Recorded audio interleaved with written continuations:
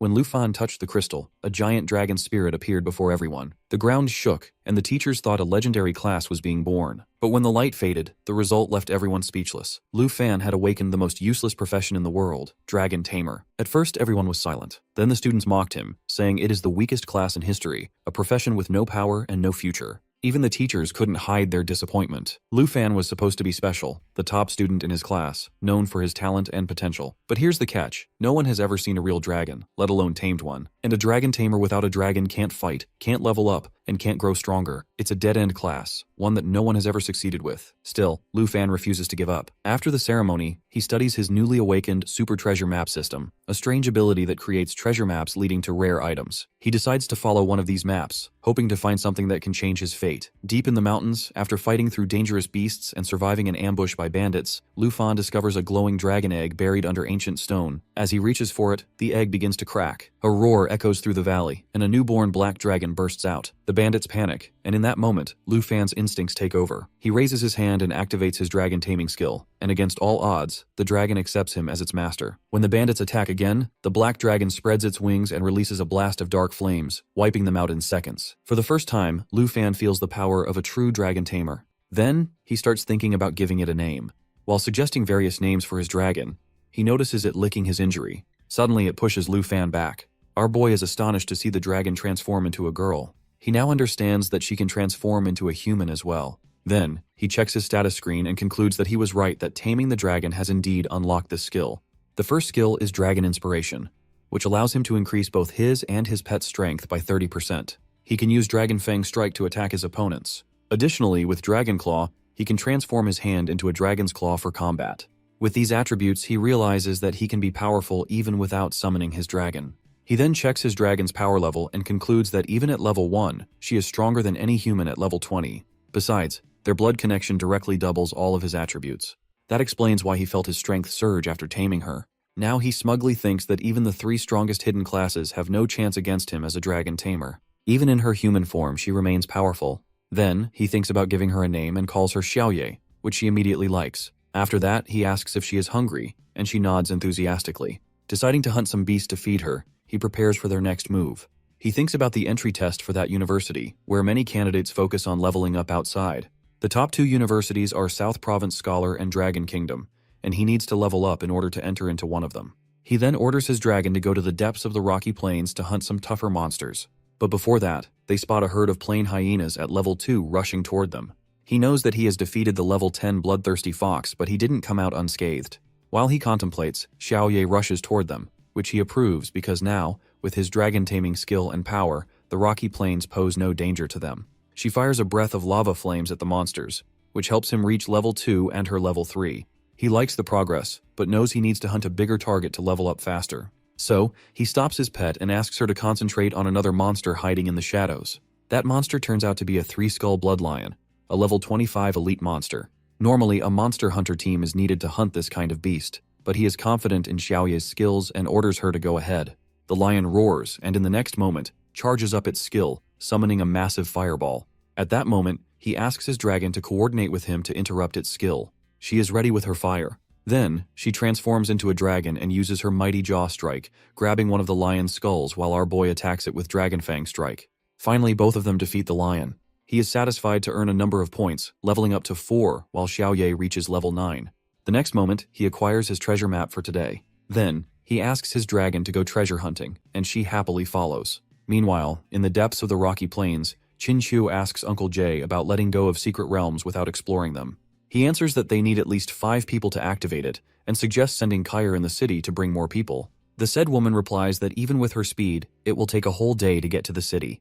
Qin also agrees that this dungeon, which appears randomly and has higher rewards than other ordinary dungeons, will only stay for 24 hours, and they don't have much time. At that, Uncle G tries to console her, while saying that she shouldn't worry too much since she has a higher chance of getting into a good university with her strength. She knows that, but she still feels sad about missing this chance. Suddenly, they spot our boy going ahead, and he looks cautious. He tries to console them, saying he is just passing by. Uncle G tells him that this is not a place where a material hunter should wander. Ignoring Uncle G, Qinqiu goes ahead and offers him a chance to join them in entering the Fortune Secret Realm. If they succeed, he will be rewarded with 1,100 dragon coins. His steps halt upon hearing the name of the dungeon. He concludes that there must be some rare rewards since the richest family of Zhanghai City wants to go in. Q adds that they just need enough people to enter the dungeon as he doesn't need to do anything to get his reward. At that, Lu Fan haughtily tells them that he is not interested in money, but they can play by the rules. To clarify, Kyer asks whether he wants his share of the final rewards based on his performance, which he agrees to. Q observes that their average level is 20, while the outsider looks quite weak and arrogant compared to their strength.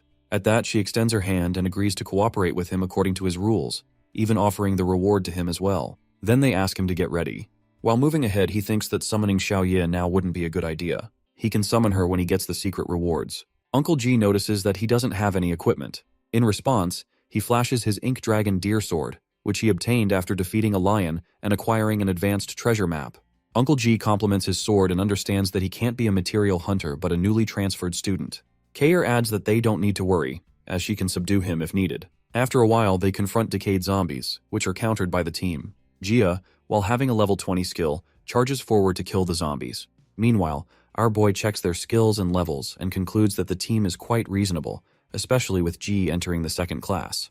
At that moment, Chu activates her Holy Light Star Rain to attack the zombies. Uncle G is startled to see that.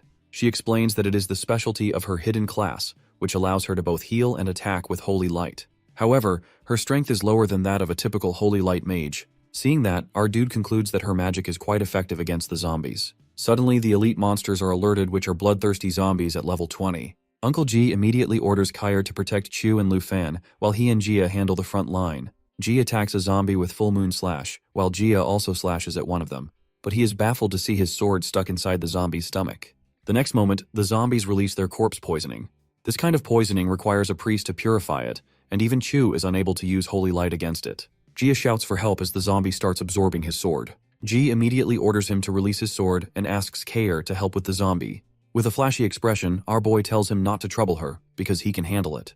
Lu Fan is ready with his sword while Ji warns him to get back, thinking he has gone insane. Ignoring him, our dude confidently slashes the zombie with his sword, which leaves everyone stunned by his strength. He then asks them to go ahead, but Ji, now cautious, asks about his level, as it seems impossible for a new student to have such high attack power. Meanwhile, Q asks Jia to let her heal him. Our boy answers that he is a level 14 student preparing for the grand exam. While healing Jia, Chu thinks that Lu Fan is in the same year as her. Besides, he has higher attack power at level 14 than Sun Ji, who is level 28. Suddenly, another zombie moves to attack her from behind. Before any of her companions can protect her, she is saved by our dude, who slashes the zombie while stating that the village zombies are getting stronger. Then he asks for permission to be in the front row, which makes Ji wonder whether he is the same person rumored in the city. Q agrees, while allowing him to go forward with GE, while she stays in the middle with Jia, and Kyer covers the rear. At that moment, he introduces himself. Upon hearing his name, Chu confirms that he must be the dragon tamer she has heard rumors about, but she doesn't believe it, because dragon tamer is supposed to be the weakest class. After a while, they reach the village center of the mystic realm. While looking at Jia, he worries because Chu can't purify his poison, so in this situation, either he will die or become another zombie. Kyer also notices something off because, until now, no guardian has appeared. Again, high-level zombies appear behind Sunjae, who is warned by Jia. The next moment, Jia collapses, making things worse as the guardian also appears at that very moment. Our boy observes that the corpse poison inside Jia has worsened. In this way, it can awaken an iron-skinned zombie, so he warns everyone to defeat it before it can absorb Jia. Ji tries to attack with Moonlight Slash, but it doesn't even scratch the zombie.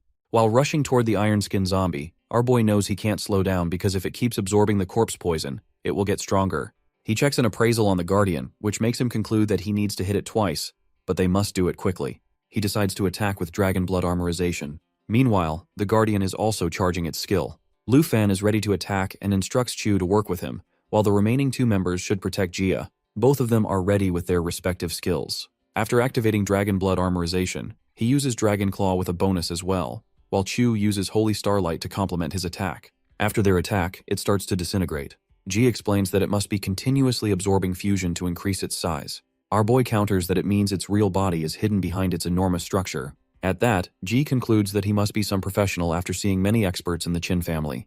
At that moment, the outer part of the iron-skinned zombie cracks, and its real body appears. Seeing this opportunity, our dude rushes toward it.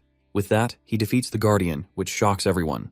Q is especially concerned to see his powerful skills, which she hasn't witnessed before. She now wants to know his true identity. After that, the iron-skinned zombie's treasure appears with level 20. Seeing this, Chu explains that they will distribute the treasure according to the rule and apologizes for underestimating him before. Ji also compliments him, while saying that he can continue this dungeon on his own while they just tag along. He brushes it off politely, while leaving the matter of distribution to Chu. They open the chest and find a number of strength poisons and a rare kind of antidote potion. Besides that, there are morning bracers of fine quality. Kair is concerned that this is all. Our boy also feels that the reward isn't much. Meanwhile, they give the antidote potion to Jia. Chu gives him the bracers, as well as the antidote potion and a strengthening potion, which makes him think that the Qin family really values their word.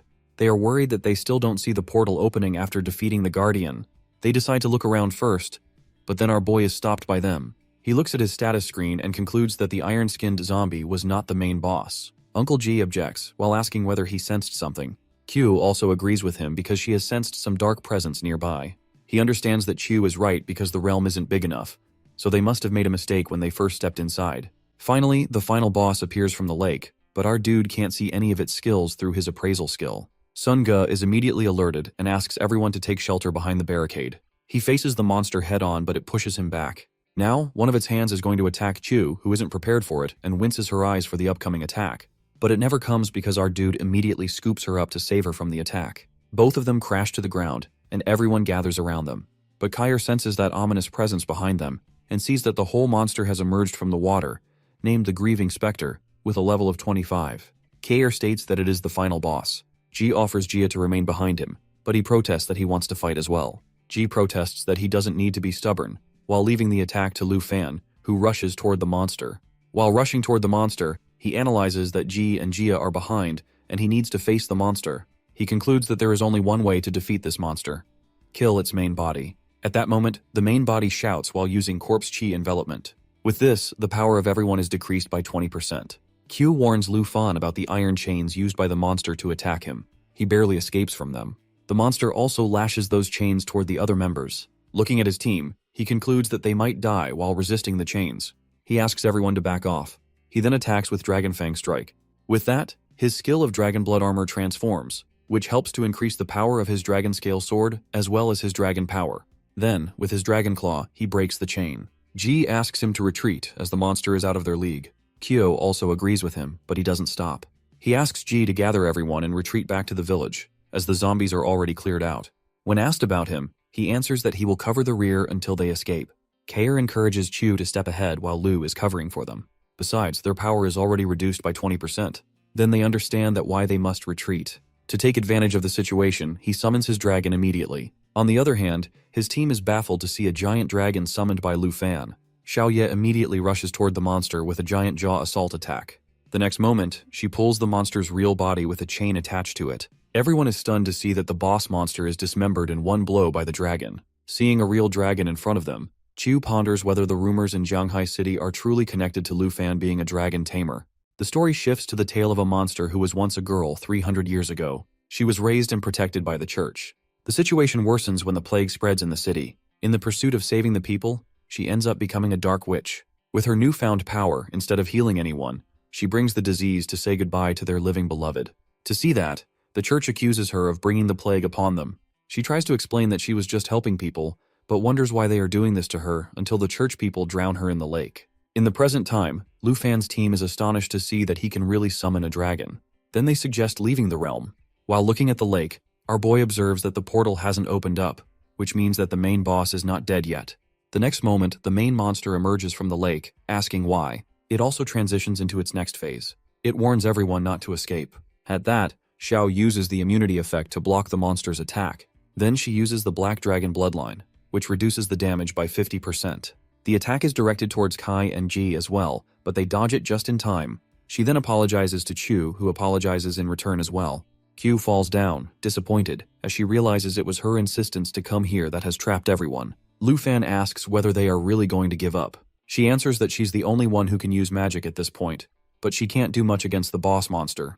Then she asks whether he can still use magic, to which he answers negatively. However, with a haughty expression, he adds that his pet can use magic. Kair comments on how the difference in power levels is too huge. Our boy, on the other hand, starts his magic while answering that the attributes of a dragon can't be compared to those of a human. The next moment, the monster releases a curse of resentment, which the dragon counters with the Black Dragon Bloodline. Meanwhile, our dude uses dragon inspiration to increase his skill attributes, as well as his power. Then he orders Xiaoye to use lava blaze. His dragon pet immediately follows his order and burns the monster to complete destruction. The onlookers comment that it was a calamity. While the monster shrieks in pain, it uses the skill of Will of Resentment, which wakes up all the corpses in the vicinity. On the other side, our dragon girl looks quite smug to reach level 10, while our boy reaches level 5. G spots a portal while Chu is concerned about Kai. But before the group can take a sigh of relief, the zombies of the village are resurrected. Before they can do anything, Xiaoye flies and, with her lava, sets the swarms of zombies on fire. Everyone is shocked to see what she has done so effortlessly, while they are having problems killing zombies. Our boy introduces his pet to them while commenting on how she is an expert at dealing with these small fries like this. He then turns to Chu and reassures her that, now that the boss monster is taken care of, they can return home. But obviously, first they will distribute the treasure. Then he asks whether she has any objection if he chooses first, to which she complies happily. Our boy opens the treasure chest and finds a number of items inside of it, including a holy light staff, twilight robe, ring of mourning, and a class change scroll. He turns to Chu and informs her that he would like to have a scroll. She insists that he doesn't need to leave the remaining items for them because these all are his according to the rules. He clarifies that he is not being generous because all of the remaining items are more suited for her because of her profession. While checking the chest, she offers him at least accept a ring because it was him who saved them from dying. At that, he accepts it. Then Ji informs Chu that it's time to leave, and all of them leave the place. After 4 hours in the evening, he is back at his aunt's shop. She immediately hugs him while listening to his story about how much danger he faced in the last few days. He protests, while reminding her that he just comes from the journey and his clothes are dirty. At that, she starts to sob while telling him how she couldn't sleep at night, while worrying about him. He tries to apologize to her for going outside of the city without discussing it with her. Then he wipes her tears. Composed, she turns to the dragon girl and comments on how she had startled her while complimenting her cuteness and strength, which prompts a roar from Xiaoye. Then she asks whether she is hungry, as she might not have eaten anything. Meanwhile, our boy shows his aunt a scroll which he selected especially for her. He explains that with it, she can change her profession to a hidden profession and no longer needs to guard a bun shop. But she is hesitant to accept such a valuable item. At that, she offers him to sell it for a good price so that he can have 2 sets of equipment for preparing for the big exams coming ahead. To answer this, our boy shows her his bank transaction, which shocks her to see that much money in his account. He explains that he got this money by selling materials collected during his journey. Besides, Chu also promised him 100,000 dragon coins. At that, he assures her that she won't have any money problems in the future. Then he gives her the scroll, which she accepts happily this time. As soon as she opens it, she feels the change. When asked, she responds to our guy that she has become the superior hidden occupation called enchantment chef. He asks about the specialty of this kind of hidden profession. She answers that now she can cook food with various buffs. At that, he compliments her cooking, which she tries to shun humbly. He also notices the absence of his dragon pet, who is found sleeping after eating lots of food. At night, in the study of the Qin family villa, Chu is shown in front of her father, who inquires about Lu Fan being the dragon tamer capable of summoning a powerful black dragon. She explains how her team was about to lose their lives because of his stubbornness. With a disappointed face, she adds that Lu Fan was too strong. Both of them have hidden professions, but the strength difference can be compared to a firefly and the moon. At that, her father asks whether she has told anyone about the dragon. She answers negatively while explaining that she promised Lu Fan she wouldn't tell anyone about it. He agrees with her, saying that if the words of Lu Fan's dragon leak out, people who seek power won't sit idly by. She cautiously asks whether he is going to do something about his dragon. He laughs at that, explaining that he is not that kind of person. However, he asks how she is going to repay our boy. She explains that she is going to pay him a reward of 100,000 anyway. He suggests she bring a ring purple card and thank Lu Fan personally. She asks, as he is very curious about Lu Fan, whether he is accompanying her. He would like to do it, but unfortunately, he has arrangements tomorrow. The next morning, the princess of Taizi Kingdom, who has come to Zhanghai City for studies, is shown going ahead with her guard. However, she comes just before the big exams. It seems like she has ulterior motives. She knocks at the door of the bun shop, and Lu Fan's aunt opens the door, going to explain that she can't have any buns today. But before she can complete her sentence, the princess turns to her guard, confirming whether this is really the place. He confirms that, according to the investigation, it is here. Aunt is going to ask about their identity, but the guards push her away. The princess explains that she is looking for someone named Lu Fan. Our boy, who hears this conversation, asks whether they are looking for him. Then he notices his aunt and immediately asks about her well-being. She brushes off his concern. On the other hand, the princess smugly announces that she has come here to look for him. He then asks about her purpose for seeking him out. The guard, Chu Hongtai, introduces himself and the princess. He adds that the princess is going to offer him a breakthrough. He doesn't understand that. Chu Hongtai shows him the dragon egg, which shocks our boy. The princess explains that as long as he agrees to her terms, he can have it. She tells him that if he wants it, then he has to be her slave and bid her every wish. Ant is baffled to listen to the princess's condition. However, she obnoxiously continues that she has obtained the dragon egg from the armored dragon lair. According to her, it's the only dragon egg in this world. She is quite haughty, assuming that our boy is scared to see a dragon egg for the first time. However, he annoyingly thinks how this dragon belongs to the earth dragon, which is lower in rank than a wyvern. The only thing worth considering is the endurance of dragon armor. He diplomatically tells the princess that the attributes of these are tempting. His aunt tries to point out the princess's behavior, but he assures her to let him handle it. Meanwhile, the princess assumes that Lu Fan might not understand the importance of the dragon egg to a dragon tamer. She tells him that if he becomes her servant, he can get a dragon and become the strongest professional in history. She asks whether he is not tempted by it. He answers affirmatively that he is, but he still refuses her offer, which stuns her. She is quite furious at that, and reminds him what he is declining. Lu Fan tells her that he is not interested in her offer. Besides, becoming a servant to her is a joke to him. Chu Hongtai reminds him that the princess offered him a chance to rise, while he is disrespecting her. At that, he scoffs at her, saying that he is not going to be anyone's servant. Princess furiously sends her guard to teach a lesson to our boy. Seeing this, his aunt tries to reason with them, but Chu Hongtai slaps her hard, knocking her to the floor. Lu Fan immediately rushes to her and asks about her well-being. Chu Hongtai, however, scolds her for going against the princess while being a mere commoner. He adds that they have been lenient with them, but now he is going to talk to them in a hard way. Lu Fan, however, tells his aunt not to rush to get up. Chu Hongtai is then about to punch him, but our boy is ready with his weapon, claiming that he is going to kill him for hurting his family. Aunt tries to make him stop, and the guards are shocked to see a weapon in his hand, suspecting that there is something wrong with our boy. Meanwhile, the princess wants to teach him a lesson, but she is shut up by our dude, who punches her while ordering them to leave. Seeing this, Chu angrily rushes to him, daring to hurt the princess. But with one swift hand swing, Lu Fan throws his weapon away. Chu Hongtai turns to the princess with concern, who slaps him in return. She orders him to kill Lu Fan, even if they don't find another dragon tamer. Meanwhile, Chu is calling Lu Fan, who is busy with the fiasco at his home. She is on her way to Lu Fan's home and worries about him not picking up her phone. Suddenly, she is startled by the explosion. The next moment, Chu Hongtai is on the street, prompting a comment from onlookers that the foreigners are causing trouble. The princess orders them to go from there while calling them lowly people. Chu Hongtai turns to the princess, expressing his shortcomings compared to our boy. She scoffs, while saying that how useless he was against a dragon tamer. She then activates her own magic, declaring that she is going to help him. Lu Fan is shocked to see her attributes, which are just the opposite of Chu's. The next moment, Chu rushes to him, asking about the situation. He asks her about her purpose in being there, but before they can talk, they see Chu Hongtai shouting in pain. The next moment, he turns into a monster, courtesy of the princess, who is an advanced spiritual witch. Seeing this, Chu offers to help him. But when Chu tries to attack them, he asks Chu to stay away and helps his aunt, who is inside the shop. Seeing the strength of Chu, who has turned into a monster, our boy concludes that he must use dragon inspiration with Dragon Claw. The princess, on the other hand, is quite happy and encourages her guard to kill him to extinguish her anger. Chu is ready to fulfill her wish, but the next moment, Xiaoye comes into the picture. As soon as she turns into dragon form, the princess is petrified to see that. Our boy claims that this time he is going to take action because he has a real dragon.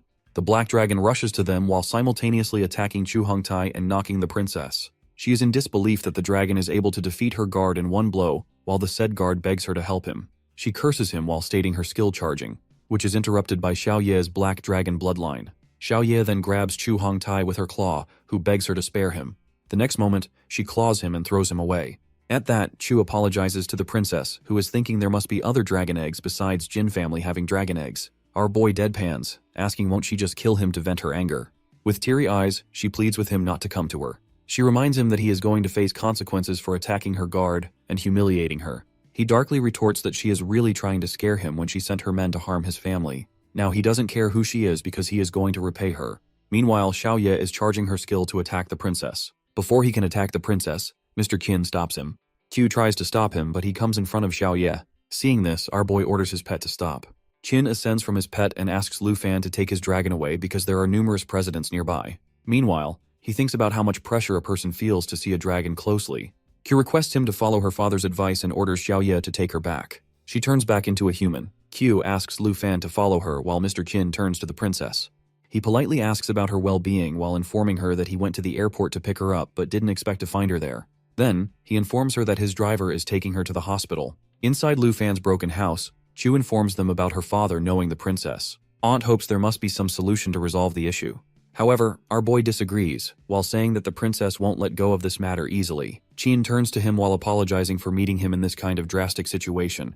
Lu Fan agrees with him, while explaining that it was not his fault anyway. Aunt immediately asks about how he is going to handle the situation. Qin replies that he has sent both the princess and her guard to the hospital, but must explain the situation to the Jin family. He adds that the Jin family not only deals with business, but also has considerable influence in the upper echelons of the kingdom. At that, Han is worried that our boy is going to face punishment because he really hurt a princess. Our dude scoffs at that, saying that no matter how powerful she is, he's not going to compromise his dignity. Qin really likes his morals at that. He then assures them about Lu Fan's safety, but he has a condition. When asked, he explains that Lu Fan has to achieve the South Province companionship in the big exam.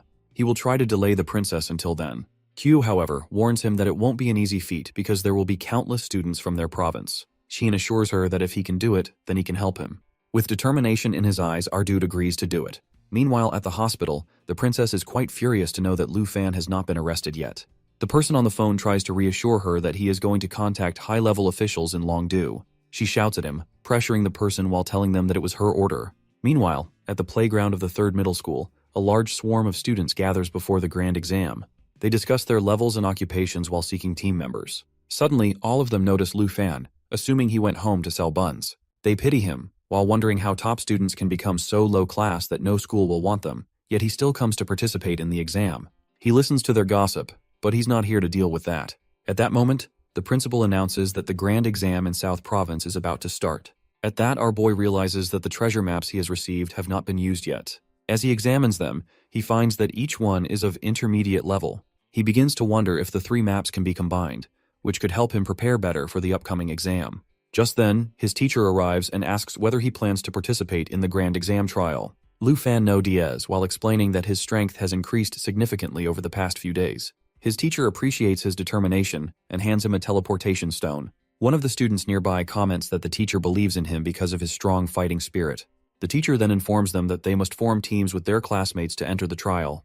When they wish to exit, they must use the teleportation stone. However, he warns them that any mistakes in the exam could lead to serious injury or even death. Our boy acknowledges the risks and carefully considers his strategy. He also realizes that the total team score will be divided among all members, but he is determined to achieve the highest individual score. Our boy then asks Chu about Xiaoman. She tells him that Xiaoman is her best friend and a formidable fighter, as she is a level 1 swordsman. She invites him to team up with them for the trial, but he politely declines while explaining that he has promised himself to take on the challenge alone. He also mentions that he will go to the exam site by himself. After he leaves, Xiaoman asks Chu why she was so eager to team up with Lu Fan. Q responds that he is incredibly strong and will definitely be the top scorer of the southern province. However, she teases her while noticing her slight blush, and asks if she has feelings for him. Embarrassed, Chu quickly denies it while telling her to stop imagining things. Lu Fan soon enters Dragon Nation's southern province city, where the Grand Exam Trial Secret Realm is about to begin. As he observes the other participants gathering at the starting point, an announcement is made. The candidates are informed that the portals are divided into 4 levels: normal, hard, fear, and nightmare. Once the levels open, selected candidates must enter the Heavenly Tower using their teleportation stones. The announcement clarifies that the Heavenly Tower will not cause major injuries. However, based on the difficulty level chosen, their final score will be multiplied accordingly. For example, in normal mode, scores will be multiplied by 0.9. It is also revealed that in hard mode, real monsters will be present, increasing the risk. Additionally, if participants use their teleportation stones to exit, their score will be reduced. At that, students consider the risks and understand that choosing the highest level would be extremely dangerous. Only those with hidden professions might stand a chance. The announcement further explains that Fear Mode contains monsters that are nearly impossible to handle alone and is recommended for team challenges. However, the score multiplier for this level is 3, while making it highly rewarding for those who succeed. At this moment, the Hongwu shouts to the professor, while declaring that he will achieve the highest score this time. Xiaoman notes that he is the top expert from middle school and ranks among the top 5 in the 1,000 provinces. Q, impressed by his confidence, suggests that they should also take on the challenge alone, just like him. However, Xiaoman disagrees while arguing that they should aim for lower ranking levels since they are no match for him. Meanwhile, in the Grand Exam Trial Principal's office, the middle school head predicts that Hongwu will be the most formidable student and the likely winner of the exam. He also acknowledges that Chu is skilled and will likely secure a top 3 ranking. However, the principal of No. 3 High School speculates that if Lu Fan has chosen another hidden profession, he might have the potential to surpass even the middle school's top candidates. At that moment, Mr. Chin enters the room and confidently tells the principals that he has a very promising candidate. He strongly believes in this student's potential. The others are curious about whom he is referring to. Shin then reveals that the candidate is Lu Fan, who is a dragon tamer from Number. As the exam begins, the middle school principal notices that all students have entered the Heavenly Tower, except for Lu Fan. Assuming that he has given up on the exam, he dismisses Mr. Chin's claims. However, the No. 3 High School principal observes closely and realizes that Lu Fan is not backing down. Instead, he is waiting for the final difficulty level to unlock. He wonders whether our boy is truly going to choose the Nightmare Trial and if he is becoming overconfident. The Nightmare Trial score is multiplied by 9.9 while making it the most challenging level. However, the principals consider this decision reckless, believing that attempting it is equivalent to courting death. One of them remarks that no one has ever chosen this trial before, and the last person who attempted it 8 years ago was devoured by a beast. Another principal questions whether the students of No. 3 High School are properly educated about the ranking system and rules of the exam. Despite this, he acknowledges that Mr. Chin's judgment regarding Lu Fan seems to be improving. The principals decide to shift their attention toward the Chi Master's performance, considering him the strongest candidate. However, Mr. Chin advises them not to jump to conclusions, and instead observe Lu Fan's performance without making premature judgments. Curious, one of them asks why Mr. Chin has such unwavering trust in Lu Fan. As the Nightmare Trial begins, Lu Fan finds himself on the first floor of the Heavenly Tower. He quickly realizes that the foggy environment is filled with at least 10 monsters. With no hesitation, he engages in battle while knowing that his trial has officially begun. He swiftly eliminates the monsters at this level while accumulating a score of +990. The middle school principal watches in disbelief, astonished by Lu Fan's overwhelming strength. The other principals also begin to recognize that his level is far beyond their expectations. One of them even wonders if he could be a legendary dragon in disguise. As the rankings update, our guy secures second place, right below Hong Wu, while marking him as one of the strongest contenders in the grand exam trial. A man appears in the principal's office while they are discussing Lu Fan. He introduces himself as Chen Xiong, a special envoy from Longdu. He states that he is there to take our dude back to Longdu for an investigation. He has been searching for him while knowing that he is a dragon tamer. Meanwhile, Lu Fan is handling the beasts in his nightmare level trial. He discovers a treasure map and realizes that he has reached the designated location. Moreover, the treasure map synthesizes while bringing him great satisfaction. He is thrilled that such a high-level treasure map has merged at just the first floor of the trial. Additionally, he obtains a skill book that grants him the growth acceleration skill. He believes this skill will greatly benefit Xiaoye. He also reflects on how, since leaving the village, his dragon has been leveling up more slowly. However, this passive skill presents a valuable opportunity to enhance his dragon's growth. On the other hand, the envoy demands that the principal interrupt Lu Fan's trial and summon him back immediately. The principal refuses while emphasizing that this is an important exam for all students, and the envoy must wait until it concludes. He also assures that he will handle the situation himself. The envoy, however, warns that he cannot bear the punishment on the our boy's behalf. Shocked to hear about a potential punishment, the principal is left unsettled. At that moment, Mr. Chin arrives and firmly instructs the envoy to leave.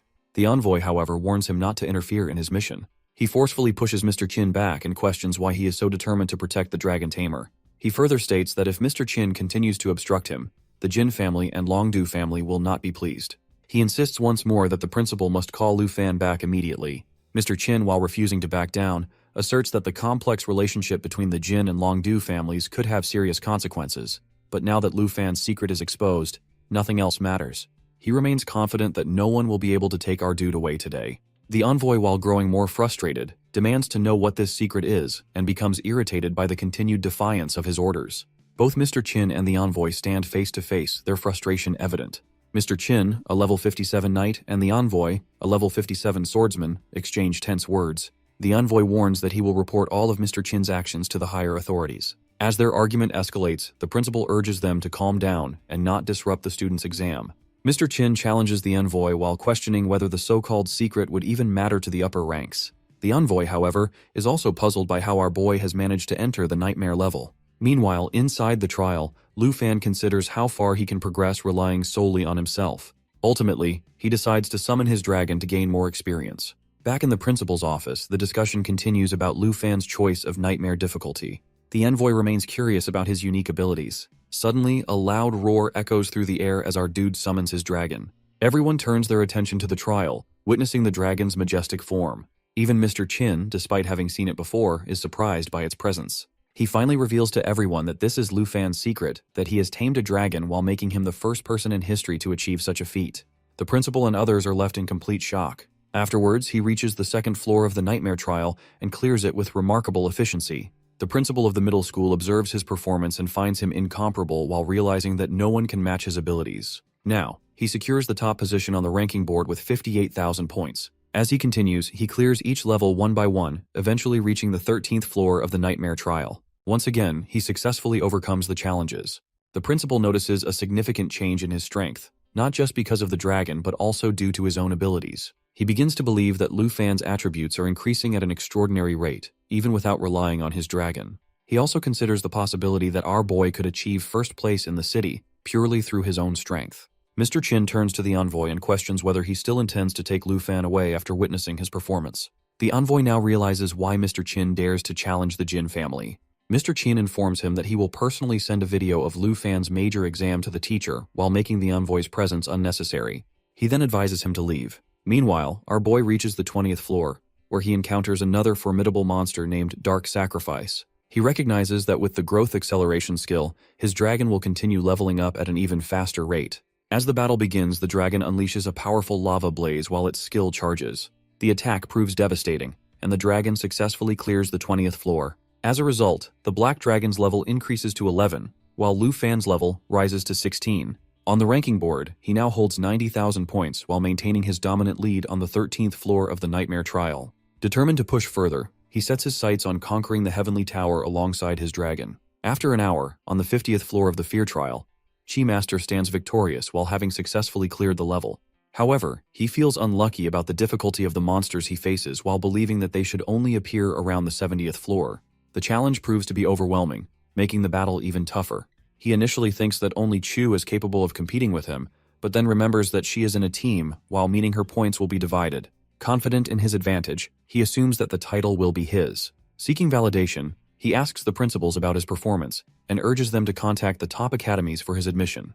Meanwhile, the principals discuss the Tower of Ladder's 50th floor, while acknowledging that previous scholars had failed at this stage. One of them points out that this floor serves as a crucial watershed level, which means that even if Lu Fan passes it, his strength may not increase significantly. However, at this moment, Lu Fan reaches the 50th floor of the nightmare trial. As he arrives, he realizes that his dragon has unlocked a new skill due to its continued leveling up. Now, it can transform into the World Ender and Destruction Dragon form.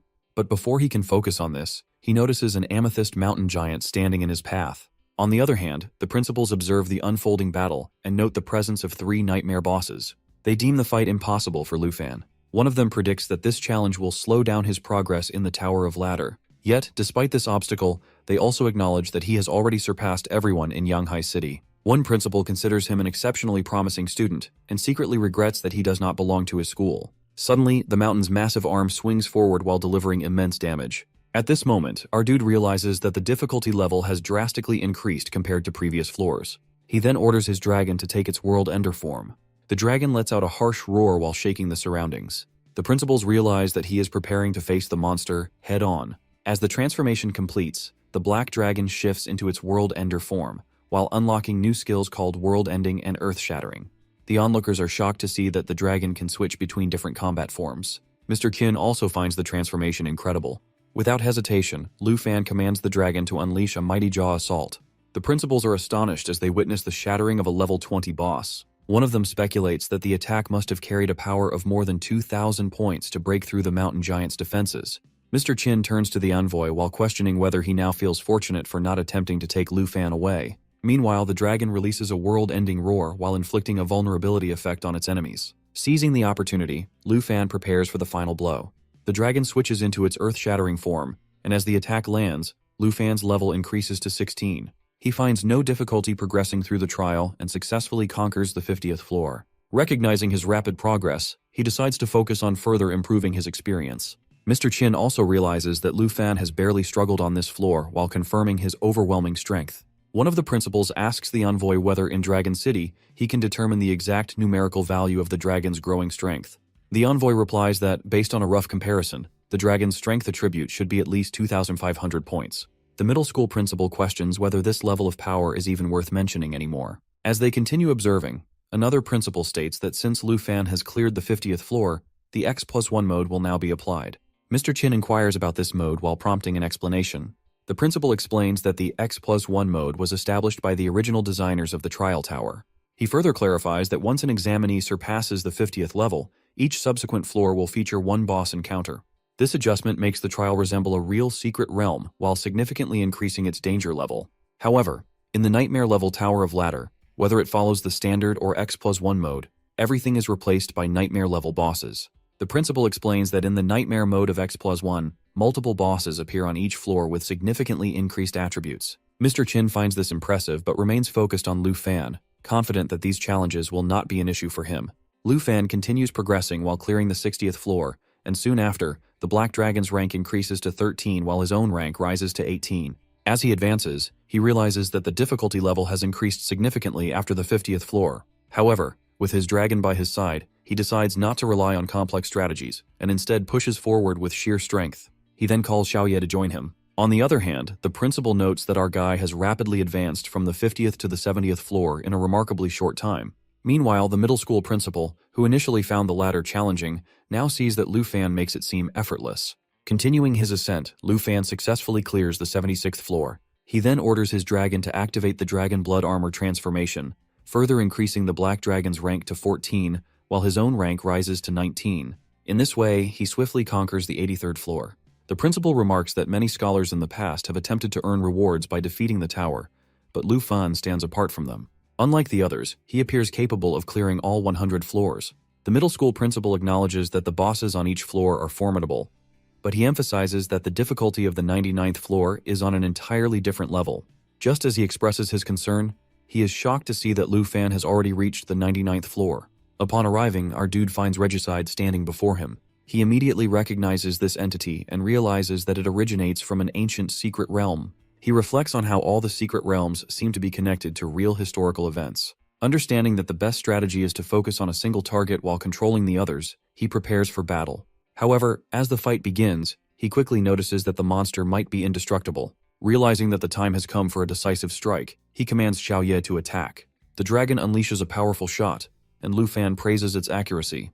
The monster, unfazed, declares that Lu Fan must pay with his life as a sacrifice for its king. Recognizing the urgency of the situation, Lu Fan decides that he cannot afford to waste time on this battle. His priority is to reach the 100th floor as quickly as possible.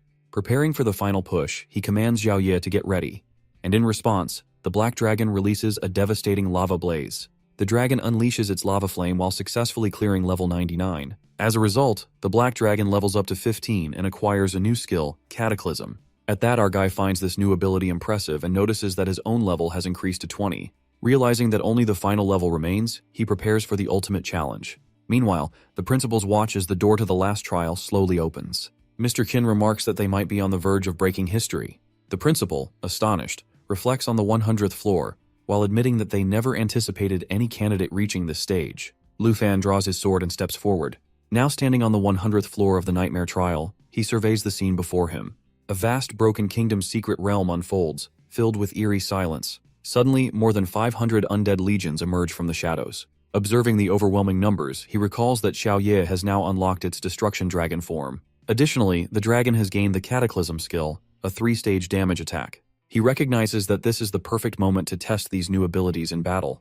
As tension fills the air, the dragon lets out a powerful roar while shaking the battlefield. Determined to give their best at this final level, Lu Fan looks at Xiaoye with unwavering confidence. He commands the dragon to activate its Destruction Dragon form. In response, Xiaoye undergoes a dramatic transformation while appearing in its new, formidable state, while ready to face the ultimate challenge. The principal observes the dragon third form with amazement, while Mr. Qin notices the rising flames surrounding it. Meanwhile, more than 500 undead legions advance for an attack. Lu Fan immediately instructs the dragon to prepare for battle and confront the undead army of the Broken Kingdom. Without hesitation, he engages in combat, skillfully fighting off the advancing enemies. As the battle intensifies, he commands Xiaoye to unleash Cataclysm. The dragon's devastating skill significantly reduces the number of undead legions. Watching the battle unfold, the principal of the middle school questions whether this is a skill an examinee can truly master. Mr. Qin, equally astonished, points out that almost all the undead legions have been eliminated. Determined to end the fight quickly, Lu Fan instructs the dragon to use Cataclysm again while aiming for massive destruction. The principals, witnessing this incredible display of power, conclude that Lu Fan has accumulated over 1,000,000 points while breaking all previous records. They marvel at his achievement and speculate about the rewards he might receive. The high school principal acknowledges that the rewards will be exceptional this time while considering the extreme difficulty of the exam. He estimates that Lu Fan should receive at least 3 rare quality items. Meanwhile, Lu Fan, while noticing that all the smaller monsters have been defeated, prepares for the final challenge while declaring the final boss to show up. The world-destroying emperor, aka final boss, emerges. Marking the last challenge of the trial, Lu Fan signals Xiaoye to release his power, and in response, he transforms his hand into a dragon claw. Without hesitation, the dragon unleashes the Everything Burns skill, while flapping its wings with immense force. The monster, overwhelmed by the attack, begins to weaken. Observing this, our dude feels satisfied as the boss's strength visibly declines. Seizing the opportunity, he activates Lament Aura, further diminishing the enemy's power. Without wasting time, he commands Xiaoye to unleash another Everything Burns attack. Fire erupts across the battlefield while consuming everything in its path. As a result of the intense battle, the Black Dragon levels up to 17, while Lu Fan advances to level 22. The principals watch with anticipation while wondering if Lu Fan has crossed the 1,000,000-point threshold. Qin, confident in the outcome, remarks to the high school principal that his school is destined to rise in prestige. Meanwhile, our dude successfully completes the nightmare level exam. Turning to Xiaoye, he asks if he wants to eat something. In response, the dragon lets out a powerful roar, marking their victory. With the 100th floor officially conquered, Lu Fan receives the Wrath of Ice Dragon skillbook as a reward. Examining it, he realizes how well it complements his existing skill set. Additionally, he earns an agility ring, further enhancing his abilities. At that, our dude also receives a legendary quality cloak that provides ice damage reduction and boosts fire damage while making it highly beneficial for Xiaoye. Feeling satisfied with his achievements, he decides to take a break and return home to wait for the exam results. At school, the principal praises him for securing the top score while announcing that his photo will be displayed on the Wall of Fame. The middle school principal reminds him that the Wall of Fame is meant for heroes who sacrifice themselves fighting beasts. However, Principal Zhao silences him while stating that his words are a curse, and emphasizing that Lu Fan's record-breaking achievement is extraordinary. He also acknowledges that our guy has now gained significant fame. Mr. Qin, equally impressed, commends Lu Fan's performance. In response, our dude humbly states that he merely fulfilled all the exam requirements. He then inquires whether the princess of the Taiki kingdom will cause trouble again. Mr. Qin assures him that by now, the teacher must have received the results. When Lu Fan asks about the teacher, Mr. Qin advises him to focus on selecting an academy. The principals inform him that many academies will eagerly seek him out and warn him that wealthy individuals might also approach him with offers, while urging him to remain cautious. Meanwhile, his teacher requests him to summon the dragon in front of him while Envoy leaves. However, the principal expresses concern while deeming it reckless, as it could lead to destruction within the school. Despite this, everyone celebrates Lu Fan's record-breaking achievement and congratulates him on his success. In the Dragon Kingdom's northernmost frontier, within the uncharted territory, Marquis Tu Jing stands in his chamber. A knock on the door interrupts him, and he instructs the visitor to enter. The person apologizes for the disturbance, and Marquis Tu Jing promptly asks whether any evidence has been found. The man confirms that Qin Shanhai's deductions were correct. His interactions with the envoy reveal that Lord Ruin Changfeng has been secretly colluding with the Jin family. It is also discovered that Jinju's overseas studies and the recruitment of dragon tamers were orchestrated by him. Marquis Tu Jing is shocked by this revelation. The man further explains that, although there are diplomatic ties between the Jian family and Ruin, he has frequently assisted the Jin family. Marquis Tu Jing realizes that Ruin was the one who sent the envoy to arrest Lu Fan. He finds it absurd that Ruin has been aiding the princess of the Taiki kingdom. Without hesitation, he orders the man to strip Ruin of all his powers and remove him from the high ranks of Dragon City. He instructs that the decision be executed immediately and states that if Ruin has any objections, he can come and address them directly. Additionally, he emphasizes the need to closely monitor the academy Lu Fan chooses. Determined to provide our dude with the best resources, he sees great potential in having him within the Dragon Kingdom. He also decides to meet him in person once he has time, though he remains preoccupied with his responsibilities. Meanwhile, the princesses is informed him that Ruin has been expelled by the Northern Frontier Marquis. She is shocked, but the caller assure her that there is good news as well. However, she finds it meaningless without Ruin while realizing that it will now be much harder to capture the Dragon Tamer. The person remind her that the announcement day is approaching and urge her not to waste time on Lu Fan. They also reveal that, along with Lu Fan, another Dragon Tamer has appeared in Zhanghai City. She sees this as an opportunity and hopes that this new Dragon Tamer will be more cooperative. Hongwu believes he has completed 72 levels and assumes that he will be the top scorer. He also expects that the top academies will be searching for him. As he looks around, he notices all the principals gathered. Confidently, he tells his principal that he will secure the top position among the schools. However, his principal responds that the results were already expected. Confused, Hongwoo calls out again, but the principal simply asks if he has finished the trial. He confirms that the trial is over and that he has achieved a score of 89,000. The principal acknowledges his performance, praises his efforts, and advises him to rest and take care of his injuries. Hongwoo is taken aback by this reaction. He wonders if the principal wants him to remain humble, which is why he appears unimpressed by such a high score. Despite his confusion, he feels grateful for his guidance. 7 days later, the results of the nightmare exam are announced. Reporters eagerly gather to interview the top scorers. One of them invites Lu Fan to their estate and inquires about the academy he plans to join. Another reporter praises him and offers a gift if he will visit to Dragon City in the future. A large crowd gathers, all trying to catch a glimpse of him. Amidst the commotion, Mr. Qin appears and explains that everyone is watching because he is the top scorer of the South Province. Lu Fan's aunt then steps in while urging him to go inside as the noise outside grows overwhelming. Inside, Mr. Qin informs Lu Fan that the prize money for the top scorer of the South Province is 50 million, while encouraging him to accept it. Additionally, he has sent some rewards. The first reward is the Roar of the Blue Dragon King skill book.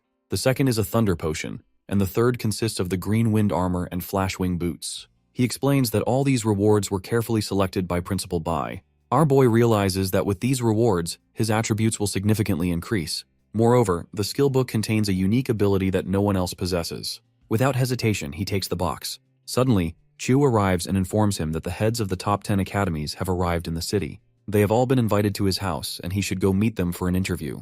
He finds it quite early for such a meeting, but Mr. Qin reassures him that for a genius like him, it is never too early. He explains that the officials have watched his exam video, which is why they have come to meet him. He also mentions that Lu Fan's top score is confidential, accessible only to top officials of Dragon City and the academy heads. Furthermore, he reveals that his teacher has already handled Jinju. Lu Fan expresses his eagerness to meet and thank his teacher, but Mr. Qin tells him that it is not the right time since he is currently unavailable. Mr. Qin adds that since Lu Fan saved Chu in the village, this is their way of expressing gratitude, and he should accept it.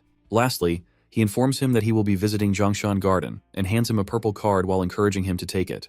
Q then takes him to meet the academy representatives. Meanwhile, in the Dragon Country's forest, Jinju appears and inquires about Lu Fan's level. Her guard informs her that his level is 19, while his dragon is at level 14. She finds him remarkable for being able to face a level 30 boss. Beside her, Chen Tianji, another dragon tamer, stands ready. His dragon appears and unleashes a dragon lance strike while leveling up to 15. At the same time, Chen Tianji reaches level 20. The princess is pleased with his progress. She turns to Kui Hongtai and calls him a failure while declaring that his dragon will now belong to Chen. Chen Tianji expresses his gratitude and confidently states that with the combined power of his dragon lance, and the princess's magic buffs, he can easily defeat Lu Fan. Jinju considers the situation and notes that he still has a chance, given that he has accumulated 210,000 points, which might be close to Lu Fan's score. She then commands him to kill Lu Fan and his dragon, while promising in return to help him become the greatest dragon tamer of all time. She warns him not to disappoint her. Chen Tianji is delighted by the offer and pledges his loyalty while vowing to serve as her knight for life. Jinju, while believing him to be far wiser than our boy, orders Kui Hongtai to investigate which academy Lu Fan is applying to. She is determined to take her revenge. At the Qin family villa, Chu approaches Lu Fan while asking about his choice of academy. Though reluctant, she explains that her father wants her to join the same institution as him so they can stay connected. He finds the idea appealing and acknowledges the importance of teamwork in academic settings. Since they have worked together before, he believes it would be beneficial. If they venture into the wilderness together, he assures her that she will be his first priority. However, he has yet to decide which academy to join. She considers his impressive scores but realizes she must keep it up to avoid growing distant. Ultimately, she agrees to apply to the same academy, which he finds reassuring. Later, he enters a room where the heads of various academies are gathered. Before he can speak, the head official from Jiangnan Academy expresses admiration for his performance in the entrance exam video. He is recognized as the first dragon tamer in history to possess a dragon at such an early stage. Curious about his choice, they encourage him not to hesitate.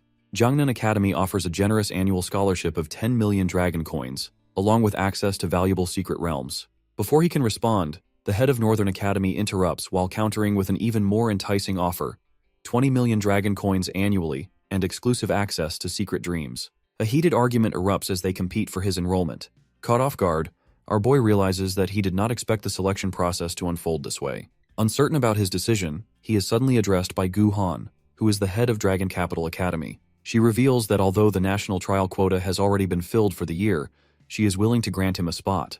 The head of Southern Academy questions her decision while arguing that he has only recently changed his profession and does not qualify for such a significant opportunity. Shocked that such an important quota is being offered to a newcomer, he hesitates while wondering what the national trial entails. Guhan explains that it is a top-secret realm established by a coalition of 23 countries. Every 3 years, representatives from each nation participate in this elite challenge. Guhan further explains that to maintain the stability of the realm, only freshers are allowed, while experienced individuals are restricted. The rewards offered are exceptionally valuable. The head of Northern Academy points out that Lu Fan must begin the next trial immediately, as this one is about to start soon. The head of Southern Academy remains astonished by this unconventional recruitment method. Guhan assures him that if he wishes to rise to the top of the Dragon Capital Kingdom, he is more than welcome. Lu Fan contemplates the benefits of the national trial, while recognizing the opportunity for rewards and rank advancement. Suddenly, he receives a treasure map. Remembering that the last map led him to the Black Dragon Egg, he finally decides to join Dragon Capital Academy. Professor Gu inquires about the Dragon Treasure Map, prompting him to confirm his decision to enroll in the academy. He then requests assistance with something, which she agrees to while ensuring a smooth application process. 4 days later, our dude is ready to leave the place with his aunt, who is sad to leave the place she has called home for so long. He reassures her that they no longer need to worry, as they have enough savings and a villa while allowing them to settle anywhere. His aunt reminisces about the time he first arrived as a child while recalling those early days fondly. As they talk, Xiaoqiu and Tao Xiaoman arrive in a car to pick them up.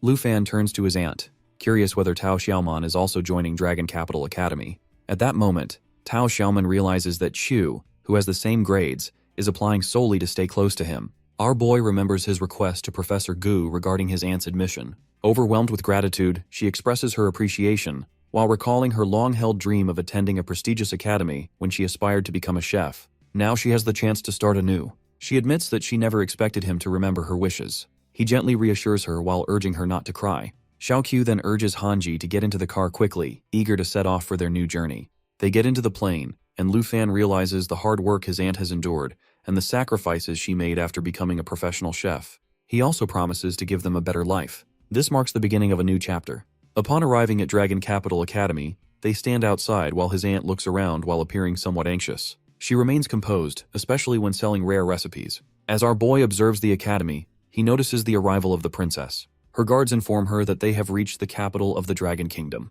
One of them glances at Lu Fan and seems disappointed. Seeing her presence, he grows irritated while questioning why she is there. When one of the guards steps forward to confront him, Jinju intervenes while reminding him that without Ruin, they cannot engage in a fight. Otherwise, they risk being sent back. Meanwhile, the girls find the situation strange, while Chu recalls her father mentioning that Jinju had come to study in the kingdom, making it likely she would be at the academy. Before any further conflict arises, his aunt stops him. Just then, Professor Gu appears, pleased to see both groups together. She invites them inside, marking the next step in their journey. Professor Gu asks if the two groups are unfamiliar with each other, as the academy refers to them as the twin stars of the southern province. Our boy wonders if Chen Tianji, the second ranked in the province, is also a dragon tamer, while the other recalls hearing the name of Lu Fan many times and acknowledges his reputation. To sense the tension between two groups, Teacher Gu asks them to let her escort them to their accommodation. Basically, in a villa area reserved for first-year students, there are 30 villas available. Every year, teachers review entrance exam videos to determine the students' overall rankings, and only the top 30 get to live there. When Professor Gu announces the rankings, everyone turns their attention to her. She states that Lu Fan is ranked first, so he will live in Villa No. 1. Meanwhile, Chen Tianji, who was the second best student in the southern province, is placed 18th overall, meaning Villa No. 18 will be his residence. Lu Fan reacts with clear disdain while believing Chen Tianji has compromised his dignity by accepting Jinju's offer. He thinks it absurd that they are still being called the Twin Stars. At that moment, Chu seeks confirmation from the professor. She and Tao Xiaoman both suspect that their scores are not high enough for the top 30 and wonder if they should check into the student dormitory instead. The professor confirms their assumption and informs them that he will personally take Qin Chu, Tao Xiaoman, and Han Jie to the dormitory area later. He also points out that the villa area offers better living conditions. Just then, Hanji makes an unexpected request while asking if they could stay with Lu Fan instead. The two girls nearby are visibly shocked by this suggestion. The professor, however, remains neutral while saying that as long as the resident has no objections, there is no rule against it. Hanji then turns to Lu Fan with a mischievous expression while reminding him of the home-cooked meals he enjoys. Not wanting to lose out, Lu Fan quickly assures them that he has no objections at all. Hanji turns to the two girls and confidently states that since our boy has no objections, they will all live together. She reasons that it will help them build rapport and improve their teamwork, which will be useful for future expeditions into the secret realm. Lu Fan then gestures for the girls to follow him while mentioning that the dormitory area is quite far from the villas. He points out that if he ever needs to find them, it would take him half the campus just to get there. Xiaoqiu gives in and agrees, while Tao Xiaoman immediately follows suit while insisting that she will stay wherever she stays. She also admits that the conditions in the villa area are much better. Excitedly, Hanji celebrates while saying that now Xiaoqiu will also get to taste her cooking. However, Tao Xiaoman quickly turns to Lu Fan with a warning while stating that living together is fine, but he better not get any funny ideas about Chu. She makes it clear that she will be watching him closely. Meanwhile, our boy starts thinking about something else. He recalls that a treasure is hidden in one of the villas and realizes that Villa No. 2 is right next to his. Curious, he asks Teacher Gu who lives there. The teacher explains that she only know about the southern part and don't know about freshmen from other areas. However, she remembers that only one girl lives in Villa No. 2. Deciding to find out more, Lu Fan tells his aunt and Professor Gu to go ahead to his villa first. He mentions that he will take a moment to meet their new neighbor. His aunt nods in understanding, but doesn't miss the chance to tease him while reminding him sarcastically to bring a gift. Our dude quickly assures his aunt not to overanalyze the situation, while explaining that he simply wants to see what the second-ranked student is like. However, she immediately thinks that a girl is enough to make him eager to visit. She playfully adds that even though he is already sharing a place with 3 of them, he is still eager to strike up a conversation with the neighbor. Feeling wrongly accused, he wonders why his intentions are being misinterpreted. Afterwards, he is seen carrying a cake as he heads toward his neighbor's villa, while thinking about whether she will like his aunt's treat. He figures that getting invited inside would be ideal, especially since everyone has just moved in. More importantly, he needs to secure the treasure before she discovers it. As soon as the door swings open, he introduces himself while mentioning that he is Lu Fan from Villa No. 1 and hails from Jianghai City in the southern province. With a friendly tone, he offers the cake as a gift and suggests that, as neighbors, they should take the chance to become acquainted. Accepting the cake, the girl introduces herself as Jianying from Yunbei province. Hearing her soft voice, he briefly notes how adorable it sounds, yet finds holding a conversation with her unexpectedly difficult. After a short pause, he asks if he can step inside for a while explaining that he feels a bit parched and would appreciate a glass of water. The moment he speaks, he realizes how weak his excuse sounds. Aware that his real purpose is far from innocent, he silently criticizes himself for making it so obvious. To his surprise, she allows him in, and he promptly expresses his gratitude. The moment he steps inside, he reminds himself that he cannot linger for too long while securing the treasure remains his top priority. As Lu Fan walks through the house, he glances around and notes that one room appears to be her bedroom. He also spots the bathroom before finally stepping into another room. The moment he looks around, he immediately recognizes what he has been searching for. He realizes that this must be the one place she hasn't entered yet and quickly notices the dragon egg. Confirming his suspicion, he remarks that it is indeed the second dragon egg. Without wasting time, he returns to her and suddenly changes his mind about staying any longer. Casually, he announces that he is no longer feeling thirsty and will head back.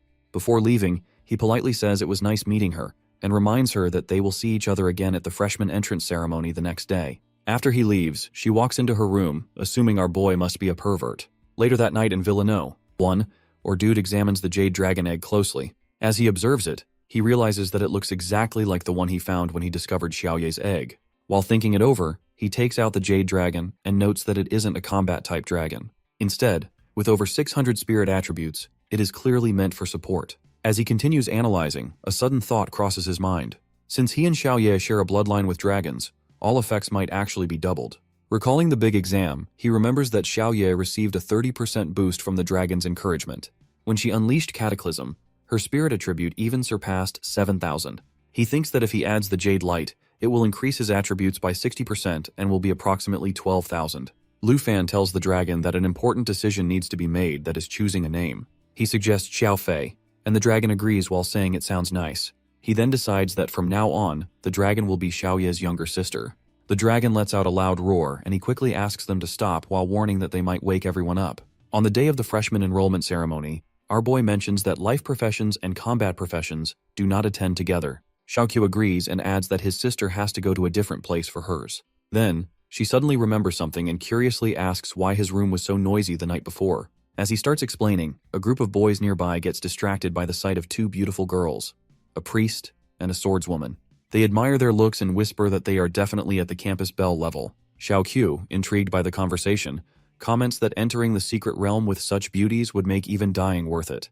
He jokingly adds that if he could date one of them, it would be a dream come true. However, Tao Xiaoman interrupts while telling him not to be ridiculous. She reminds him that there is a guy with them, though Xiaoqiu insists that since there are two girls, they can't both be his girlfriends. Trying to change the topic, Xiaoqiu shares that he asked Teacher Gu about seating arrangements while learning that hidden professions must sit in the front row. Tao Xiaoman sighs and says that if she can't sit with him, she will just go to the back row instead.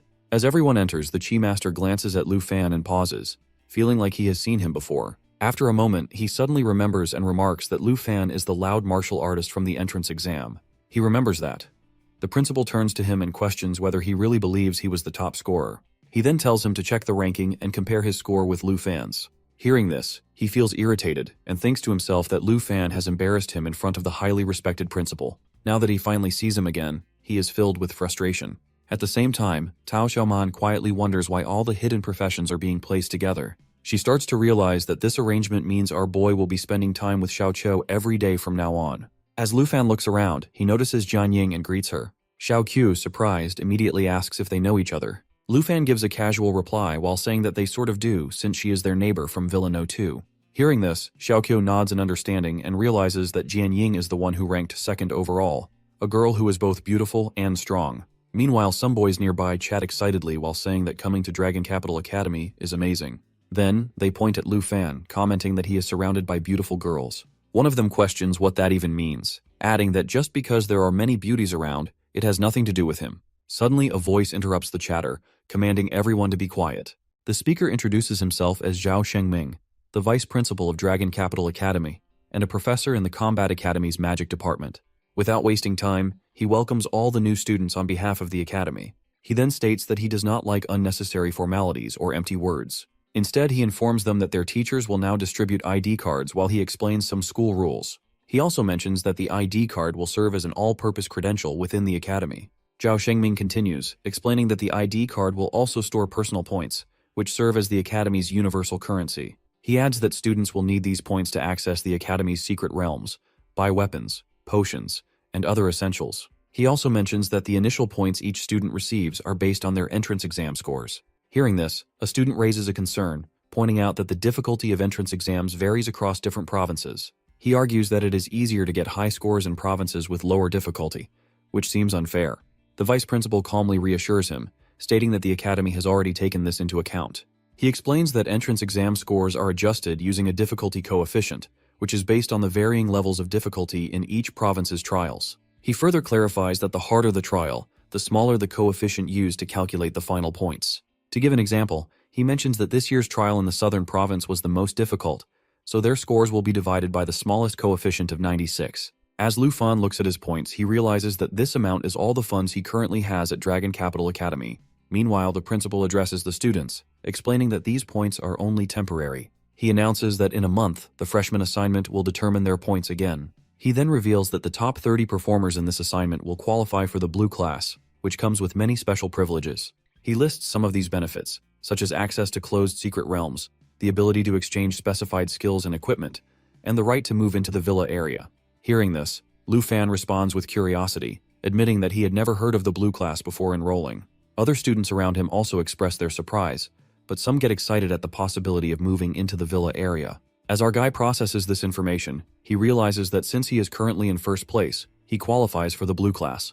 However, he also understands that if he loses this qualification later, he will have to move out of Villa No. 1. Noticing the students' reactions, the principal chuckles and reminds them that getting into the blue class does not mean they can relax. He warns that any student has the right to challenge a blue class member to a battle. If a member loses, they must give up their spot to the challenger.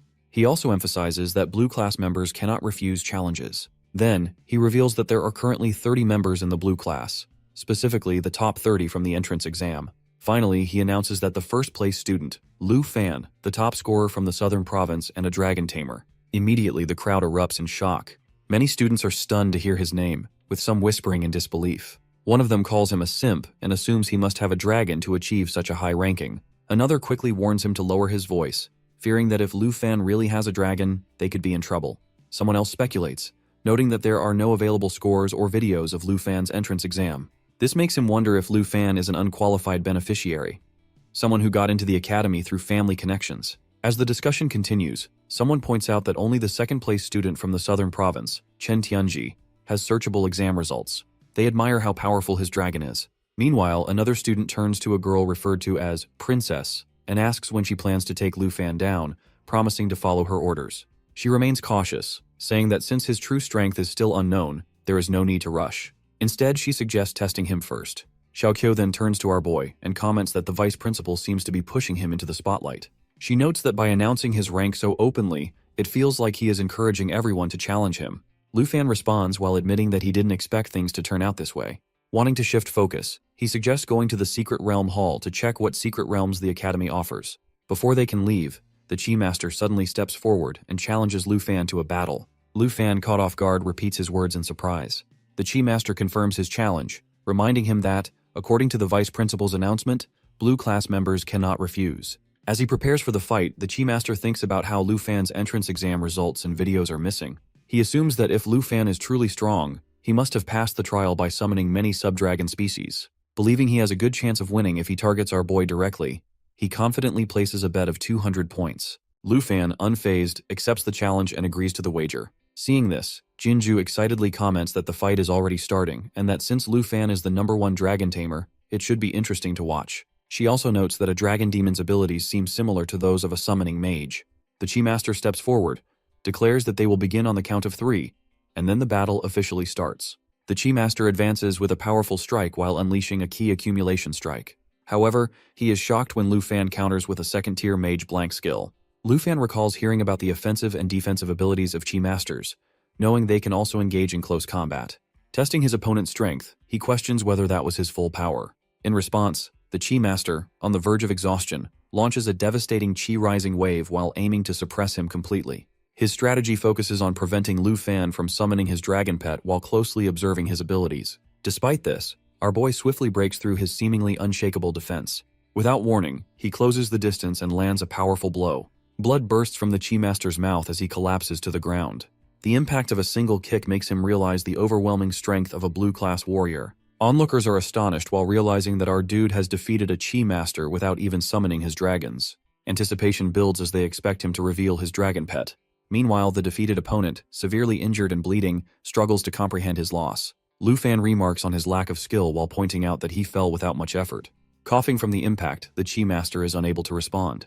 Observing the fight, Jinju turns to her guard while asking if he has analyzed Lu Fan's combat abilities. Her dragon tamer acknowledges that Lu Fan's victory was purely due to his own strength, as he never summoned his dragon pet. However, he remained 70% certain that the princess's buffs played a role in enhancing his abilities. Turning back to his opponent, Lu Fan reminds him of their bet. Since the match is decided, he gladly claims the 200 points he was promised. As the Chi Master checks Lu Fan's points, he is stunned to see that he possesses 13,739 points. When multiplied by the difficulty coefficient, the total reaches approximately 1.3 million exam points, while he himself has only 210,000. Realizing the vast difference in their rankings, he feels foolish for ever thinking he could defeat him. Meanwhile, in the Secret Realm Hall of Dragon Capital Academy, Xiaoqiu informs Lu Fan that they have brought his aunt. Concerned, she asks if he is injured, but he reassures her that there is nothing to worry about. Turning to Tao Xiaoman, Xiaoqiu reminds her that she had already mentioned Lu Fan's strength. Even so, she admits to being surprised by how effortlessly he overpowered his opponent. As they continue discussing the battle, they acknowledge that dragons have exceeded their expectations while believing that Lu Fan's dragon must be even stronger than he is. At that moment, he reveals his rating card and explains that he has just checked the Secret Realm dungeon assigned to him by the Academy. Confident that the accumulated points will be useful for leveling up, he soon realizes that his dragon has already advanced in rank. His aunt, however, quickly points out the dangers of the level 45 Secret Realm, warning that it could be life-threatening. He calmly reassures her, expressing his complete confidence in handling the challenge. However, Tao Xiaoman raises a concern while noting that they need 5 members for the dungeon run, but currently only have 4. Considering the situation, our dude decides to find an additional team member. Xiaoqiu directs his attention to a nearby seat where the neighbor from Villa No. 2 is sitting. She informs him that this individual holds the 2nd rank and should be able to handle a level 45 dungeon with ease while making her an ideal candidate for the team. Approaching her, he greets her while recalling that she may have misunderstood him due to his past confusion when searching for the dragon egg. Gathering his thoughts, he asks if she is also interested in dungeons and whether she would be willing to join their team. Lu Fan struggles to communicate with her, uncertain of how to approach the conversation. As he waits for a response, she silently dismisses him as a pervert and walks away without a word. The girls, while noticing the interaction, immediately question what he has done to upset her. He quickly reassures them while explaining that it is just a small misunderstanding and that he has done nothing wrong. He admits that their first meeting was unusual but insists that he is a normal person. Since she was also looking for a dungeon, he doesn't know anyone else who would be a suitable teammate. He then brings up their plan to explore the poisonous spider forest and explains that they need one more person. Extending the invitation, he asks if she would consider joining them. She briefly thinks about the dangers of the forest before ultimately accepting the offer. Realizing that their team is now complete, Lufan feels relieved. The girls commend him for successfully recruiting her, impressed that he managed to do so with only a few words. He assures them that he will cover the team's points if needed, but she dismisses the offer while seeing no necessity for his help. Without further delay, she urges them to head toward the dungeon. As they prepare, our guy wonders about the difficulty coefficient of Yunbei province, while noting that she still has over 8,000 points remaining. If her score is equivalent to that of the southern province, she would have around 800,000 points while making her incredibly strong. Finally, they arrive at the poisonous spider forest. The air feels sharp and heavy while adding to the eerie atmosphere. Now standing at their destination, they brace themselves for the challenge ahead.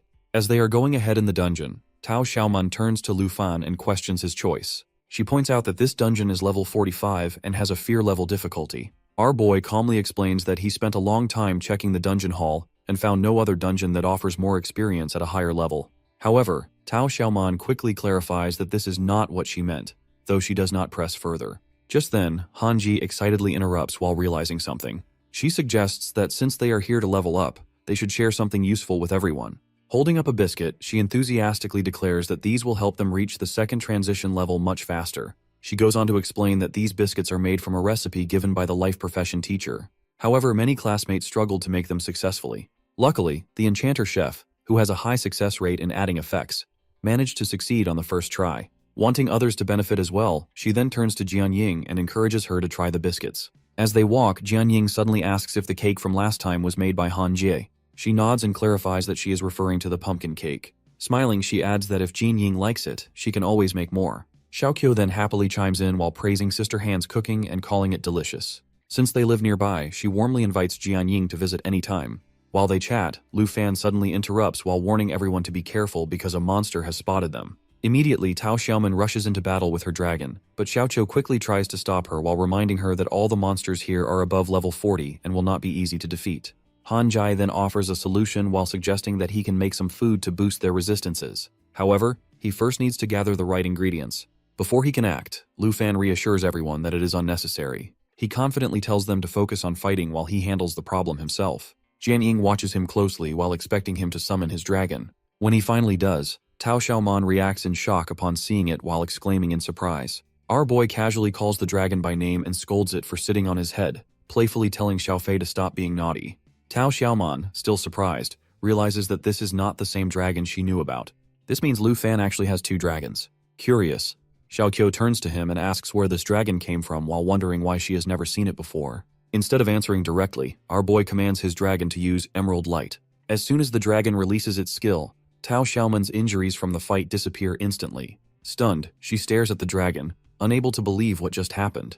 Lu Fan reassures everyone while telling them that with Xiaofei around, they can relax. He confidently adds that there is no need to worry about buffs or injuries.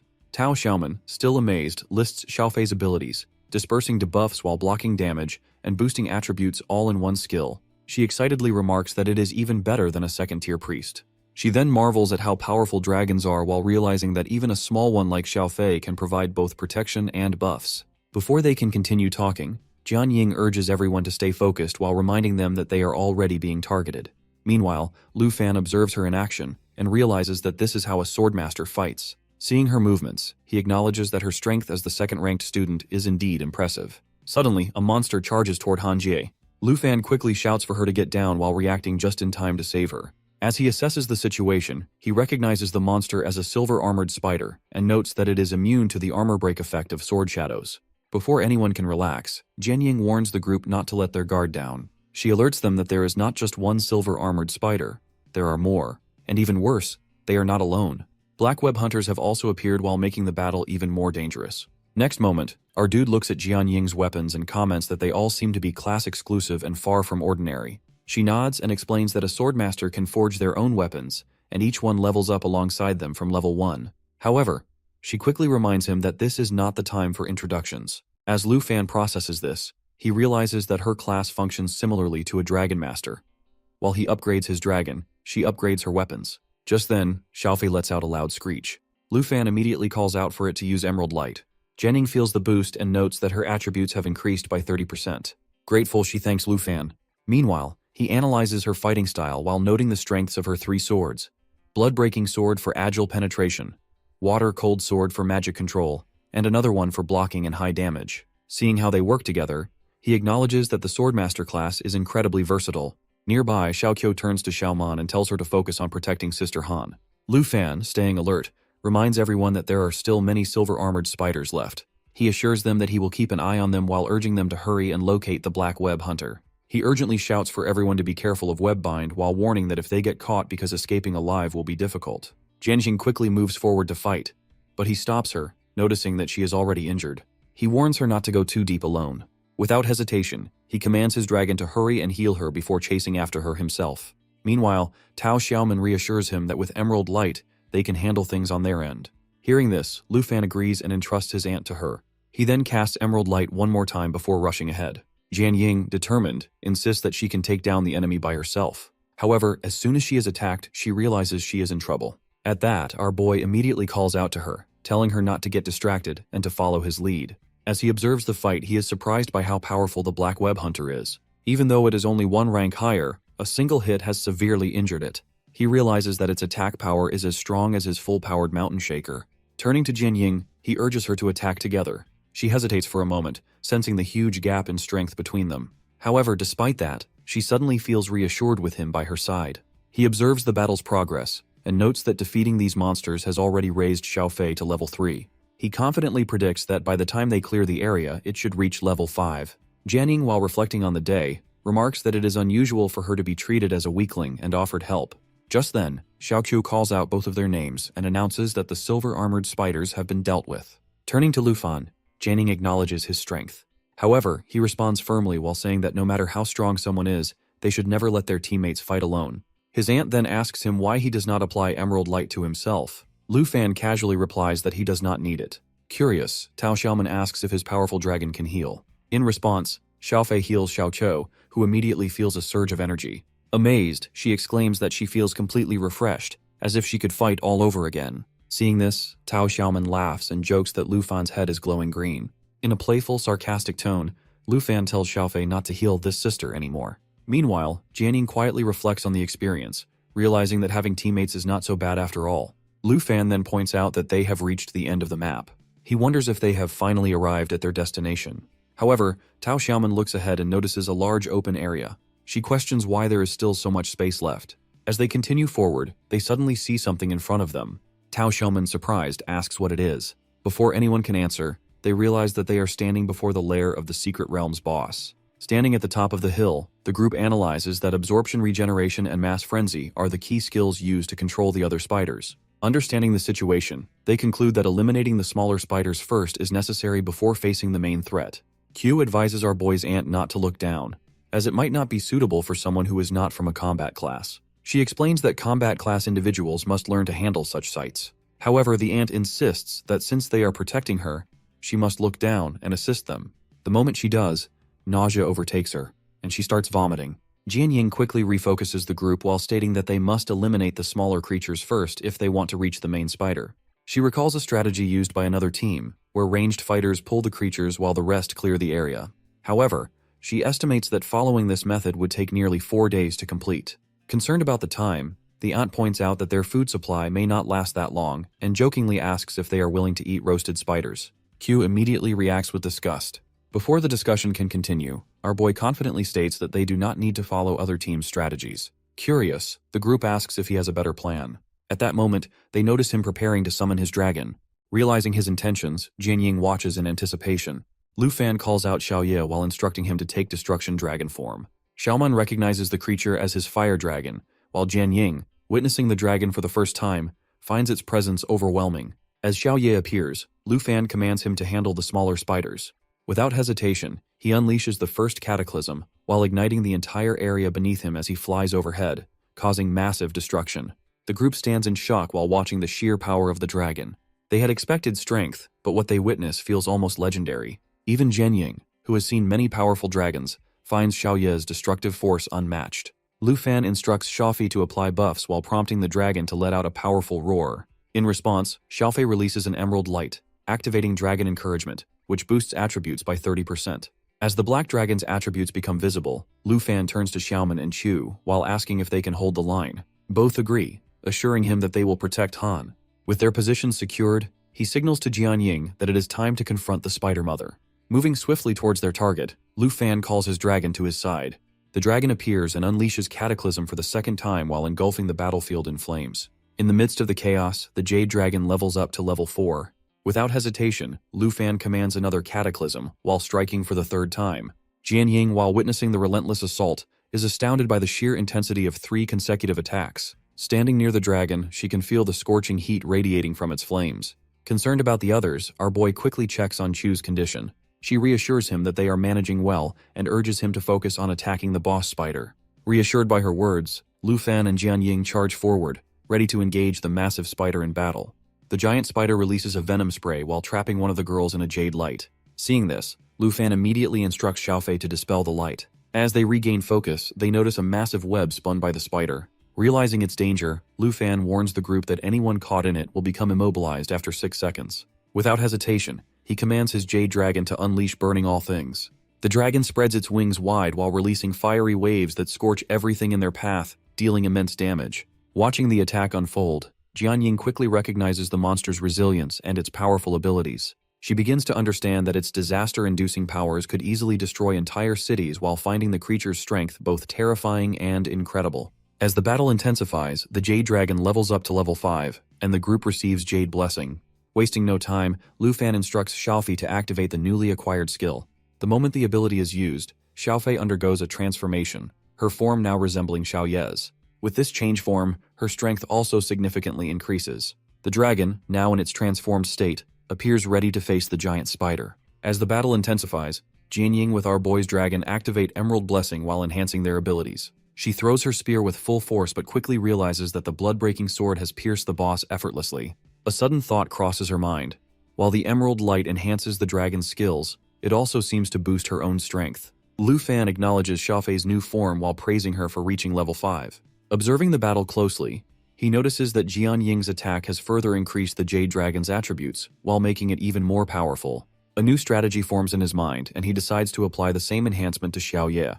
He instructs Xiaofei to use Emerald Blessing on Xiaoye, effectively combining the attributes of both dragons. With their combined strength now significantly amplified, our boy estimates that their next attack will exceed 10,000 points in damage. Seizing the opportunity, he calls upon Jian Ying and Xiaofei for a final assault. Without hesitation, they charge toward the giant spider. Rising high into the air, our boy grips his spear tightly while preparing to strike. The moment has come for him to unleash Dragon Fang Strike while aiming to bring the battle to an end.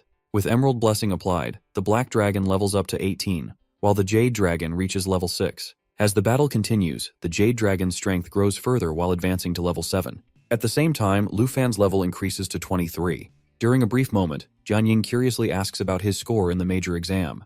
He responds that it was 1.3 million, but she quickly points out that his strength seems far beyond that. He explains that the highest possible score for Nightmare difficulty was capped at 1.3 million, which was the maximum he could receive. Afterward, Lu Fan instructs Chu and Xiaoman to bring his aunt down from the higher ground. Observing her points, she realizes that she has significantly fewer than him.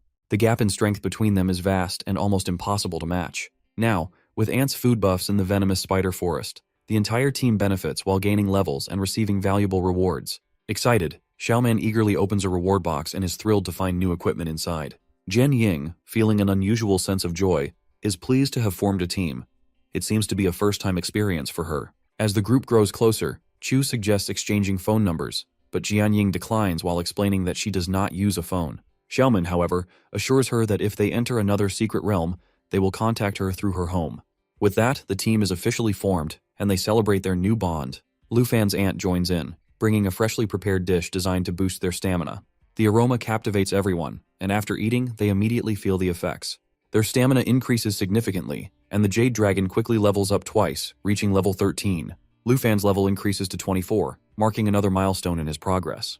Now, with their daily studies in combat theory beginning, the group focuses on their training. However, more than half a month later, just before the start of the freshman assessment, the Jade Dragon reaches level 14, while the Black Dragon advances to level 25. Wanting to check their rewards, he calls Xiaoman to open a chest. She steps forward eagerly. As he observes their progress, he reflects on how, before the assessment, his Black Dragon had already reached level 20, whereas Xiaofei was only at level 15. Meanwhile, Jin Ying shares that her cold water sword has leveled up alongside her, now reaching level 24. As she examines the newly obtained items, she realizes that she has received the Venomous Spider set. Q points out that with this new equipment, she can significantly improve her ranking in the freshman assessment. Their aunt then calls them back home for dinner while reminding them to take a break from training. At that, our dude decides that resting and preparing for the assessment is the best course of action. Just then, Professor Gu appears and calls for him. To his surprise, she clarifies that she is not the one looking for him. Principal Zhao wishes to discuss something important. Curious and slightly puzzled, Lu Fan wonders what could be so urgent just before the assessment. When being asked, Professor Gu clarifies that our dude will understand once he gets there. Meanwhile, some boys are chatting about a new development in the Azure class. One of them mentions that a student, referred to as 73 Hong, has already made a breakthrough. Professor Gu notices Lu Fan's reaction and asks if the discussion bothers him. He responds that he has been so focused on classes and training in the secret realm that he no longer understands what his classmates are talking about. The professor explains that it is all because of him. His challenge against Hong Wu has made other freshmen realize that dueling is a way to earn points. They now refer to this trend as the new evolution. At that, our guy seems surprised and asks if he is really the reason behind it. The professor confirms while explaining that freshmen now duel regularly. The winners gain more points, while the losers struggle even to afford food at the cafeteria. Lu Fan then asks about the 73 Hong he overheard earlier. The professor clarifies that Hong Wu's strength is now used as a unit of measurement. Since Lu Fan is much stronger, he is considered 10 Hong, while Hong Wu remains 1 Hong. The professor adds that Hong Wu is now doing janitorial work at the academy, which at least helps him earn some points and avoid starvation. Finally, she informs our boy that Vice Principal Zhao is waiting for him. Lu Fan acknowledges and prepares to leave. Our boy walks in and asks the vice principal if he was looking for him. The vice principal allows him to enter and then brings up the national trial that was promised before admission. He informs Lu Fan that the trial's schedule has been moved up. Originally, it was planned to take place in Jinyu City, Taichi Nation, 5 months later. But the host country has suddenly rescheduled it to happen in just 2 months. He then mentions that Taichi has already announced its contestant for this year, Jin Chenghan, the eldest son of the Jin family. He is expected to reach level 60 and complete his 3rd transformation within a month. Lu Fan immediately realizes that Taichi has arranged for the trial to start right after Jin Chenghan achieves his transformation. The vice principal confirms this, pointing out that holding the trial when most contestants from other countries are still at the 2nd transformation level will ensure Jin Chenghan's victory. Our boy understands that the gap between the 2nd and 3rd transformations is not just about levels. Each transformation unlocks new abilities that greatly boost strength. He sees it as yet another clever scheme by the Jin family. The vice principal acknowledges that the qualification Lu Fan was promised now comes with unfair conditions. He explains that in 2 months, Lu Fan can, at best, reach level 30 in his 2nd transformation, while most opponents will be over level 50. He even warns that facing such powerful competitors could cost Lu Fan his life. He then reminds him that Dragon Nation has always dominated past trials, but this time, other nations are specifically aiming to defeat them, and with even less preparation time. Finally, he asks if our dude still wants to participate in the national trial. Our boy tells the vice principal that this is his chance to join the ranks of Dragon Nation's top experts. He confidently states that not only does he want to participate, but he also wants to win. The vice principal, while seeing his determination, says that since he has made up his mind, he will arrange the necessary resources for him. He advises Lu Fan to perform well in the upcoming freshman assessment. Our boy acknowledges this and adds that it will be tough on the vice principal to secure those resources. The next day, during the freshman assessment conference, the principal keeps his speech brief. He tells everyone to follow the rules and then announces this year's assessment format, a team-based arena battle. He explains the rewards. First place will earn 5,000 points per person, second place will receive 3,000, and third place will get 2,000. As students discuss the announcement, one complains about the team format and immediately decides to give up. Another laughs and reminds him that he should have teamed up with him while promising to carry him through the battle. A nearby student, however, points out a flaw in that plan while reminding his friend that they are both healers. Q is happy that it's a good thing the team size is limited to 5 members. He mentions that since his aunt is not a combat class, they have exactly 2 full teams. The principal then addresses the students, while noting that many of them lack experience working in teams. However, he reassures them that it's not too late to form one. He announces that the preliminary round will begin that afternoon, and by the following night, the top 100 teams will be determined.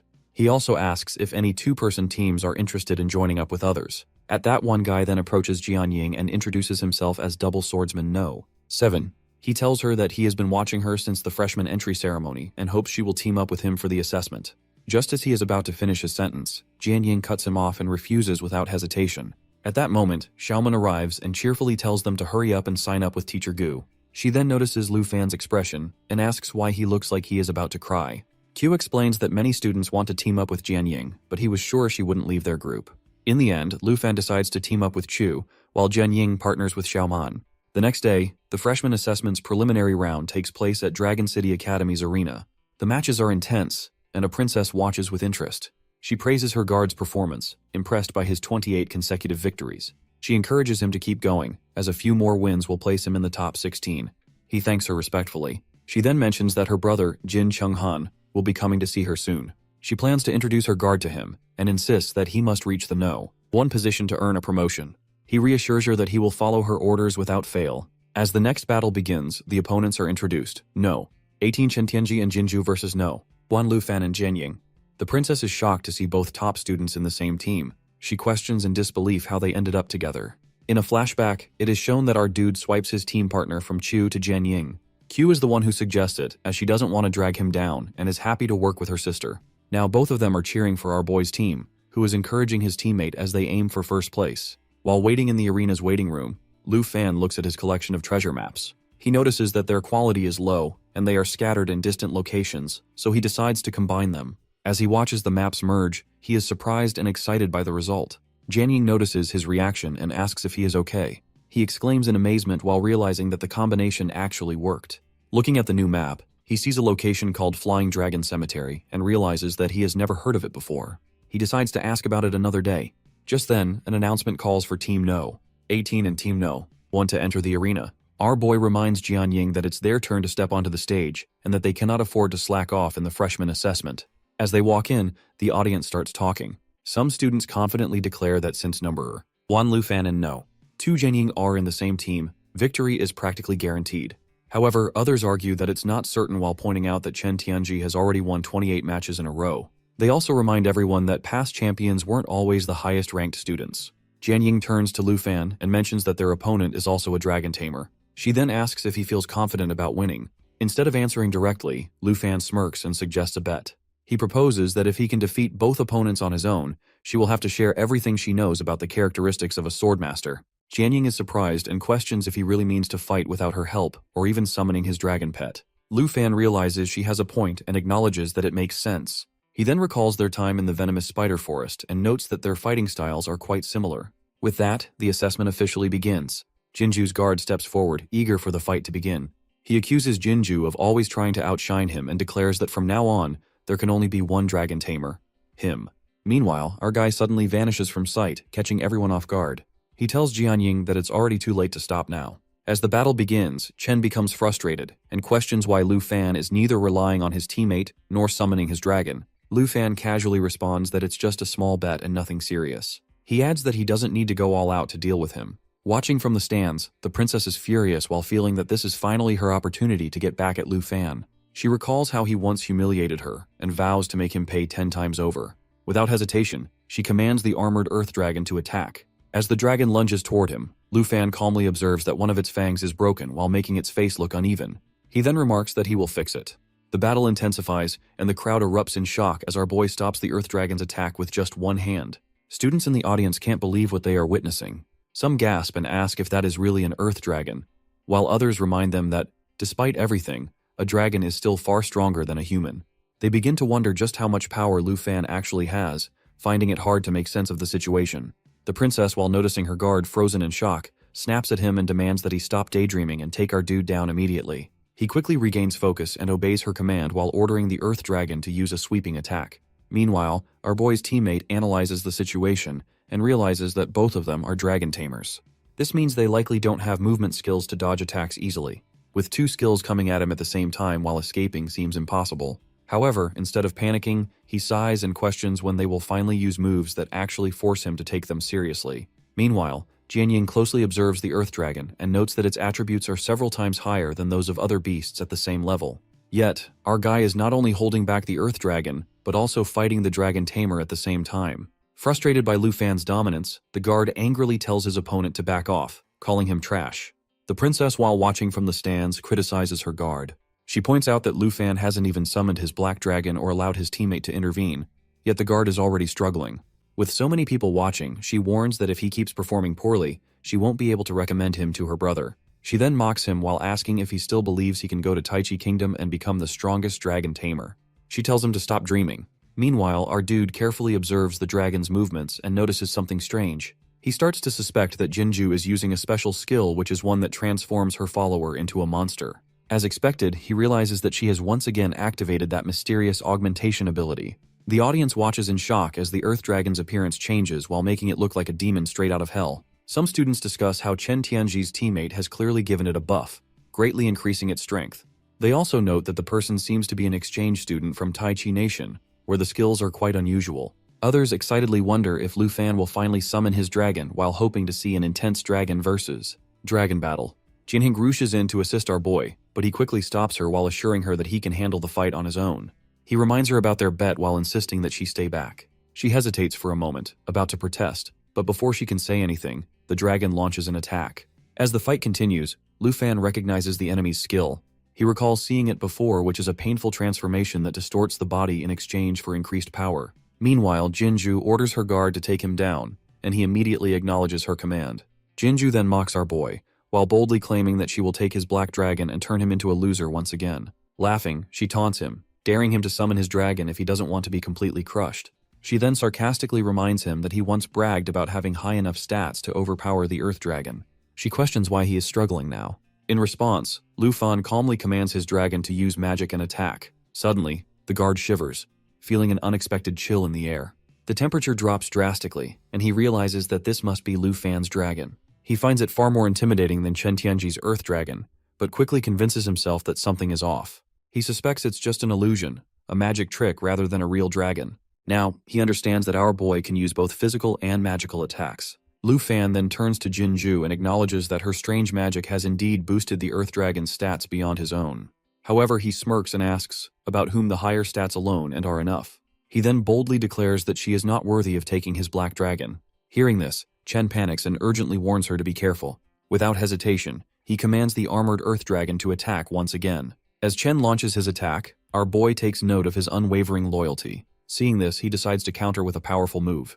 He commands Dragon's Magic, Magic Concur, and then unleashes Blue Dragon King Roar. The audience erupts in disbelief. They can't believe that our dude has activated yet another new magic skill. One student exclaims that this isn't just any ordinary magic, but a rare and powerful form of dragon magic. Others marvel at his strategy. First, he withstood the dragon's physical attacks, then overwhelmed it with magic, all without even summoning his own dragon. Another student confidently predicts that Chen Tianji's winning streak is about to come to an end. Chen, who is overwhelmed, struggles to understand how such a huge gap exists between them when they are both dragon tamers. He questions how Lu Fan is so much stronger. Then, our guy points out something that has been bothering him from the start of the battle. Why hasn't Chen used any skills other than Dragon Lance Strike? Hearing this, the princess grows impatient and angrily orders her guard to make the Earth Dragon keep fighting. Meanwhile, our dude explains that Dragon Lance Strike and Dragon Fang Strike may look slightly different because they use different weapons, but in reality, they are the same skill. He then asks why the guard hasn't used Dragon Claw or Dragon's Encouragement. At that, Chen suddenly freezes, while realizing that Dragon Claw and Dragon's Encouragement are his original skills. Could it be that he never unlocked them?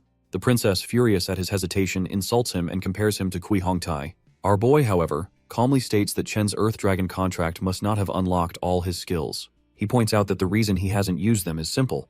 He doesn't have them. With that, our boy tells him to give up while making it clear that he has no chance of winning. Frustrated, Chen finally snaps. Our boy suggests a peace offering while advising him to leave the princess's slavery in order to save his dignity. However, Chen, still enraged, interrupts him, accuses our boy not only of blocking his path to becoming the strongest dragon tamer, but also of daring to lecture him about self-respect. Turning to the princess, he declares that he will fulfill his vow. He begs her to grant him another enhancement while willing to risk everything to make Lu Fan pay for offending her.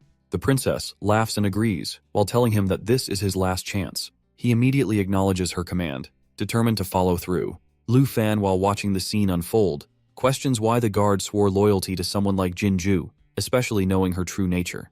Chen explains that without the princess, he would be nothing. To gain status and repay her kindness, he is willing to do anything. Jinju, satisfied with his loyalty, orders him to kill Lu Fan. Without hesitation, the guard charges forward while attacking with Dragonlance Strike. Our dude, unfazed, repeats that instead of hating him, he only feels pity and sadness. Their battle continues fiercely, and Lu Fan finally counters with Dragonfang Strike. As the fight reaches its climax, Chen, while knowing he is losing, apologizes to the princess. Princess tries to threaten our boy of her bother, but it doesn't affect him as he slaps her hard. She expressed disbelief that he would lay a hand on such a seemingly delicate girl. Lu Fan remains unfazed and responds that he don't know if her brother has the ability to strike back. Meanwhile, the audience wonders how she acts so high and mighty toward Chen Tianji, who has been winning match after match. The crowd begins to reconsider, with some admitting that the exchange student had been quite arrogant earlier. Before the discussion escalates further, the vice principal steps in and commands everyone to be silent. He then officially announces the results. Lu Fan and Jian Ying's team is the winner. However, before moving on, he instructs Lu Fan to report to his office immediately, while the other students continue preparing for the next round. Later, in the vice principal's office, Lu Fan listens as the vice principal explains that at first, he assumed Lu Fan's anger was caused by the Jin family advancing the national trial. However, through Mr. Qin, he also learned about his conflict with Jinju. Our boy acknowledges that this while admitting that settling personal grudges in the arena often leads to criticism. He also understands Chen Tianji's disappointment and recognizes how Jinju manipulated him into fighting. The vice principal decides to move on from the topic and presents our dude with something important. He reveals that both he and the principal observed Lu Fan's performance during the match and have made a decision. Lu Fan is allowed to withdraw from the freshman assessment. Shocked, our guy immediately questions this while wondering if his performance was unsatisfactory.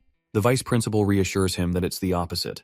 He explains that when our guy used the 2 dragon language spells, both he and the principal became confident in his potential for the national trial. As a result, they have arranged for him to enter a high-level secret realm. He then presents 2 options. Secret realms that were specifically selected for Lu Fan by the Secret Realm Hunter Guild in collaboration with Dragon Capital Academy. Hearing this, Lu Fan contemplates his options. He knows that Secret Realm Hunters, much like material hunters, are guilds responsible for managing resources. They earn their wealth by exploring dangerous secret realms and uncovering their hidden rewards. Now he must decide which path to take. The vice principal explains that all secret realms are acquired through high-priced auctions. He tells Lu Fan to choose one, and the school will bid for it on his behalf. Lu Fan hesitates while pointing out that the starting prices are extremely high. However, the principal assures him that Dragon Capital Academy never holds back when it comes to the national trial. The resources promised to him will be secured no matter what. After scanning the options carefully, our dude makes his decision. He confidently points at one and says to Vice Dean Zhao that he has made his choice. He chooses Flying Dragon Cemetery. Then on the next day in freshman assessment semifinals, at the Dragon Capital Academy Arena, the vice principal announces the first semifinal match. Lu Fan and Jian Ying's team was facing Zhang Fengyun and Xu Jing's team. Professor Gu looks confused, but before he can say anything, the vice principal clears his throat and makes another announcement. Lu Fan and Jian Ying's team has withdrawn from the match and will be reassigned. The students react with shock and confusion. Some question what's going on, while others speculate that it might be because of yesterday's incident. One girl complains that she came specifically to watch Lu Fan fight. Xiaoman sighs in frustration while calling the rumors annoying. However, Chu advises everyone to ignore them while explaining that Lu Fan and Jian Ying have probably already entered the secret realm. Outside Flying Dragon Cemetery. Giant wood forest. Standing at the edge of the secret realm, Lu Fan turns to Jian Ying and apologizes. Teaming up with me means you had to drop out of the competition. Jian Ying, however, reassures him. She explains that the academy allowed them to keep their elite spots and even gave them 10,000 points, so there's nothing to regret. Besides, she adds, getting the chance to enter such a rare secret realm is more valuable. She then tells him that all secret realm rewards will go to him. She only needs the experience points. A boy suddenly calls out to Lu Fan and Jian Ying. When being asked, the boy responds casually not to worry, and he is from the Secret Realm Hunter Guild. Lu Fan immediately asks if he is from Dragon Capital Academy, did he was here to guide them to the Flying Dragon Cemetery entrance. The Black Rat nods and explains, since he has won the bid so he should follow him. His job is to take him to the teleportation gate, and then his task will complete. He pauses for a moment before adding that the Dragon Capital Academy sure has deep pockets. He also asks about their level to bid on such an expensive secret realm. Lu Fan replies calmly that he is level 25 and she's level 24. Black Rat's eyes widen in shock that he was only level 25. This secret realm is a nightmare-level area meant for those at level 55 and above. He quickly pulls out his communicator. He finds need to contact the academy. He said they must have made a mistake sending 2 people who haven't even reached their second transformation. He mentions that this is basically sending them to your deaths. Our boy interrupts him before he can make the call. Without another word, Lu Fan activates one of his skills. A powerful energy surges around him, and suddenly, a massive dragon appears. Before they can react, a deafening roar echoes through the sky. A level 59 green-winged dragon eagle swoops down, while forcing them all to take defensive positions. Black Rat stares in disbelief whether he was really at level 25. Lu Fan remains calm and replies that Black Rat levels don't matter to them, and asks to take them to the entrance as soon as possible. Black Rat agrees to continue leading the way, and eventually brings the group to the entrance of the Flying Dragon Cemetery. Upon noticing the teleportation gate on the sacred tree, he remarks that his job is done and suggests they part ways unless fate reunites them. Before he can leave, our boy stops him and proposes that they become friends. He explains that since Secret Realm hunters have traveled to many places, he might need information about different locations in the future.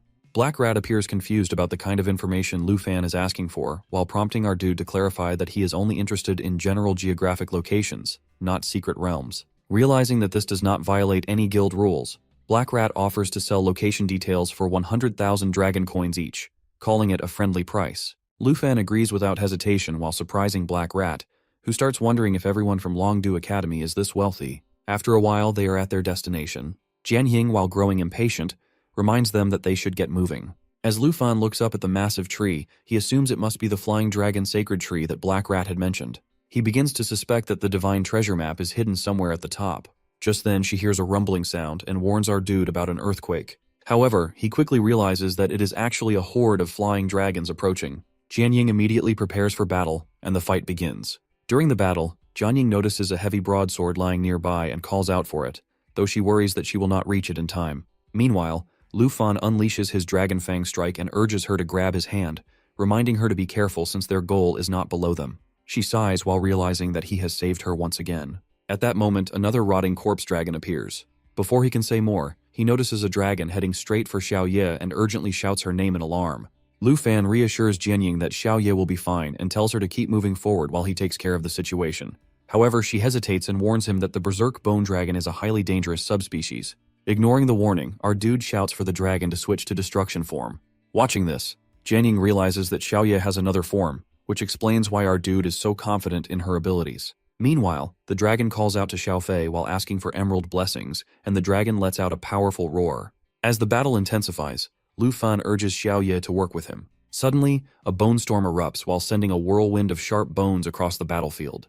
The storm deals more damage as the enemy's health decreases. Despite this powerful attack, Lu Fan notices that the dragon is still alive and prepares for another strike. Just then, he notices Jian Ying coming down and questions why she is there instead of moving forward. She reminds him of their bet while explaining that since he defeated Chen Tianji alone, she will now fulfill her promise by revealing details about the characteristics of swordmasters. Pleased, our boy acknowledges her words and gets ready to fight alongside her. Jian Ying then explains that swordmasters unlock a new weapon every 5 levels and introduces her trump card, the Scythe of Calamity. She reveals its special ability, Sinful Burst, which allows her to switch between fire and dark attributes. Additionally, each kill permanently increases the Scythe's attack power by 0.1%.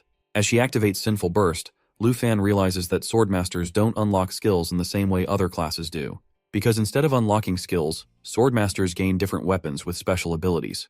Turning to Xiaofei, he signals that it's their turn to attack, and they launch an assault on the dragon. He then commands the Black Dragon to use Earth Shatter. The dragon lets out a deafening roar as the attack strikes the ground while dealing massive damage to everything within range. The impact even creates abyssal rifts that have a chance to trap enemies. After the battle, the Emerald Dragon levels up to 15. Jian Ying reflects on the fight and acknowledges that even though she used her strongest weapon, the Scythe of Calamity, all the real damage came from Xiao Ye. Witnessing the overwhelming power of dragons, she can't help but be amazed. She then apologizes to Lu Fan for not moving forward as planned, while admitting that since she knew he, Xiao Ye, and Xiao Fei could handle the boss quickly, her presence didn't make much of a difference. Our boy reassures her that it's fine and even thanks her for saving him from the bone storm. He points out that they gained a lot from this battle. Not only did they learn about swordmasters, but Xiao Fei also reached level 15. Curious, Jian Ying asks if there is a phase advancement at this level, and whether it enhances abilities like her weapon. Lu Fan confirms this and explains that now, just like Xiao Ye, Xiao Fei can switch between different forms. He admits that he had been worried about Xiao Fei's slow growth, and wasn't sure when he would get to see her dragon form, but now she can alternate between 4 different forms. Excited, he suggests testing out Xiao Fei's new abilities. Before they can proceed, Jianying reminds them that they still need to climb the Dragon Divine Tree and continue exploring. However, before they can move, a sudden spell attack is launched at them. Realizing that the noise from their fight with the Berserk Bone Dragon has attracted other monsters, our dude quickly warns everyone to stay hidden. Now they have new monsters to defeat. Our dude instructs Xiaofei to switch to Soul Light form and attach to Xiaoye. As the dragon attacks, the group immediately jumps into battle. Lu Fan quickly tells Xiaoye to cover them while he and Jianying start climbing the Dragon Divine Tree. During the fight, new skills unlock, which is Soul Impact and Soul Protection. Soul Protection significantly boosts all attributes of the ally attached to Soul Light, while increasing them by 100% to 200%. Each time the ally takes damage, it absorbs the impact and generates Qi Shield layers. Once 10 layers accumulate, Qi Shock is released, dealing damage equal to the total absorbed amount. The dragon roars loudly, and Jianying is surprised by how powerful Xiaofei's effects are on Xiaoye. Lu Fan agrees while pointing out that Xiaofei's abilities work even better with dragons. He quickly calculates that with Xiaoye's destruction form combined with Xiaofei's soul protection and lineage traits, her strength has now reached 26,000. Determined to help her break through 30,000, he realizes he needs to climb the tree faster and activate Dragon's inspiration. He then instructs Xiaoye not to counterattack, but to keep moving forward while allowing Xiaofei to absorb the damage. Once enough damage is stored, he orders Xiaofei to release Qi Shock, which unleashes all the accumulated damage in a massive counterattack while affecting a wide area. Watching the skill in action, Jianying is amazed and asks if this is Xiaofei's ability. Lu Fan confirms while explaining that Soul Protection not only keeps Xiaoye unharmed, but also allows her to counterattack with double the damage when fighting as a dragon. Jianying reflects on how she thought leveling up dragon pets was similar to enhancing her weapon, but now she realizes that it's a completely different system. Even with her strongest weapon, the Scythe of Calamity, she still feels like she can't compare to Lu Fan.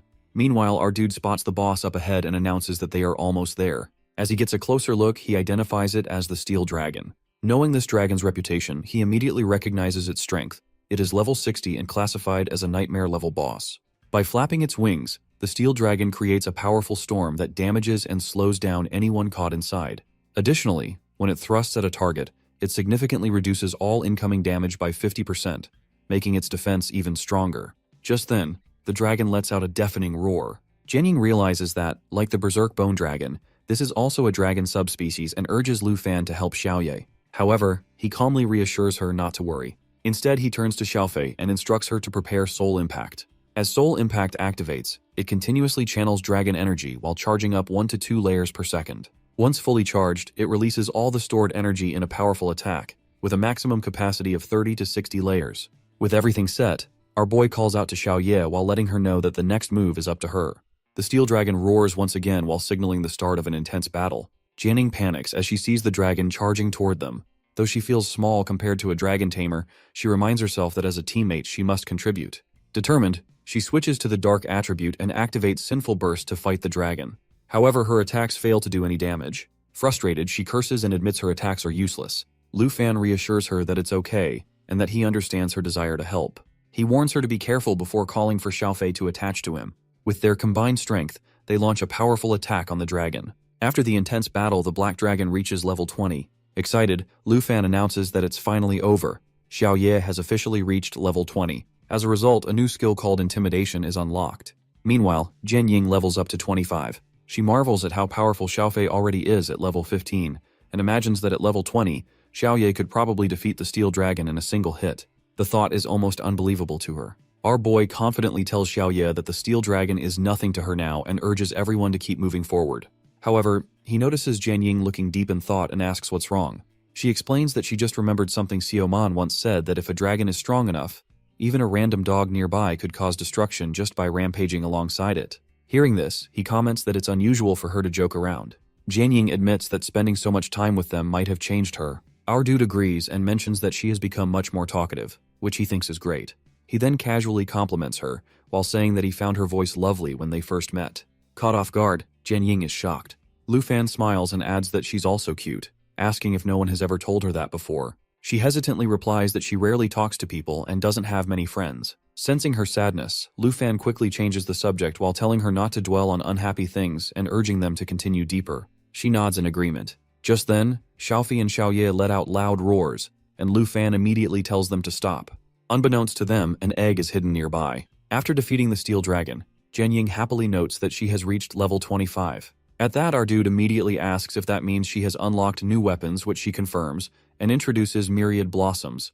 That is a weapon with agility-based attributes. She acknowledges that its effects are impressive, but since it is only at level 1 right now, its power is quite low. Lu Fan reassures her while saying that while it may seem weak now, once it reaches level 25, it will be a completely different weapon. However, Jianying silently worries, as even if she upgrades all her swords to level 25, she wonders if their damage could ever compare to a single strike from Xiao Ye. The pressure of being on the same team as Lu Fan weighs on her because she fears being constantly compared to him. She then comments that if anyone else had said her sword would be strong, she would believe them. Our boy teases her while asking if that means she doesn't believe him. He then confidently assures her that once Myriad Blossoms is fully leveled up, she will have few worthy opponents in Dragon Academy. Deciding to push forward, Jianying urges them to hurry since Xiao Ye has already moved far ahead.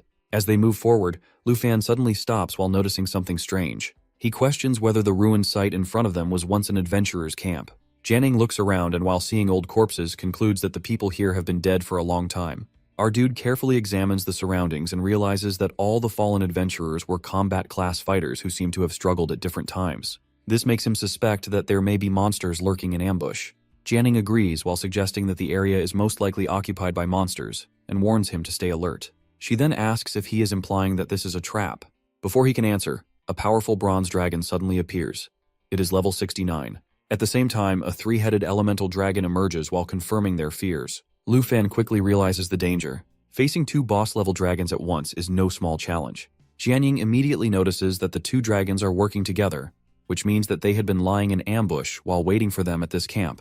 She also notices that the bronze dragon is reinforcing the three-headed dragon with its bronze armor while making its defense extremely high. She realizes that Xiao Ye's attacks aren't effective and insists they need to take down the bronze dragon first. Our boy remains calm and tells her not to worry. He has a plan. He instructs her to summon Myriad Blossoms and wait for it to level up. Confused, she hesitates, but before she can question him further, he gives new orders. He shouts for Xiaofi to switch to Soul Light form and prepare to unleash Soul Impact on him. Meanwhile, Xiao Ye gets ready to switch into Destruction form, while setting the stage for their counterattack. The three-headed dragon roars and unleashes triple magic, with each of its heads releasing a combination of fire and ice. The devastating attack causes massive area damage, ranging from 200% to 300%. Despite the overwhelming power of the attack, Lu Fan stays focused as Soul Impact begins charging. He then commands the dragon to use her newly unlocked skill, Intimidation. As soon as she activates it, a powerful force spreads across the battlefield. Jianying, caught off guard by its strength, clutches her head, overwhelmed by the intense voices echoing in her mind. She struggles to stay steady and groans in pain. Lu Fan quickly reassures her while telling her to hang in there. It will be over soon. With the battle reaching its climax, he takes advantage of the chaos and continues attacking. Finally, after a fierce struggle, the bronze dragon's armor breaks. Seeing their chance, Lu Fan calls out while signaling that this is the perfect moment for Xiao Ye to strike. The dragon lets out a fierce roar as the battle continues. Our boy quickly warns Jianying to be careful while noticing that Xiao Ye is getting too carried away again.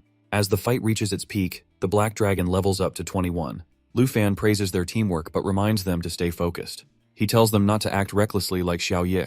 Shortly after, he levels up to 28, and the emerald dragon reaches level 17. Meanwhile, Jianying quietly reflects on the battle, feeling disappointed in herself. She realizes that she wasn't able to contribute much and starts to doubt her worth. Being alongside Lu Fan, who is a genius from Yunbei, only makes her feel even more useless. Our dude then assesses the situation and explains that all 3 heads of the three-headed dragon must be defeated to prevent it from reviving. He decides to let Xiao Ye finish the job while the rest of them take a break at the camp. Jianying agrees. Later that night, she finds Lu Fan and hands him some food while explaining that Sister Han prepared it. She suggests that they eat something before continuing, but when she looks around, she realizes she can't find him. This only deepens her worries. She assumes that Lu Fan must see her as nothing more than a burden now. On the other hand, Lu Fan is already making his way toward the treasure map's location. As he approaches, he silently apologizes to Jianying. The real reason he came to the Dragon Tomb wasn't just for the battles, it was for this divine treasure map. Our boy finds a nightmare dungeon boss, who is closer to level 70 at his destination, which level difference is too big to ignore. Consequently, our boy's dragon crew engages in battle with a dragon. Meanwhile, Xianying reflects on how often she has been rescued by him. She assumes that he must be tired of constantly helping her and might prefer to act alone. Determined not to be a burden any longer, she resolves to contribute more. She remembers that how he encouraged her. In response, acknowledging her willingness to support the team, he expresses gratitude. Meanwhile, our boy admits that the level 70 opponent is even more formidable than the feared world-ending emperor from the Great Exam. Afterwards, he instructs Xiaoye to get ready to use Lava Inferno, which is an ability that both deals damage and restores health. Just as the dragon unleashes a roar, he directs Xiaofei to switch to Eternal Being form. Noticing the Rain of the Swords, he wonders if what he sees is an aid from his teammate. Jianying clarifies that it is meant to assist him from behind. Additionally, she assures him of her safety, which reassures him. Suddenly, a new skill called Life Pulse unlocks. Without hesitation, he tells Xiaofei to cast it. He realizes that he is obtaining 2 types of emerald buffs at once, with Life Pulse forming double layers. As a result, the bloodline effect doubles again. He then orders Xiaoye to tear their enemy dragon apart, which she complies with a roar. In the next moment, she attacks the dragon with all her might while our boy uses dragon language magic. With that, he unleashes the roar of the Blue Dragon King, a powerful attack. To witness this, his teammate looks confused and asks if he is referring to a dragon. In response, he quickly clarifies that he is speaking in dragon language, as the boss is about to cast powerful dragon magic. At this moment, the elemental forbidden curse activates while replacing Soul Assault with dragon magic. Realizing the growing danger, he immediately calls out to Xiaofei for support. After the apocalypse falls, Xiaofei immediately shields everyone with the Eternal Guardian skill, which creates a protective barrier around them. Once the fight ends, he quickly checks on Jianying to ensure she is unharmed. However, she expresses disappointment, admitting that it is Xiaofei who ultimately saves them. For a moment, she truly believes that she is finished. In response, he reassures her while confirming that Xiaofei, as the Eternal Guardian, protects everyone. Furthermore, he nervously explains that her exceptional self-recovery ability plays a crucial role, while Xiaoye's incredible attack power makes clearing the level possible. Reflecting on the battle, Jianying admits that she once believes fights between level 20 to 30 reclassifiers are merely practice. However, after this intense experience, she finally understands what it truly feels like to face death. Agreeing with her, he acknowledges that this is also his first time confronting a level 70 nightmare boss. In the end, he points out that they all must leave together, making it a truly eye-opening experience. Turning to Jianying, he explains that he never intends to abandon her. Instead, he goes out searching for something and unexpectedly encounters the boss. Understanding his words, she reassures him, believing that he is not the type to leave his teammates behind. Meanwhile, Jianying recalls something he once told her. He has mentioned before that no matter how strong they become, they should never let their teammates fight alone. Now, turning his own words back on him, she insists that while he is strong, she will not let him face the battle alone. With that, everyone immediately prepares to fight against the dragons. After a while, our boy is shocked when he discovers that a legendary item has unlocked both flying and draconic magic. As he processes this, he begins to wonder if he can now use Doomsday Fall. However, he quickly reminds himself that flying is different from gliding, and only a few specific classes can do it. Unfortunately, he is still below the required level to use it. Meanwhile, he notices that a dragon pet is transforming into a mount. Once Xiaoye reaches level 30, he will finally be able to become a dragon rider. Although he finds the item remarkable, he feels disappointed that it has a limited number of uses. At the same time, Jianying checks in and asks if he has collected all the rewards. However, before he can respond, she points to Xiaofei and questions what is happening to her. Observing closely, she wonders if Xiaofei is trying to heal the giant tree. In response, he explains that Life Spring can only heal allied targets, meaning the flying dragon sacred tree must actually be an ally. As a result, she asks if this could be a hidden quest. As the healing continues, he realizes that Xiaofei seems to be communicating with the sacred tree. Concluding that this must be part of a follow-up quest, he recalls that the tree has been losing divine power ever since the abyssal dragon, the Devourer, took control of it. After checking the quest item's description, he learns that completing it requires slaying a Dragon King-level entity that far exceeds nightmare difficulty. Since it likely has a 3-digit level, he notes that there is no time limit for the quest. Therefore, he decides to wait until he reaches level 60 for his 3rd class change or level 90 for his 4th class change before attempting it. Feeling grateful, he thanks Xiaofei while stating that without her, they would not have known about the hidden quest to heal the sacred tree. However, he suddenly pauses and instructs Xiaofei to eat an item. The others look at him in confusion, unsure of his reasoning. In response, he clarifies that he is not feeding her randomly. Since she has a skill called natural assimilation, she can gain new abilities and traits by devouring items. However, he notes that if she can only consume equipment, then this consumable item might not work. After a brief hesitation, Xiaofei eats the item. Shocked, he confirms that she truly possesses the ability. Meanwhile, Jianying, still skeptical, asks if he is serious about using such an important item. Nevertheless, he excitedly reveals that Xiaofei can now summon 2 Dragon Kings. Furthermore, the effect has become a permanent skill, and the previous 3-use limitation is completely removed.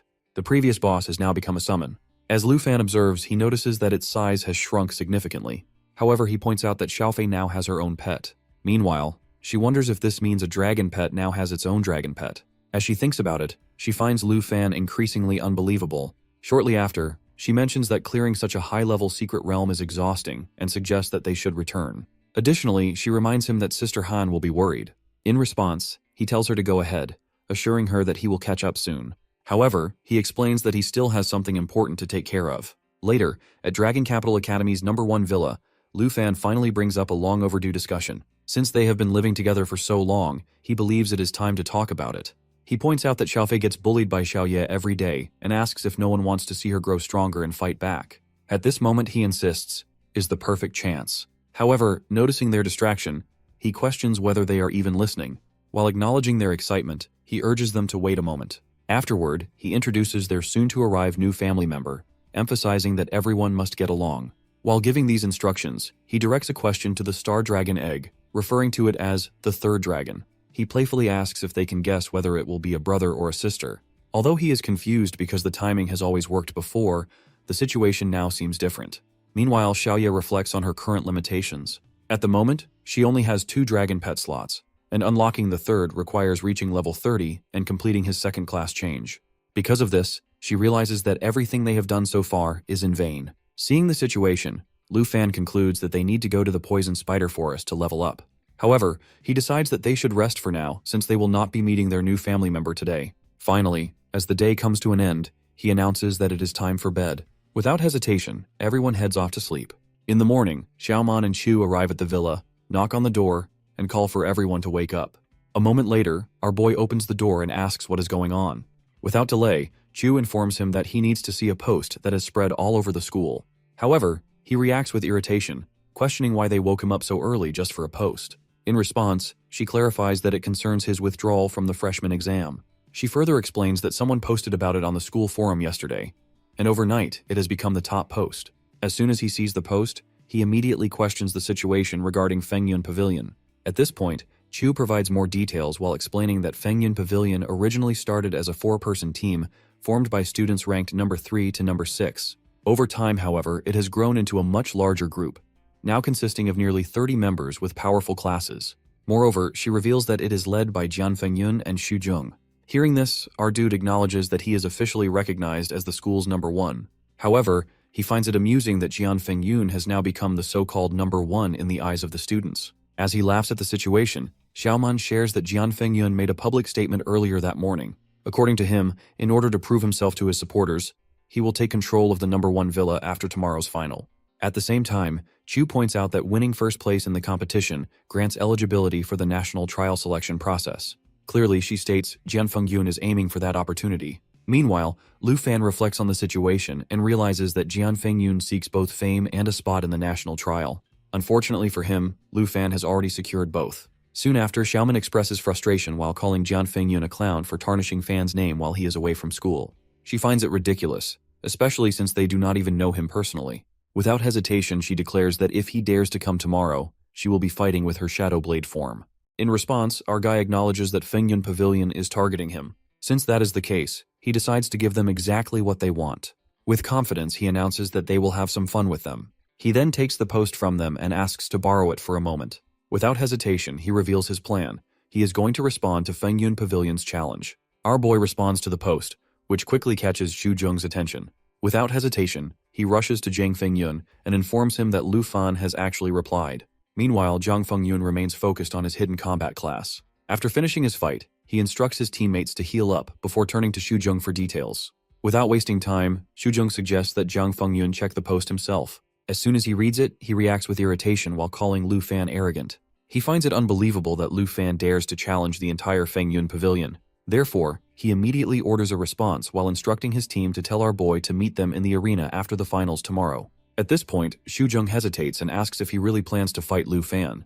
However, Jiang Fengyun confidently confirms his decision while instructing his team to gather everyone. Since Lu Fan wants to challenge all of them, he decides to accept. Moreover, he emphasizes that true strength comes from real competition, not just school rankings. Meanwhile, Q excitedly announces that Jiang Fengyun has accepted the challenge.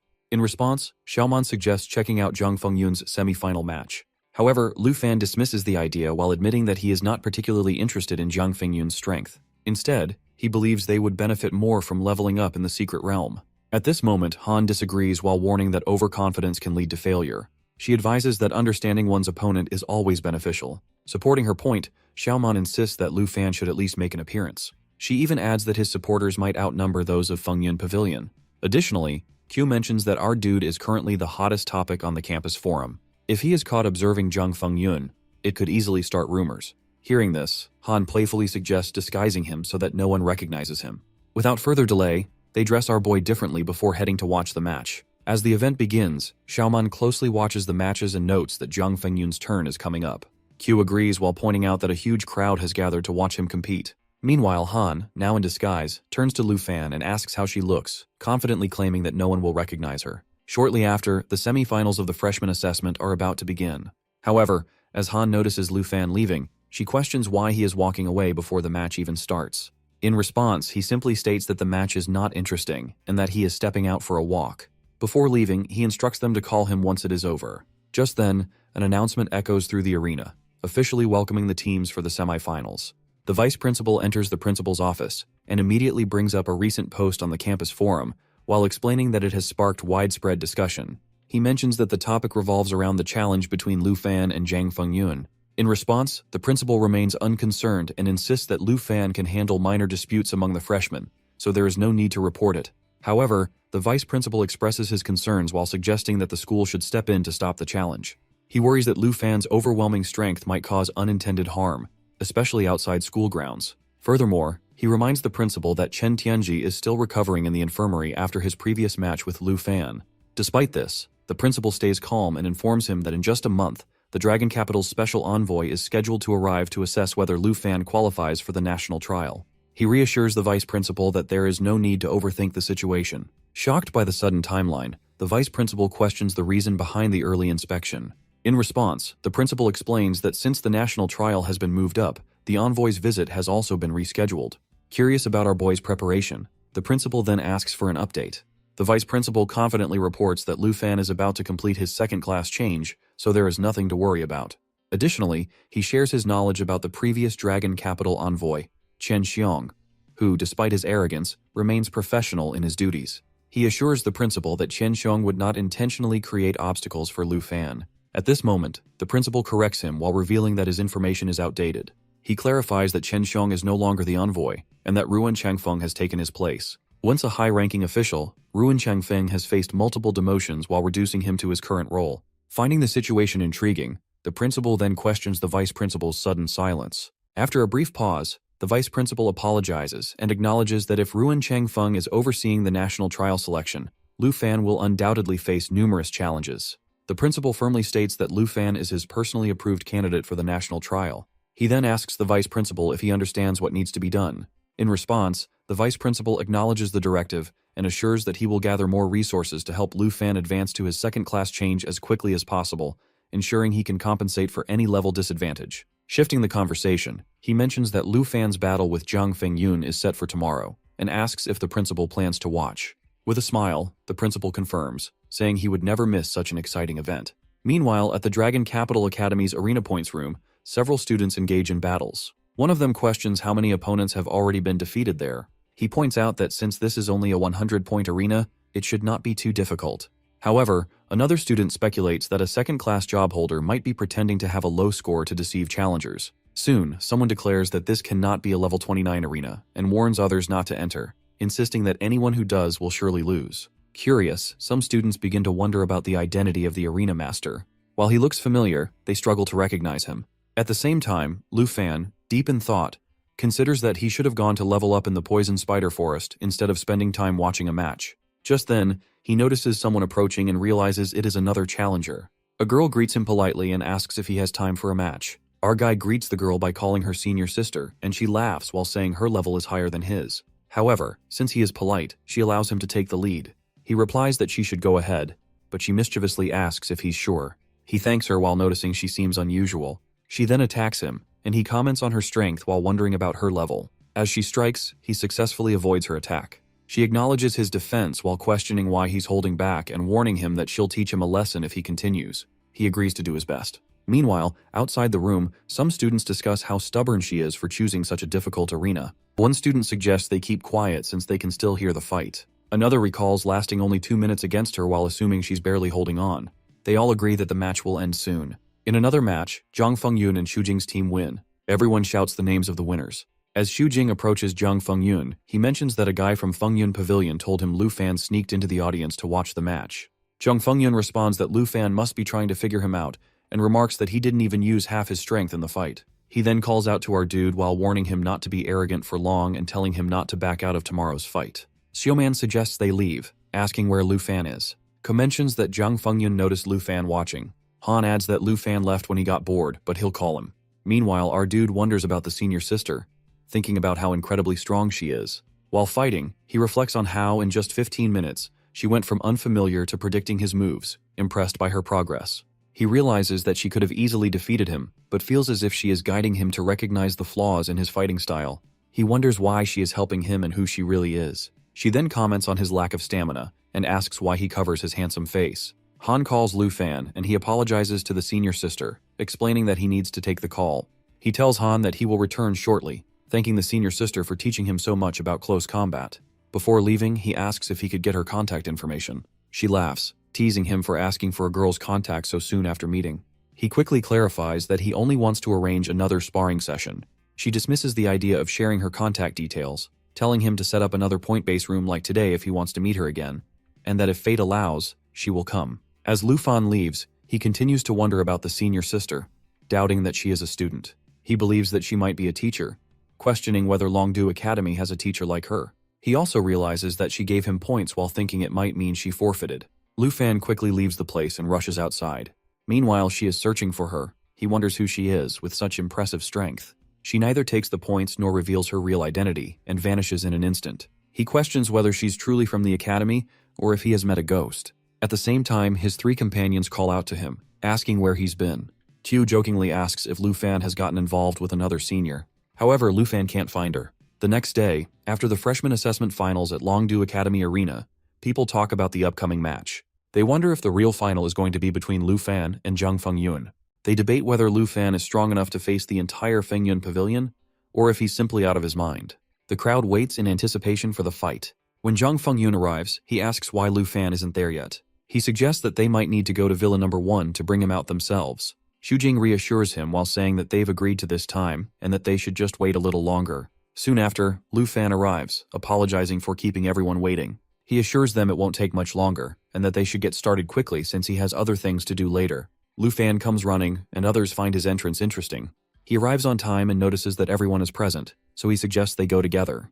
The guard of Zhang becomes frustrated and questions his behavior. Zhang, while noticing that Lu Fan does not take them seriously, decides not to prolong the matter. He places a bet of 7,000 points. Our boy initially forgets to bet but then decides to wager all 17,000 points he has. The crowd reacts with surprise while realizing the amount is significant and that many of them lack enough points. Zhang considers Lu Fan's move daring but sees an opportunity. Winning 17,000 points would be highly beneficial. He then decides to bet all the points of Fengyun Pavilion. Others begin to wonder whether they even have a total of 17,000 points. However, one of them dismisses the concern while reminding everyone that they are betting against him. Our guy signals for the match to begin. Recognizing the boldness of his challenge, his opponent knows that he must summon his dragon. He instructs the members of Fengyun Pavilion to prepare, and they quickly ready themselves for battle. Next moment, our dude is caught in a spellbinding lock which prevents his movement. Zhang's group immediately charges at him. However, Lu Fan easily breaks free from the binding while shocking everyone. Zhang, overwhelmed, falls to the ground. The crowd watches in amazement as Lu Fan throws him down with just his hands. They begin to wonder whether a Dragon Master possesses complete control over the spellbinding technique. Xu Jing applies spell stiffness while causing his target's body to stiffen and reducing movement. He then orders a ranged attack. Meanwhile, Lu Fan wonders if this is what the top of the entrance exam looks like. Standing on Zhang's head, he observes the situation. Zhang, confused, questions Xu Jing about his spell, finding it impossible that it had no effect. However, our dude explains that it is not his fault. Instead, the boost in his attributes from his dragon makes the spell ineffective. He also mentions that his high attributes prevent low-level spells from affecting him. Without hesitation, he presses his foot against Zhang's face.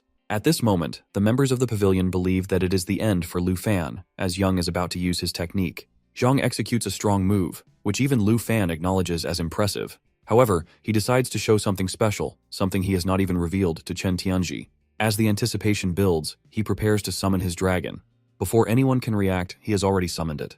A massive black dragon appears while leaving everyone in shock. The sight of the real dragon before them makes it difficult to breathe.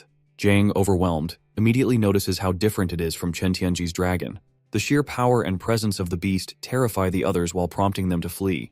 The dragon roars high in the air as Lu Fan prepares to launch a counterattack. The black dragon unleashes its dominant skills, applying fear, immobilization, and stun effects. Zhang, overwhelmed, begs for mercy, realizing there is no way to win. Escape seems nearly impossible, but Lu Fan chooses to spare him, declaring his victory. To confirm his status, he displays his Longdu Academy ID card and claims all the Fengyun Pavilion points. With the challenge completed, he instructs the dragon to leave, as he has something important to attend to. Later, in the Longdu Academy Arena Points room, Chu approaches him, mentioning that they would have supported him if they had not been in class. Concerned, he asks if Lu Fan was hurt. In response, Lu Fan assures him that he is completely fine and now possesses a massive number of points. Feeling satisfied, he decides to rest. However, before he can leave, he notices his senior approaching and is surprised to see her. She explains that she was free and decided to come. Curious, she asks if he had been waiting for her. He responds, admitting that spending time with others feels boring, but being with her is meaningful. She is equally surprised to see that his level has already surpassed 70. Meanwhile, our dude wonders whether she is truly his senior. Zhang lies on the ground, and upon seeing this, the vice principal realizes that Lu Fan certainly knows how to handle the situation. Meanwhile, on the other side, the senior girl questions whether he is trying to set her up. He denies it, while explaining that it is not a setup and that she cannot be a senior since her level must be above 70. Curious, she asks about his thoughts on her identity. He observes that based on her appearance, she seems like a senior, but considering her strength and level, she could also be a teacher. She tells him to regard her as a senior due to her appearance. Additionally, she finds it impressive that he has not concealed his face. However, she grows frustrated with his persistent attempts to extract information about her level. She warns him not to set a points limit, otherwise she will not return. He had been considering setting it at level 80 but realizes that it would not work. She then acknowledges that the combat techniques she demonstrated previously were used efficiently by him in his fight against Jiang. He suddenly realizes that she had been watching the match all along. She further comments on how quickly he summoned his dragon while shocking everyone, but what impressed her most was how swiftly he counterattacked and defeated his opponent. Feeling grateful for her guidance, he becomes eager to improve further. However, she suddenly strikes him while leaving him in shock. She remarks that while he has improved significantly, he still lacks humility. This misunderstanding upsets him, as he genuinely wants to learn from her. He also mentions that his senior is very kind and recalls how she previously gave him points while treating him like a younger brother. Seeking to improve his skills, he asks for her guidance. She finds it interesting that he is trying to build a connection with her. Amused, she instructs him to bring some food prepared by his sister. He briefly wonders if calling her aunt a sister would also be appropriate. She then acknowledges that since he has been waiting for her, he should now demonstrate his skills. Observing his movements, she notes that he has become significantly faster. She adds that if he manages to defeat her, she will reward him with a weapon, pointing out that his current one is not suitable for him. Curious, she asks if he also intends to use the principal staff. He responds by affirming that he understands the value of the black dragon sword he possesses. She then inquires about anything else he desires, to which he replies that he wants an enchantment level removal. Surprised, she questions whether he is aware of the cost of this skill. However, she quickly regrets bringing it up. In the evening, our boy lies down and tells his aunt that his body is aching, while his senior seems unaffected. Jian Ying, considering his description, suggests that she might not be a teacher since she has never seen her at Dragon Academy. Meanwhile, Qiu discovers that Lu Fan is leading the school forum. She informs him that Fengyun Pavilion has uploaded a video featuring him along with Xiao Ye. His aunt remarks that now the entire school knows about his victory. He wonders who recorded the fight. Jian Ying speculates that he will become a hero for Fengyun Pavilion's supporters, but he has already experienced this kind of attention before. Choosing to stay focused, he reminds them to concentrate on their goals. When asked about his own goal, he states that he aims to level up, as becoming stronger will help him connect with the seniors. They soon arrive in a secret realm, the poisonous mushroom forest. Xiao Ye executes a fang strike, and Lu Fan's level rises to 30. Excited, he prepares to open a treasure chest. His aunt and Chu celebrate his progress. Xiaoman advises him to head to the class change hall, and Jian Ying realizes that he is now eligible for a second-class transfer. Meeting all the necessary requirements, he advances to the second stage of his class change. Q urges Lu Fan to complete his second job transfer quickly. One of the onlookers notices him and wonders if he is the one who defeated Fengyun Pavilion and Chen Tianji. Excited to meet him, the crowd gathers, eagerly asking for his autograph. Xiaoman realizes that Jian Ying was right about his growing support from Fengyun Pavilion fans. To avoid the attention, his aunt decides to disguise him again in different attire so he won't be recognized. After 10 minutes, people are still searching for him, but they manage to escape successfully. Lu Fan hopes that he won't have to flee like this every time. Xiaoman wishes at that she is chased by numbers of guys like Lu Fan. Jianying informs Xiaoman that there is no historical record of a dragon tamer completing a second job transfer. If our boy succeeds, he will make history. As they approach the transfer hall, Xiaoman points out their arrival. After arriving at the gate of transfer hall, our dude confidently states that he fully understands the process of a dragon tamer's second job transfer. One of them informs our boy that the ceremony will be conducted alone, so they will wait for him outside. He then enters the Dragon City Academy transfer hall while presenting his academy identity card for verification. An announcement echoes through the hall while instructing him to proceed to the ceremony platform. As he steps forward, he realizes that this second job transfer is entirely different from the initial process. Faced with multiple branches to choose from, he becomes momentarily confused. As the ceremony platform activates, he notices that there is no recorded information about the dragon tamer profession. He considers that if someone chooses a well-known profession, it would typically be documented for future reference. However, as expected, no historical records exist for his specific job transfer. Finally, Dragon City Academy announces the successful transfer of Lu Fan. At that moment, he fully experiences the transformation taking place within him. At that, our guy discovers that 3 branches available for the second job transfer as a dragon tamer. The first is Dragon Priest, which focuses on dragon encouragement skills. The second is Dragon Spellcaster, a mage-based specialization where skills transform into dragon language spells. He speculates that if the Dragon Spellcaster is an advanced version of the dragon language mage, then the Flame Dragon Warrior must be an evolved form of the Dragon Blood Warrior, seemingly more focused on dragon claws. He realizes that these branches represent 3 distinct paths: the support path with dragon encouragement, the magic path with dragon language spells, and the enhancement path for dragon transformation. However, he soon notices a 4th option, which is Dragon Rider. This specialization enhances spiritual development in all directions, strengthening both the dragon and the wielder's abilities. Recognizing this as the perfect fit for his style, he confidently makes his final decision for his second job transfer profession. Meanwhile, outside the ceremony, people discuss the strong energy waves filling the area. Xiaoman begins to grow anxious while wondering why the ceremony is taking so long. Her nervousness increases with time, but Lu Fan's aunt reassures her while emphasizing the significance of this moment for him. However, she notices that Han appears even more anxious. Jianwing understands the aunt's concern while acknowledging that Lu Fan's rise to greatness hinges on this crucial decision. Q reminds everyone to have faith in him, adding that the 800-year decline of dragon professions is finally coming to an end. As the ceremony concludes, everyone eagerly asks our dude about his new profession. He assures them that everything went smoothly and promises to discuss it on their way back. He then reveals that his profession has changed from dragon tamer to dragon rider. Curious, they ask if this profession requires actual riding, to which he nods. He explains that another reason for choosing this path is that he has already received a dragon riding saddle. Once both of his dragons reach level 30, they will be able to use it effectively. He also wonders if this ability extends beyond just 2 dragons. Perhaps even a 3rd star dragon could be tamed. Hyo finds it fascinating that he will now be both a dragon tamer and a dragon knight, while his aunt feels it is somewhat unusual. She imagines him riding a dragon, but he quickly interrupts while telling them to stop picturing it. If he rides, he will be in full dragon form. At that moment, he notices his senior again. Xiaoman, realizing how beautiful she is, asks Lu Fan if this is the senior who trained him. Amused, the senior acknowledges that they already seem to know her. She then turns to his aunt and asks if she is the enchanted cook, to which his aunt nods. The senior then surprises everyone by stating that she has come to borrow Lu Fan. Shocked, they listen as she explains that she needs him to run errands in Dragon City. His aunt, while seeing how much he has already benefited from her, allows her to take him along without hesitation. The senior thanks her and takes Lu Fan with her, while his aunt invites them to join for dinner later. Lu Fan, however, feels overlooked because no one considered his opinion, as he had planned to tame the Star Dragon. But now, he has no choice but to follow his senior. She urges him to hurry, while reminding him that they are out of time. As they leave, Lu Fan checks his mobile absent-mindedly. The senior notices and asks him what's wrong. He then asks about their destination. Smiling, she reveals that she is taking him to buy a gift that is the enchantment level removal he had requested last time. Shocked, he can hardly believe what he just heard. They arrive at the Longdu auction house, where the senior informs our dude that the enchantment scroll he desires is now up for auction. They will need to bid for it. He recalls that the vice principal previously bid an astronomical amount for Dragon Cemetery, while leading him to assume that this auction will also demand a high price. He hesitates and suggests they forget about it, but the senior questions his lack of enthusiasm and assures him that she is extremely wealthy. Realizing he should be more cautious with his words around her, he promises to repay her quickly. Just then, The auctioneer welcomes everyone and begins the bidding for the rare enchantment scroll. The starting bid is 950 million dragon coins, quickly escalating to 1.25 billion, 1.4 billion, 1.85 billion, and finally 2.3 billion.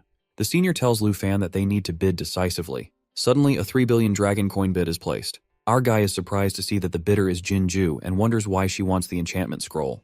The senior explains that Jinju is the princess of the Taiki kingdom, and she is determined to acquire everything that can increase her wealth. She then tells Lu Fan that they will need to outbid her with even more coins. At that, our boy asks how she knows about Jinju, to which she replies that she has many sources of information. She also mentions that she will be helping him today and is willing to go to any extent to obtain the rare scroll. She bids 4 billion coins on his behalf while making the princess furious. However, the princess's guard assures her that they have 5 billion dragon coins available for bidding. At that moment, the senior announces that she has changed her mind and will bid 5 billion coins. With this, Lu Fan successfully acquires the enchantment scroll. As people watch him, they are invited to move to the VIP room. Meanwhile, the princess, overwhelmed with anger, decides to leave the auction. Later, in the Tianhua auction house VIP lounge, the senior and our guy are present when a girl named Du Yakyu appears. She immediately recognizes who could afford to bid such a high amount. The senior apologizes for arriving without informing her. She then introduces Lu Fan while explaining that he is her junior, and that she has purchased the enchantment scroll as a reward for him. Du Yakyu introduces herself and offers Lu Fan the option of calling her Aunt Du or Sister Du. She informs him that she is the head of the auction house and that he is welcome to visit any time if he wants to buy rare items. He then formally introduces himself as Lu Fan. Du Yakyu explains that she and the senior are close relatives, as she is her sister-in-law and the auction house is run by her and her brother. Lu Fan realizes how generous the senior was during the auction and decides that he should not insist on repaying the amount. Lu Fan thinks that with this scroll, he can easily remove the level 60 requirement from the soul wings of the Dragon King. Then, Sister Du asks the senior if she has collected anything for the codex. The senior replies that she has nothing left, to which Sister Du thanks her. The senior then tells Lu Fan that he should focus on repaying the 5 billion and suggests they head back since the aunt is waiting for them. Curious, he asks about the codex they were discussing. She explains that the codex is the key to generating dragon coins needed to purchase rare items. It is called the Baibao Codex. Sister Du informs him that his current earnings are merely pocket money and that the most valuable treasures are extremely expensive. She further explains that rare treasures recorded in the codex are appraised, and the auction house estimates their price, while giving 3% of the estimated value to the owner in dragon coins. This makes it a highly profitable business. Realizing this, our boy thinks that if he wants to repay the 5 billion, he can earn 3% of the estimated price by recording rare equipment. He immediately starts estimating the value of the Dragon King's soul wings. Sister Du tells him that these wings are meant for level 60 and are considered a top-tier item. She also mentions that they can easily be sold for 2 billion coins. However, our guy realizes that he is still far from reaching 5 billion. He then tells Sister Du that he possesses something even more valuable than the soul wings. When she asks about it, he reveals a dragon egg. She is shocked to see it and quickly realizes that he must be the dragon tamer from the southern province. Our guy tells them that he has a total of 5 dragons. Sister Du realizes that if the soul wings were already highly valuable, then this dragon egg would be unprecedented. He asks if the dragon egg can be recorded in the codex. She explains that it cannot be recorded there, but can be entered into the treasure catalog instead. She also mentions that once it is added to the catalog, the auction house will gain worldwide recognition. The senior feels satisfied with her decision to support Lu Fan, while knowing that his popularity will only grow. Sister Du then offers him a deal that he can visit the auction house once a month and purchase anything he wants. Seeing no reason to refuse such an opportunity, he gladly accepts. She then asks him to proceed with recording the items in the catalog. Curious, Lu Fan asks when his privileges will begin. Sister Du informs him that they start immediately, from this month onward. Without hesitation, he selects the item he wants, worth 5 billion, and immediately returns the amount to the senior. He chooses the enchantment level removal as his free item for this month. In this way, all the money is returned to the senior, who is surprised at how quickly he repaid it without any interest. Our guy then decides to visit the auction house every month to acquire rare items. Meanwhile, the people in the auction house notice the catalog being updated. Lu Fan wonders whether his soul wings and dragon egg have already been listed in the catalog. The people notice a dragon egg listed in the catalog and wonder if it is the legendary dragon. They are shocked to see it, and excitement spreads quickly. Our dude realizes that Sister Du acted swiftly while adding the dragon egg to the treasure catalog without delay. Meanwhile, the senior notices the growing commotion and suggests they leave before they get stuck in the crowd. As the people rush anxiously to see the dragon egg, Lu Fan and the senior manage to slip away unnoticed. She remarks that her sister-in-law's advertising strategy was a success and considers asking her for more rare items in the future. Lu Fan thinks about negotiating with her while recognizing her as a highly successful businesswoman. The senior then calls for a car and instructs Lu Fan to get in. When he notices that it is a different vehicle from the one they arrived in, she explains that she returned the previous one to her sister-in-law and that this is her own custom vehicle. Our guy finds her generosity and kindness admirable. As she starts the bike, she tells him to hold on tightly. While he does, she comments that his endurance and agility have improved significantly. He realizes that she knows a lot about him, likely because of his second transformation. She then points out that he now has 3 available slots and questions why he has not yet hatched the dragon egg. When she confirms that this would be his 3rd dragon, she considers him incredibly fortunate, as dragons are extremely rare. Curious, he asks about her true identity, wondering why she always helps him. She reveals that he still has his first trial to complete, and that a special envoy from Longdu Academy will be assessing him. To pass, he must earn the envoy's approval. She also mentions that the envoy is above level 70 while making him a formidable opponent. Lu Fan perceives her presence as an advantage for the trial, but notes that if the envoy is with him, he will take care of him while ensuring his victory. She finds his confidence amusing. As it gets late, she accelerates the vehicle. However, he has taken her hand in his while he opens his soul wings as they soar through the night sky. Lu Fan asks if he needs to see her off, but she finds it unnecessary, so he heads back. She finds him obedient and thinks that if it were someone else, they would have accompanied her to the door. She then returns while humming a tune, only to realize that she left her motorcycle on the road. Meanwhile, at Longdu Academy's Villa No. 1, Lu Fan arrives, exhausted from flying, but he has gained more proficiency in using his soul wings. He asks the dragons if they are ready to summon the 3rd dragon. Without hesitation, he begins the summoning ritual and calls for the new dragon to emerge. The egg hatches, revealing the 3rd star dragon.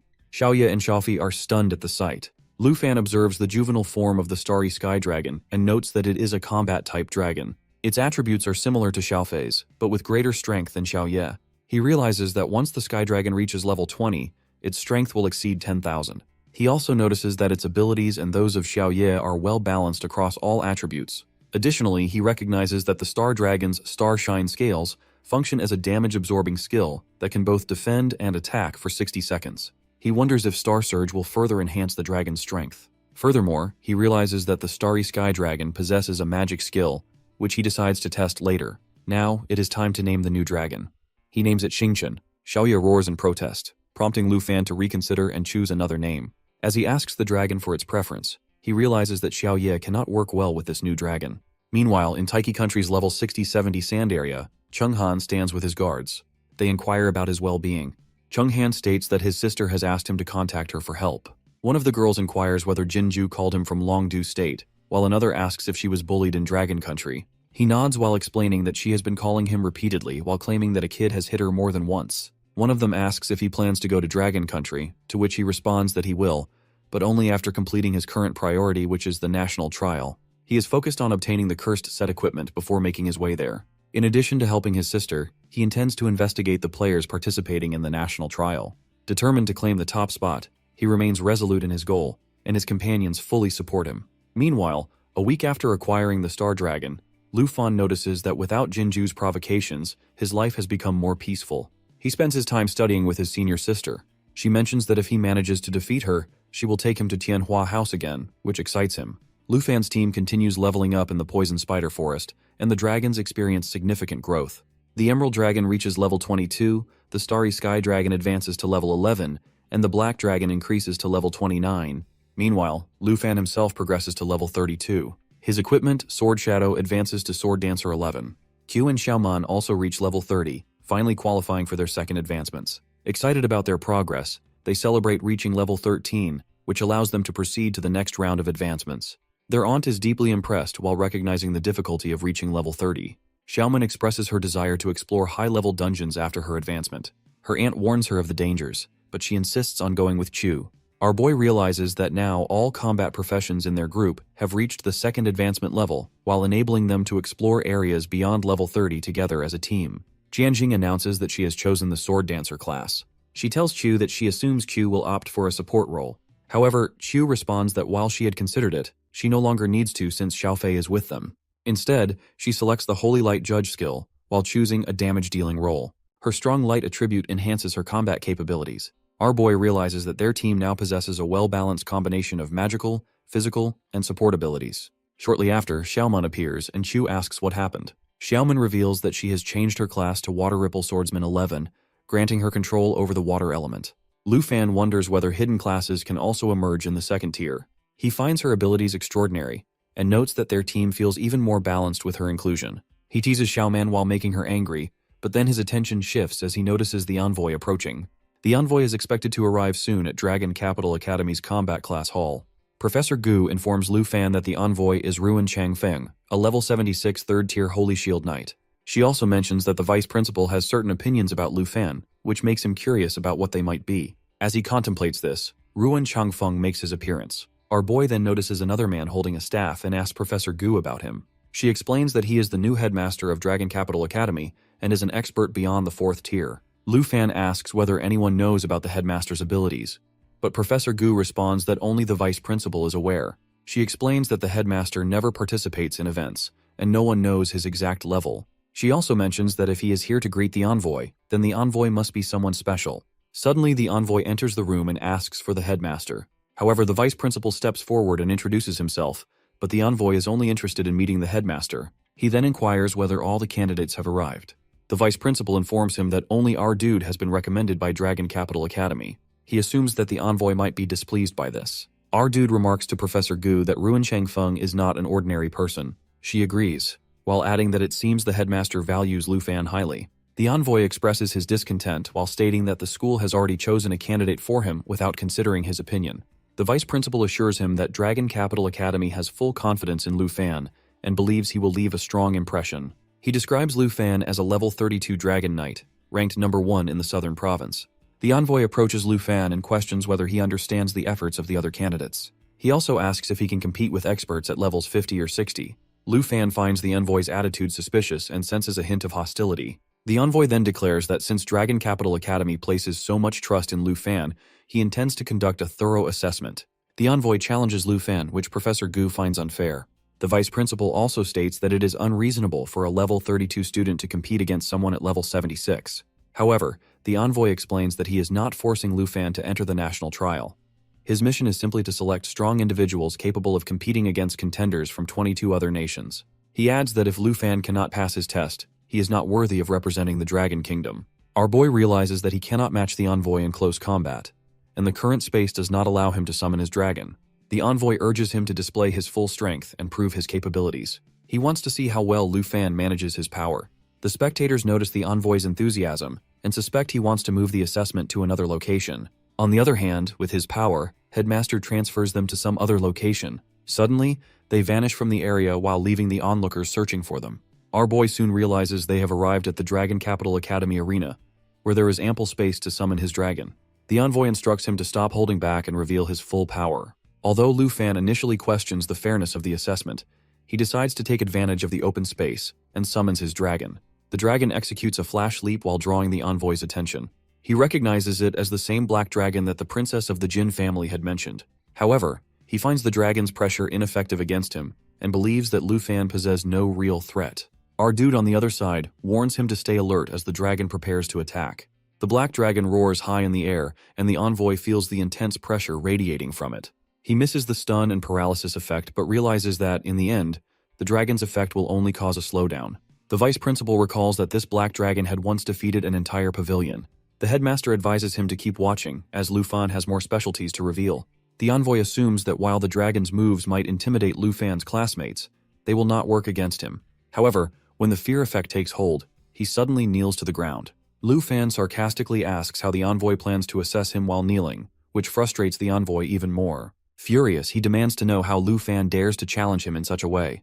Meanwhile, the vice principal observes 2 opposing portals and wonders what Lu Fan is summoning next. The envoy then notices 3 dragons before him while leaving him in shock. The vice principal is equally astonished to see that our boy has 3 dragons. He then commands Xiaofei to summon the twin Wyvern Kings, which are the Wyvern King's soul wings.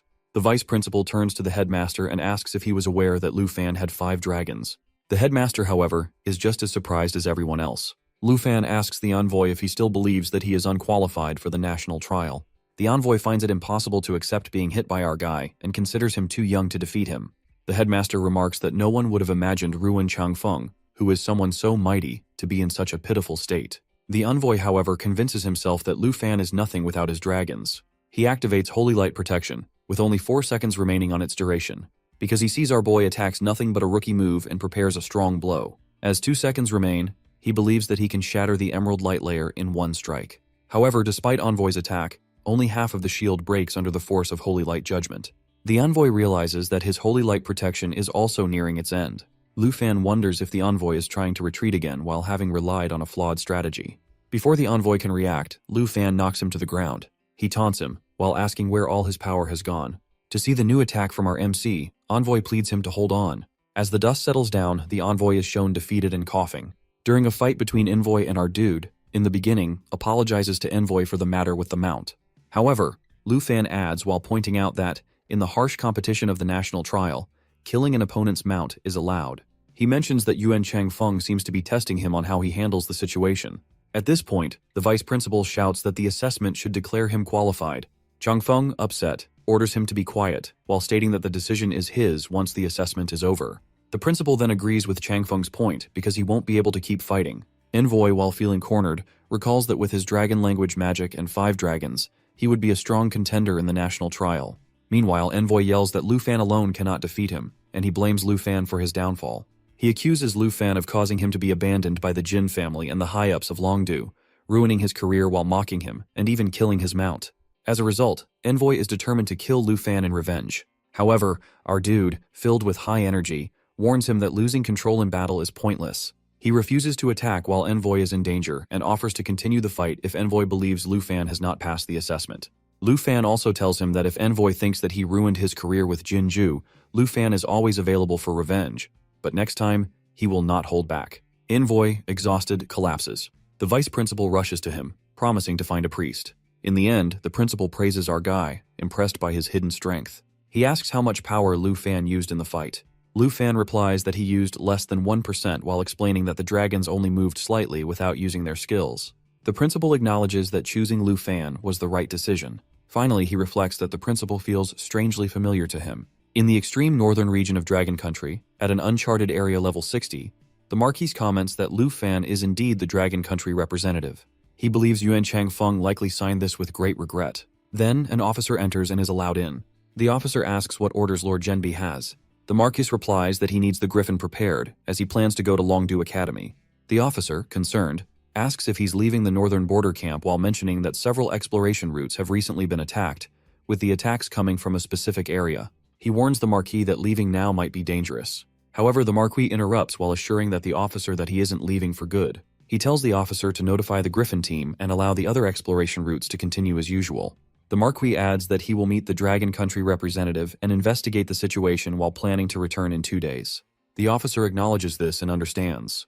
Meanwhile, on the other side, our boy looks at a map and mentions that the destination is over 1,000 kilometers away. He considers traveling there to search for treasure, thinking that with Yuan Changfeng's approval of the national trial qualification, there's not much to do lately. However, he realizes that the treasure is more than 3,000 kilometers away, and it's only a mid-level treasure map. Our boy tells him to forget it, while stating that he will contact him next time if needed.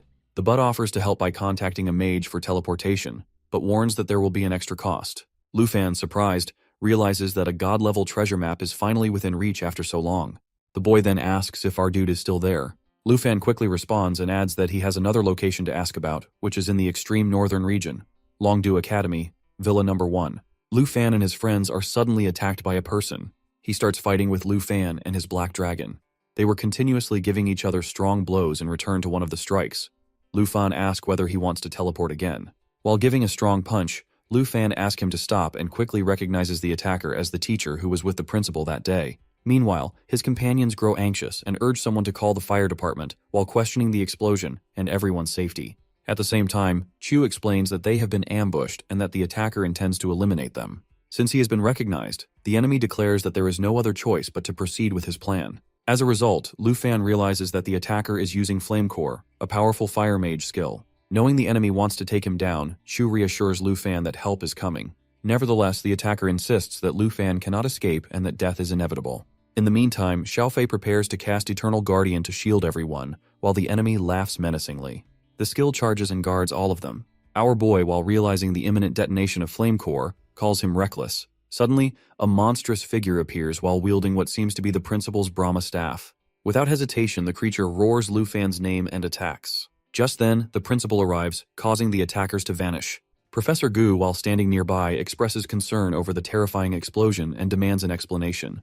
At the same time, students are instructed to return quickly and stay away from the firefighting efforts. Soon after, Han rushes to Lu Fan while admitting how terrified he was and asking if he is hurt. In response, Lu Fan reassures him that he is fine and tells his aunt not to worry. Likewise, Q, still in shock, asks if he recognizes the attacker. Lu Fan recalls seeing the mage during the envoy assessment while standing next to the principal.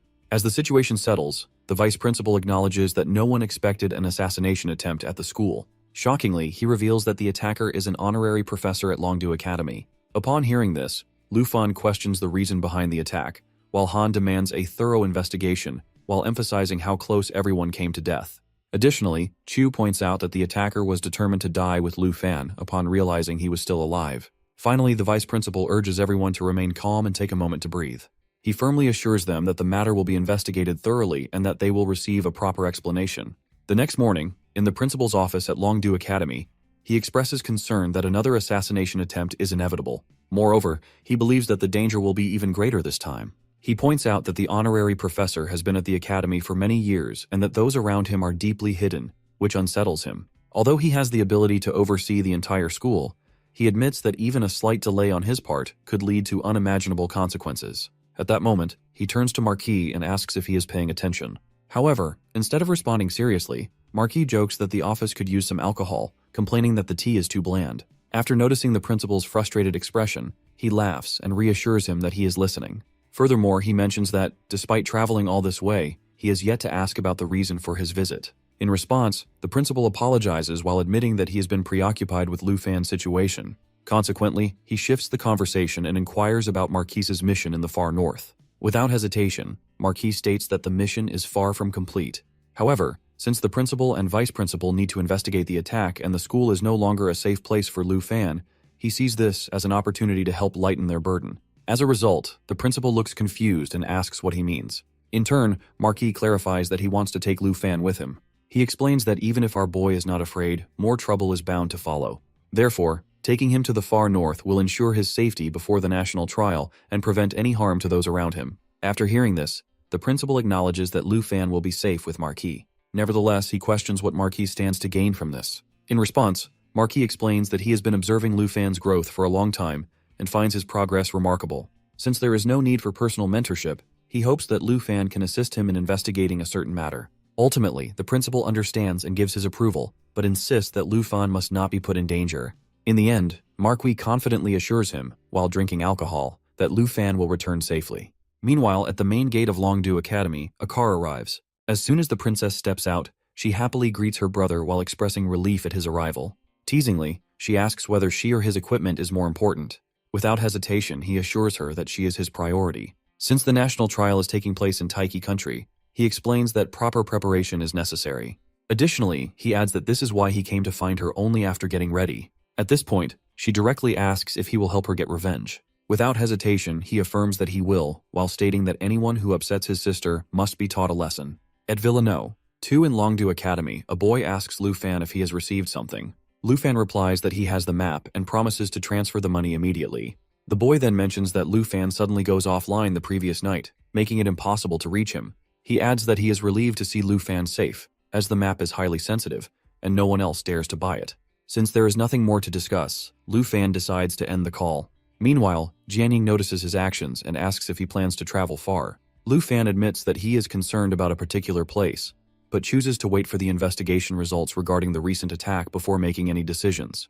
In response, she shares that she does not sleep well the night before and informs him that the others are still resting upstairs. She requests that if he decides to leave, he should inform everyone. Reassuring her, our boy promises that he will not leave without saying goodbye, and expresses his gratitude for her care. Just then, a knock sounds at the door. Assuming it is the vice principal, Jianying offers to open it. However, when Lu Fan answers, he realizes that the expected visitor is not there. Instead, a stranger stands before him. Curious, Lu Fan immediately questions the man's identity and asks about the investigation results. In response, the man explains that he is unaware of the outcome but urges our boy not to worry, assuring him that he is not a threat. At the same time, Lu Fan notices that the man is accompanied by two unconscious bodyguards. The man clarifies that their condition results from a misunderstanding and asks if Lu Fan has a way to treat them. He further explains that he only comes to find Lu Fan, but the bodyguards attack him without hesitation. Defending himself is his only choice. Observing the situation, Lu Fan quickly realizes that all the bodyguards arranged by the vice principal have been subdued. This makes him wonder whether the stranger is another attacker. Lu Fan asks the man about his identity. Before he gets an answer, Chu arrives and immediately greets the man, calling him Uncle Tu. Hearing this, Lu Fan, confused, repeats the name and wonders what is happening. However, as he processes the situation, he quickly realizes that the man is the teacher Uncle Chin once mentioned. Q confirms this and explains that he has always called him Uncle Tu since childhood. Then, turning to the man, Chu jokingly comments that his grip is a bit too strong. Laughing, Uncle Tu expresses his relief that Chu arrives in time. He points at Lu Fan and remarks that if Chu had been any later, Lu Fan would have ended up fighting him. In response, our boy apologizes while admitting that he mistakenly assumes the man is an attacker. He also takes the opportunity to thank him, explaining that he has wanted to express his gratitude in person for handling those behind Jinju. However, Uncle Tu dismisses the thanks while pointing out that although Ruan Changfeng is removed from his position, he still seeks revenge as an envoy. He emphasizes that Lu Fan is the one who truly resolves the matter and does not owe him any gratitude.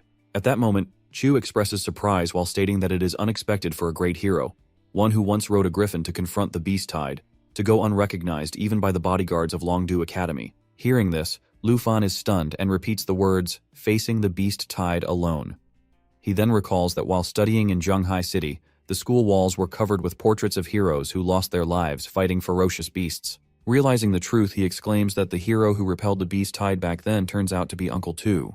Uncle Tu, however, laughs it off while calling it an old story. He then remarks that every era has its outstanding individuals and shifts the focus back to Lu Fan. He reveals that he comes specifically to find him, not for anything else but to take him to the extreme north for training. Surprised, Lu Fan questions the destination. Uncle Tu then explains that he has already discussed it with the principal. He assures Lu Fan that traveling to the extreme north will not only help him improve his abilities, but also prepare him for the national trials. Moreover, leaving the academy will keep him away from any further attacks. Hearing this, Chu expresses concern while reminding Uncle Tu that the extreme north is an uncharted territory.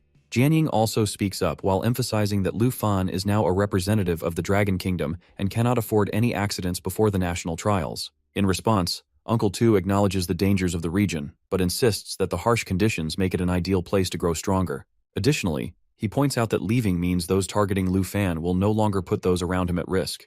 At that, our dude assumes that the man believes his divine treasure map is hidden in the extreme north, so he naturally wants to go. However, at the same time, he wonders whether his departure will truly keep everyone safe from further attacks. Sensing his hesitation, the man encourages him to be direct if he wishes to leave. Meanwhile, Jianying reminds him that they have already advanced to the second level. She reassures him that even if attacks continue, he does not need to worry, as she will continue to take care of everyone. Adding to this, Chu promises that they will protect Auntie no matter what. He urges Lu Fan not to be concerned about them. Feeling grateful, our guy thanks everyone and firmly states his decision to travel to the extreme north. Hearing this, the man laughs, expressing his satisfaction that his judgment about Lu Fan is correct. Without hesitation, he then instructs Chu to buy a few bottles of good wine, suggesting they have a farewell meal together. However, Chu reminds him that they can no longer drink the strong liquor he prefers. At that moment, Xianying mentions that she usually joins them for meals, but suddenly realizes she does not have the necessary ingredients at home. In response, Lu Fan offers to buy them, suggesting they all eat together once Auntie and Xiaoman wake up.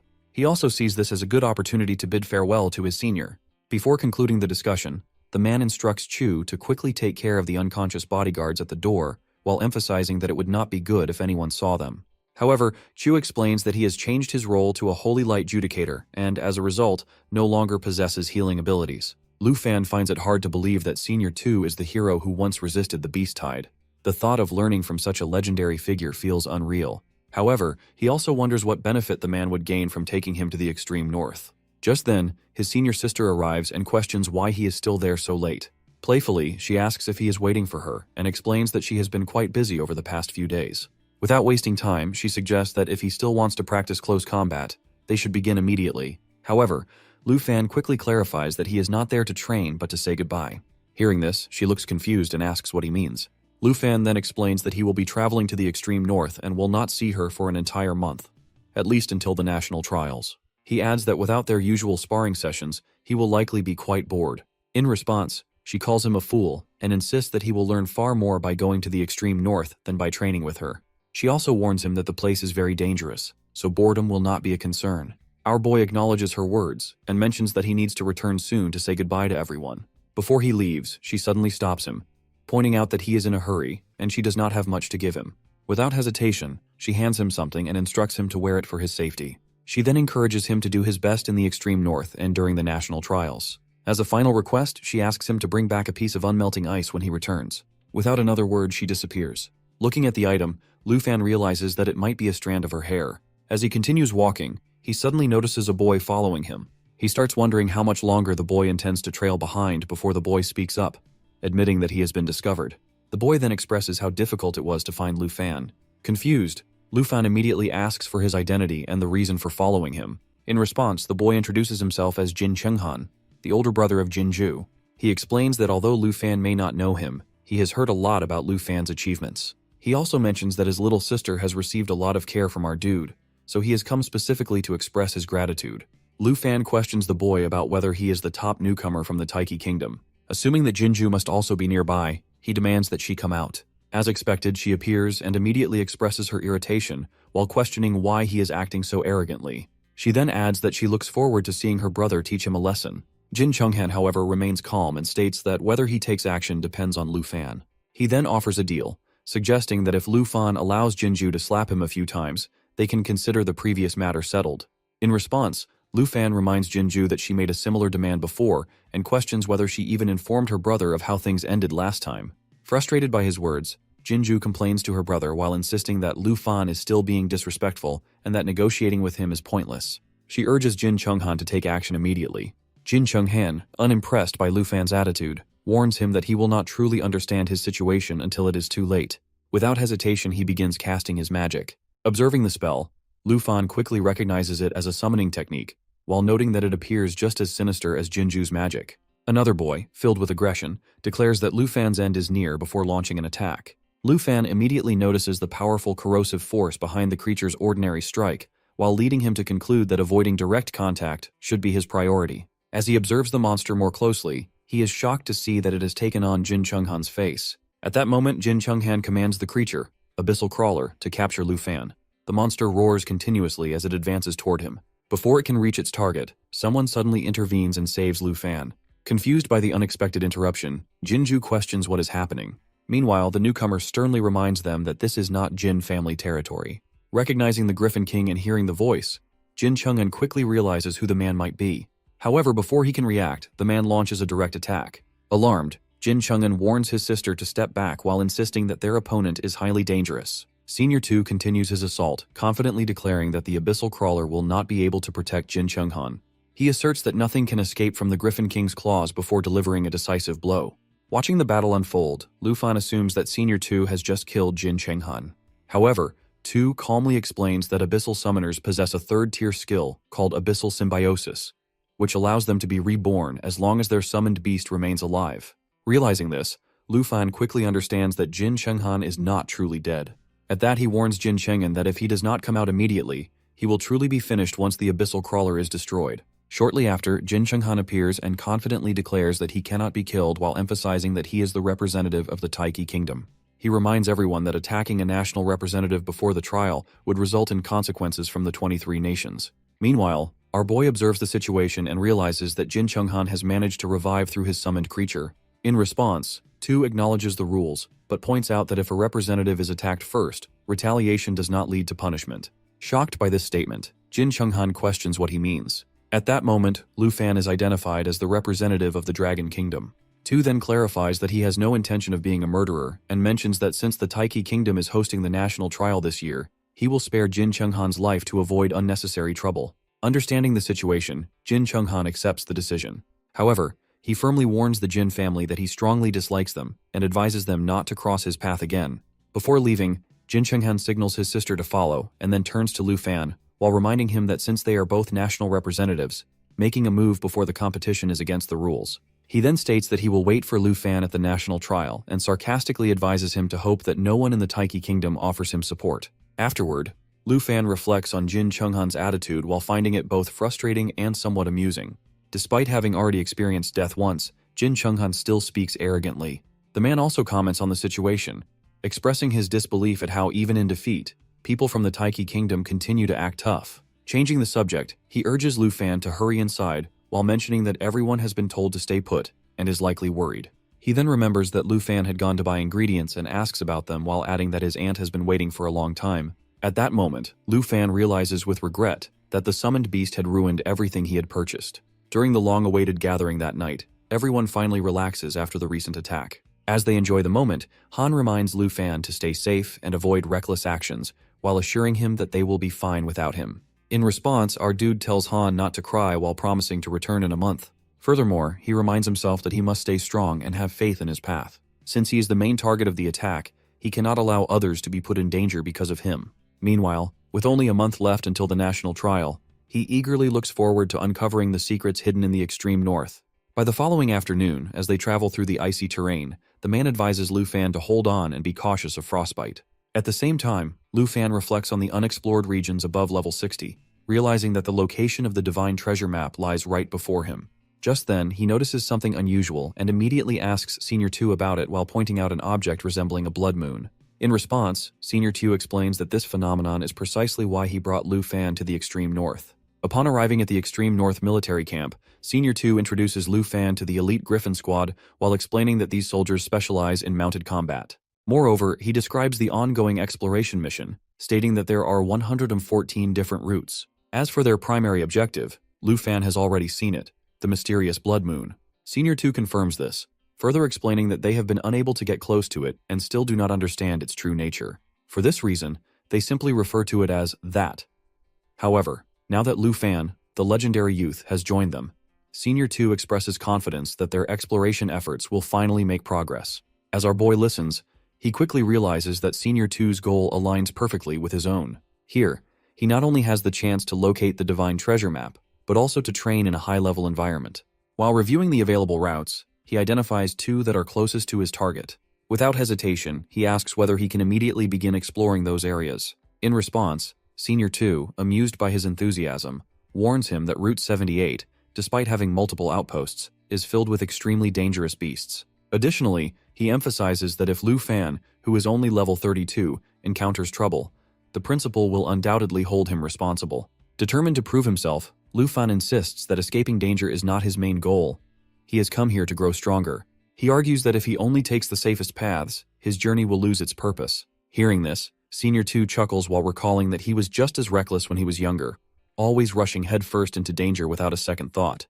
Before they continue, Senior 2 hands Lu Fan a special item. As soon as Lu Fan receives it, he realizes that it is a legendary quality offhand bow. Excitedly, he notes that he can now wield both the Ink Dragon Scale Sword and the Underworld Serpent's Bow at the same time. Moreover, he observes that the item not only boosts his attributes but also removes level restrictions. At that moment, he quickly understands that Senior 2 must have spent at least 800 million dragon coins on the enchantments, while making him even more grateful for this valuable opportunity ahead. The man urges our boy not to be overly polite and insists that he accept the item while explaining that these preparations are necessary if he plans to take Route 78. In response, Lu Fan expresses his gratitude to Senior 2 while assuring him that with this bow, he will be well prepared for both the exploration routes and the national trials. However, Senior 2 dismisses his words while calling him a little brat and telling him to stop speaking nonsense.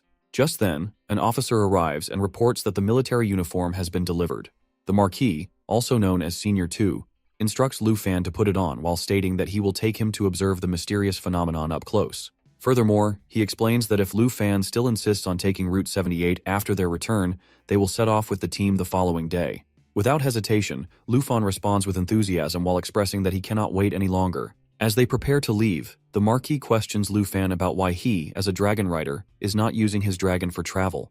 Lu Fan explains that his dragon's level is not high enough yet. However, he mentions that Xiao Ye has recently reached level 29 and will soon unlock the ability to be ridden. Upon hearing this, the Marquis laughs, teasing that once Lu Fan is able to ride, he might make an exception and recruit him into the Griffin squad. Just then, Lu Fan's dragon lets out a mighty roar while signaling its readiness for the challenges ahead. Lu Fan advises Senior 2 to be cautious, but the man dismisses his concern, stating that Lu Fan should worry about himself instead.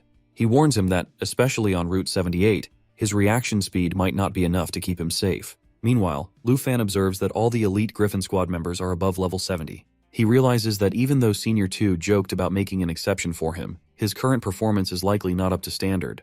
Understanding that this is not like school, he he knows he must take things more seriously. As they arrive at their destination, Senior 2 points it out, and Lu Fan is immediately taken aback. He describes it as a giant eye. Senior 2 confirms his observation and explains that it is actually an enormous, dead beast, though no one knows exactly what it is.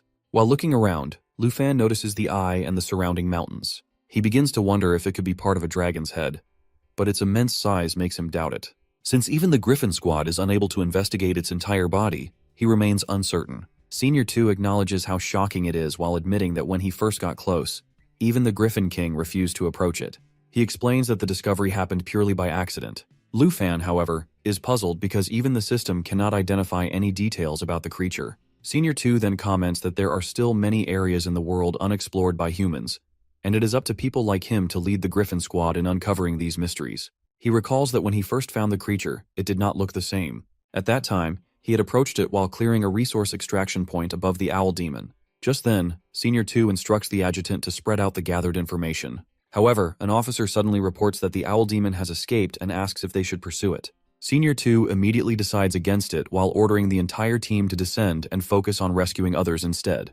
While they are making their rescue attempts, an officer suddenly exclaims in shock, pointing out that the massive eye has opened. Calling for caution, he warns the Lord of the Northern Town. Reflecting on the past year, Senior 2 reveals that despite the efforts of experts from various places, no one has been able to uncover anything about the mysterious creature. However, he is certain of one thing: it is still alive. He recalls the moment when it opened its eye right in front of him and questions whether peace can continue if it ever fully awakens. At that moment, Lu Fan notices a group flying over and assumes they are members of the Griffin Squad. However, Senior 2 corrects him while stating that while they once were, they no longer belong to the squad now. Lu Fan notices something unusual and immediately asks Senior 2 what exactly those things are.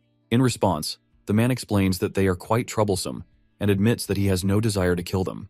Then the mount of Senior 2 applies an ice web that grabs the opponents. Our boy also give a strong strike towards the fallen corpse. Curious, our boy then inquires whether they were once his subordinates. However, instead of providing a direct answer, Senior 2 simply states that it is time to return. Without further discussion, they promptly head back to their base. The fallen corpse see while standing that they have gone back. The next morning, while on a call, Senior 2 confirms some important information with the person on the other end. Just then, an officer arrives and quickly reports that regardless of whether the concern is about the fallen corpses or the colossal creature, he intends to head to the front lines. Acknowledging his words, Senior 2 instructs him to call in the others. Shortly after, a group of officers enters, and one of them salutes before formally reporting that all members of the 78th Squad are present. During a rare break, one of the boys curiously asks what orders Lord Genbei has for them.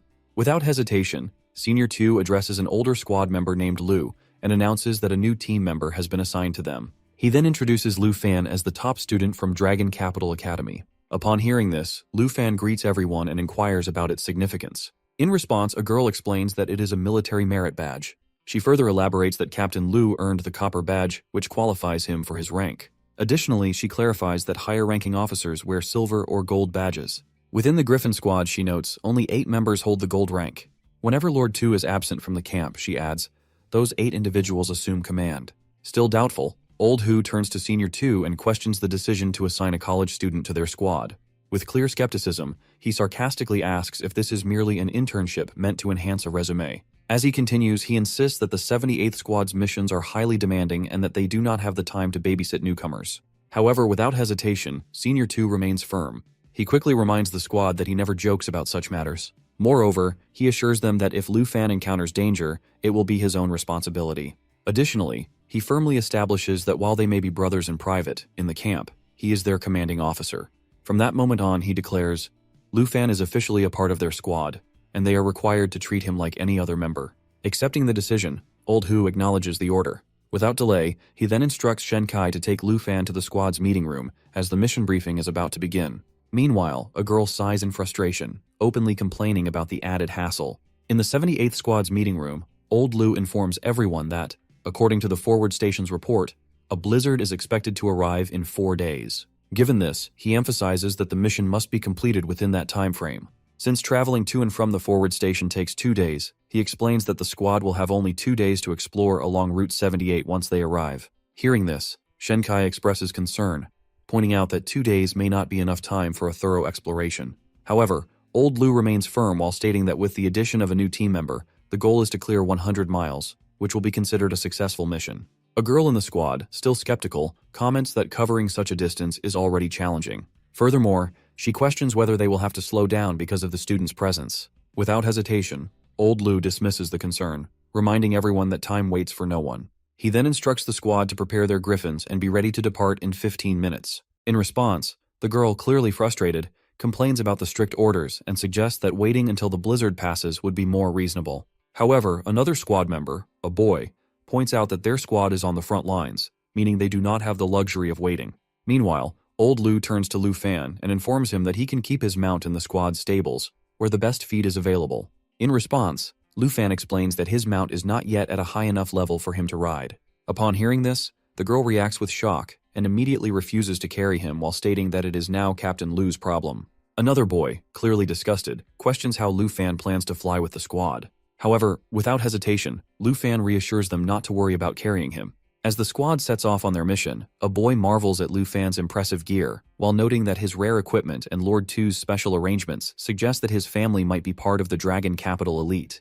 Turning to a girl, he points out that her giant eagle mount is accompanied by 2 baby eagles and asks if they are being used as scouts. However, she dismisses his question while reminding him that it is not the right time for chatting. Instead, she warns everyone that they are about to enter the cloud cluster. At that moment, Old Lu issues a cautionary command, informing the squad that visibility within the cloud cluster is extremely low. He instructs everyone to stay alert. Meanwhile, the boy, concerned for Lu Fan's safety, advises him to stay close and avoid getting separated. In response, Lu Fan acknowledges the warning and assures him that he understands. But then he loses control and realizes that he has lost the sight of Chang and Captain Lu. He then finds a sky predator lion. The corrupted sky predator lion appears, and Lu Fan realizes that the blood moon does not only affect humans. He also notices that these corrupted creatures are different from normal monsters. Shen arrives on an escort hawk while instructing it not to let the sky predator lion win, as she has already lost 1 eagle. Chang, while riding his falcon, tells it to stay strong, as the skies are filled with elite monsters. He assures Lu Fan that he will protect him while believing it is easy for him to handle these creatures. Chang insists that he will shield Lu Fan from the monsters, but Lu Fan is eager to fight as well. Shen reminds him to follow the team plan, and Chang prepares to engage the sky predator lion. He also mentions that despite relying on Captain Lu for so long, they have yet to receive any badges. Suddenly, a powerful sound echoes through the air. Lu Fan quickly realizes that it is not coming from the sky predator lion.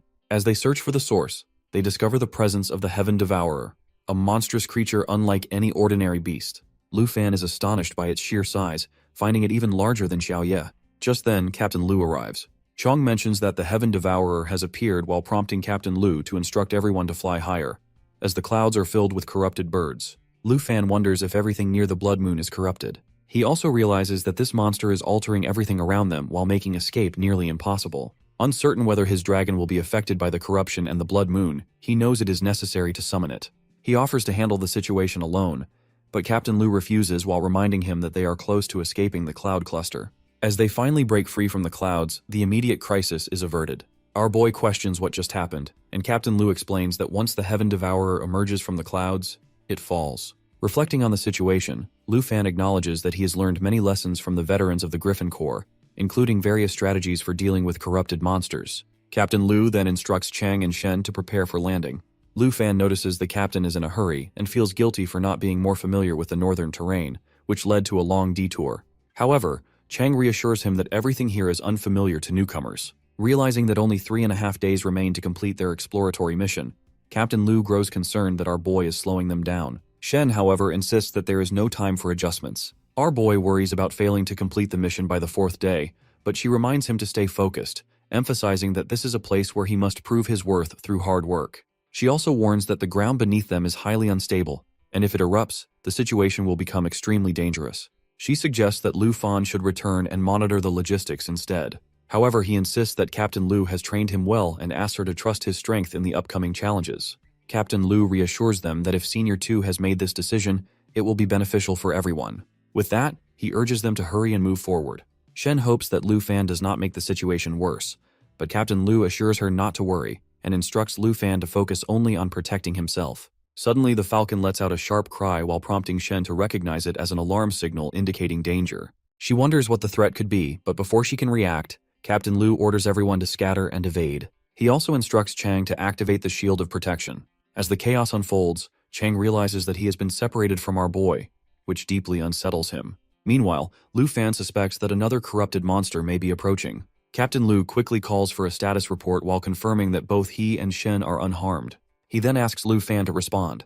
However, at that moment, Lu Fan finds himself completely surrounded by level 80 elite monsters. Captain Lu calls out to Lu Fan again, but Shen urges him to lower his voice while warning that loud noises could attract more monsters.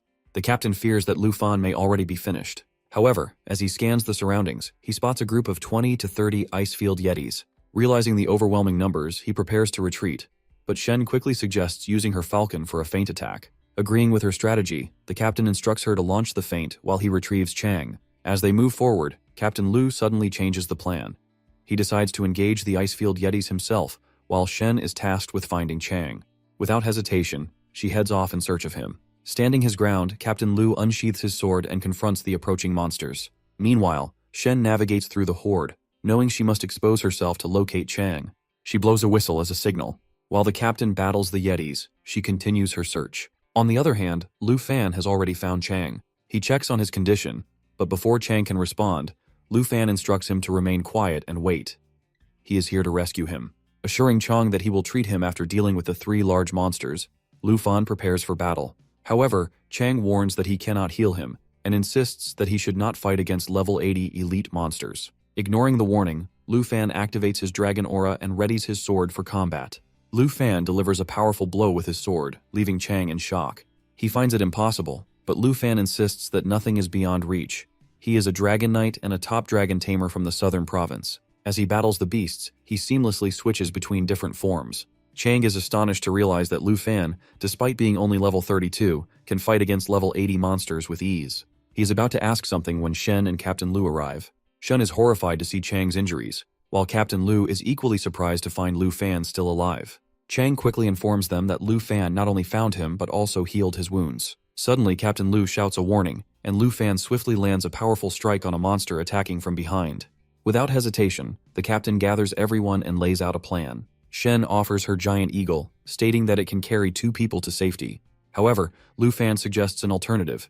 If they manage to eliminate all the icefield yetis, the problem will be solved. Shen initially thinks he is joking, but he is completely serious. He insists on healing everyone before continuing the fight. Shen urges him to stop worrying about others and focus on himself. But Lu Fan argues that time is running out and prioritizes evacuating the wounded first. Captain Lu watches as Lu Fan insists on retreating with the wounded from the kingdom, then hands him a bow. He recalls that Senior 2 always used a bow to strike precisely at the head of the Southern Kingdom's enemies. Sheen begins to wonder if Senior 2 has entrusted Lu Fan with a special weapon. Lu Fan reassures them not to worry and urges them to escape while he handles the Icefield Yetis alone.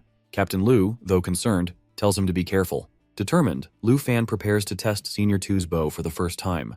Meanwhile, Shen reflects on Lu Fan's insistence on evacuating everyone, while realizing that he is not just an ordinary warrior. Chang, now fully aware of Lu Fan's strength, acknowledges that he is an exceptional dragon knight. He tells Shen that Lu Fan is a dragon tamer from the southern province, while reinforcing the growing admiration for his remarkable abilities. The Yeti hurls ice blocks toward our boy, attempting to freeze him, but he manages to break them. Surprised by their persistence, he unleashes the arrow of the Dark Serpent. Calling Xiaoye and Xingchen, he directs their attention to the fallen corpses. As the Yeti's health declines, they grow more ferocious. Lu Fan signals Xingchen to prepare his skills and initiates Shattered Star. However, he abruptly halts him while deciding to detonate the stars himself. Using the serpent arrow, he shatters them while causing massive destruction. The force sends everyone flying through the air before a falcon swoops in and carries off Captain Lu. Meanwhile, Chang struggles with his wounds, the pain intensifying. The captain wonders if Lu Fan's power is tied to a dragon's potential. Acknowledging Xingchen's efforts, he tells him to rest while instructing Xiaoye to continue working. He instructs her to check the fallen corpses and, if none remain, to proceed with the squad. Just then, he notices Captain Lu returning. Curious about his reappearance, he questions him, and the captain inquires whether the explosion was his doing. He also asks about the figure standing behind him while prompting the dragon to roar. Lu Fan quickly calms her while assuring that they are his companions. He then commands her to shift into the Black Dragon devastating dragon form. Sensing her unease, he advises her to clear the area if she is not feeling well. She applies the Cataclysm technique, swiftly eliminating all threats. Chang and Shen are astonished, while realizing that he is a dragon tamer from the South Province. The captain, equally intrigued, questions whether the dragon is his pet. Lu Fan confirms while identifying her as his black dragon. The captain then mentions that Senior 2 has often spoken about a dragon tamer. finally understanding that Lu Fan is the legendary pet dragon tamer, regarded as the best in Senior 2's eyes. Shen admits to knowing little about him, but acknowledges his value to their team. However, Lu Fan humbly responds while explaining that his lack of knowledge about the area has only caused them trouble. He finds it exhausting that they constantly need to guide him. However, Captain Lu reassures him while acknowledging that he is the most responsible warrior he has ever trained. Expressing gratitude, he thanks him for saving them. Shen, while realizing her mistake, admits to underestimating his abilities and failing to recognize his true power. Chang, impressed by his strength, states that they will now rely on him more. Appreciating their trust, he thanks them for understanding. Meanwhile, the Black Dragon reaches the 30th level, unlocking a new perception skill. The Falcon, while observing the transformation, questions what is happening to Lu Fan's pet dragon. He quickly realizes that the dragon's level is increasing as expected, with all its attributes significantly enhanced. Feeling more confident, he sees no difficulty in handling high-level challenges. Chang, while noticing the dragon's growth, asks if he can now ride it. Confirming, Lu Fan acknowledges that he has indeed become a full-fledged dragon rider. The dragon roars in the air as Lu Fan's companions urge him to observe his dragon pet, noting the intense flames. Our boy also wonders about the state of the Black Dragon, as it begins shifting into its world destroyer form. He then informs them that Xiaoye has undergone evolution to the 2nd tier, which makes this form significantly more powerful. Now the dragon is fully grown. His companions are amazed by its transformation, finding it incredibly cool. Old Lu also praises the dragon's fire form while describing it as impressive, though he finds its rapid growth astonishing. However, he suggests that Lu Fan should have a special saddle for better control. Lu Fan replies that he already has his own saddle, which he believes is sufficient. Captain Lu then mentions that he possesses a military-grade saddle that can boost attributes by 10%, while making it a rare and valuable item. Shen adds that this equipment is specifically designed for dragon-type mounts, further increasing attributes by another 10%. Hearing this, Lu Fan calculates that all his attributes will stack up to 100%. His companions are shocked to learn that his equipment is highly specialized while providing him with additional advantages in battle. Impressed by Lu Fan's preparations, Captain Lu challenges him to display his saddle's capabilities. However, he internally doubts that Lu Fan's saddle could match the effectiveness of his military-grade one while considering it inferior. At that moment, he feels a sense of embarrassment, realizing he may have underestimated Lu Fan's resources. At first, they think our dude is exaggerating, but soon they realize he is truly exceptional. One of them wishes for a saddle like his, but Captain Lu reminds her that it is specifically designed for dragons and questions whether her falcon has dragon blood. At that, our guy expresses gratitude to his dragon for always standing by his side, determined that from now on, they will face any danger together. While Captain Lu is speaking with Shen, another member of the group suddenly calls their attention to Lu Fan while declaring that he is becoming the first true dragon rider. As he equips the dragon saddle, Lu Fan feels an immense surge of power coursing through his body, while making him capable of taking down even massive beasts. He wonders whether the saddle is granting him the power of the dragons. Now at rider level 32, Lu Fan stands as the first true dragon rider in history. Captain Lu acknowledges his extraordinary abilities. One of his companions remarks that he had already recognized Lu Fan's power when he saved him, but now he appears even more formidable. He recalls his own experience, fighting elite-class warriors at the Dragon Capital Academy before joining the Griffin Corps after 10 years. But he realizes that Lu Fan is far more skilled and powerful. As Lu Fan begins riding his dragon, it soars high into the sky while letting out a mighty roar. Suddenly something strange occurs.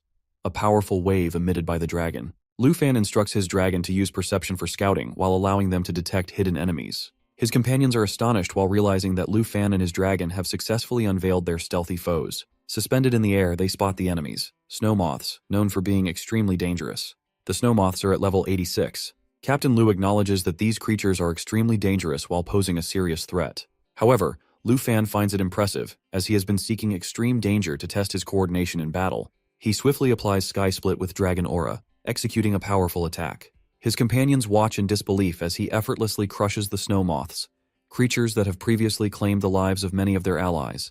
They ask Captain Lu if they should still be concerned about the threat. Observing Lu Fan's long-range coordination skills, they begin to realize how valuable his abilities are. Lu Fan warns everyone to stay vigilant, assuring them that with his dragon's perception, the snow moths can no longer hide. Old Lu expresses gratitude while acknowledging Lu Fan's incredible skill in eliminating the creatures. While the others feel relieved, Shen reminds them not to become overly dependent on Lu Fan and to strengthen their own abilities. Lu Fan then informs the captain that he has now mastered coordination techniques with his dragon, while allowing him to take on the exploitation mission with confidence. Captain Lu assures him of his trust, but points to the starless night sky, noting the appearance of a blizzard from the north that could strike by tomorrow. He emphasizes the danger while explaining that if the storm arrives earlier than expected, they will have no time to retreat to camp. Recognizing the risk, they all agree that the situation is perilous. However, Lu Fan reassures them while stating that the high-threat snow moths are no longer a concern. He also notes that facing both the beasts and the blizzard will be an opportunity for him to earn military merit. Despite his determination, he assures them that he will not endanger anyone's life, as he is confident in his ability to complete the mission. Captain Lu, while trusting his capabilities, accepts his request and reassures the group that with Lu Fan leading, they have nothing to fear. In the extreme north region, line 78, Lu Fan fights against snow moths in the midst of a blizzard. During the battle, he discovers an unmelting ice dropped by the creatures, an item highly sought after by the senior. Recognizing its value as a high-quality ice crystal, he ensures the safety of his companions in the harsh environment. Captain Lu instructs Lu Fan to continue fighting and complete the mission, though the cold is making them all shiver. Lu Fan, while feeling numb after battling the snow moths, presses on. One of his companions questions whether he truly intends to take down level 85 monsters while still at level 32. He remarks that if Lu Fan possesses such strength, he will undoubtedly earn the gold badge by defeating the blizzard. Shen suggests that they should have called Senior Tu to assist in handling the situation. Captain Lu then informs our dude that they have successfully advanced 100 miles, but their supplies are running low, so they should return to the barracks. His companions agree while expressing their exhaustion from the cold and their need for rest. Lu Fan also decides to head back, as Xiao Ye is in need of food and rest. Captain Lu instructs Shen to set a landmark signal in preparation for their return to camp. She complies and activates the signal. Lu Fan, curious, asks what she is holding. Captain Lu explains that it is a landmark signal gun, used to mark their current location so that when the weather clears, the construction team can find them and set up a resting area. They then realize that the Griffin must have already returned to the camp on its own. The next day, at the extreme north region barracks, Captain Lu instructs everyone to disperse while he reports to Senior Tu. However, Lu Fan stops Shen and asks if there is anyone who can help process the unmelting ice. Surprised by the question, she informs him that old Ju, the blacksmith at the supply office, can assist him. Curious, she asks if he plans to give it to his girlfriend, but he clarifies that she is only a friend.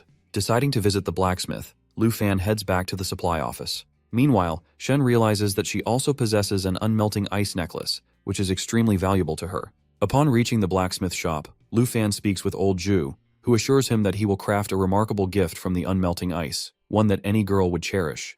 Grateful for his help, Lu Fan thanks him. Suddenly, Senior Tu appears while searching for Lu Fan. He informs him that Captain Lu has spoken highly of his actions while praising him for saving everyone during the first mission and successfully leading them through the Blizzard mission. Acknowledging his strength and exceptional performance, Senior Tu rewards him with a copper badge. Lu Fan expresses his gratitude as he receives the Griffin Copper Military Merit Medal. He soon realizes that this badge grants him a rank equivalent to that of a captain.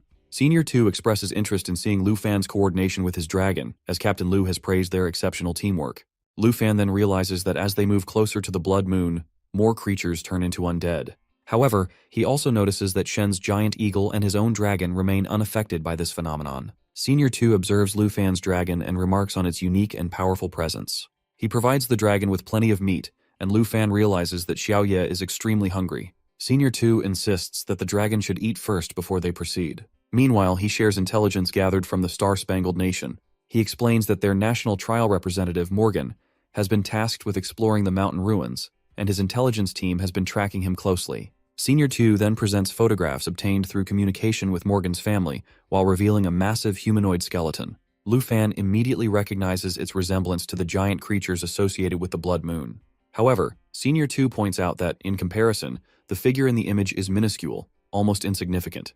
He then leads Lu Fan to another room and plays a video sent by his intelligence team. The footage features the Morgan family and the sacred mountain ruins, which, according to Senior Tu, could hold the key to uncovering a significant secret. Senior Tu shows him a video in which his intelligence personnel arrive at a location and encounter a creature resembling a six-winged angel. They send a team while including an expert from the fourth transformation to explore a temple. As they proceed, a strange sound echoes, and a woman identifies it as a holy mountain puppet. The golden light emanating from the temple alters the nearby creatures while mutating them into stronger beasts. Suddenly, a man notices someone approaching. The woman assumes it is the expert from their team returning, but he quickly realizes something is wrong due to the figure's wings. Panicked, he urges her to run, realizing that their teammate has transformed into a holy mountain thrall. The video ends, and Senior Tu explains that his professional team managed to escape while allowing them to obtain this footage. At that, our dude contemplates the nature of this creature while prompting Senior Tu to clarify that it is far more dangerous than the holy mountain puppet. He further explains that both the puppets and the mountain thralls have mutated due to the temple's influence and the presence of giant skeletons. Lu Fan compares this phenomenon to the fallen corpses affected by the blood moon, which alters everything around them. Senior 2 confirms his suspicion while adding that the video has already been shared with the top scholars of Dragon City. He then speculates that other mysterious creatures might exist while remaining untraceable due to their ancient origins. Now, they are referred to as ancient gods. Lu Fan wonders about their origins and abilities, recognizing that little is known about them. The name itself suggests something extraordinary. Senior 2 acknowledges the mystery surrounding these beings while suggesting that history itself is beginning to unfold. He explains that creatures transformed by the holy mountains included mountain puppets and mountain thralls, while those affected by the blood moon become puppet fallen corpses and thrall fallen corpses. He advises Lu Fan to remain cautious, along with Captain Lu. Curious about the aftermath of the thrall attack, Lu Fan inquires further. Senior 2 reveals that Charles Morgan killed members of the Morgan family while sparing only one person. When Lu Fan questions whether Charles participated in the Star-Spangled Nation, Senior 2 explains that his informants witnessed Charles encountering the thrall in front of the temple. Strangely, the thrall spared Charles and even granted him the essence of the Holy Mountain. Lu Fan, puzzled by this, listens as Senior 2 explains that Charles accepted the essence, which allowed him to change his hidden profession to a holy priest. With no previous records of this profession, informants are actively searching for more information. Senior 2 warns him to be careful during the national trial, as Charles has now acquired the power of the ancient gods. However, our boy remains confident while believing in his own strength to face even the toughest opponents. 2 days later, at the military supply blacksmith shop, the blacksmith presents Lu Fan with a necklace crafted from ice. He estimates its price to be at least 10,000 dragon coins, impressing Lu Fan with his craftsmanship. Satisfied, he offers the blacksmith a bottle of liquor as a token of appreciation. Master Ju initially refuses but then realizes that Lu Fan knows exactly what he likes. Suddenly, Shen arrives while urging Lu Fan to leave, as a new exploratory mission awaits them. Master Ju encourages him to go and assures him of any future assistance. Meanwhile, Chang notices Lu Fan's copper badge and feels surprised while realizing that despite fighting for a long time, he has yet to earn a single badge. The next morning, the team prepares to embark on their mission while having packed enough supplies for 15 days. As they begin, Lu Fan finds it odd that the signal pole is missing. Shen quickly points it out, but something about the situation feels strange. A sense of unease settles over them, and Lu Fan suspects that danger lurks nearby. Just as Chang suggests starting the mission, Lu Fan stops him while warning that it could be an ambush. He quickly realizes they are surrounded by monsters. Observing their behavior, he deduces that the creatures watching them without attacking are likely puppet fallen corpses. He also suspects the presence of thrall fallen corpses while controlling them from the shadows. Captain confirms the theory, explaining that thrall fallen corpses serve the ancient gods. He then inquires about another presence nearby while revealing Li Luo. Acknowledging his arrival, Lu Fan remarks to Shen that it has been a long time since they last met. At that, our dude asks the captain if he knows Li Luo. The captain explains that Li Luo is a silver officer of the Griffin Regiment and Shen's fiancé. He also reveals that Li Luo was the one who brought her into the regiment. However, after their engagement, he disappeared during a mission, and no one expected him to return, especially not as a fallen corpse thrall. At that moment, Shen appears happy to see him. She expresses how much she has missed him and urges him to return with her. He admits that he has missed her as well, but insists that she should now stay with him. However, she is shocked when he begins forcing her to remain and serve the god. She finds his behavior unsettling as he urges her to obey, while promising to grant her the powerful essence of God in return. Chang warns her not to listen, but fear grips her as Li Luo continues pressuring her while insisting that disobedience will have serious consequences. Lu Fan intervenes, saving her from him.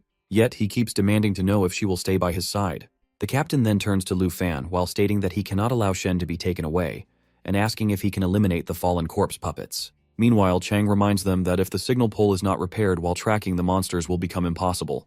However, the captain reassures him that they can escape whenever necessary. Lu Fan, on the other hand, argues that fleeing is not the best course of action. Chang asks if he is planning to fight another monster. Our boy sees this as a great opportunity to earn military merit. Li Luo, angered by their defiance, declares that they should die and become fallen corpse puppets for refusing to follow the orders of God. In response, Lu Fan prepares to cast the Shield of Sanctuary while stating that everything else will depend on him. He then launches a powerful attack using his Shadow Snake arrow while delivering a strong blow. Chang warns that the shield will only last for 10 seconds, but Lu Fan assures him that it will be enough. As the shield's remaining time continues to decrease, he calls on Xiao Ye to unleash her Dragon of Destruction form. Meanwhile, the captain watches while anticipating Lu Fan's victory. With determination, Lu Fan commands his dragon to attack alongside him. The black dragon unleashes Cataclysm while leaving everyone in shock at the sheer force of its power. The companions realize that there is strong coordination between the dragon rider and his dragon, while allowing Lu Fan to defeat the beast effortlessly. Li Lo is equally shocked by this display of power. As the 10 seconds of the Shield of Sanctuary come to an end, they find themselves completely safe from the creature. Lu Fan immediately checks on Shen, who assures him that she is fine and expresses her gratitude. He then suggests using the holy light chains to bind Li Luo, but the captain refuses while choosing to keep a close watch on him instead. Shen insists that although Li Luo has become a monster, he was once a gentle person. Lu Fan, sensing the energy of the fallen corpse, begins to understand the depth of the transformation. Suddenly, Li Luo moves towards Shen while informing her that all the remaining thralls have left the area. A deep sadness is evident in his expression. For a brief moment, she feels his original personality resurface. Lu Fan, while noticing this change, assures her that he has returned, even if only for a fleeting moment. Captain Lu thanks our boy for their survival and suggests returning to camp. Lu Fan agrees, as Shen also needs rest. However, the captain suddenly realizes the thing hasn't dispersed yet. Our boy wonders if it's the fallen corpse energy, which seems to be drawn toward the blood moon. This energy is crucial for understanding corpse slaves. He contemplates the fallen corpse essence and applies his skill while questioning whether this essence is the same. The thought crosses his mind that it could be useful in obtaining a hidden profession. Captain Lu hesitates, concerned about the safety of carrying such an item. Our boy considers its significance while realizing it also plays a role in making someone a servant of the ancient god. His thoughts drift to Charles, wondering if he followed the same logic and remained loyal to the ancient god. Determined, he decides to hand the essence over to Senior 2 as soon as possible. Turning back to the captain, he insists they should go help. As they stand behind, Shen watches Li Luo while remembering the illusion where she believed he had missed her. She takes out a high-quality ice necklace, still doubting reality. Our boy reassures her, but she quickly regains her composure and returns to her usual self. She asks about the next step, and Captain Lu instructs them to prepare for the return to camp.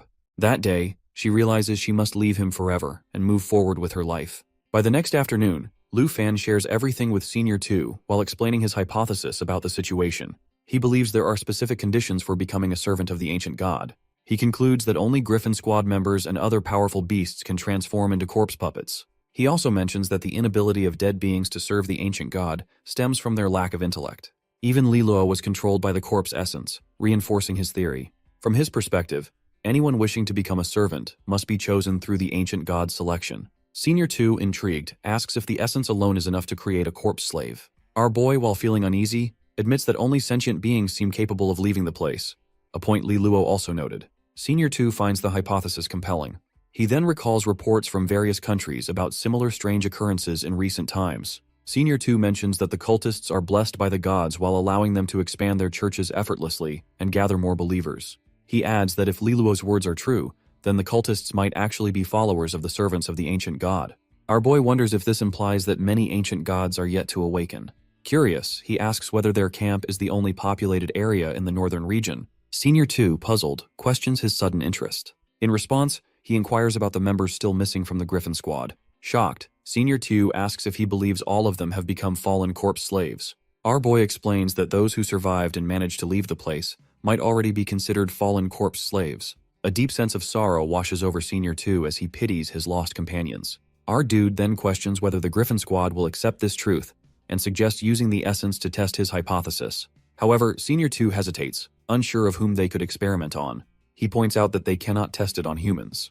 Without hesitation, Lu Fan offers his dragon as a test subject. Senior 2 is shocked to hear that Lu Fan wants to test it on his dragon, especially since the creature remains unaffected by the blood moon. However, Lu Fan clarifies that he has been misunderstood.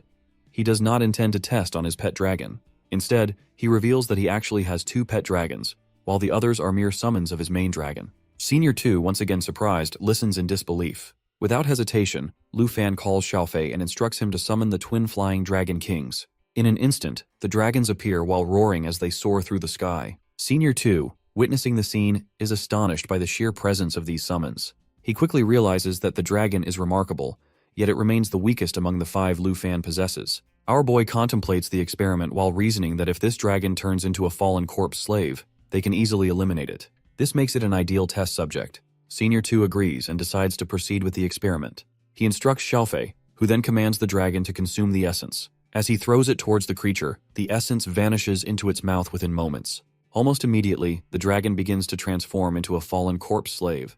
our boy while observing the changes and instruct to wait. Senior 2 informs him that the other dragon is also beginning to transform into a fallen corpse slave while urging them to act quickly. Lu Fan immediately instructs Xiaofei to maintain control over her dragon and prevent it from falling under the ancient god's domination. As the transformation progresses, he notes that the twin flying dragon kings possess immense strength while rendering the application of emerald light ineffective. Senior 2 questions whether their efforts will succeed while pointing out that the black-purple aura has yet to dissipate. Meanwhile, Xiaofei continues applying emerald light without pause. Soon, they realize that the dragon has not become a fallen corpse slave, but has instead gained the power of the ancient god. Our dude observes that his dragon has seized the flying dragon king's abilities from the ancient god while expressing his admiration. Senior 2 acknowledges that our boy's hypothesis was correct. Lu Fan further explains that the transformation has fundamentally altered the flying dragon king. Senior 2 reflects on the situation, relieved that he stopped him in time. Otherwise, both dragons would have been killed. Eager to explore the fallen corpse demon dragon's abilities, Lu Fan asks if the mission can proceed. However, Senior 2 reminds him that while they have confirmed the essence and minions of the ancient god, the temple itself remains unexplored. By the next morning, Chang raises the question of whether what lies ahead is truly a temple or merely ruins. Lu Fan realizes that the Golden Light Temple and the ruins are the same while confirming that they must explore this place to understand the awakening of the ancient god.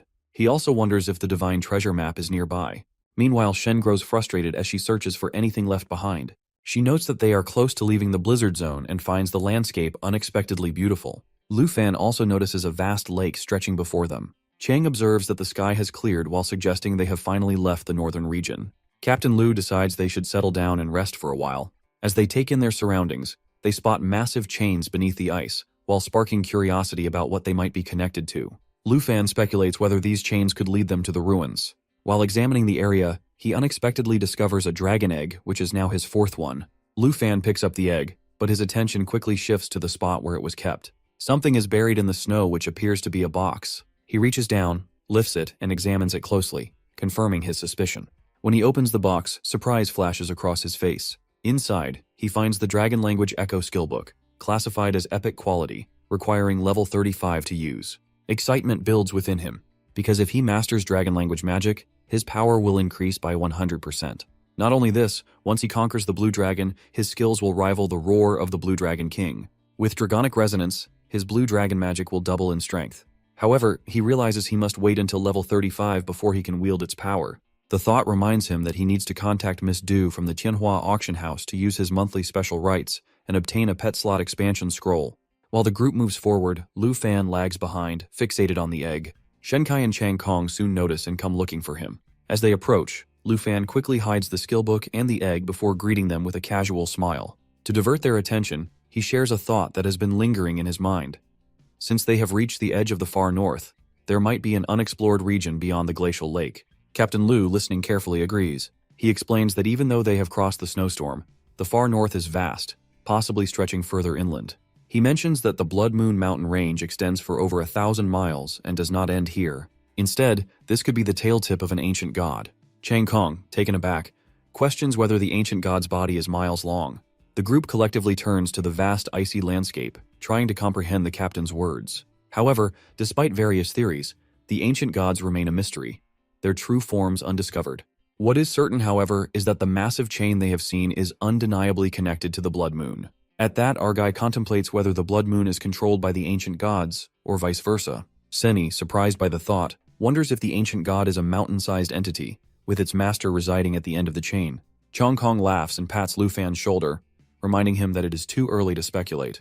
Instead, they should follow the chain and discover what lies ahead. There might be ruins or temples on the other side of the lake. Captain Lu, however, remains cautious. He warns the group that the unknown lake could be extremely dangerous, reminding Chang Kong of the serious injury he suffered last time. Chang Kong, regretful, apologizes. Lu Fan steps forward, raising his hand confidently. He assures the captain that he will scout ahead and return with a signal. Captain Lu, though initially hesitant, recognizes Lu Fan's strength and allows him to proceed. Our boy calls out to Xiaoye, ordering her to activate her destroyer form. Within seconds, she transforms and lava surges around her. The group, reassured by her presence, prepares to wait at camp. The captain reminds Lu Fan that they have brought a teleportation scroll in case of emergencies. Lu Fan manifests his dragon wings and reassures the team before soaring into the sky with Xiaoye.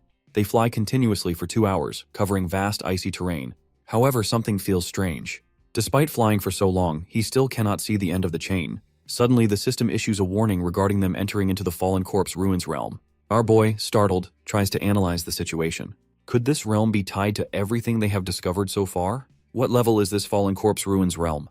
Hein orders Xiaoye to advance cautiously. The ancient god's proximity to this realm aligns with the findings of the Star-Spangled Kingdom. Perhaps this is where those who ventured to the sacred temple were turned into sacred slaves. As they continue flying, Xiaoye suddenly halts, roaring loudly. Lu Fan, surprised by her sudden aggression, looks down. Beneath the snow, something massive is buried, which is a gigantic black coffin.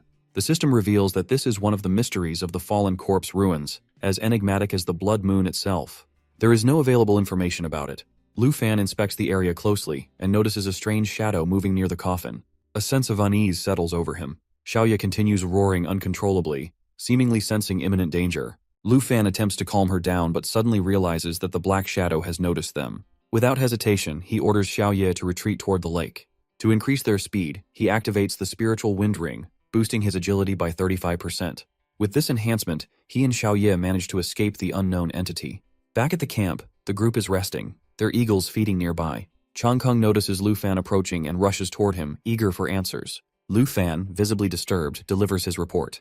He explains that beyond the lake lies the ruin of fallen corpses, but something highly dangerous lurks beneath the snow. The group listens in silence, their expressions shifting from curiosity to concern. The realization dawns on them that whatever forced Lu Fan to retreat must be beyond their imagination. Changkung, stunned, looks at our boy seriously. The fact that even Lu Fan chose to withdraw confirms that they are dealing with a threat unlike anything they have encountered before. A quarter of an hour later, the group finally reaches the office, where all eyes turn to the screen. Senior 2 explains the situation clearly, that the black coffin, the shadows under the snow, and the massive chains all signal extreme danger. He reminds everyone of what happened to the Morgan family, warning that no one will survive if they interfere with the fallen corpse ruins. Lu Fan, while maintaining a serious tone, describes the eerie atmosphere of the area, noting how it appears to be sealed off with chains everywhere and a strange creature lurking in the lake. Even Black Dragon Xiaoye, usually an unstoppable force, seems uneasy and struggles to maintain control. That alone is enough to send chills through the room. The senior wastes no time in taking action. He immediately marks the frozen lake as a forbidden zone, canceling all special routes in the area. Captain Lu is ordered to notify the Dragon City scholars about the discovery as soon as possible. With that, Team 78's isolation mission is officially called off, and instead, they are reassigned to assist the scholars in researching the ruins. Shortly after, Senior 2 turns to Lu Fan and delivers unexpected news. He commends him for leading the team to such a significant discovery in less than a month, and awards him the Griffin Corps Silver Military Merit Medal. This is a prestigious honor, as only a handful of individuals have ever received it. Naturally, Lu Fan tries to downplay his achievement, insisting that he does not deserve such recognition after only a month in the Griffin Corps. However, Senior 2 firmly dismisses his modesty, emphasizing that the medal will open many opportunities for him if he chooses to join the Griffin Corps after graduation. Eventually, Lu Fan accepts the badge, and his team celebrates his accomplishment. Captain Lu jokes that if Lu Fan decides to join officially, he might have to take orders from him in the future. Meanwhile, Changkong cannot help but express his jealousy, playfully pouting about how quickly Lu Fan is rising in rank. Shan Kai shakes his head in exaggerated disappointment, muttering that it is a shame how things turned out. However, the light-hearted moment is short-lived. Once the others leave, Senior 2 pulls Lu Fan aside and hands him a book, explaining that it is time to prepare for the national trials. Realizing he has only 2 weeks left, our boy immediately begins planning his return to Dragon City Academy. Meanwhile, trouble is brewing in the Taiki nation. Jin Chenghan, the princess's brother, is up to no good in the forest. His summoned creature, an abyss crawler, looks terrifying even though it has not yet reached its full growth. To accelerate its development, Jin Chenghan unleashes it on a nearby family, mercilessly sacrificing them to the beast. Even when Chun Tiang, an old family ally, attempts to stop him, Jin Chenghan dismisses his concerns, coldly referring to the citizens as mere sacrifices. The princess, horrified by her brother's cruelty, finds herself powerless to intervene. Though reluctant, she follows him, deeply disheartened by his actions. Elsewhere, preparations for the national trials are in full swing. Leaders from various nations gather to discuss their strategies. Kirin from the Heng Nation, Weiji from the Han Nation, and Yasanlai from the South Nation all share the same goal: winning the trials. Confident in their four-nation alliance, they believe they have the strength to claim the top position this year. Meanwhile, in the Snow Nation, Andre trains near a volcano, fresh from slaying a demon. Upon receiving word that it is time to prepare for the trials, he smirks, ready to prove his strength. Over in the Star Stripes Nation, Charles Morgan stands atop the ruins of the Sacred Mountain Temple, declaring his inevitable victory in the trials. Back at camp, 2 days pass, and Lu Fan is busy studying the documents Duke Jinbei has given him. The team gathers to see him off. Lu Chongkong, unable to resist teasing, asks if he is aiming for first place in the trials, while Shan Kai enthusiastically cheers him on, promising to support him from afar. Captain Lu reminds Lu Fan that it is time to leave. Before he departs, Senior 2 offers him one last piece of advice, urging him to make full use of his abilities, especially the mountain summoning skill and the fallen corpse dragon in his arsenal. Lu Fan thanks him and assures everyone that he is ready. The next morning, our dude arrives at the academy and heads straight for the vice principal's office. Inside, Vice Principal Zhao greets him warmly, shaking his hand like they are old friends. Zhao, excited about his temporary position in charge of the national trials while the principal is away, stands beside 2 intimidating shadow guards, Yue and Zhen. These guards, sent by the high-ups to protect the delegates heading to the Empire, are on another level which is far beyond the Griffin Regiment. Zhao cannot help but mention how much attention the higher-ups are giving this year's trials. Lu Fan casually asks if Zhao can accompany him on a trip to the Taiki Nation. Zhao agrees but reminds him that the principal will not return for another 10 days. He informs Lu Fan that he has already arranged a private plane and they will leave the next afternoon. Over a cup of tea, Zhao presents an interesting offer, telling Lu Fan that he can ask for anything he wants, and the academy will provide it. Without hesitation, Lu Fan requests a pet slot expansion scroll. Caught off guard, Zhao spills his tea everywhere and admits that the school does not have one in stock. However, he reassures our dude that he is free to handle his time as he likes, and that the shadow guards will not interfere. Later, Lu Fan stops by to meet his close friends, and emotions run high. Han practically tackles him with a hug, while crying and telling him how much she missed him. Q chimes in, while saying that they had been waiting for him since the night before. Lu Fan, looking a bit sheepish, admits that Vice Principal Zhao had tipped him off about his return, but jokes about not bringing gifts. His friends wave it off and drag him to the dining table, where a feast awaits. Han proudly announces that she cooked everything just for him, knowing how bad the food was in the far north. Lu Fan does not deny it that he had missed Annie's cooking the most. As they dig in, Chu peppers him with questions about his adventures and whether he has grown stronger. For hours, Lu Fan shares his experiences from the far north, from battling demons to discovering forbidden ruins. At some point, he shows them a bracelet he has crafted, intending it as a gift for his senior sister. Xiaoman notices it immediately and begins teasing him, while wondering who the lucky recipient is. Flustered, Lu Fan hides the bracelet and stammers something incoherent. Kim rolls her eyes and jokes that it is obviously for his senior sister. The teasing continues until Han changes the subject, reminding Lu Fan to return early tomorrow night because they are all going out. Later that evening, Lu Fan visits the spot where his senior sister had trained him. Sitting alone, he reminisces about her introducing him to Sister Du at the auction house. Missing her presence, he decides to call Du to ask for news about his senior sister. Du, amused, teases him, suggesting that he must be blushing. Eventually, she admits that his senior sister had to leave for personal reasons, but had left something for him at the auction house. That night, our dude heads to the Tianao auction house, where Sister Du greets him with her usual charm, while teasing him about traveling with shadow guards now. He brushes it off, explaining that they are professionals who do not interfere. She leads him to a private room and unveils a flowing meteorite sword. This is not just any weapon, as it is a level 30 beast with incredible stats. 256 strength, 204 agility, and a primary ability called Flame Enhancement, which boosts fire skills by 50% and stores damage for an extra attack. Lu Fan's jaw drops as he holds the sword, immediately feeling its power. He realizes that it has been custom-made for him by his senior sister. Du smiles while pointing out how much thought went into the gift. However, she is not done yet. She hands him another surprise, which is a Magma Burst skill book. This rare skill turns targets into magma, dealing massive damage, making it a perfect addition to Lu Fan's arsenal for the national trials. Finally, there is a letter. Du, ever the tease, jokes about it being a love letter. Lu Fan reads it and cannot help but smile. His senior sister writes that she had to leave unexpectedly, but left these gifts as encouragement for the trials. She reminds him of his promise to give her something that will not melt the ice. Touched by the thoughtful gifts, Lu Fan thanks Sister Du. As he is leaving, he casually asks if the auction house has a pet slot expansion scroll. Sister Du explains that unfortunately the market for these scrolls is pretty small, and only hunters, summoners, and the like are interested, so they aren't kept around. Our guy takes it in stride, thinking to himself that since there are no scrolls for now, he will focus on leveling up Xingchen and wait to hatch the blue dragon egg later. She reassures him, while saying that she will keep an eye out for any scrolls or dragon spellbooks that come in and notify him right away. With that, Lu Fan bids her farewell and heads back home, his trusty shadow guards trailing behind. As he walks, his mind races with plans. He realizes that he needs to level up during the early stages of the national trials to give Xingqian the proper training she needs. He reflects that the far north might have sharpened his military skills, but he still needs real leveling to stay ahead. Just as Lu Fan nears home, he spots Jianying waiting for him along the path. She calls out, teasing him about how relaxed he looks despite the looming competition. Lu Fan grins and asks her why she is there alone. Jianying gets straight to the point and tells him that she wants a practice match before he heads abroad for the trials. Lu Fan, always up for a challenge, agrees that it is perfect timing, feeling eager to test out his new flowing meteorite sword. The two head to the training hall at Dragon Capital Academy, where Jianying draws her sword, ready for battle. Lu Fan unsheathes the flowing meteorite sword, its fiery aura lighting up the hall.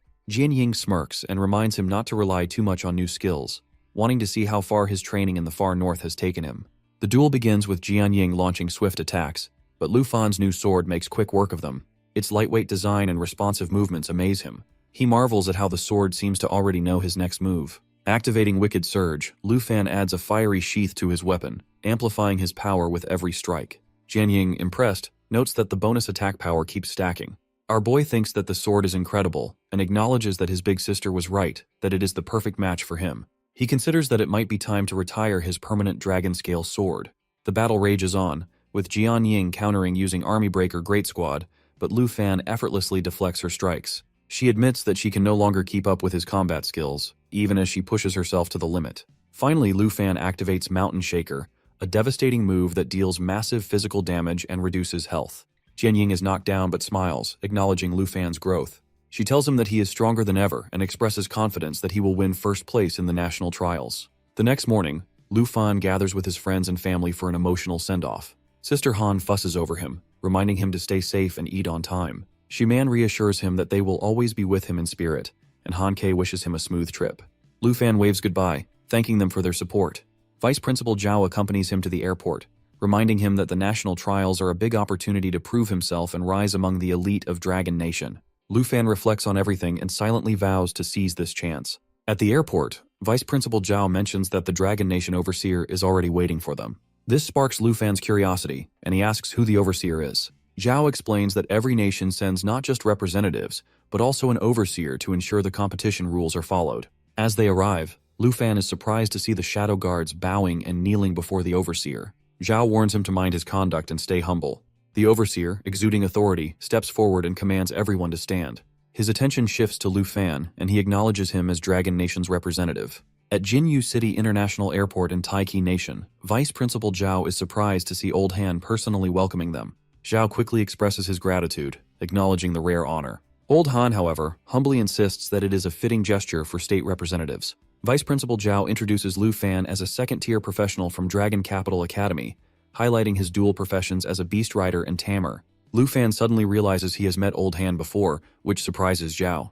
Old Han confirms their past encounter with a knowing chuckle and praises Lu Fan's large dragon, likening him to ancient heroes. He expresses confidence that Lu Fan will bring glory to the Dragon Empire and advises him to seek out Tu Jing if he encounters trouble. If that does not help, Old Han himself will intervene. Old Han departs in his car after reminding them about the evening banquet. As the car speeds away, Lu Fan asks Zhao if Old Han is one of the three olds of the Dragon Empire. Zhao confirms, emphasizing Old Han's immense influence. Our guy is shocked to hear the name Han Feibi. He asks if this is the same person he has heard about, and the vice principal confirms it.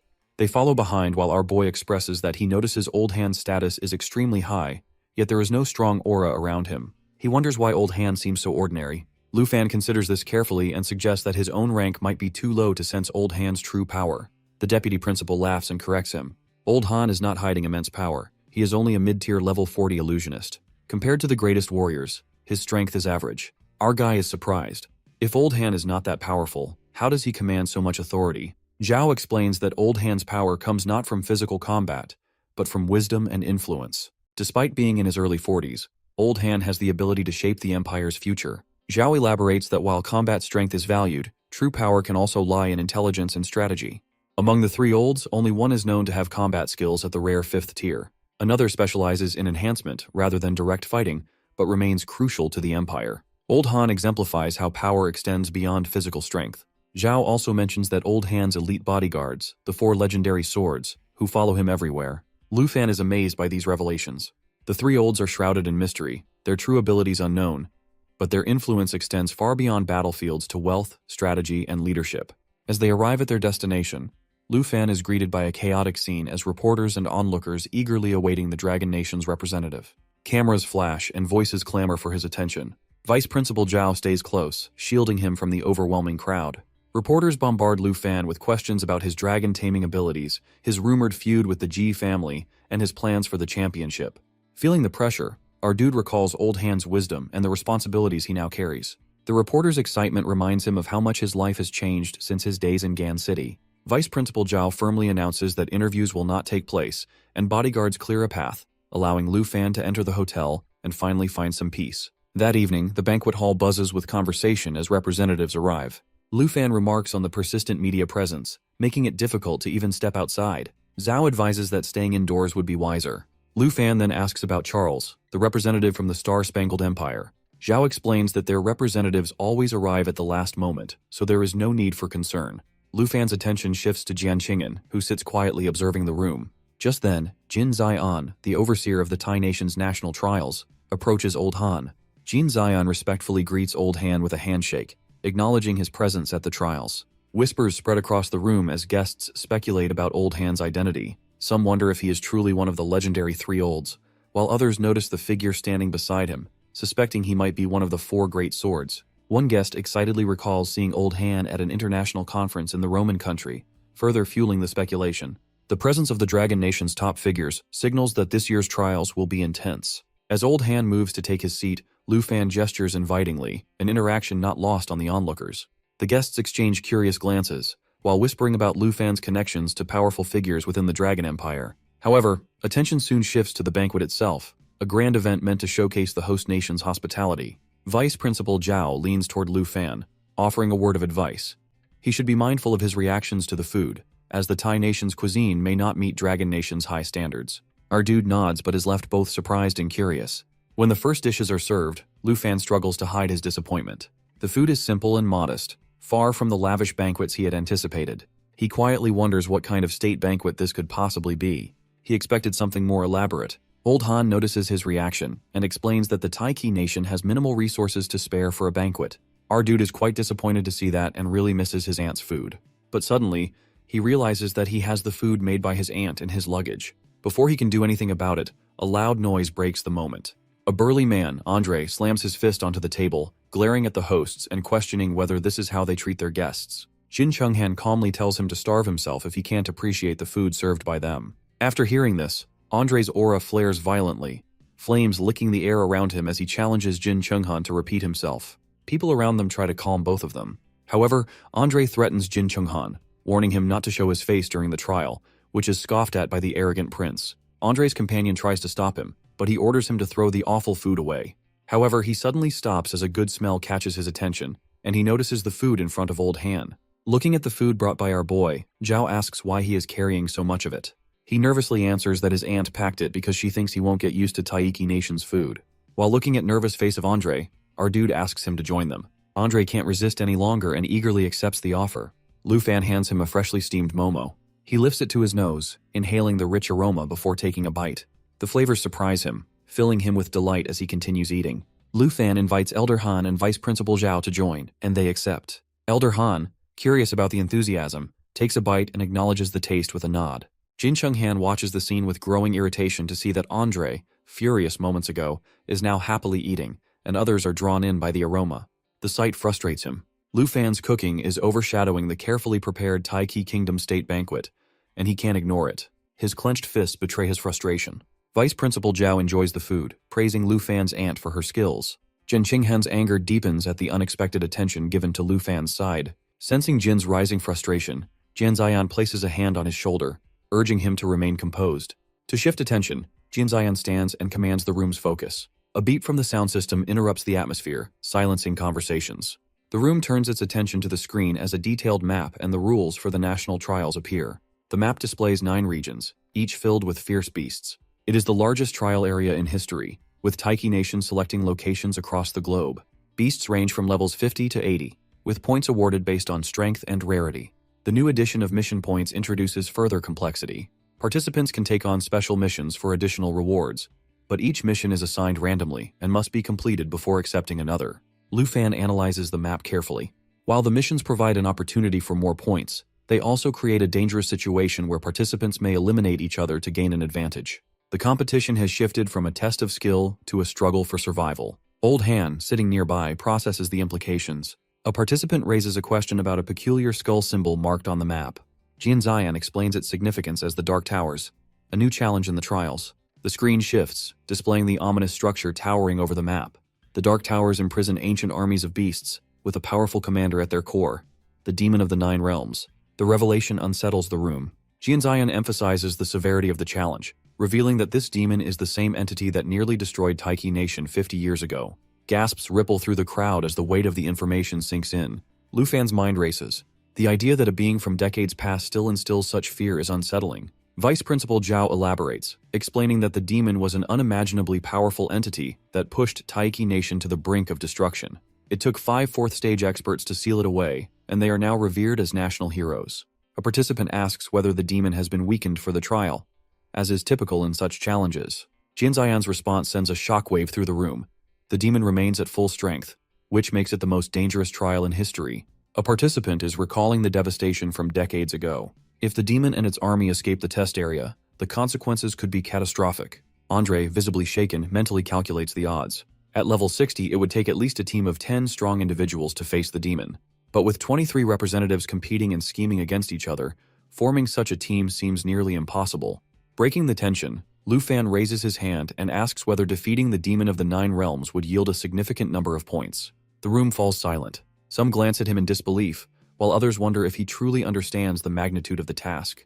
Jian Zian, wearing a wry smile, confirms that points will be awarded for all beasts defeated. The reward for taking down the demon is beyond anything previously offered. With that, he concludes the session, signaling the end of the meeting. Participants rise slowly, processing the daunting information. As the crowd disperses, Elder Han turns to Vice Principal Zhao, suggesting that Lu Fan should get some rest. Tomorrow they will meet again. Later that night, Lu Fan lies in his room, his thoughts spinning. The challenge ahead is far more perilous than he anticipated. The presence of ancient beasts and the rule allowing participants to eliminate each other for points weigh heavily on him. The stakes have shifted from glory to survival. Seeking clarity, he checks the trial rankings. As he scrolls through the national predictions, his name stands out under Dragon Nation. Next to T1, his name shines back at him. Our boy, while sitting on his bed, thinks of linking him with Jin Chenghan. The claim is absurd, but something about it makes him pause. He looks at the screen, where profiles of notable competitors appear. His eyes stop on a name from Sakura Nation. Morning arrives, and the long-awaited national trials begins. The arena is filled with energy as the crowd cheers. The competitors from different nations stand under the spotlight.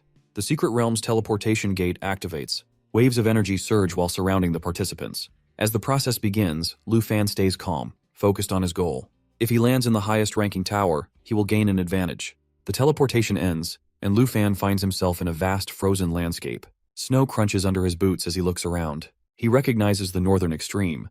This place is familiar, which means opportunity. His wrist device activates while projecting a holographic map of the frozen plains. His location is marked at the center, and there were no points yet. He studies the map and sees a mission at the far right corner. He must move quickly to secure his first advantage. He summons his elemental powers. Flames flicker in one hand, frost coats the other. The trial system displays real-time rankings while allowing everyone to see the strongest competitors. This means others will target him, but he prefers this kind of challenge. Above him, Xiaoye appears from a burst of energy. The dragon's dark scales shimmer, and its crimson eyes glow. Lu Fan climbs onto its back and gives a command. He asks Xingqian to team up with the Xiaoye and then level up together. With a powerful push, the dragon ascends while leaving a fiery trail behind. Then, in the secret realm of the National Trial Desert, a dark glowing orb pulses with strange energy. Shadowy entities rise from the sands. They scatter in all directions, blending into the terrain. It was the Abyss Entangler fragmented ambush. Unlike others, this competitor has 9 revivals. He plans to control the battlefield and outlast his enemies. Suddenly, one of his shadow summons vanishes, cut down by an unseen force. Chang'an thinks that he possessed 9 resurrection chances along with this entangler, so he is immortal. Nearby, Musashi Ten stands with his katana still glowing. He said that he now has 8 revivals left. Chang'an asked the reason of killing his summoned beast, but he said him to calm down as he only wants to see whether it helps in gaining points. Chang'an mentioned that if he wants to gain points, then he should kill Lu Fan. Musashi asked the reason of his frustration as he was already left with 8 lives. Chang'an said that he will be dealing Lu Fan, meanwhile he should fight with Black Dragon. He also reveals a secret about the Black Spire. It never stays in one place. It moves across the map, and anyone who gets too close faces instant death. Musashi is caught off guard. This is crucial information, deliberately kept hidden. His strategy makes sense now. Their conversation shifts to the nine-realm demon spires. These legendary structures hold immense power. The summoner, confident in his abilities, sees them as obstacles he can use to his advantage. But for Musashi, the risk is greater than expected. He asks Chung'an about himself, to which he mentioned that he will also protect his life. He makes his move. With a flick of his wrist, he sends abyssal energy forward. Musashi barely reacts before the force wraps around him while binding him with unbreakable weight. The Abyss contract links his survival to the summoner.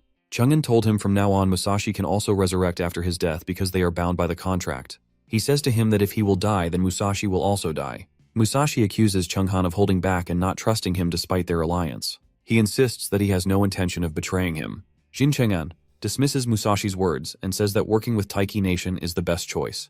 He also reveals that once the trial is over, he will terminate the Abyss contract.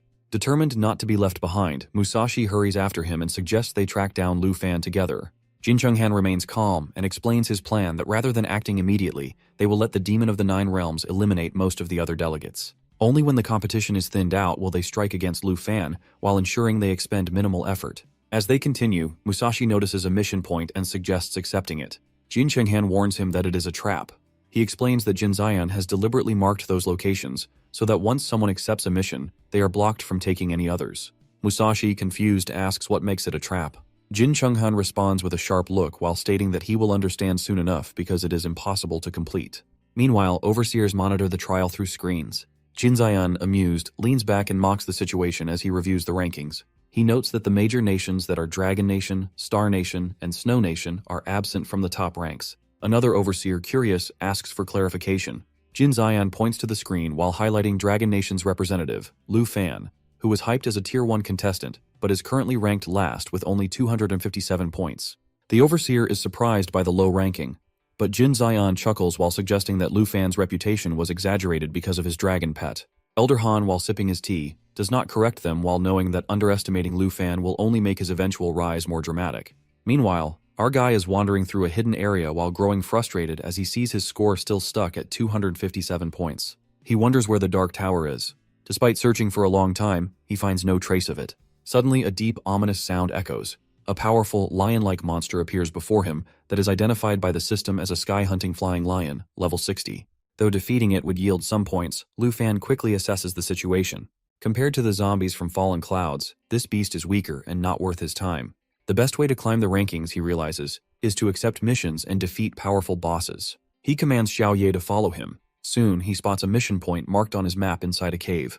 As they approach, he notices another participant battling a giant snow bear outside the cave. The participant barely defeats the beast and is about to enter the cave when he hears footsteps. Turning around, his eyes widen in shock as he sees Xiao Ye, who is the legendary black dragon standing before him. Lu Fan dismounts calmly while ignoring the man's reaction. The participant asks if he is from the Dragon Nation. Our boy does not respond. Instead, he checks his watch, which identifies the participant as Yan Li, a level 45 waterwave swordsman from South Nation, ranked 19 with a score of 5,153. Our guy smirks but does not engage in conversation. He turns off the system and walks past Yan Li without a word. Yan Li is irritated by our boy's arrogance. As he watches him leave, memories of past tensions between the Southern and Dragon Empires flood his mind. He recalls how Tu Jing, a Dragon Empire representative, humiliated the Southern Empire's king. Seeing Lu Fan ranked last at level 32, Yan Li views him as an easy target. Killing him would restore his nation's honor and elevate his own status. Without hesitation, he draws his sword and activates his water cage technique. Water shoots from his blade while forming a tight prison around Lu Fan. Confident in his victory, he smirks. However, our boy remains calm. His lack of reaction irritates Yan Li further. Just as Yan Li prepares to attack again, Xiao suddenly strikes. The black dragon's massive claws send Yan Li flying while crashing hard into the ground. He feels a sharp pain in his arm. Struggling to stand, he is overwhelmed by the sheer power of the dragon. Lu Fan steps out of the water cage as if it were nothing. He approaches Yan Li and speaks with quiet amusement, stating that if Yan Li thought he could take advantage of him, he was mistaken.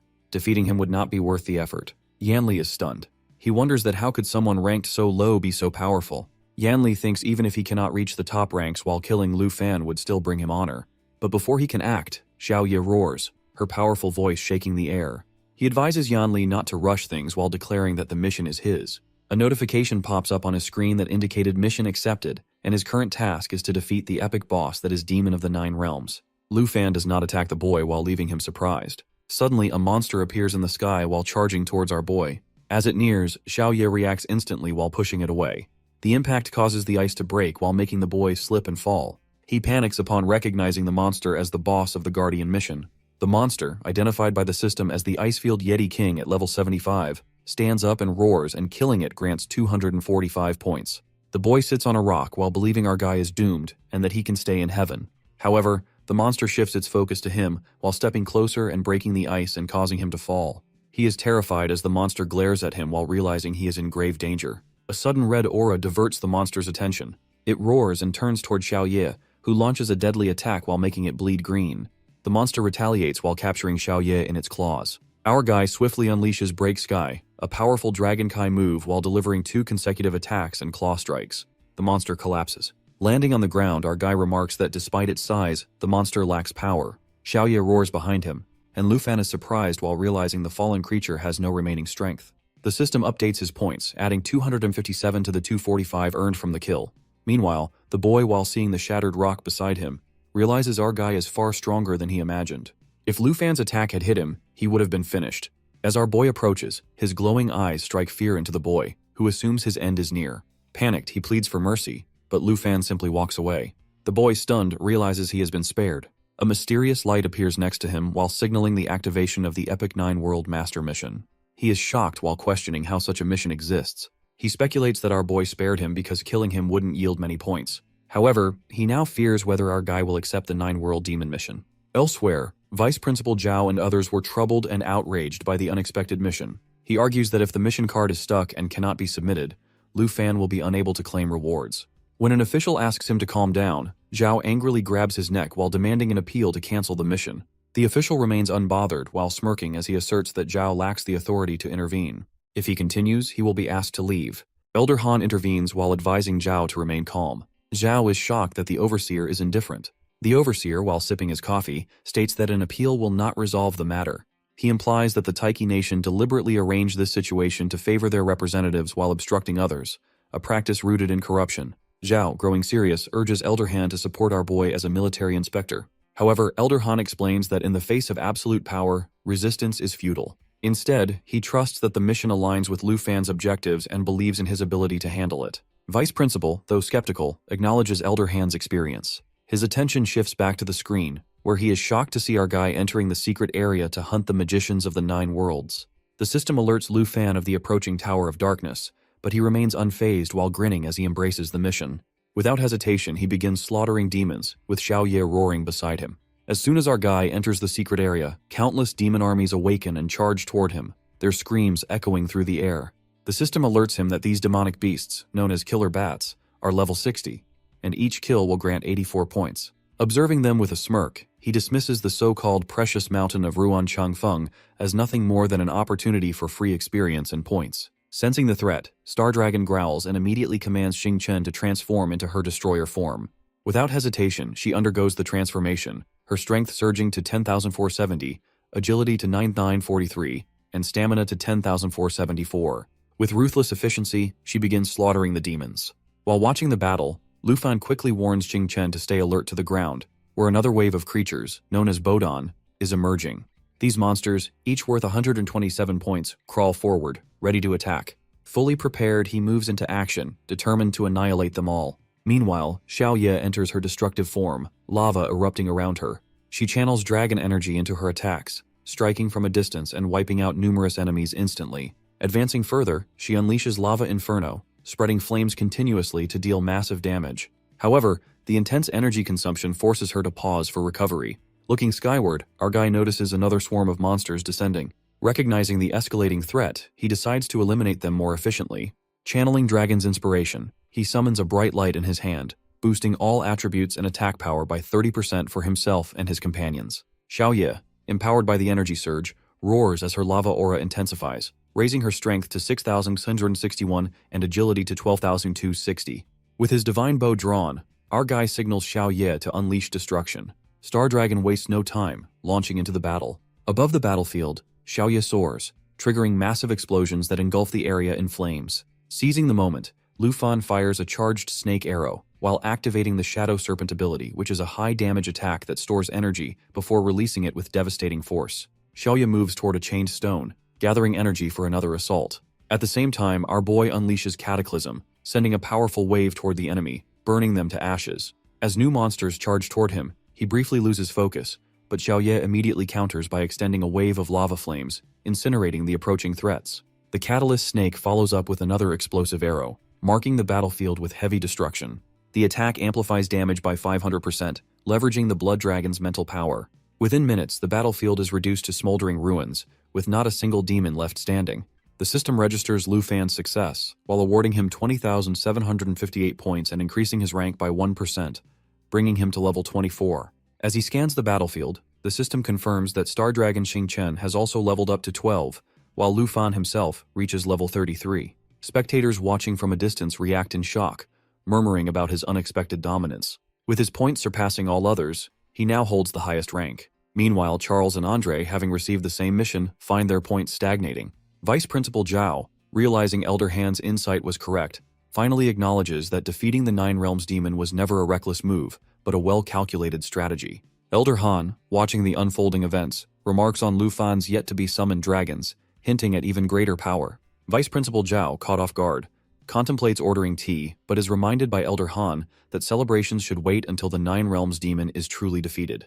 However, just as Lu Fan believes the battle is over, the stone chain unexpectedly breaks, causing a shift in the atmosphere. As he descends, a massive door creaks open, releasing an even more ferocious wave of beasts. Realizing the true extent of the challenge, he regrets not waiting for all of them to emerge earlier, while knowing that he could have eliminated them in one decisive strike. Drawing his sword, he analyzes the new threats. The system reveals that these creatures, known as Wandering Pavilion Beasts, are level 75, each worth 135 points. Among them, a two-headed beast offers 297 points, while smaller level 60 beasts grant 50 points each. Seeing the overwhelming number of enemies, Lu Fan, instead of being intimidated, sees an opportunity for more points. With a determined expression, he signals to Xiaoye to unleash her full power and eliminate the beast army entirely. Turning toward the Star Dragon, he acknowledges that the real challenge has finally arrived and orders him to enter the fight. Watching his companion take action, Lu Fan is surprised while wonders if Xingchen intends to face the enemy alone. As the monsters charge toward Lu Fan, their deafening screams echo across the battlefield. Without hesitation, Xingchen leaps into action, soaring toward them. Lu Fan immediately calls him back, while knowing that Xingchen's level has not increased yet. But Xingchen ignores the warning and pushes forward, determined to fight. Realizing that Xingchen won't be able to handle the monsters alone, our guy quickly moves into action. He turns to Xiaoye and orders her to cover Xingchen before he gets hurt. Observing the situation, Lu Fan thinks to himself that Xingchen is truly rebellious. He never follows orders, and always acts on his own. At such a low level, he is putting himself at serious risk. As Lu Fan and Xiaoye move to support him, Xiaoye lets out a powerful roar. The two-headed monster, while sensing Xingchen's approach, arms itself and roars back, while its smaller minions prepare to strike. Sitting atop Xiaoye, Lu Fan watches closely and notes Xingchen's independent nature. He finds her difficult to follow commands, always relying on her instincts. Just then, Xingchen's star shines brightly, and Lu Fan realizes something that he has never seen Xingchen's full power. Maybe it's time to let him follow his instincts in battle. Accepting this, he makes no further move. Xingchen, now brimming with anger, radiates a powerful aura. Without hesitation, she activates the Star Radiant skill, merging it with Starlight to absorb incoming damage for 6 seconds while pulling in all nearby enemies. In a swift motion, Xingchen surges forward, wiping out every enemy in her path with a single devastating strike. The two-headed monster tries to attack, but the force of Xingchen's aura strikes it down instantly. Meanwhile, Lu Fan and Xiaoye hover above, watching the scene unfold.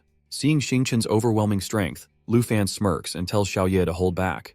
There is no longer a need to worry. Xingchen is more than capable of handling the battle.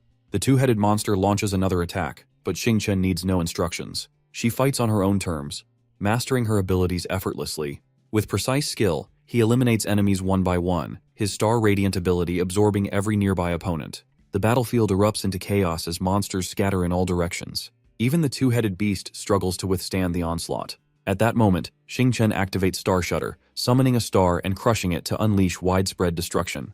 The energy blast devastates the entire area, forcing all demons into retreat. Lu Fan, amazed by the display, commands Xiaoye to fly closer for a better view. As Xingchen shatters his star, an immense energy wave ripples across the battlefield, instantly annihilating the remaining enemies. Their screams fill the air before silence takes over. Xingchen then calmly approaches Lu Fan, Seeing him return victorious, Lu Fan grins and praises his performance. Without even using the 5 times damage boost from the Shadow Arrow, Xing Chen's Broken Star attack has been just as destructive as the Great Destruction of Xiao. The system confirms Lu Fan's level up. He has now reached level 34. Hearing Lu Fan's praise, Xing Chen can't contain her excitement. Lu Fan chuckles to himself, noting how easily Xing Chen's arrogance inflates. Just one compliment, and she is already acting overconfident. Meanwhile, Xiao Ye lets out a loud roar, clearly jealous of the attention Xing Chen is receiving. Amused, our guy reassures Xiao Ye, promising that she will have her moment to shine when the next boss arrives. However, before he can relax, a sudden burst of blinding light erupts from a nearby secret box, drawing everyone's attention. Their surprise turns to shock as a massive, monstrous frog materializes, the Blood Mountain singing beast. At level 80, defeating it will yield 429 points. Without hesitation, our guy springs into action, signaling to Xiao Ye that they won't let this one escape. Realizing the challenge ahead, he instructs both Xiao Ye and Xing Chen to prepare for an all-out attack. As they charge forward, the frog lashes out its long tongue. Anticipating this, our boy, using his sword technique, sky cutting, slashes the giant toad's tongue into pieces. As the assault continues, the creature's horn suddenly begins to glow before breaking off from its place. Enraged, the frog redirects its attack toward Xing Chen. Sensing the impending threat, Lu Fan panics while urging Xing Chen and Xiao Ye to counter the attack. As the giant toad lunges forward, Jin Jin steps in while blocking the assault with his hands. The impact of their collision releases an immense surge of energy. Seizing this crucial moment, Lu Fan commands Xiao Ye to launch a lava explosion. Xiao Ye responds immediately while igniting the battlefield with a powerful blast.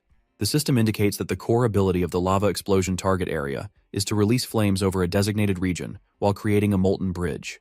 The giant frog, caught in the inferno, lets out agonized screams as its condition rapidly deteriorates. At the same moment, our boy wields his sword and strikes directly at the creature's center while triggering a devastating explosion. Meanwhile, the star dragon adjusts its direction while causing the severed horn to strike the frog again, ultimately ending its life. With the battle concluded, everyone regroups on the other side. Our guy, pleased with the outcome, acknowledges the effectiveness of teamwork while recognizing the Dark Tower as a formidable place for growth. Shortly after, the system displays an update that Xing Chen advances to level 13, and the points for Dragon Nation increase significantly. Our boy himself rises to the top rank. The onlookers, in disbelief, discuss his remarkable progress. His total points soar to 51,453, while the second and third ranked competitors only have 26,000 and 22,000 respectively. Meanwhile, a certain individual, deep in thought, observes the rankings. The representative of Dragon Nation has nearly doubled Xing Chen's score while leaving many astounded. Even overseas observers, while including a vice principal, acknowledge Lu Fan's exceptional performance. However, not everyone shares the same admiration. Mr. Jin, clearly irritated by the results, questions how our guy has managed to eliminate an entire Warcraft army without any apparent struggle.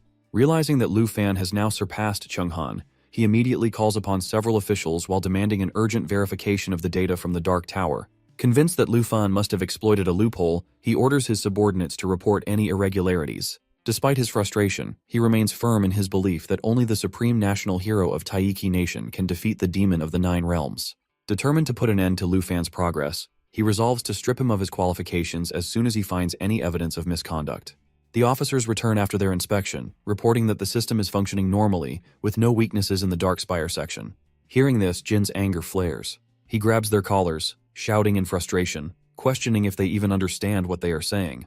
The officers, nervous and unsure, quickly apologize and promise to conduct another inspection. Jin pushes them aside, calling them useless and ordering them to continue investigating until they find a flaw. Panic-stricken, the officers rush off to comply. Jin's thoughts consumed by the realization that the mechanism designed to intimidate others has now become an advantage for Lu Fan.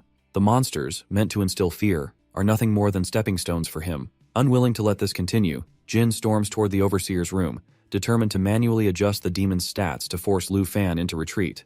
As he steps inside, his mind shifts to Jin Chenghan and Musashi Ten, the only ones above level 30 in their second stage class. He pins his hopes on them, convinced that stopping Lu Fan should not be too difficult. However, when he enters inside, the scene on the screen quickly shatters his confidence. Lu Fan has turned the 9 realms battlefield into an inferno, cutting through demons without hesitation. New armored beasts begin appearing, their metallic bodies gleaming under the firelight. A magical weapon emerges among them, but Lu Fan remains unfazed. Recognizing that the level 85 boss is about to arrive, he understands that summoning Xiao Fei is his only option, even if it means sharing experience points. As the beasts charge at him, roaring and thrashing, he wastes no time in commanding Xiao Fei to transform into Eternal. Xiaofi immediately taps into the power of the Enro dragon bloodline, sending waves of emerald light across the battlefield. The energy amplifies all skill effects for dragons and allied bloodlines. Life Pulse spreads through the area, healing allies, while Emerald Blessing strengthens effects even further. Xiaofi's aura grows stronger, her roar echoing across the battlefield as she unleashes 32 stacks of dragon energy onto the enemies, enhancing attacks and creating protective shields. Lu Fan shifts his focus to Xiaoye and Xingqian, signaling them to join. With her level now at 30, Xiaoye unleashes roaring lava, spewing continuous fire while simultaneously healing allies. Acting as a protector, she forms a powerful barrier, its durability tied to her health and self-healing abilities. Xingqian moves swiftly to attack, prompting Lu Fan to instruct her to use the Starlight Scale armor. The shimmering armor envelops her, absorbing damage for the next 60 seconds before reflecting it back at nearby enemies. Meanwhile, Lu Fan recalls an important detail that the Dragon Resonance skill book. Retrieving it, he opens the ancient text, releasing a strong surge of energy. Without hesitation, he activates Dragon Resonance. Sensing the connection, Xiaoye immediately triggers a lava explosion. With victory in sight, Lu Fan calls for Xiaoye's final attack. Lava surges from her, forming a bridge that traps enemies, dragging them deeper into the scorching magma. The battlefield is consumed in flames, monsters shrieking as they burn. Amidst the chaos, a heavily armored sword beast withstands the flames, its agonized screams filling the air, but its body refusing to fall. Without delay, Lu Fan activates Dragon Resonance once more, amplifying their power. Xiaoye now shifts into her World Destroyer form. However, before the battle ends, a sudden attack cuts through the air. Xingqian rushes forward, delivering a lethal blow to the beast. As the system registers their victory, notifications flood the screen. Emerald Dragon reaches level 23, the Black Dragon ascends to level 31, and the Star Dragon unlocks its 15th level, gaining a new transformation skill. Lu Fan, satisfied with their progress, watches as Xingqian unlocks her dragon form. Lu Fan realizes that no more demons will emerge from the area, so he checks the system to examine Xingqian's attributes. He notices that Xingqian has reached level 15, with significantly increased stats. Her strength, agility, mind, and endurance have all improved while making her even more powerful. Xingqian has also unlocked new forms and skills while including Stellar Radiance, which boosts her strength 5-fold but lasts only a minute. Another ability, Galaxy Form, unleashes all her energy into a devastating laser attack that ignores defenses. Satisfied with the upgrades, our guy stands up and observes the changes. Xingqian has entered her evolution period while making her power levels higher than expected. Compared to Xiaoye at the same stage, Xingqian's strength surpasses 4,000 while proving her potential as a combat-focused dragon. Along with her improved attributes, all his skills have reached level 3, and he has gained new abilities. Stellar Radiance form is particularly remarkable. Meanwhile, Galaxy form intrigues him, while granting powerful abilities such as Soul Light form, which prevents the physical body from touching. At that, our dude decides to find some monsters to experiment with these new abilities and see their true potential in battle. Xiaoye senses the presence of enemies in the spire, and our guy wonders it to be the Earthshade demon. Determined, our guy mounts Xiaoye and heads toward the Dark Castle, his dragons following closely. As they pass through the massive gates, our guy dismounts and moves forward. The castle is vast and shrouded in shadows. Though his vision is limited, his black skill allows him to sense any nearby demons. Walking deeper, he notices a faint fire ahead. He pauses while recognizing the change in atmosphere. In an instant, the surroundings shift, and he realizes he has entered a hidden area. The eerie silence and floating torches confirm that this space once housed the demon army he had already defeated. His attention shifts to a massive throne at the end of the hall, far larger than expected. Even Xiaoye reacts with caution. A shadowy figure emerges while speaking in a mocking tone. Our boy listens carefully while realizing that this creature is one of the 9-realm demons. As the figure steps into view, chains binding its form, the system identifies it as the Earth Shadow Demon, a level 85 nightmare boss. Its stats are formidable, with immense strength and agility, along with powerful abilities like Shadow Layers, Phantom Walk, and Bloodblade Claw. The demon taunts him while speaking of past battles and how foolish humans have kept its soul alive. Without warning, it launches an attack. Our boy reacts immediately while activating Shadow Layers to counter. The attack lands multiple hits while increasing damage with each strike. A protective shield forms around him while absorbing the demon's retaliation. Confident in his advantage, he prepares for the battle ahead. Xiaofi activates Emerald Light while removing all negative effects and boosting their attributes. The shield absorbs incoming attacks while allowing Lu Fan to stay unharmed.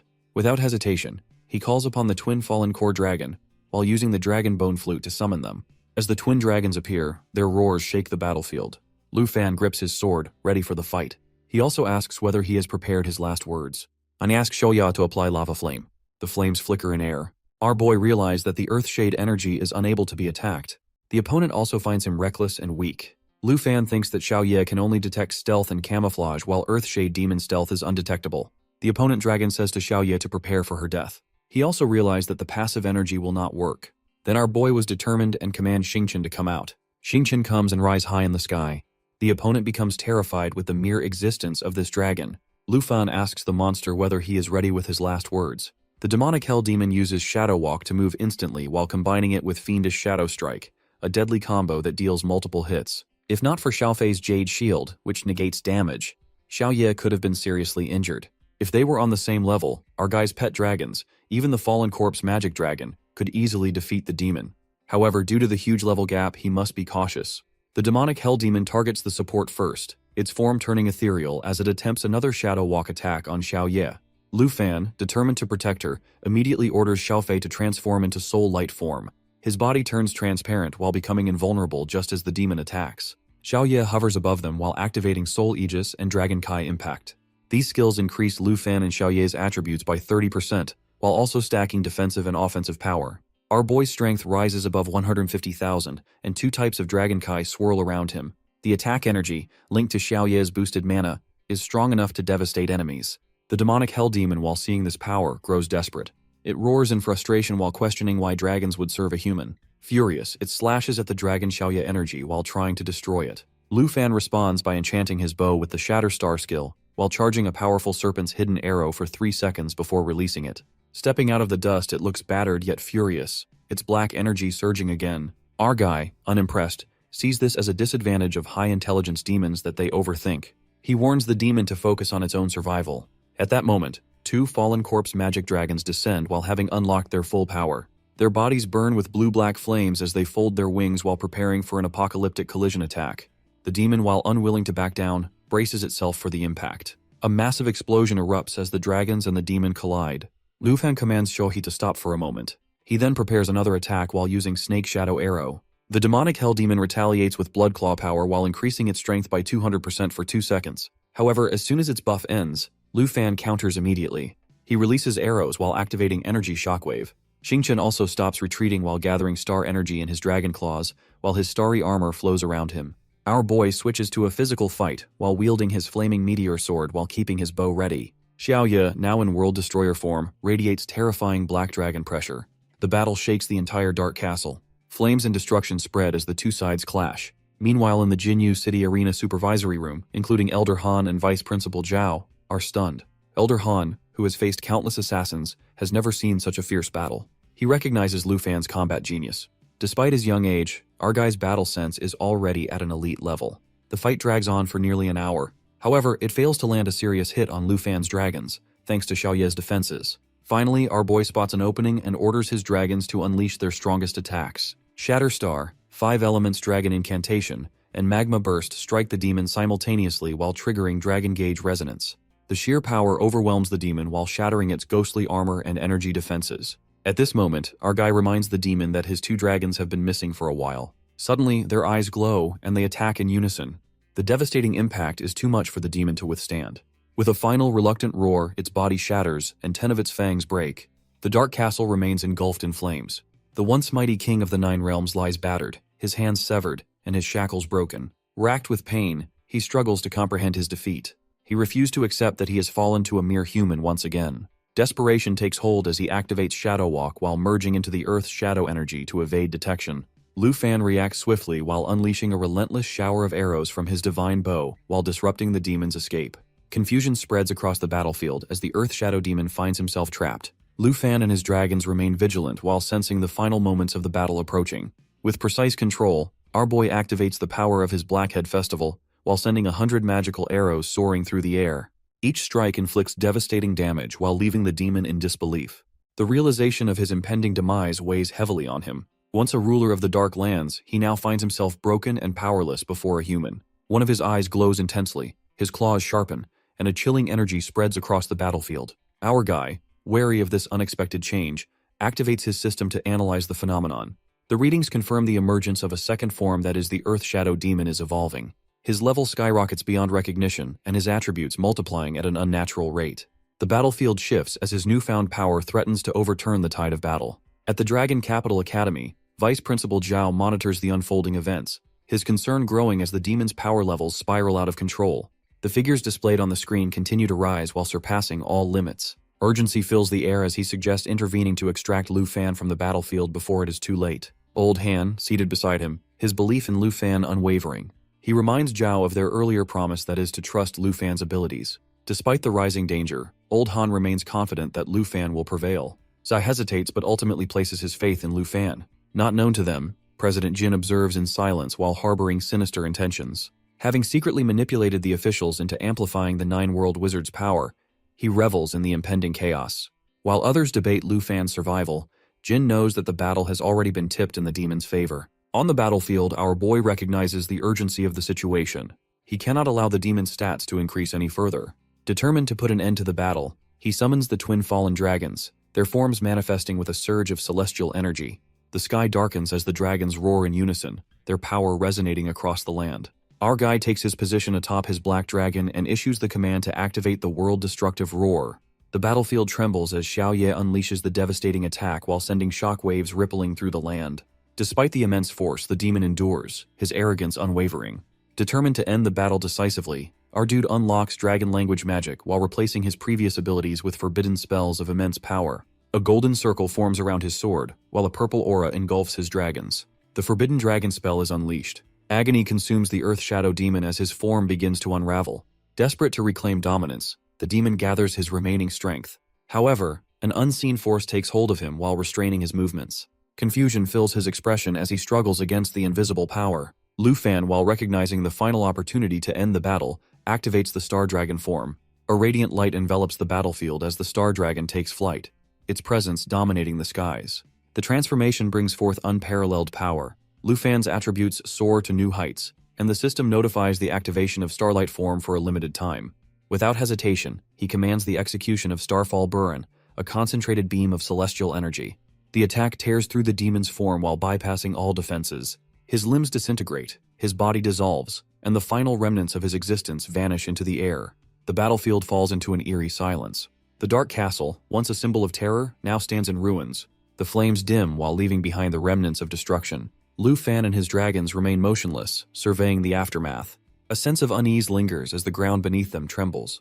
The collapse of the battlefield begins. Recognizing the imminent danger, Lu Fan orders a retreat. Xiaoye responds instantly while preparing to evacuate everyone from the crumbling peak. As the final remnants of the demon fade, the world itself seems to shift while signaling the end of an era.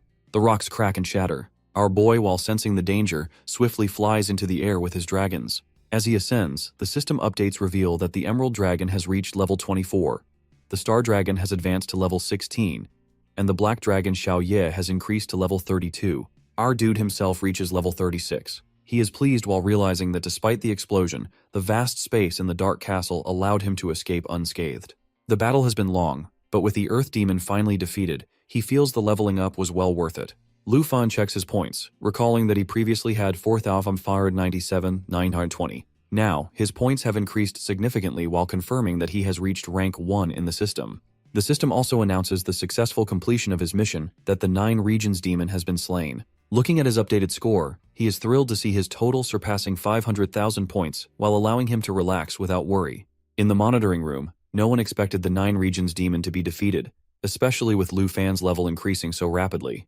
The discussion begins, with many acknowledging his exceptional abilities. Some praise his remarkable teamwork with his dragons, particularly the precision of his decisive laser attack. His battle instincts are considered extraordinary while setting him apart from others. His 440,000-point lead over the second rank shocks everyone. Vice Principal Zhao and Old Han discuss his performance, both impressed by his advanced combat skills at such a young age. They acknowledge the effort Dragon Captain Academy put into training him while ensuring his talent was nurtured. The Overseer commends Lu Fan's mastery of dragon taming while emphasizing that such skills require immense dedication and hard work. Meanwhile, President Jin is furious. He smashes his mobile phone in frustration while realizing that all his schemes to bring down Lu Fan have failed.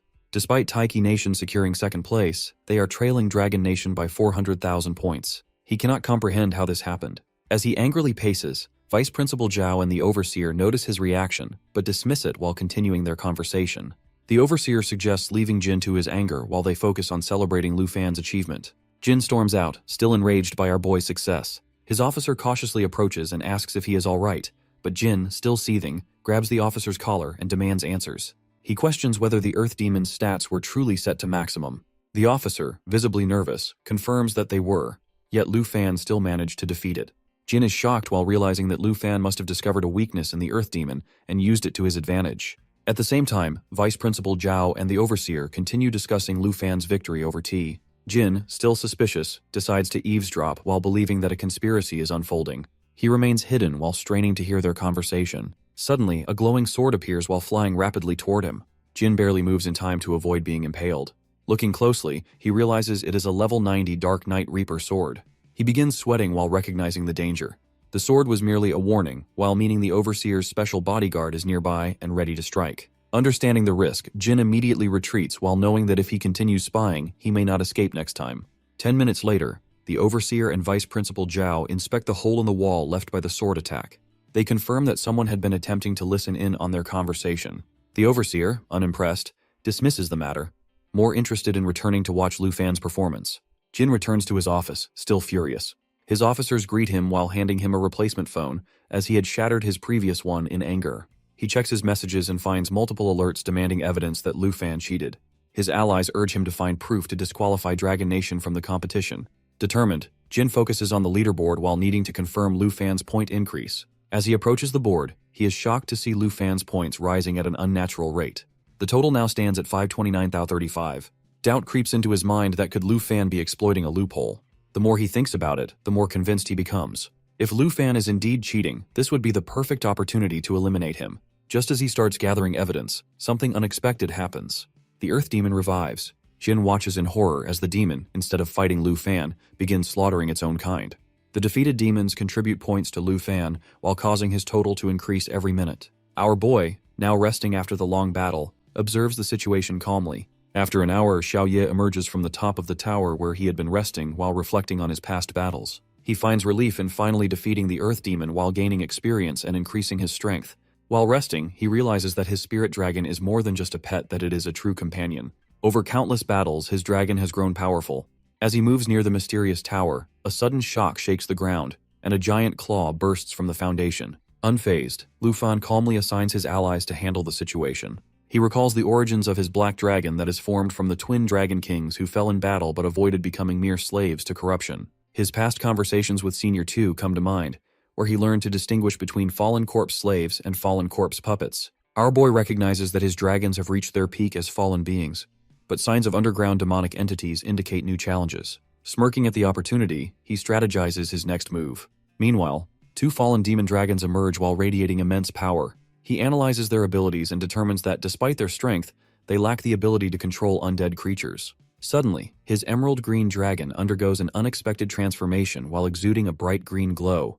Lu Fan steps back while questioning this sudden evolution. As the dragon's power manifests, it unlocks a unique bloodline ability. The system reveals new stats that its protective aura enhances allies' attributes, boosts damage absorption, and grants a counterattack mechanism while making them nearly invincible. Our boy is amazed by its transformation into a supreme being, capable of amplifying passive abilities. As he reviews the stats of the fallen demon dragons, he detects an underground entity that is the Earth Abyss Demon at level 85. Despite its level cap, its attributes have grown beyond limits. The fallen demon dragons, still at level 24, benefit from the Emerald Dragon's buffs, further enhancing their combat power. Sensing the scale of the upcoming battle, our boy decisively commands his Emerald Dragon to activate its ultimate ability, Jade Light, which quadruples all allies' stats. The battlefield trembles as the fallen demon dragons roar, their power surging while making them an unstoppable force. Determined to overpower the Earth Abyss Demon, Lu Fan commands his dragons to unleash their life pulse. The Earth Abyss Demon roars in defiance, but his fallen demon dragons crush its defenses. As the battlefield shakes, dark knights engulfed in purple flames emerge from the shadows. These corrupt warriors, while laughing menacingly, advance in increasing numbers. Lu Fan swiftly assesses the transformed divine soldiers, now at level 75. Their defensive capabilities increase with each undead conversion, while allowing them to convert lethal damage into shields. Satisfied, he notes that his army can now fight independently, while earning points for him without his intervention. A system notification alerts him to a new skill that is Undead Control, which grants him full command over all his undead puppets, even in secret areas. Recognizing the potential of this ability, he envisions a grand plan that is using his army to recreate a historic battle from 50 years ago that reshaped the demon world. Suddenly the ground trembles, and a giant claw crashes down with earth-shattering force, narrowly missing Lu Fan and his allies. A massive demonic beast emerges from the shadows while exuding unparalleled rage and malice. It lets out a deafening roar while signaling its challenge to Lu Fan. Reviewing its newly transformed abilities, Lu Fan observes a unique skill that marks targets with shadow layers while amplifying the damage they receive. Additionally, its power increases by 200% upon taking critical damage. Smiling, Lu Fan acknowledges his latest success while marveling at his ability to subdue such a formidable ancient beast. Meanwhile, in the control room, Jin learns of Lu Fan's unprecedented feat that is taming the Earth Abyss demon. He panics, unable to comprehend how such a creature, known for its independence, could now be under Lu Fan's command. Frustrated, he drops his phone while realizing the power shift has disrupted their plans. Online discussions erupt into chaos as news of this event spreads. Old Han, another observer, laughs and acknowledges Lu Fan as the strongest player. He urges his group to stay calm and reevaluate their strategies to maintain balance in the competition. If other nations fail to keep up, the game itself could lose its thrill. Jin, while feeling the mounting pressure, clenches his fists and declares that he has no choice but to entrust an important mission to Lu Fan.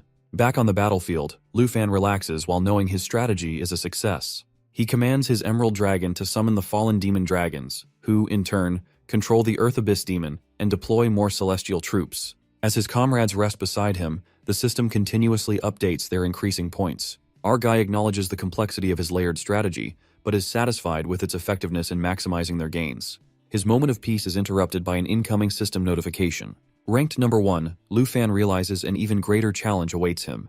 In the frozen lands, a boy hides behind a tree while believing he has successfully secured the mission. He feels relieved that he did not encounter Lu Fan at the previous checkpoint and assumes that no one else has arrived. However, his confidence diminishes as a massive black dragon appears while exuding an overwhelming aura. Then our boy arrives. He moves towards the mission area with his usual confidence, while the boy watches in frustration. He realizes that Lu Fan's presence means his previous mission has already been completed. Doubt creeps in as he wonders if Lu Fan truly managed to defeat the Earth monster. The situation, which initially seemed in his favor, is now slipping out of his control. Sensing a presence, our guy stops and glances back while causing the boy to panic. He begins sweating and fearing that he has been discovered. Despite his attempts to remain unnoticed, Lu Fan releases his dragon, Kai, while unleashing fiery energy that intensifies the atmosphere. The overwhelming force leaves the boy in a desperate state while struggling to defend himself. A system notification confirms that our boy has earned additional points. Realizing that our guy was not directly targeting him, the boy breathes a sigh of relief. He hides behind a tree, reassured that he is not perceived as a threat. Quietly, he celebrates his luck. Meanwhile, our guy checks his status window to review the mission details. Nangu, while regaining some composure, hesitantly approaches Lu Fan and expresses his gratitude for sparing him. Aware that the game's rules dictate that his points would have transferred to Lu Fan had he been killed, he acknowledges the unexpected mercy. Our guy, while showing no particular interest, considers it nothing more than temporary cooperation. His focus remains on his next tasks. Observing the boy's status, our guy notes his name, Nangu Yasen Lai, and his ranking, which is significantly lower than expected. The boy defends his performance while explaining that he has been working tirelessly in hunting deadly creatures to accumulate points. Our boy assesses the situation while concluding that eliminating him now would not be worthwhile. Instead, he decides to wait until the boy has gathered more points before considering him as a potential target. Before leaving, our guy remarks on the boy's slow progress while highlighting his low rank. The boy, while feeling humiliated, reflects on his position in the competition. As Lu Fan departs, he encourages the boy to improve while leaving him in a state of surprise. This moment contradicts everything the boy has been taught about the Dragon Nation, which was described as arrogant and unreasonable. Our guy's actions challenge his preconceived notions while making him question his past judgments. He resolves to work harder, not only to prove himself but also to uphold the dignity of his nation. Our guy, now focused on his next mission, reviews his objectives. His next task is a PvP battle against a rank 6 opponent in a swampy region.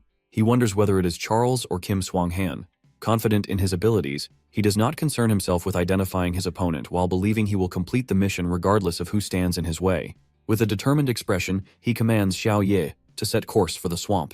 In the swampy region, the atmosphere is eerie. A massive boar with glowing red eyes roams through the thick, damp terrain. Nearby, a giant snake lurks while waiting for the right moment to strike. Without warning, the snake attacks, sinking its fangs into the boar. The boar struggles but is ultimately overpowered. Hidden in the shadows, a figure observes the battle with amusement. A system notification alerts Old Han that someone has accepted a mission to hunt him. Instead of fear, he reacts with confidence while acknowledging the challenge with a smirk. His status window reveals his immense strength, far exceeding most competitors. Another figure, Gilan, emerges while addressing Han with calculated confidence. Within the Four Nations alliance, Their plan had been to strategically accumulate points and resources, but only a few members had arrived. Gilan questions the whereabouts of their missing allies, particularly Nangu and Lai, whose status remains unknown. Han, while leaning against a tree, speculates on the situation, while considering whether waiting for their missing comrade is an option. He checks his status and notes his rapid progression, despite only engaging in minor battles. Gilan, while sensing the shifting dynamics, prepares for the inevitable confrontation. The anticipation builds as they acknowledge the approaching hunter. Han, seated calmly with his snake companion, remains watchful. As he reviews the map, he strategizes his next move while preparing to show the true difference between hunter and prey. 4 hours later, Lu Fan arrives in the nation's trial secret realm, known as the Swamp. Lu Fan looks around and notices the dangerous terrain.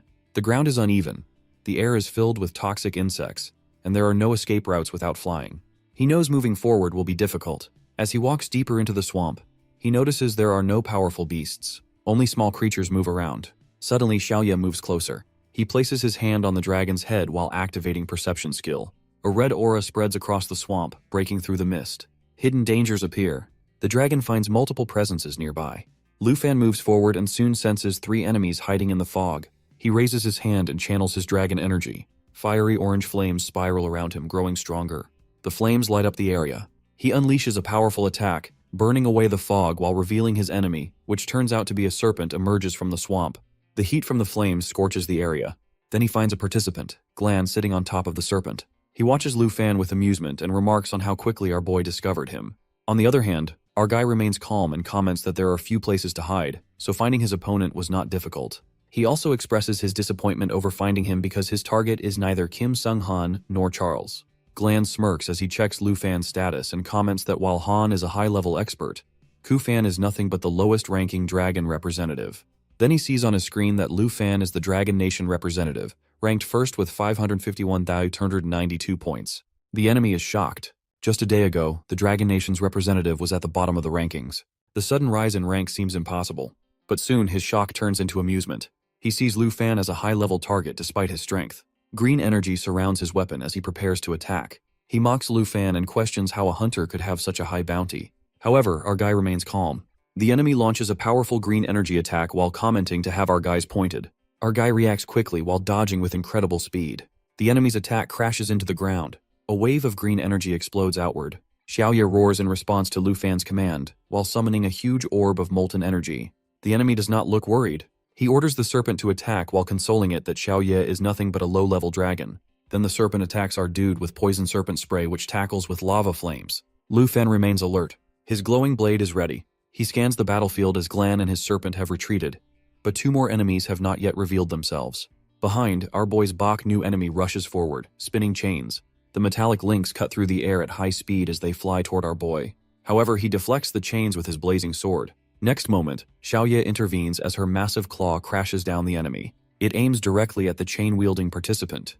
The enemy is now coughing with blood while being power, as she is shocked that someone at his level is this strong. Next moment, our guy notices her smirking, which makes him cautious of her. As expected, she immediately calls for help to her companions. Afterwards, Glan with Serpent reappears and lunges toward Lu Fan and his black dragon. Lu Fan is ready to attack as he deflects the serpent's attack while Xiaoye roars and clashes with the serpent. It grips the serpent tightly in its claws. Glan is frustrated while his companion Baden, holding a bow, prepares to attack. At that, the chain-wielding enemy mocks her allies, pointing out their failures. Despite their efforts, the enemies struggle. Baden cannot believe someone at Lu Fan's rank could be this powerful. Glan, however, is persistent to take down our boy in order to get his points. If they defeat him, they will rise in the rankings. Standing beside his black dragon, Lu Fan mocks his enemies as their attacks are useless, which are only hurting themselves. He questions their chances of winning. The chain-wielding enemy refuses to back down while admitting that Lu Fan is stronger than expected, but the battle is not over. Lu Fan's face remains serious. Flames spiral around his arm. He gives them one last warning while commenting that how this swamp will become the graveyard of their ambitions. Gilan quickly commands his companion, Shuaoqi, to unleash a poisonous mist. The green mist spreads rapidly, damaging the target and inflicting a poisoning effect. The toxic attack takes effect immediately, but Lu Fan does not panic as orders Xiaoye to deliver a decisive strike. She immediately attacks the enemy with her Black Dragon Bloodline skill. Its powerful Bloodline ability reduces incoming damage by 50%, nullifies debuffs, and boosts its self-recovery by 500%. Shuaoqi retaliates by launching another wave of toxic mist directly at the dragon. However, Xiaoye counters with overwhelming force, while crushing Shuaoqi in a single devastating blow. Gilan, visibly shaken, realizes the enemy is far stronger than he expected. Just as he struggles to regain control, Baden appears, stepping in to shield Gilan from further attacks. Meanwhile, our boy prepares for a powerful counterattack. Gilan refuses to back down. Holding his staff high, he channels immense green energy, while declaring that Lu Fan's journey ends here. He activates a powerful spell formation, summoning the deadly 10,000 Snake Formation. Venomous serpents emerge from the ground, striking with lethal precision. Now our boy finds himself surrounded.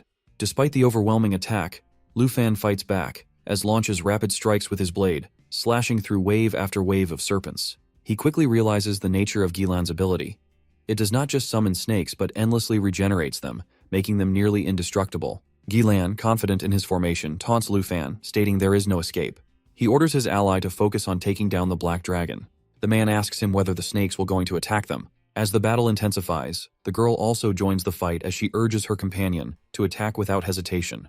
Amidst the chaos, Gilan is caught off guard when a fiery explosion strikes him. At the same time, Lu Fan unleashes a devastating move called World-Destroying Roar, which is the fiery technique sends an intense wave of destruction across the battlefield, severely damaging all targets within its range. Lu Fan, now engulfed in flames, as he mocks Gilan's spell formation, calling it a cheap trick. Gilan, infuriated, vows to make Lu Fan regret his words. He summons a massive vortex of serpentine energy. He shouts to Wei Ji and Baden, urging them to act quickly. Wei Ji lets out a fierce battle cry and charges forward. Lu Fan intercepts a massive spiked weapon hurled toward him. With a single blow of his dragon claw, he shatters it effortlessly. He then swiftly dodges another incoming attack from Baden. Xiaoye roars and attacks the enemy. However, Gilan lets out a maniacal laugh. He revives the fallen serpent, Shuaoqi, using his deadly necromantic powers. He prepares his ultimate attack, Frenzied Serpent, which his ability fuses his revived serpent with a lethal poisonous field.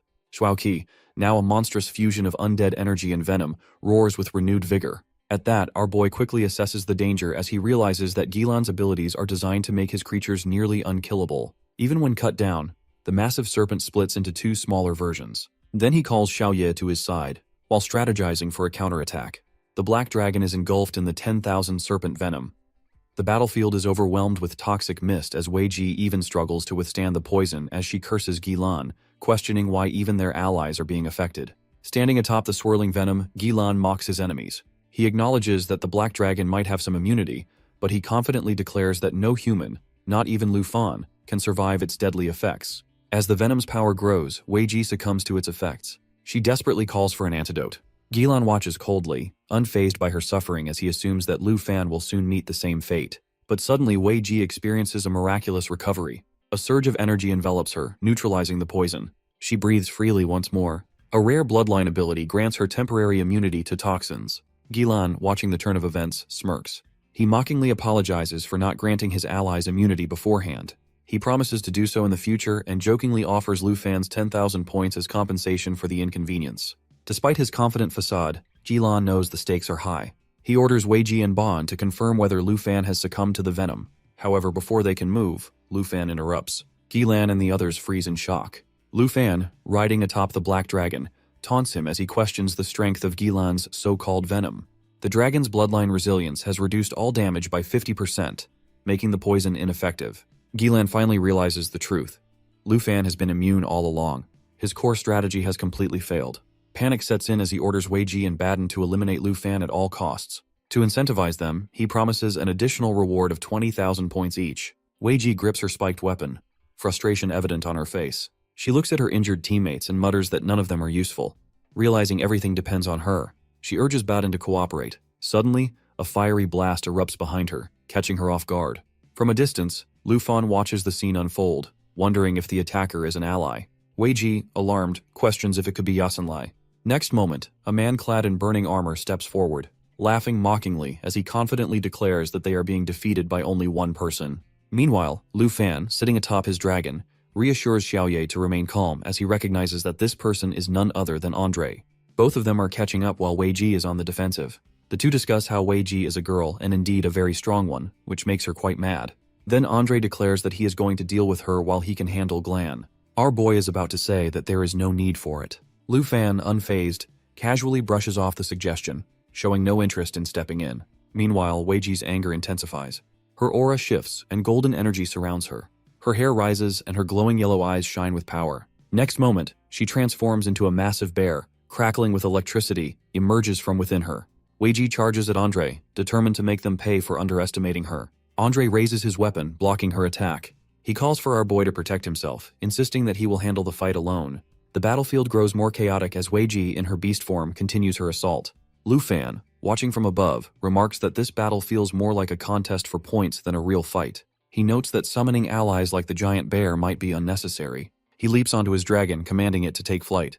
Meanwhile, Gilan steps forward with a massive black snake by his side. He instructs Baden to follow the plan. The snake opens its jaws, releasing a thick green toxic mist that spreads across the battlefield, creating a protective barrier and attacking their enemies. Lu Fan, riding high above, observes the mist. He notes that it has no effect on him or his dragon since they are immune to poison.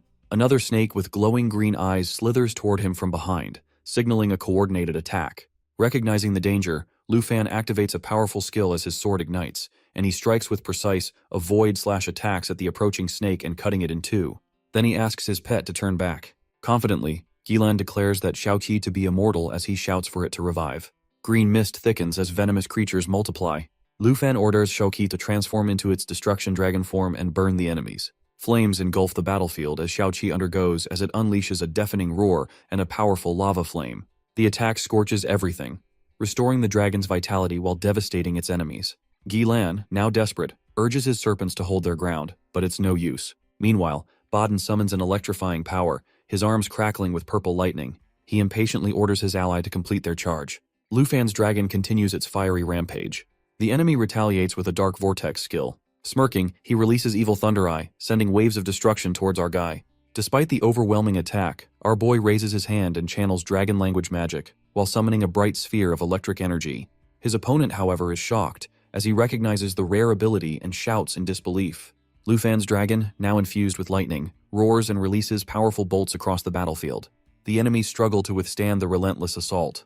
Gilan struggles to hold his ground against an overwhelming force while Baden urges him to stay strong. Then he summons a massive snake to aid him. Baden, alarmed, pleads him not to be abandoned as Gilan's energy grows more chaotic. He activates the snake's healing ability, restoring his life force while submerged in water. Meanwhile, our dude observes from a distance attacks and kills Baden. He ponders on the futility of false alliances and Gilan's inability to escape, and orders Xiaoye to synchronize with him. Together, they prepare to launch Dragon Lava Burst, a combined attack. Lu Fan's fiery energy merges with Xiaoye's power, creating a massive wave of flames. Lu Fan declares this as Gilan's fate, marking his victory.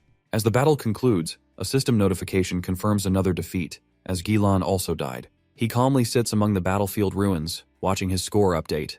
Reviewing the results, he acknowledges both the risks and rewards of PvP battles. Next moment, a new notification ranks him number 1. Suddenly, someone calls out to him and tosses an object. Lu Fan glances over, questioning the gesture. A massive explosion erupts, engulfing the area in flames. A fiery bear appears on the battlefield, growling as it prepares to attack. However, Andre emerges while wielding a massive weapon. The flames around him burn intensely as he charges at the bear. The bear, desperate, pleads for mercy. Andre swings his weapon, igniting an explosion and eliminating the bear. He lifts the bear, looking down on it with disdain. He mocks its cowardice and deems it unworthy of survival. He then throws the bear toward the dragon, signaling our boy. The dragon catches it midair, engulfing it in flames. Lu Fan explains the battlefield rules.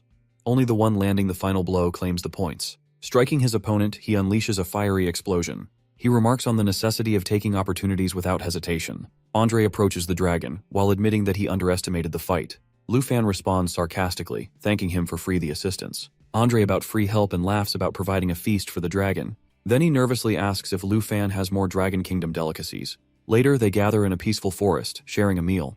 Andre reminisces about the earlier food, while claiming it has spoiled his taste. He offers 500 points per chicken, but Lu Fan refuses. He then increases his offer to 2,000 points per chicken. However, when he checks his points, he then marvels at Lu Fan's score, 763,000 points, and wonders how he accumulated so much. A status screen reveals that Andre is rank 4 with 60,000 points. They discuss their shared mission to defeat the Nine Realms demon. Andre jokes about Lu Fan's massive score and asks if he plans to clear the Black Tower alone. Lu Fan admits he has targeted the tower from the start, seeing it as the best way to earn points. He admits that Black Tower is the best farming location. At that, Andre recalls struggling against its monsters, and realizes Lu Fan has turned the tower into his personal hunting ground. He admits that he is lucky not to be Lu Fan's enemy, as even strong players would not stand a chance against him. Still curious, he wants to ask for Lu Fan's secret to farming points. However, after learning about the risks, he decides it is beyond his ability. He comments that Lu Fan's Dragon Rider profession makes him one of the strongest hidden class players.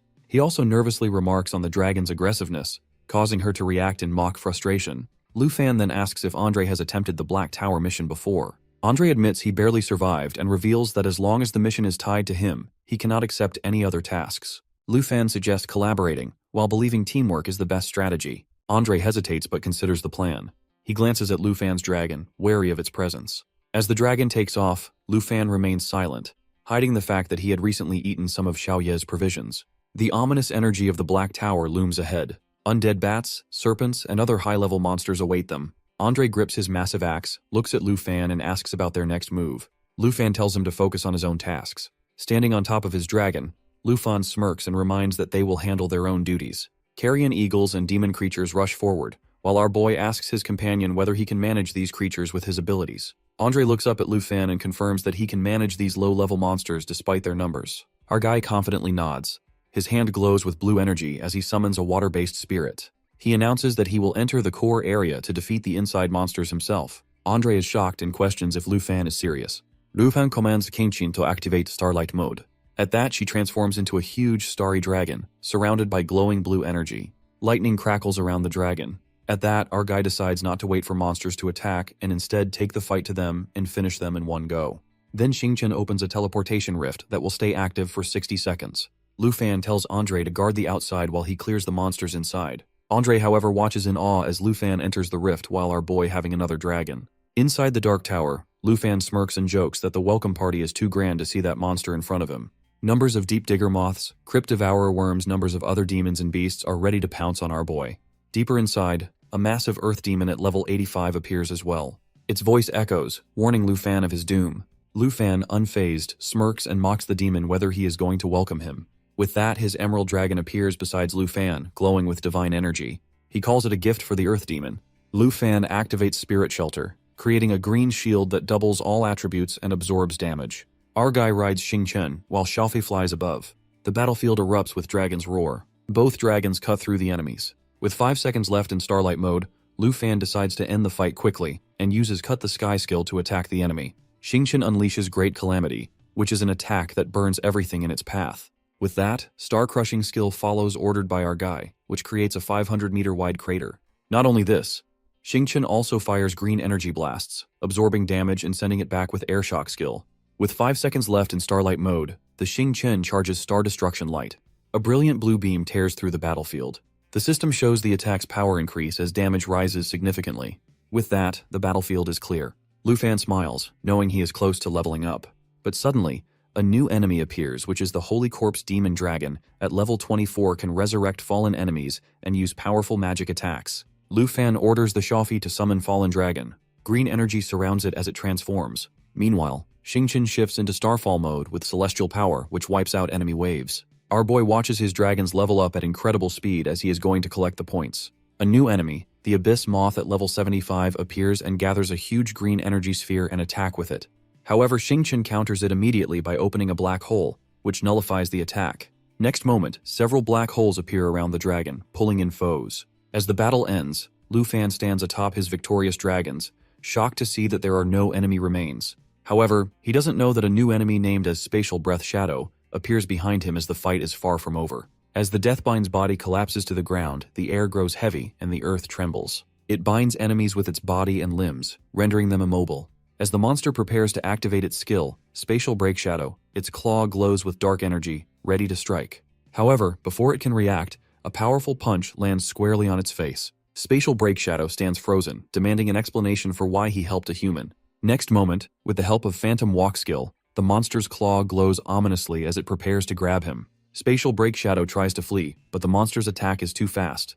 Its claw slashes him, leaving a deep wound that causes him to bleed profusely. The centipede, heavily wounded, attempts a desperate counterattack. However, before it can move, the battlefield is engulfed in flames. Our dragon is also unleashing a devastating attack. The intense heat scorches the area, forcing the creatures to retreat. Amidst the chaos, Lu Fan questions whether the monstrous creatures are satisfied with his gift. As the dust settles, the Spatial Break Shadow and its allies prepare for another assault. They lock eyes with Lu Fan, radiating killing intent. Demon glares at him, lamenting how the one he once revered has now become a target for humanity's wrath. The monster laughs maniacally, mocking the demands that they don't deserve to live. Fueled by rage, Demon roars, towering over the battlefield. He declares that fighting alongside weak creatures is beneath him and aims to annihilate everything in his path. Below, Lu Fan remains calm. He summons his allies, ready to face the overwhelming threat. Sparks fly as the creatures above him clash in a violent exchange of blows, each side fighting for dominance. Suddenly, Demon screams in rage, challenging his opponent, the Earth Demon. The monster reveals its terrifying ability, splitting into multiple clones that radiate the same deadly aura. These clones spiral into a vortex of power, while attacking with constantly. Lu Fan smirks as flames engulf his hands. He mocks his opponent, declaring that if they enjoyed his previous gift, because he is willing to add more fuel to the fire. The battlefield shifts as Lu Fan summons the demon troops of the abyss. A vortex of dark energy appears, and demonic soldiers emerge. Spatial Break Shadow watches in disbelief, that how it is possible as Lu Fan has somehow subdued the entire Earth Demon army. The monster lets out a furious roar and unleashes a devastating slash, tearing through its opponents with it. Despite the chaos, Lu Fan smirks and remarks about the ancient demonic beasts as he is interested to see that who is truly superior. The Earth Demon army, still under his control, charges forward with his dragon. Their numbers grow rapidly, swarming the battlefield. Above, another wave of summoned creatures descends. Fluttering shadows morph into deadly monsters, swarming the centipede and its allies. Spatial Break Shadow and its forces struggle to withstand the overwhelming swarm of demonic butterflies and soldiers. It watches in disbelief while questioning how a mere human can possess such devastating power. Above, the dragon is ready to kill the demon. However, it roars defiantly, refusing to accept defeat while calling their efforts delusional. Then it unleashes a massive burst of green energy. A toxic mist spreads across the battlefield, covering everything in its path. The massive centipede begins to retreat, slithering through the mist in an attempt to escape. However, Lu Fan mocks the demon's cowardice, readying himself for the final strike. Dragon's encouragement. Fiery energy swirls around him, forming a majestic dragon. Lu Fan rides atop his dragon, which lets out a deafening roar, shaking the battlefield as it charges at the enemy. He orders Xiaofi to attack herself with Xing Chen. Xingfei radiates a brilliant blue light, its aura pulsating with immense power. Now the Starlight Destruction skill is in process. Simultaneously, he commands his black to unleash Lava Burst. Xiaoye charges forward, roaring as it releases a molten wave that engulfs the battlefield. The combined might of the two dragons creates a blinding surge of energy, shaking the entire arena. Lu Fan watches as his enemies are consumed by the relentless assault. In a final desperate act, one of the demons cries out while refusing to accept defeat. Outside the Dark Tower, Andre swings his hammer fiercely, unleashing a fire tornado that wipes out the last of the corpse eagles. With no more enemies in the sky, the entrance of the Dark Tower is covered in corpses. However, he notices something unusual, that the Dark Tower's gate remains closed. Not only this, the next wave of monsters would have appeared by now. He doesn't understand what is going on exactly. 5 minutes later, Lu Fan emerges from the gate, unharmed, riding Xiaoye. Approaching Andre, Lu Fan casually tosses something at him. Andre catches it, only to realize it is a massive head with a grotesque Spatial Break Shadow's face. Using his appraisal skill, he confirms that though its body is gone, its head remains barely alive, sustained by a death and rebirth ability. Andre is shocked that Lu Fan has single-handedly invaded the Dark Tower and annihilated the entire demon army. Lu Fan explains that the demon possesses a skill, which allows it to revive, but he keeps it barely alive before leaving the castle, while ensuring Andre can claim the kill and complete his mission. Andre is clearly shocked to listen this, but our guy explains that if he will kill it, he can able to take another mission after completing his current mission. Andre, regaining his composure, lifts his hammer and delivers a final flaming strike. After a while, both of them are sitting in front of the bonfire, while Andre is checking his status screen. His mission completes, and he gains 200,000 points. Our boy declares that it's time to depart. Now, Andre prepares to leave while expressing that if they might not meet in the National Trial Secret Realm, then he would like to share a drink with Lu Fan once the trial ends.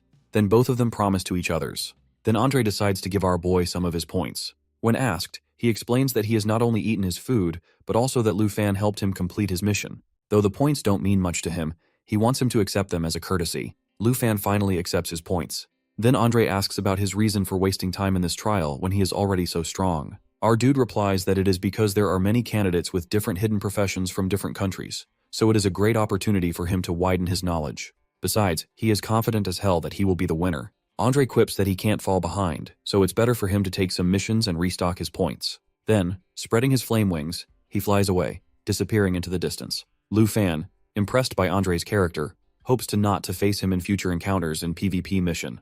Then he turns to his new members of the demon army.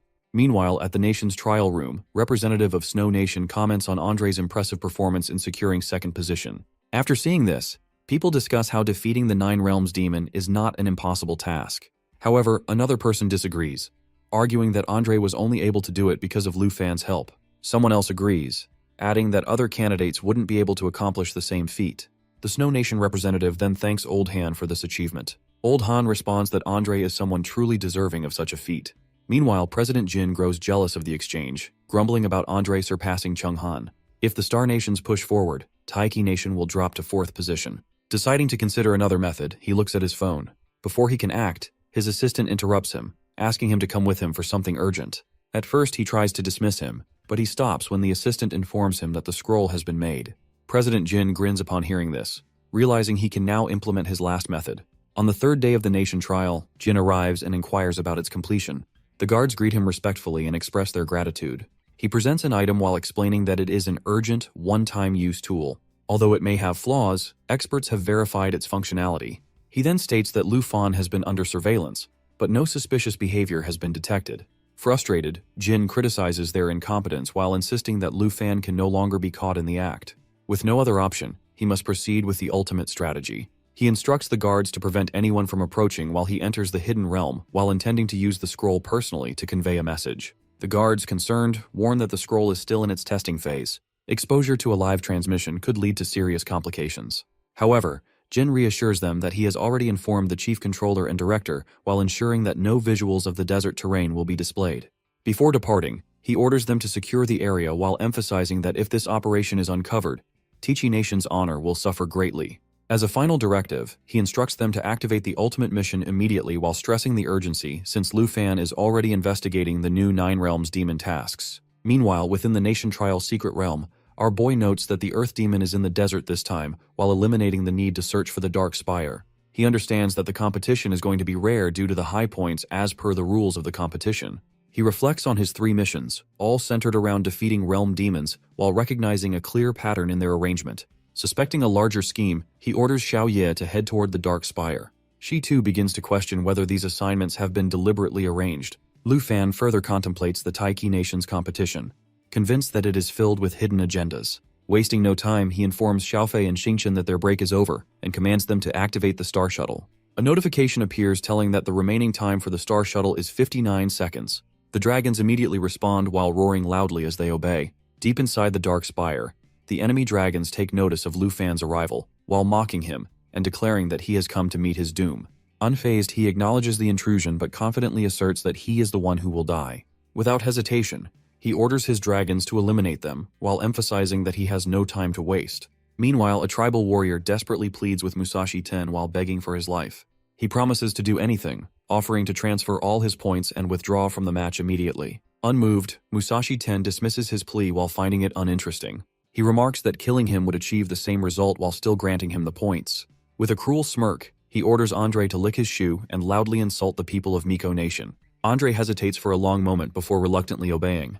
At that instant, the ghost warrior interrupts while urging him to speak louder. Trembling, Andre complies, repeating the insult in a more forceful tone. Laughing, the ghost warrior mocks him while remarking that he truly would do anything to survive. Suddenly, Jin Chang'an appears, swiftly eliminating the tribal warrior. Shocked, the ghost warrior protests while questioning Jin's actions and complaining that he was not finished having his fun. Jin responds nonchalantly while stating that Andre was doomed regardless and expressing doubt that the ghost warrior would have actually spared him. Furious, the boy accuses Jin of stealing his points by striking first. However, Jin remains calm while clarifying that he acted not for the points, but because they still have a mission to complete. Perplexed, the ghost warrior questions what mission he is referring to. Jin, ignoring his curiosity, instructs him to remain silent and pay attention. Shortly after, he arrives at the scene, prompting the ghost warrior to skeptically wonder whether overseas forces have urgent intelligence, and if such a thing is even possible.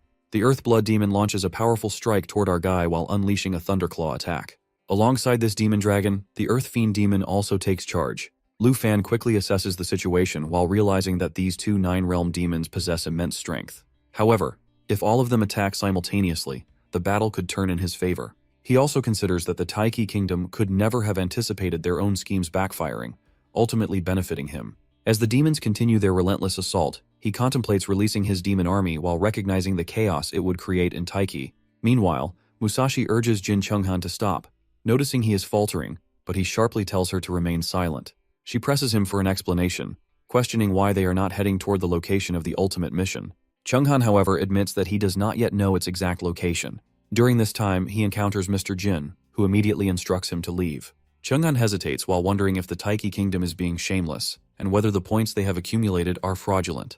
He questions whether he should be disqualified, but Mr. Jin dismisses the idea, stating that the rules and regulations are functioning normally, making teleportation impossible. At this moment, Mr. Jin realizes that relying solely on grinding monsters and completing quests will not be enough.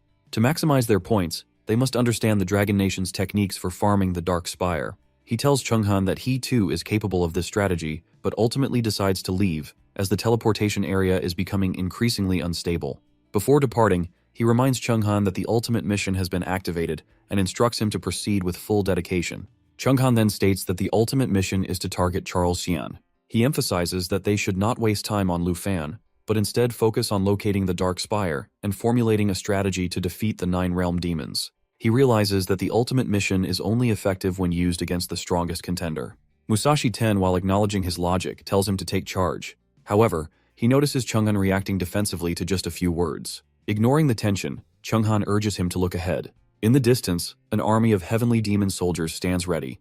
Musashi Ten identifies the location as the Dark Spire and immediately feels an overwhelming sense of oppression. Despite this, Chunghan remains confident in handling the army. However, he begins to question why the army appears so small. Determined, he unsheathes his sword while preparing to engage in battle. However, the ancient demon army proves to be far too powerful for the forces of the Taiki Kingdom to handle. He engages in battle with the 9 realm demons, while Chunghan observes while remarking that it does not matter if Lu Fan has a dragon pet.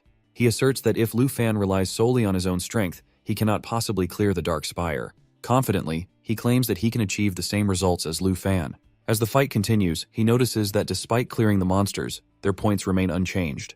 Chang'an immediately senses that something is wrong and begins to question what Lu Fan might have discovered inside.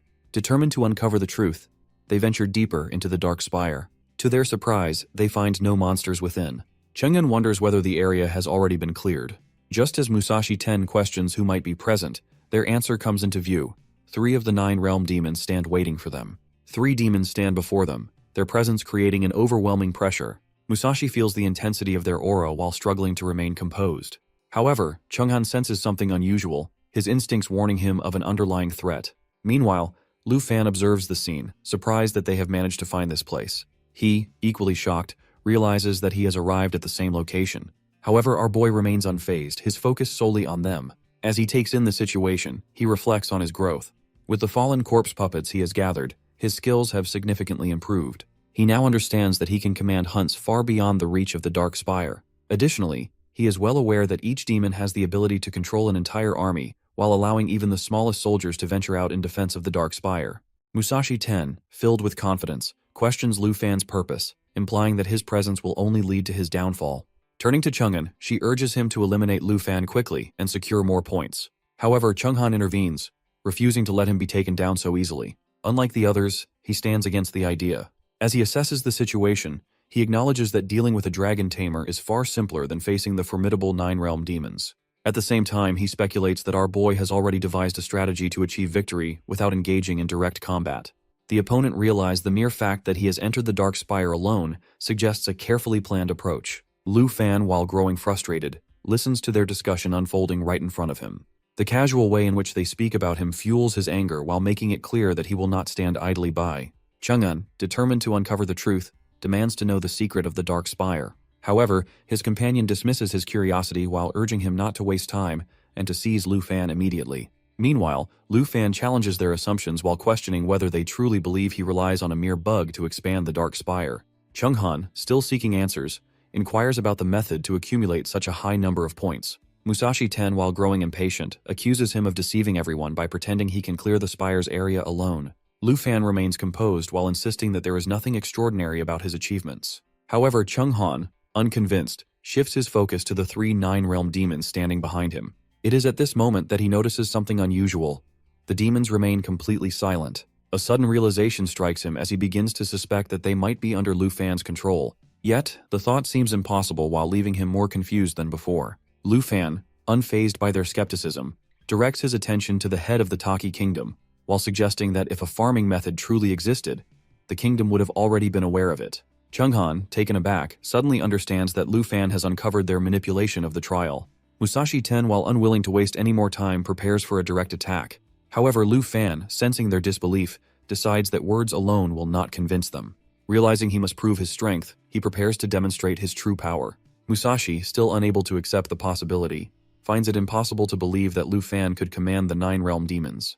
Chung'an remains convinced that a bug must be controlling the demons. As he reflects on the trial, he struggles to understand why Lu Fan is claiming it when it rightfully belongs to the Taki kingdom. However, before he can find an answer, the demons launch a relentless attack against him. Caught off guard, he begins to wonder if this overwhelming force is the strongest power capable of shaking everyone.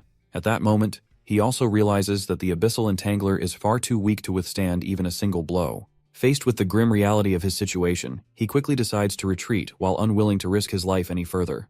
Meanwhile, the demons continue their relentless assault, showing no signs of stopping. Lu Fan, standing firm, asserts that he never resorts to deception.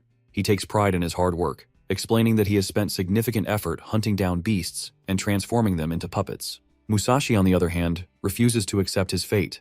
Convinced that he is destined to become the future king of the world, he struggles against the inevitable while unwilling to acknowledge the way he is falling. However, Lu Fan understands all too well that everyone harbors ambitions of ruling the world. Before he can even take his final action, all of them are knocked down while leaving him momentarily stunned.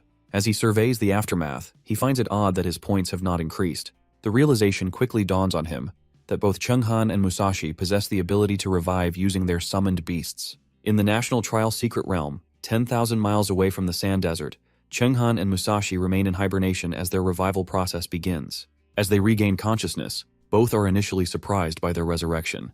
Musashi Ten, intrigued by the experience, feels relieved that he no longer has to fear death. However, Chunghan quickly warns him against being naive. He reminds him that reviving repeatedly holds no real value if Lu Fan continues to eliminate them with his 3 9-realm demons. With concern, he also points out that they now have only 5 chances of split hibernation remaining. Determined to turn the situation in their favor, he decides that they must locate another dark spire that has not yet been cleared and devise a strategy to tame the 9-realm demons. Since they cannot afford to waste any more lives, they need to act carefully. As he considers their next move, he reflects on the fact that Lu Fan is a dragon tamer, while meaning taming demons is not necessarily his expertise. If Lu Fan can do it, then there must be a way for them to achieve the same. Musashi, eager to find a solution, urges him to hurry so they can discover the best strategy to defeat their opponent. Before they can proceed, Musashi suddenly collapses to the ground. Chung'an, observing his condition, reassures him that his weakened state is a result of the hibernation process. With his energy temporarily depleted, he will require about 10 minutes to recover. Wasting no time, Chung'an sets his sights on the dark spire near the ultimate mission, determined to find the answers they need. Just as they prepare to move, an enormous burst of fire erupts before them while knocking Chung'an to the ground once again. As the flames subside, they find themselves face to face with the prince of the Jin family. With a smirk, he considers himself fortunate to have encountered weakened opponents in such a vulnerable state. He reminds them that they were warned not to appear in the secret realm. Chunghan, still struggling with the effects of hibernation, realizes that fighting in their current condition will be far more challenging than expected. He questions their presence in the sand, his curiosity evident. As the prince of the Jin family steps closer, Chunghan realizes that escape is impossible in his current weakened state. A sense of hopelessness washes over him as he recognizes his vulnerability. The prince, eager to toy with his opponents, rises into the air before delivering a devastating blow. The sheer force of the attack proves fatal, instantly eliminating both Chunghan and Musashi. However, as he surveys the aftermath, something feels off. Despite successfully taking them down, his points remain unchanged. The unusual situation leaves him momentarily puzzled, unable to comprehend why their deaths have not contributed to his score. 10 days later, in the Golden Jade City National Trial Arena, the atmosphere is tense as the host announces that the national trial is approaching its final stage. Meanwhile, Han and Xiaoman watch the broadcast from Villa No, 2 of the Dragon Capital Academy, their eyes fixed on the screen. The host emphasizes the intensity of this year's competition, while declaring it one of the most challenging in history. Out of the initial 23 participants, only 10 remain, with the others either having perished or chosen to surrender. As the event unfolds, Chu also follows the broadcast while taking note of the latest developments. The host representing the Taiki Kingdom provides further details while explaining that the remaining participants must now hunt one another to alter their rankings. As he continues, he highlights the current standings, particularly the top 5 contenders who have secured their positions through sheer determination and strength. While battling in the lava volcano, Musashi 10 holds the 5th rank with 460,000 points. Jin Chenghan secures the 4th position with 510,000 points, while Andre from the Snow Country claims 3rd place with an impressive 680,000 points. Meanwhile, Andre, unbothered by the ongoing discussions, lounges in the grasslands of the National Trial Secret Realm, while listening to the broadcast with a relaxed demeanor. The host continues the announcement, revealing that Charles holds the 2nd rank while having hunted down 5 participants to secure his position. However, the top contender remains Lu Fan from the Dragon Country, while dominating the leaderboard with an astounding 7 million points. Meanwhile, deep within the National Trial Secret Realm, at the lava volcano Dark Spire, Lu Fan and his dragon achieve another victory by defeating the 9th demon. With this triumph, the Black Dragon's level rises to 38 while marking a significant increase in power. Our guy feels a surge of satisfaction as he successfully tames all 9 realm demons, officially completing his army. This accomplishment grants him additional points, further solidifying his lead. As he stands among his forces, the 9 realm demons stand unwaveringly in support of him, a testament to his growing dominance. Amidst the celebration, our boy makes another discovery that his Jade Dragon has awakened a new ability known as Dragon Domain. Lu Fan observes the Dragon Clan's domain while analyzing its effects. He speculates whether it grants another 50% increase in Xiaofei's attributes. However, its most powerful advantage lies in its ability to isolate non-dragons from the external world. As he considers its potential, he realizes that if he uses it against Seong Han, his opponent will be unable to summon his Abyss Entangler. Even after its death, it will not be teleported out, while making this the most effective strategy to eliminate him. Just then, a status screen appears while indicating that someone is hunting him. Intrigued by the challenge, he sees it as a potential opportunity to gain more points and further solidify his position. Meanwhile, in the National Trial Secret Realm's volcano, Charles holds the essence in his hand while marveling at its existence. He accepts the ultimate hunting task for the rank 1 contender, determined to prove himself. As he assesses the situation, he questions whether this method is being used to eliminate Lu Fan. Chang'an, while watching closely, asks if Charles believes he can truly complete this task. Charles, exuding confidence in his abilities, reassures them of his strength. His allies have chosen to merge forces with him for this very reason. As Chang'an reflects, he recalls that both he and Musashi had to combine 3 different skills just to defeat the lava giant. In contrast, Charles had taken it down with a single decisive blow. Realizing the vast difference in their abilities, he begins to see his earlier decision to hunt Charles as a grave mistake. Musashi acknowledges that they are no match for our dude.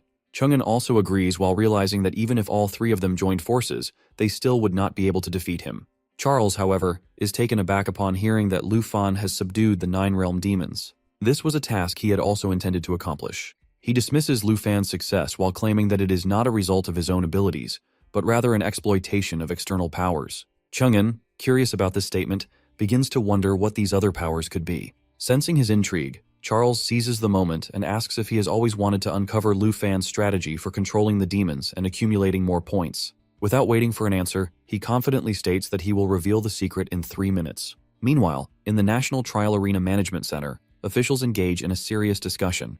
Concerns arise as they note that Mr. Qin has not yet contacted them, while raising questions about his whereabouts and the unfolding events within the trial. One of the officials anxiously questions whether they are at risk of losing their jobs due to the lack of records on Mr. Qin. Another reassures him while suggesting that Mr. Qin might have handled the situation on his own. He further adds that Mr. Qin had specifically instructed them to focus on tracking Lu Fan, so their priority should remain there. However, as the conversation continues, the second official notices the unsettling silence from his colleague. Realizing something is wrong, he suddenly feels a hand gripping his mouth from behind. A female voice warns him to stay silent, otherwise he will be killed. She then declares that the 3 minutes are up and assures Charles Morgan that their mission will not fail. Meanwhile, viewers watching the livestream are abruptly informed of a technical issue while causing a temporary broadcast glitch. Frustration spreads among the audience as they demand answers from those managing the transmission. At the National Trial Arena, the vice principal turns to Old Han while suspecting that the Taki Kingdom is behind the interference. However, Old Han, unimpressed by the speculation, expresses a keen interest in watching the star-striped country while believing it holds special significance. As the tension in the control room grows, Mr. Qin finally steps forward. One of the officials urges him to investigate the matter, but just as they expect a response, they realize he is no longer present. At the end of the corridor, outside the war room, Mr. Qin confronts Mr. Morgan while questioning what exactly he intended to say about him. He reminds him that he was given 3 minutes, yet now, there seems to be nothing significant left to discuss. Mr. Qin finds the conversation amusing, while Mr. Morgan thanks him and bids him farewell. Meanwhile, Musashi begins to grasp Charles Morgan's implication. If Lu Fan has become a servant of the fallen corpse ancient god, then he might also be using that power to control the demons. Chang'an struggles to believe it, but Charles confirms that while it may seem impossible, the power of the ancient gods is a tremendous blessing that Lu Fan now possesses. He further explains that this power is not dependent on individual strength, but has the ability to amplify one's abilities instantly. He then reveals that his own power has also been granted by his master, known as the Holy Mountain Essence. Musashi is astonished by this revelation, while Chang'an questions whether Charles's strength comes from these three essences. Charles clarifies that he is offering two of them to them. Chang'an, skeptical, inquires about the cost of acquiring these essences. Charles, emphasizing their immense value and potency, makes it clear that they will not be given away for free. Instead, he proposes a deal. He will grant them access to his master's greater power, but in return, they must facilitate the expansion of the ancient god's influence in both Taiki country and Sakura country. Eager to grow stronger, Chang'an accepts the deal without hesitation. Musashi, however, remains reluctant. Sensing his hesitation, Charles challenges him while asking whether he is willing to let Lu Fan remain superior to them indefinitely. Confronted with this thought, Musashi wavers before ultimately agreeing to the deal. Satisfied with their decision, Charles tells him that embracing this change will only make him stronger. With that, he holds out an essence which he had specifically prepared for Lu Fan. One of the guards in the management control room reports that the surveillance footage does not capture the killer, but the broadcast and war room footage have been successfully restored. A concerned woman asks Mr. Jin whether they should report the incident, but he refuses while deciding to conduct their own investigation to avoid unnecessary disturbances. He suspects that the Morgans are behind this event. Meanwhile, in the National Trial Realm's volcanic region, Lu Fan assesses the competition's progression. He realizes that in these final stages, mutual hunting has become essential for accelerating the process. He also senses that those who seek to eliminate him are dangerously close. Suddenly, a status screen appears while displaying the avatar of an opponent nearby. Without hesitation, he commands his black dragon to advance, eager to reunite with an old acquaintance. The dragon soars through the sky before descending toward the ground. Upon landing, Lu Fan scans the area while searching for his target. Soon he spots Nango Yasanglai. Nangu, relieved to see him, expresses his happiness while admitting that he had feared for his life. However, now that he has encountered Lu Fan, he feels a sense of reassurance. Noticing Nangu's unusually low points, Lu Fan questions him about it. As Nango hesitates, he cannot help but wonder how Lu Fan remains so cheerful despite being in the final and most perilous stage of the competition. However, Lu Fan warns him that at this point, trust and friendship can be dangerous. Before Nango can respond, a sudden shift in the atmosphere draws their attention. Without warning, a holy mountain golem emerges and engulfs Nanguo, while leaving Lu Fan to confront yet another unexpected challenge. Lu Fan realizes that the creature before him is Kim Seonghan's summoned beast. Nanguo desperately cries out for help, but within moments, he perishes in the lava volcano. As the scene unfolds, Charles arrives with Chang'an and Musashi. Chang'an smirks while claiming that he has stolen Lu Fan's points by killing Nanguo while assuming that the points will now be transferred to them. Observing their newfound strength, Lu Fan quickly assesses the situation. He recognizes that they have become significantly more powerful and mockingly refers to them as Holy Mountain slaves. Their presence confirms his suspicion. They were the ones searching for him.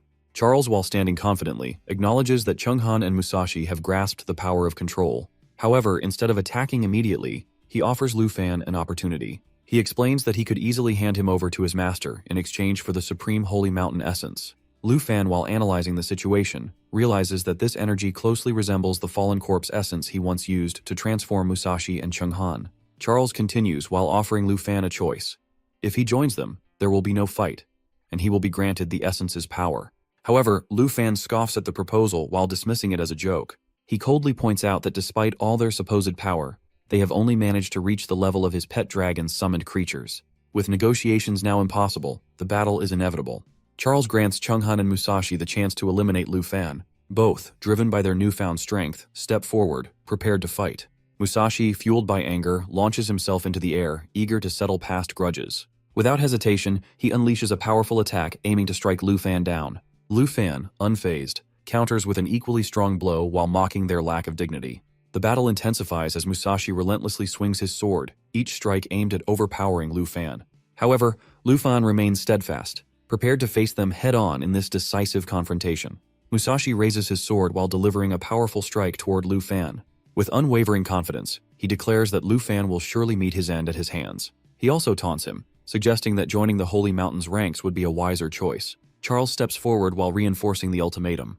If Lu Fan refuses to submit, they will eliminate him without hesitation. He further adds that after his death, they will transform him into a holy mountain golem, just as they have done to countless others. However, Lu Fan remains unfazed. He recalls how he has vanquished numerous ancient beings before while considering them insignificant in comparison. In his mind, their fates are already sealed. Yet, Charles misinterprets his calm demeanor, assuming that the divine power of the holy mountain has instilled fear in him. Without hesitation, Lu Fan commands Xiaoye to shift into its dragon destruction form. In an instant, the dragon transforms, its energy surging through the battlefield.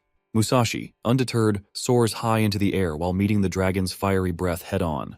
His confidence remains unshaken as he boasts that Lu Fan will never be able to defeat him again. Lu Fan, while refusing to be intimidated, counters with a powerful strike aimed directly at the Holy Mountain Golem. His true target, however, is Charles. As he charges forward, Charles smirks, believing that Lu Fan is recklessly rushing toward his own demise. But Lu Fan sees their arrogance for what it truly is: blind overconfidence. At that moment he calls forth Xiao Fei. A plan forms in his mind. If he feeds the Holy Mountain essence to the fallen Dragon King, the very power that fuels these so-called Holy Mountain slaves will turn against them. Their lives will be forfeit, and the essence will become his while strengthening him even further. Lu Fan casts dragon language magic Lava Eruption. A massive surge of lava erupts into the sky while illuminating the battlefield with its fiery glow. Musashi, caught in its scorching heat, braces himself but refuses to falter. With his sword tightly gripped, he stands firm, ready to strike down his opponent. Lu Fan then turns to Charles while challenging him to summon a creature worthy of facing his dragon. However, Charles expresses disappointment while stating that he has already summoned his strongest beast, which is the Holy Abyss Excavator. Sensing Musashi's exhaustion, Lu Fan mockingly asks if he needs a break. Musashi, while feeling deeply humiliated, refuses to acknowledge his weakness. Yet, he cannot ignore the overwhelming power of the dragon before him. Meanwhile, Charles remains confident while believing he can easily defeat our boy and claim his points. His eyes burn with determination as he vows to make him pay for his arrogance. Without hesitation, he unleashes the flame of divine punishment while sending a barrage of scorching flames toward Lu Fan.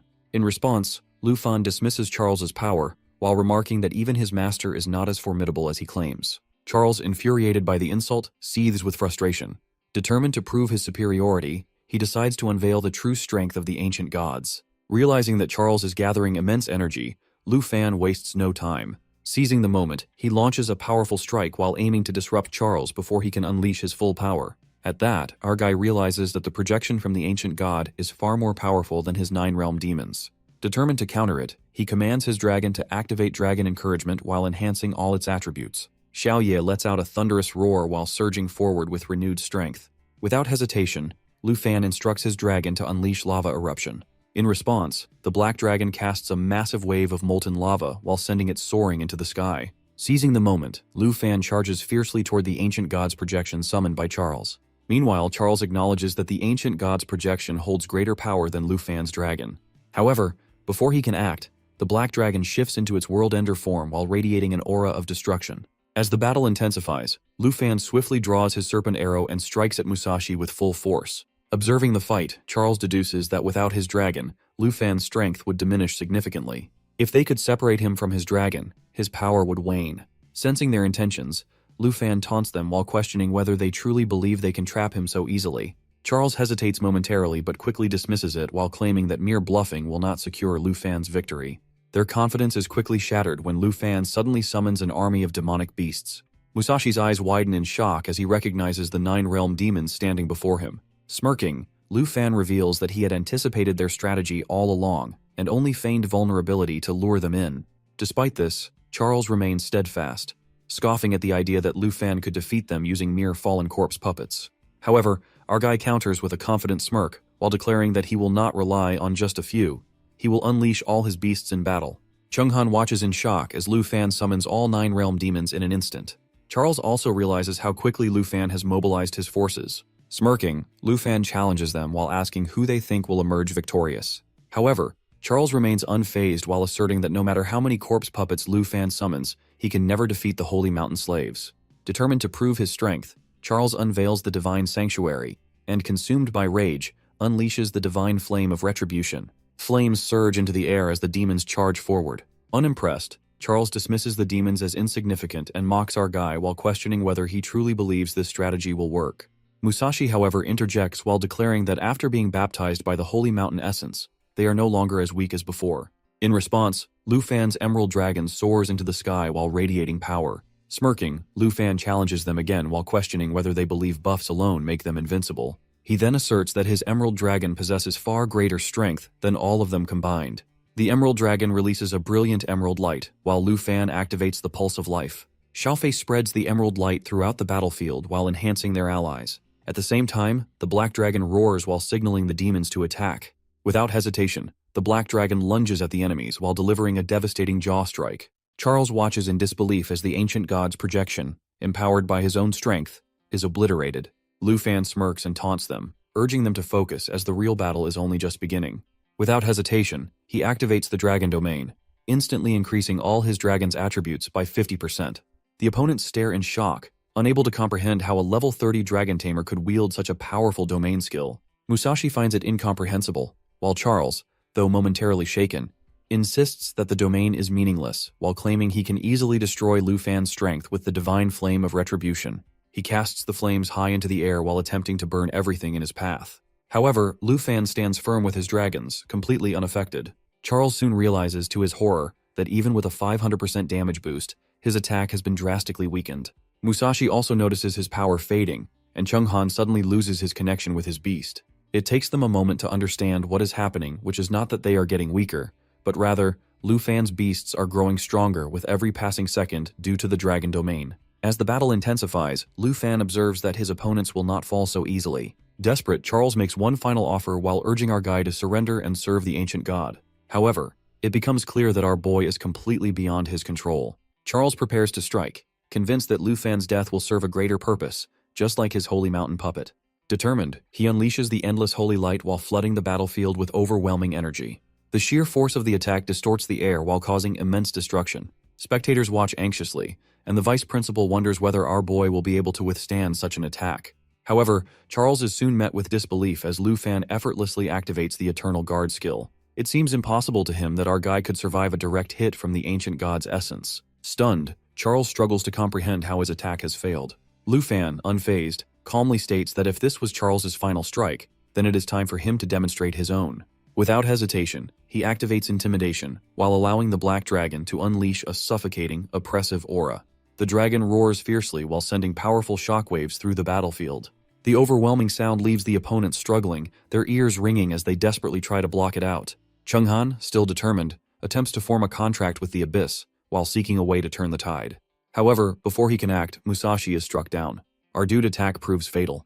Musashi collapses, lifeless, as realization dawns on Chunghan that he has been completely and utterly defeated. Chunghan feels frustrated, unable to establish a connection with his summoned beast. Charles urges him to sign a contract with him instead, but he refuses. Meanwhile, our boy delivers a powerful blow while making it clear that revival is impossible. He reminds Chunghan that within the Dragon Domain, no one except him can use summoning techniques. Without a summoned beast, Chunghan is powerless and incapable of forming a contract. Charles, for the first time, finds himself in such a dire situation. He struggles to understand how our guy has grown so much stronger, especially when both of them serve the ancient god. Despite his confusion, he reveals the true power of Essence while claiming it was prepared exclusively for him, that is a manifestation of divine grace. Desperate, he prays to his god while seeking strength. However, Lu Fan refuses to give him the opportunity to recover. He taunts Charles while making it clear that he will not stand idly by while his opponent gathers power. Despite this, Charles manages to use the essence to escape while slipping away from Lu Fan's grasp. As he vanishes, he realizes that Chunghan has no means of escaping using his own abilities. Our guy watches, unimpressed while considering Charles nothing more than a minor obstacle. He knows Chunghan has no chance of fleeing and dismisses him as a mere parasite. At the same time, he reflects on how long he has been waiting for the Holy Mountain Essence, that is the very power that now lies within his reach. The principal and staff examine the leaderboard, only to find that the points for Star Country, Taiki Kingdom, and Sakura Country have completely disappeared. The realization quickly spreads that those participants are dead. Shocked, the vice principal struggles to comprehend the sudden turn of events. Meanwhile, Mr. Jin finds it impossible to accept what has happened. He understands that with their deaths, explaining the situation to the Jin family will be incredibly difficult. Chunghan, the family's only hope from Taiki Kingdom, has now been eliminated. With a heavy heart, he rushes to the Lord of the Kingdom while delivering the devastating news that his son is dead. Accepting full responsibility, he offers himself for any punishment the Lord deems necessary. He further informs him that Charles and Musashi have also perished at the hands of Lu Fan. The Lord, already unsettled by an ominous feeling, grips Mr. Jin tightly and demands an explanation. He reminds him of the promises made before the start of the trial. As the reality of the situation sinks in, he realizes that Taiki Kingdom has suffered a crushing defeat, and the loss of his son marks a tragic end to their hopes. The Lord of Taiki Kingdom questions Mr. Jin about his previous claims regarding the strength of the Dragon Nation representative. However, Mr. Jin, being desperate to redeem himself, pleads for one more chance. The kingdom's leader releases him while causing him to collapse to the ground. Without hesitation, he orders Jin to ensure that Lu Fan remains in their kingdom after the national trial ends. He then contemplates gathering some of his old allies to eliminate Lu Fan, just as he once did with the abyssal demons. Jin, while understanding the weight of the command, immediately accepts it. Meanwhile, our guy reflects on the Essence Stone for which he has taken 3 lives. He wonders about the potential transformation of the corpse demon dragons if they absorb its power. Deciding to witness the effect firsthand, he tosses the Holy Mountain Essence into the mouth of one of his dragons. As the dragon consumes the essence, it lets out a deafening roar while filling the sky with its overwhelming presence. Instantly, its power surges to an entirely new level, while surpassing anything Lu Fan had anticipated.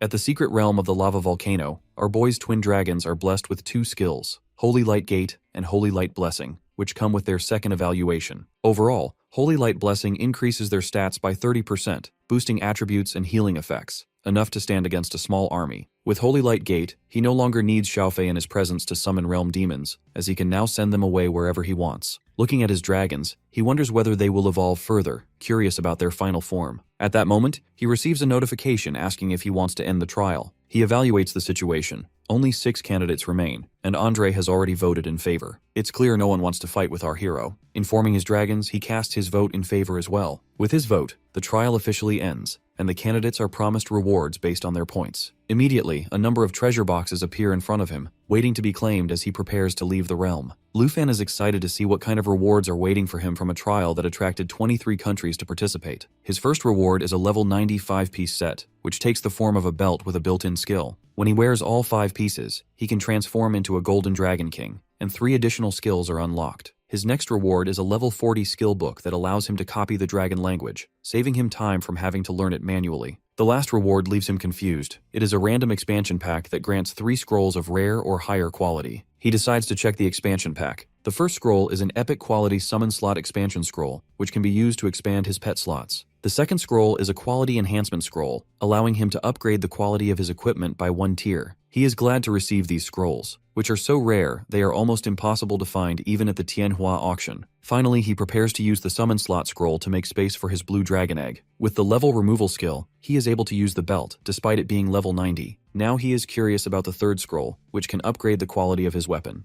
With that, he upgrades his meteor fire sword to legendary level. He is glad to enhance his weapon, because with these 2 weapons, he now reaches a whole new level of power. Not to mention, the Dragon Language Replication Book will help him cast Dragon Curse magic. His blue dragon egg also has a slot now, which helps him take his unique skill to further elevate himself. Then he turns to the belt, which grants him the power of the Blessed Dragon Warrior, the Golden Dragon King. With all of these rewards, he is unstoppable. With that, he leaves the training ground and goes to the National Training Arena, where everyone is cheering for him as the host announces his rank as number 1. Reporters and fans surround him, eager for an interview or autograph, but Vice Principal Zhao steps in to push them aside, firmly stating that our hero is not giving any interviews. Old Han compliments him by calling him the hero of the Dragon Nation, and congratulates him for securing first rank for their nation, since in past years they were only able to reach the top 3 positions. Zhao adds that his first rank also comes with benefits, as Old Han awards him the Griffin Corps Whole Military Medal. Old Han further mentions that although he was already granted the silver badge by Tu Jing, now he has earned the golden badge. Looking at his golden badge, he remarks that only 8 people possess this honor. Old Han confirms it, adding that he is not only the 9th but also the youngest to hold the badge. With his status elevated, only 3 elders and Tu Jing now stand above him. Zhao adds that holding the golden badge makes him equivalent to a national guardian general in the Taiki Kingdom. He believes that our boy is destined to soar to great heights. He thanks Old Han for such appreciation, while the host reminds everyone that the trial has officially ended. The host then announces the results, and congratulates the survivors. The host announces that Lu Fan ranks first in the trial with 91% of the points. He declares Andre as second and someone from Zhenhuo Nation as third. Old Han is delighted that Lu Fan secures 91% of the score. Lu Fan tries to brush off the praise, since he already expected this result. Old Han tells him to go and rest,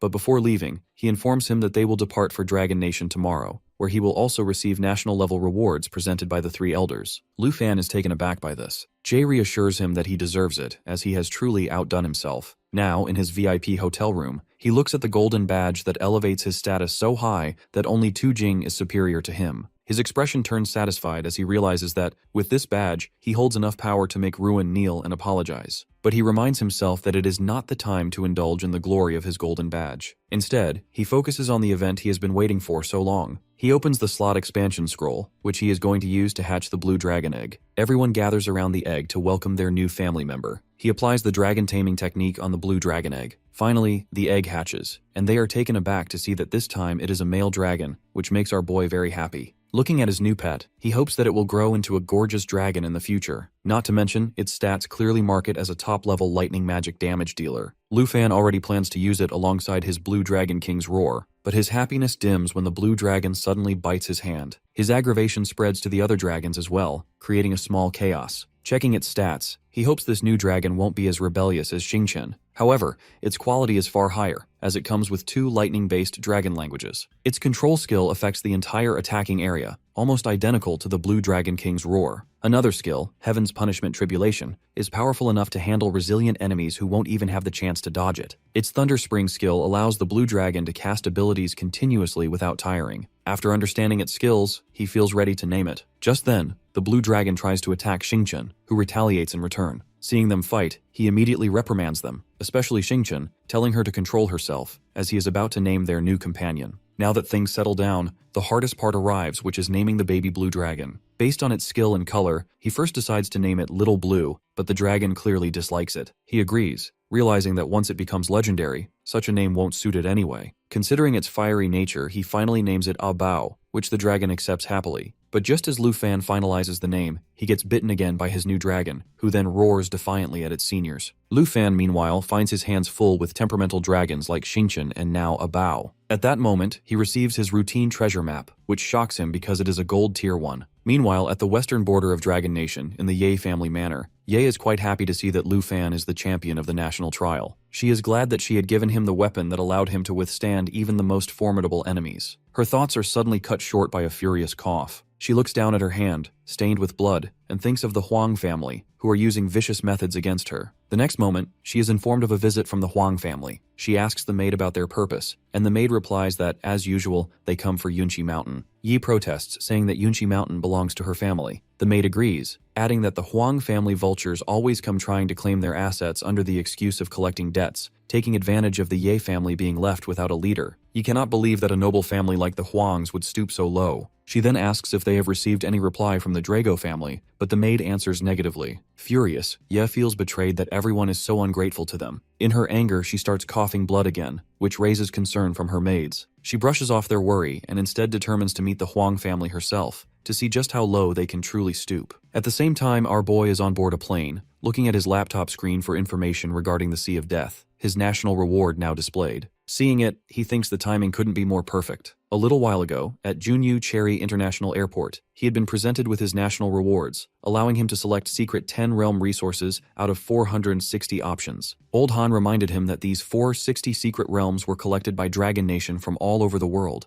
and it is no easy task to obtain even one of them, regardless of a person's wealth. Looking through his options, Lu Fan was quite disappointed, as most of them were only level 60 plus. Then, suddenly, his eyes caught the Sea of Death realm, and he selected it immediately, knowing this is where his next divine treasure is located. He informed Old Han about selecting the Sea of Death and passed on the remaining options, which the old man appreciated. However, he warned Lu Fan that before he sets foot there, Zhao will be sent ahead to secure the place, since the realm lies at the border. Lu Fan thanked Han and added that, before returning to Dragon Nation, he was going to meet Andre as he had promised him. Old Han accepted his excuse but also informed him that Zhao would be picking a remaining high experience level realm for him. Afterwards, he boards a plane to return to Dragon Nation. At the airport, he is greeted with great enthusiasm by everyone as the Dragon National Champion. Reporters eagerly try to secure an interview with him. Zhao steps in and offers to escort him to the academy, which Lu Fan gratefully accepts. An hour later, they finally arrive in front of Dragon Capital Academy. Zhao is relief with the quiet of the academy, warns our hero that he will face constant trouble from people seeking his attention for the next 10 days to half a month. He then recommends that Lu Fan take some rest until the Sea of Death realm is ready, At that moment, Lu Fan is welcomed by his auntie and his academy mates, who greet him warmly for returning as a champion. He does not expect his friends to fuss over his victory, while his aunt grows emotional at the sight of him. In that moment, he knows he is going to rest and spend time with his family and friends before setting out on his next adventure. Now settled down for a meal, he is asked about his late return to Dragon Nation. He explains that he was invited by Andre from Snow Nation. At this, his friends joke that he must have started drinking, since the Snow people are famous for their drinking habits, and a joyful argument breaks out about it. Looking at his friends and eating the meal prepared by his aunt washes away his exhaustion from both the trial and the journey. Then his thoughts turn to Ye,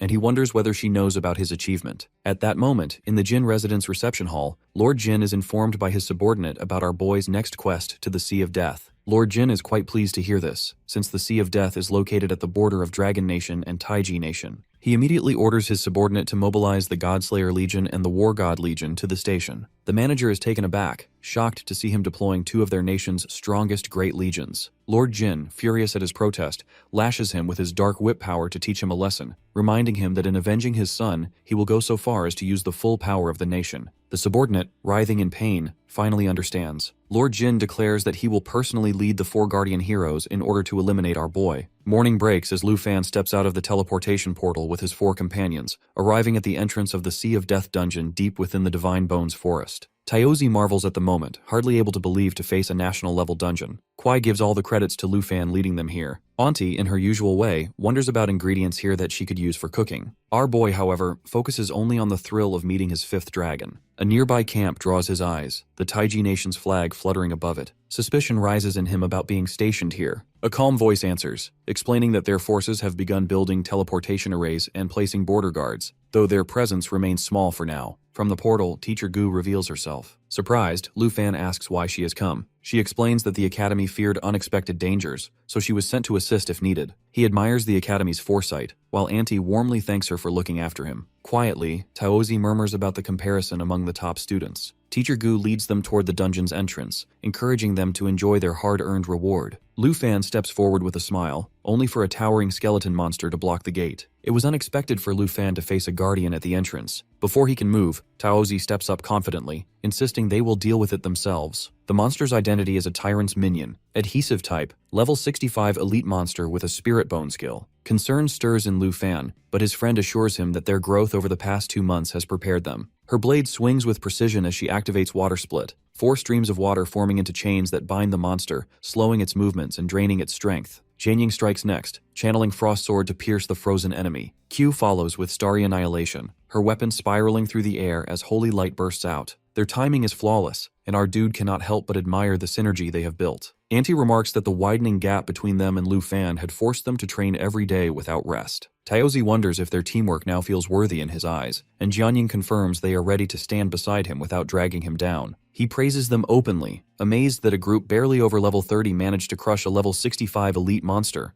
an achievement that even Dragon Capital Academy would consider the best. The moment of triumph is cut short as Lu Fan suddenly senses danger, and he reacts instantly. Next moment, Serpent's arrow releases from his hand, 12 magic arrows shooting forth, shredding a wave of ambushing monsters. The girls stand stunned, realizing how easily he swept aside what for them would have been life-threatening opponents. To him, protecting them feels natural, as they are his friends. Taozi flushes with embarrassment, realizing her earlier bravado now looks childish. Auntie lightens the mood, suggesting Lu Fan bring out his dragons so they can level up. He hesitates, mentioning the temper of his newest dragon, but she clasps his arm firmly, insisting they feel fearless with him nearby. Her encouragement leaves him no choice. The others eagerly speculate about the dragon's element and type, their questions tumbling over one another. Finally, Lu Fan decides to summon a bow. The sky answers before the dragon even arrives. Thunder rumbles and the ground shakes beneath their feet. Concern flickers in the group, Taozi wondering if such grand entrances are normal for his dragons. The storm splits as a bow appears, overflowing with untamed energy. Jianying gasps at the sheer pressure radiating from the creature. Lu Fan can only sigh, knowing this dragon refuses to ever remain low-key. A deafening roar erupts from a bow, rolling like thunder across the dungeon. Lightning splits the heavens as the thunderous roar channels a storm of strikes onto the land. The ground shudders, and monsters caught within the storm convulse under paralysis. Our boy recognizes the skill. This is the Blue Dragon King's roar. Its lightning damage crushes enemies, while dragon resonance builds, linking A Bao's might with the rest of his companions.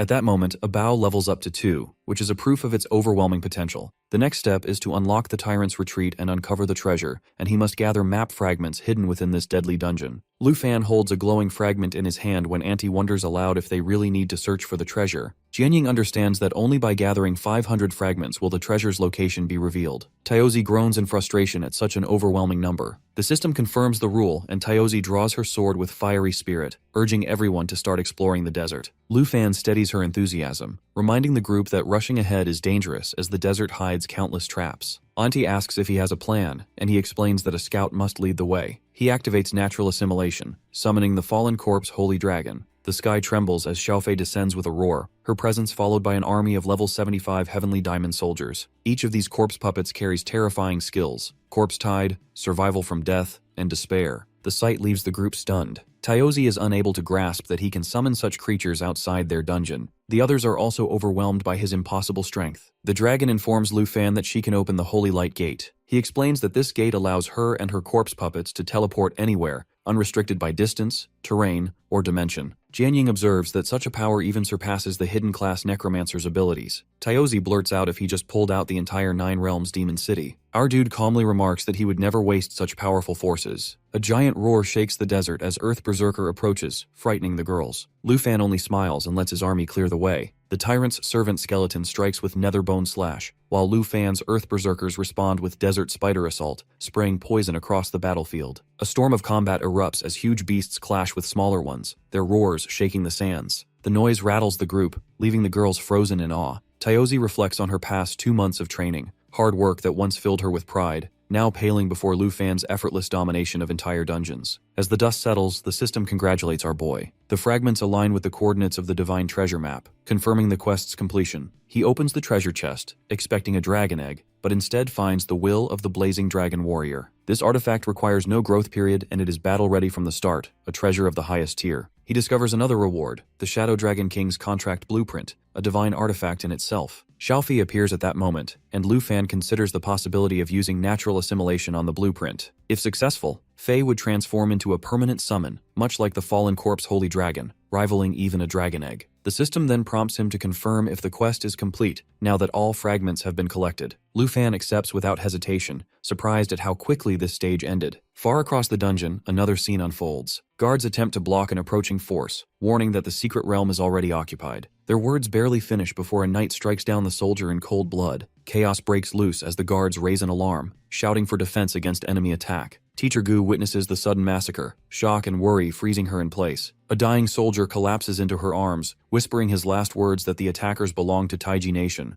urging her to escape and deliver the warning to Dragon Nation. Her heart pounds as she realizes the teleport gate is unreachable, blocked by enemy forces. With only a single random teleportation scroll left, she knows escape is her only choice. An attack from behind threw the air toward her, but she dodges at the last moment, activating the scroll. Light engulfs her body, pulling her away. The knight removes his mask, cursing her escape. His face reveals he is Li Tai, the Butcher God and Legion Commander of Taiji Nation. Meanwhile, Fei awakens another ability, the Emerald Mirror. Lu Fan studies it closely and realizes the skill allows the creation of clones. The thought of an enemy facing the assault of 15 dragons at once makes even the mightiest enemy seem helpless. With Fei barely above level 30 yet already mastering both Dragon Domain and Emerald Mirror, the growth feels unbelievable. His strength improves the team's power several times over, making him the most terrifying dragon companion at his side. At that moment, the ground suddenly shakes as a huge level 70 tyrant servants burst forth, unleashing waves of destruction. Jianying understands the cause. The synthesis of the route map has summoned the dungeon's boss. Lu Fan only notes that at least this spares them the trouble of searching. Above the battlefield, a golden platform rises, carrying the boss himself, the cursed tyrant, a towering nightmare at level 80. The sight of him makes Jianying uncertain of their approach. Taozi proposes that the demonic army should take the front lines while Lu Fan's dragons deliver the finishing blows. But he dismisses the idea, assuring them there's no need for such effort as the Earth Berserker will crush everything alone. Taozi doubts him, reminding him that this is not just one nightmare boss but also countless level 70 elite commanders. Lu Fan only smiles, turning to Xiaofei and calling for the dragon to unveil her new power. Fei activates Emerald Mirror, and 2 identical clones shimmer into existence. The girls stare in disbelief, realizing that if all dragons used this skill, the battlefield would swarm with 29 clones. The ability feels almost unfair in its strength. The boss looms before them, Auntie asking what step comes next. Kwai points out the unstable terrain beneath their feet, explaining they can't even stand properly, much less fight. Lu Fan remains calm, telling them to rest and enjoy the show. The moment stretches before erupting into chaos as Earth Berserkers charge forward. Their massive weapons lift high before raining down in a storm of clubs. The sky itself seems to shatter from the impact, violent winds roaring across the desert. The golden platform shakes, and the cursed tyrant lets out a shrill scream before being crushed under the relentless strikes. Smoke rises from the broken ground as silence falls. Our guy casually remarks that it ended too easily. Jianying admits he keeps surprising her, while Taozi, still dazed, wonders if the battle truly ended before she even caught a glimpse of it. The system announces the Death Sand Sea dungeon has been cleared. Lu Fan steps forward and opens the treasure chest, eager to view the rewards. Inside lies an enhancement-level removal scroll, exactly the kind of item he needed to save a fortune in upgrade costs. Beside it rests a Seeker paper doll, a powerful tool for tracking and routing. He reflects that if Faye devours it and removes its usage limit, the doll would become priceless. The chest also yields a cooking blueprint for flying ox leather candy, Dawnstep of platinum grade, and a tidal blade of the same quality. Lu Fan decides to claim the scroll and paper doll for himself, leaving the other treasures for his companions. Since the dungeon can be cleared again, everyone will eventually receive what they need. Jianying agrees while Taozi beams with excitement, already eager to farm the dungeon again. Meanwhile, in another corner of the realm, a knight reports Li Tai that their commanders have been dispatched to capture Gu. He orders a message sent to Lord Jin, informing about the elimination of the Godbone Forest. He swears that once Lu Fan steps out, both he and his companions will be wiped out in a single strike. Before his words settle, a chilling voice cuts through the air behind them, brushing aside the need for patience. A suffocating aura spreads as a figure emerges, claiming the right to kill Lu Fan himself. Dark tentacles coil around him, one already wrapped around the throat of a dying soldier. Li Tai welcomes Lord Jin with grim respect. He commands that the battlefield be disguised to look like the work of ancient god-worshipping heretics, ensuring Dragon Nation never learns who truly planned the attack. Meanwhile, at his office, Principal Zhao keeps trying to reach the guild by phone, but no one answers, which feels unusual to him. Frustration drives him to call Dragon Nation's Border Defense Department and identify himself. He asks whether Teacher Gu remains at the Death Sand Sea Camp.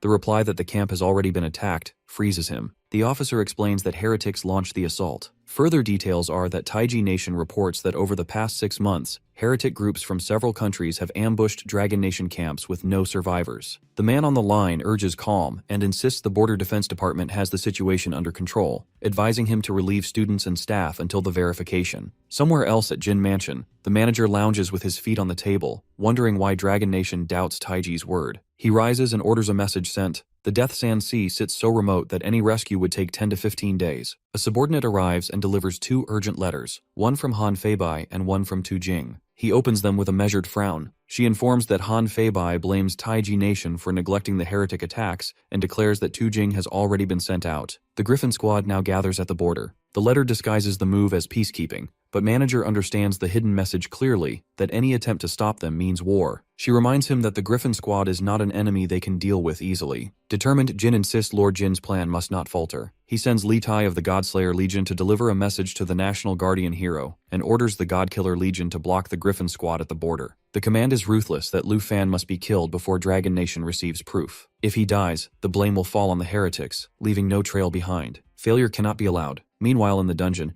the group eases their tension with jokes. Taozi complains that she feels worn. Our boy mocks her gently, pointing out that she tires even without doing much. Their laughter fades when the teleportation portal drops them into a grim sight. Bodies of soldiers scattered everywhere, lifeless as if drained empty. Confusion spreads. Jianying kneels to inspect a corpse and notices the same pattern as before, the victim's life force completely sucked away. She wonders if the heretics who worship the ancient god are behind this. He disagrees, explaining that no ancient god aura lingers here, but he senses a presence similar to Cheng Han. She begins to speak that he is dead, but her words are cut short by a voice from above. Lord Jin appears and mocks that they are sharp, but cleverness won't save her. Startled, Jianying draws her sword at once. The figure steps out and he is the nation lord Jin Zaixi, standing at level 97. Our dude stops her before she strikes, warning that Jin carries abyssal energy equal to Cheng Han's. The group reels at the number. Level 97 is far beyond their reach. Kui reveals that her father knows Jin Zaixi as Taiji Nation's national guardian hero. At once, he connects the pieces that if Cheng Han is the prince, then Jin Zaixi must be his father. From a tree above, Drunkard Park J. Hyuk, level 95, observes with interest, noting he expected someone weaker. He remarks that reinforcements are needed to face this brat, who hasn't even reached a 3rd transformation. He leaps down, ready for the fight. Above her, Li In-young, level 95, cautions the others not to underestimate him, reminding them that Lu Fan once defeated their ally, the 9 Realms Demons. The earth rumbles as Beast Choi Hoon Seok, level 96, storms into view, demanding answers about the Nine Realms demons. He brandishes his massive axe, eager to drench it in dragon blood. Thunder splits the sky as Blackrobe Sang Hyun, a level 95 storm mage, arrives in silence. Park laughs and mocks Blackrobe's mute nature, while Lee brushes him off as the same dull man as always. Jianying studies the enemies and realizes these are the 4 national guardian heroes of Taiji Nation now standing before them. Kwai confirms her suspicion without doubt. Rage ignites in our boy as he declares them guilty of slaughtering the soldiers. He swears none will escape and they will be avenged. His aura bursts forth as he summons Fallen Corpse Holy Dragon and dares them to kill him, otherwise will be killed like the innocents. Auntie calls him from behind, concerned, reminding him of the level of his enemies. Lu Fan orders the others to take care of her and steels himself for what comes. Jin Zaishi sneers at him, calling him foolish and remembering his son's death, and Park strikes first, charging at Lu Fan with killing intent. Seok also unleashes a roar for Lu Fan's death, his violent energy splitting the ground open and blasting both Lu Fan and his dragon backward. Lee steadies her bow, arrow glowing as it locks on target. Lu Fan, unshaken, calls Xiaofei into her eternal state, ready for what comes next. Blows rain down from every direction, yet the Eternal Guardian spreads a barrier that shields the group. Light surrounds them, keeping destruction at bay. Lee stares wide-eyed at the defense, while our dude steps forward, declaring himself the one they should aim for. No one under Dragon Nation's banner will be touched, and the enemy will be forced to watch as he cuts down every soldier they command. Park rushes in, blade gleaming with the force of piercing sword. He spits insults at Lu Fan, mocking his courage, yet his strike halts uselessly against the barrier, and the blade cannot pierce through. While, Seok releases the Blood Prison Axe, hurling its power straight at him, calling him a coward. But the axe blow shatters against a chorus of dragon roars as he activates Natural Assimilation, Dragon Blue Flute. Lu Fan steps forward, reflecting on what he called him. He activates the Holy Light Gate and light surrounds him while he advises Jianying to guard Auntie. Behind him, the summoned dragons roar together, and he commands them to kill every enemy before him. The 9 realm demons follow his command and mana bursts around them, wrapping their bodies in violent energy. Seok stares in disbelief, unable to understand what he's seeing. Lee watches with a grim realization that Lu Fan has done the impossible by bringing the 9 realm demons out of the secret realm. Jin Zaichi dismisses it as an empty stunt. Blackrobe's voice rumbles, reminding all that the demons were taken down once before and can be taken down again. The ground trembles under the dragon's fury as it roars. Lu Fan hurls his challenge that if they claim they can kill his demons again, then prove it. Yet the enemy quickly notices something unnatural. The demons fight with a merciless drive, replicating themselves until their numbers swell. Panic surrounds as Lee curses, watching the horde multiply. Blackrobe identifies them as clones, and 18 clones already crowd the battlefield. Jin steadies his forces, insisting that weaker stats make the duplicates nothing more than shadows. His tentacles lash out and 2 clones fall, and Jin smirks, convinced it is nothing but a scare tactic. Seok urges them to cut the numbers down first. Blackrobe frowns as his eyes are fixed on the glow building around Lu Fan. From the start, light has been coiling around him. Jin realizes something dangerous waits to be unleashed. The glow erupts. Lu Fan's voice cuts through chaos, warning that the wait is over and their only future is death. The will of the fierce dragon warrior ignites within him, unlocking the buried dragon bloodline. His form shifts, body surging with power until he towers before them as a golden dragon king. Shock takes over the girls as it is totally unexpected. Blackrobe mutters in disbelief that Lu Fan not only controls dragons but has become one himself. Lee, pinned by a demon's grip, screams for support. Her arrows vanish into the monsters without effect. Park struggles against another clone, realizing with horror that what Jin cut down so easily before now stands untouchable. In his dragon form, Lu Fan explains that his army now carries tremendous power, making the 9 realm demons far stronger than before. The same demons they once defeated are now strong enough to crush them completely. Holy light radiance bursts outward, flooding 100 meters in sacred glow. Lu Fan himself absorbs double the strength, his aura crushing everything it touches. Jin Zaishi staggers under the weight of it. Fear occupies him as Lu Fan lunges. The dragon's roar splits the skies, followed by a strike that catches Jin in an instant. Agony racks his body as he collapses, and his mind swirls with regret. They should never have provoked our boy of a monster. They should never have underestimated the dragon tamer. Our boy then towers over him, the dragon domain blazing like a prison of fire. Jin, broken and shaken, admits defeat and pleads for a quick end, but no mercy comes. He grips his weapon and reminds Jin of his words. Fear runs through Jin as he asks what fate awaits him. Our dude lifts his blade and swears that every soldier of the Taiji nation will fall, and Jin will watch it all with dying eyes and kill him. When the fight ends, Jianying remarks that the 5 heroes of Taiji have all fallen. Auntie turns to Lu Fan, checking if he feels any pain, while the others push to clear the battlefield quickly. No one expected Jin Zaishi, leader of the 5 heroes, to die like this. He gives a small smile and reminds them not all of them are gone. Kwai speculates what he is up to, and before she says anything, a huge dragon rises, its energy spreading everywhere, spreading over the 5 heroes. He explains that Dragon Nation lost countless people to Taiji and refuses to let those enemies vanish so easily. Behind him the cursed heroes stand. At the entrance, Li Tai appears. He kneels as he finds all the 5 lords of Taiji Nation standing there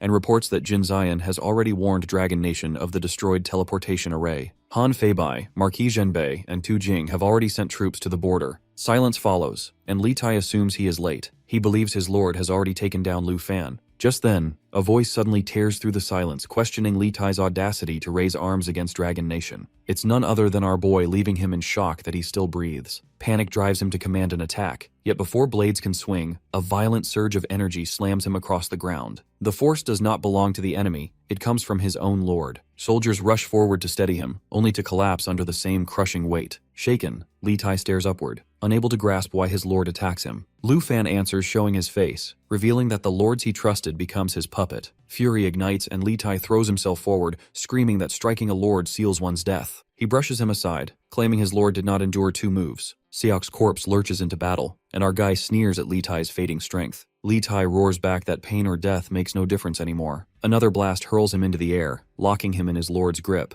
Lu Fan offers him a final chance to speak the truth. Writhing and broken, Li Tai gasps out his confession. Taiji had not only dispatched the 5 heroes, but also 2 elite legions to crush Lu Fan. Sister Han admits she never thought Taiji would risk so much. Kwai notices the absence of Teacher Gu's remains, realizing she may have escaped after all. Auntie presses for the next step. With the teleportation array gone and Dragon Nation far away, the Slaughter God Legion looms dangerously close. Jianying proposes linking up with Marquis Zhenbei's border forces, but he refuses as random scrolls cannot bridge that distance. Finding Teacher Gu takes priority before the Legion reaches her. Li Tai pleads for mercy, insisting nothing more remains hidden. Before he can finish, another strike tears into him. Our dude reminds him no promise was ever made. Allowing him to live would dishonor the warriors who already fell for Dragon Nation. Meanwhile, as the paper bird approaches inside the camp of the Slaughter God Legion, Commander's remarks to a soldier that by the arrival of reinforcements, Lord Jin will have slain Lu Fan. The soldier assures the combined force of the 5 heroes could never fail against a second-class fighter. Yet in that moment, the corpse of Lord Jin steps into the chamber. Chaos breaks out inside the Slaughter God Legion command center when Lord Jin's corpse appears. A guard moves to report Commander Li's march toward Death Sand Sea, and before he could complete, tentacles explode from Jin, and one pierces through the commander's chest and pins him to the wall. Blood sprays the corridor. Everyone freezes, realizing, and someone urges them to retreat, and the group bolts for the exits. Just then,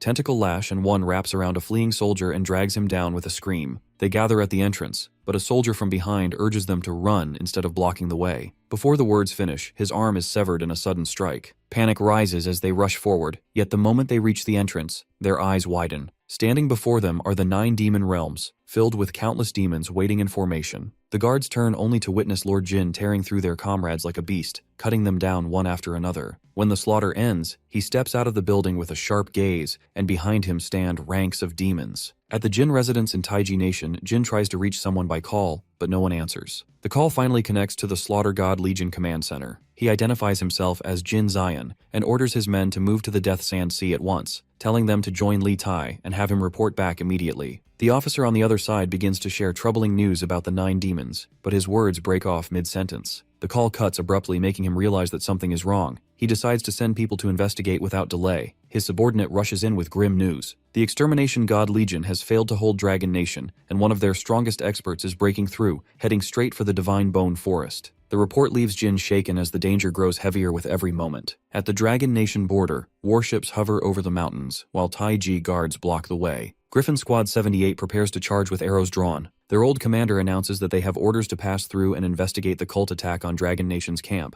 The Taiji side refuses, warning that anyone who crosses into their land will be treated as an enemy. One officer quietly warns his commander that stopping Griffin Squad could bring heavy losses, but the commander's pride blinds him. He orders his troops to get ready and open fire once Griffin Squad moves. The Taiji ships fire beams of light across the sky. The old commander of Griffin Squad responds with one decisive strike, unleashing a wave of force. The shock smashes into the ships, tearing all 3 apart in explosions of fire. Soldiers panic as a burning explosion occurs, fleeing the sinking vessels. The Taiji commander stares in disbelief, realizing that one attack destroyed all their warships. He recognizes the weapon in the old man's hand, the burning desolation staff, and knows its strength rivals the 5 national heroes. Another figure appears at Griffin Squad's side, lifting burning desolation staff with cold confidence. He warns the Taiji troops that if they keep blocking the way, a massacre will follow. The choice of survival or destruction now rests with them. Morning comes to Jinyu City with news that shakes everyone awake. Screens and speakers everywhere report trouble near the border at Divine Bone Forest. A huge beast tide has broken loose, smashing through towns and leaving nothing but ruins. No one can even name the creatures attacking. People gather around to watch the news. Their faces turn pale when they see the footage. Leading the monsters are figures that look exactly like the 5 national heroes. The crowd cannot believe it,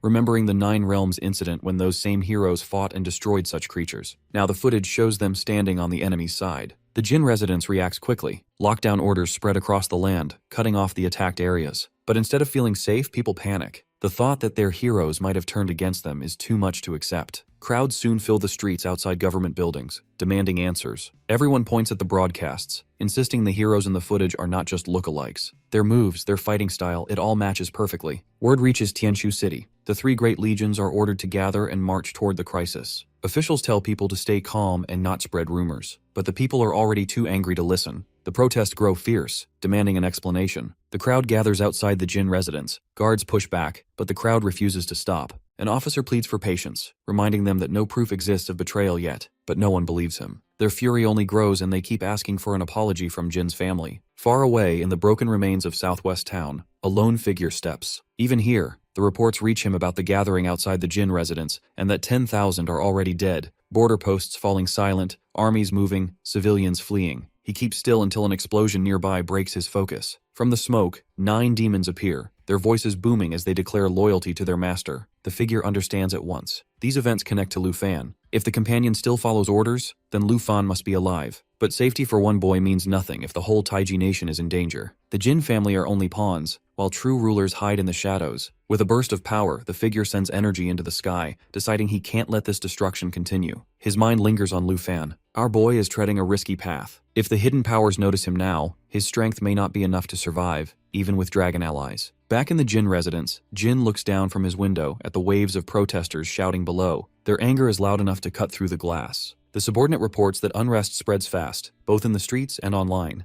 Armies are moving, and already 2 great legions march toward the danger zone. But Jin hardly listens. His thoughts race. He never believed Lu Fan could release the 9 Realms demons. And yet, here they are. Even the heroes who once defeated them now appear as his allies. Nothing adds up. When his subordinate pulls him back to reality, Jin finally gives cold orders. The lockdown must stay, and protests must be crushed at any cost. The woman hesitates, calling it a misuse of power. Jin touches her face with his eyes sharp, declaring that with the Taiji ruler missing, he alone holds the highest authority now. The warning is clear. She steps back in fear and agrees. A thin smile forms on Jin's lips. This disaster is also his chance. If he destroys both the heroes and the 9 demons, he can call himself the savior and brand the heroes as traitors. That would give him full control over Taiji Nation and the Jin residents. Meanwhile, in the Divine Bone Forest, chaos grows and Abao gets out of his control. He yells at Abao to stop, but the little beast roars, shaking the ground with power. Mana bursts fly everywhere, forcing the others to dodge for their lives. Abao's roar grows louder, and his level suddenly reaches 10. He warns him to return at once, but Abao ignores him, pouring out even more strength. Then the system message appears that Abao has unlocked a full transformation. His small body begins to change, growing bigger and stronger with every breath. The forest trembles as the change finishes. In place of the small creature now stands a mighty dragon, roaring so loud the skies shake. Our dude stares in shock that Abao has revealed his true dragon form at level 10.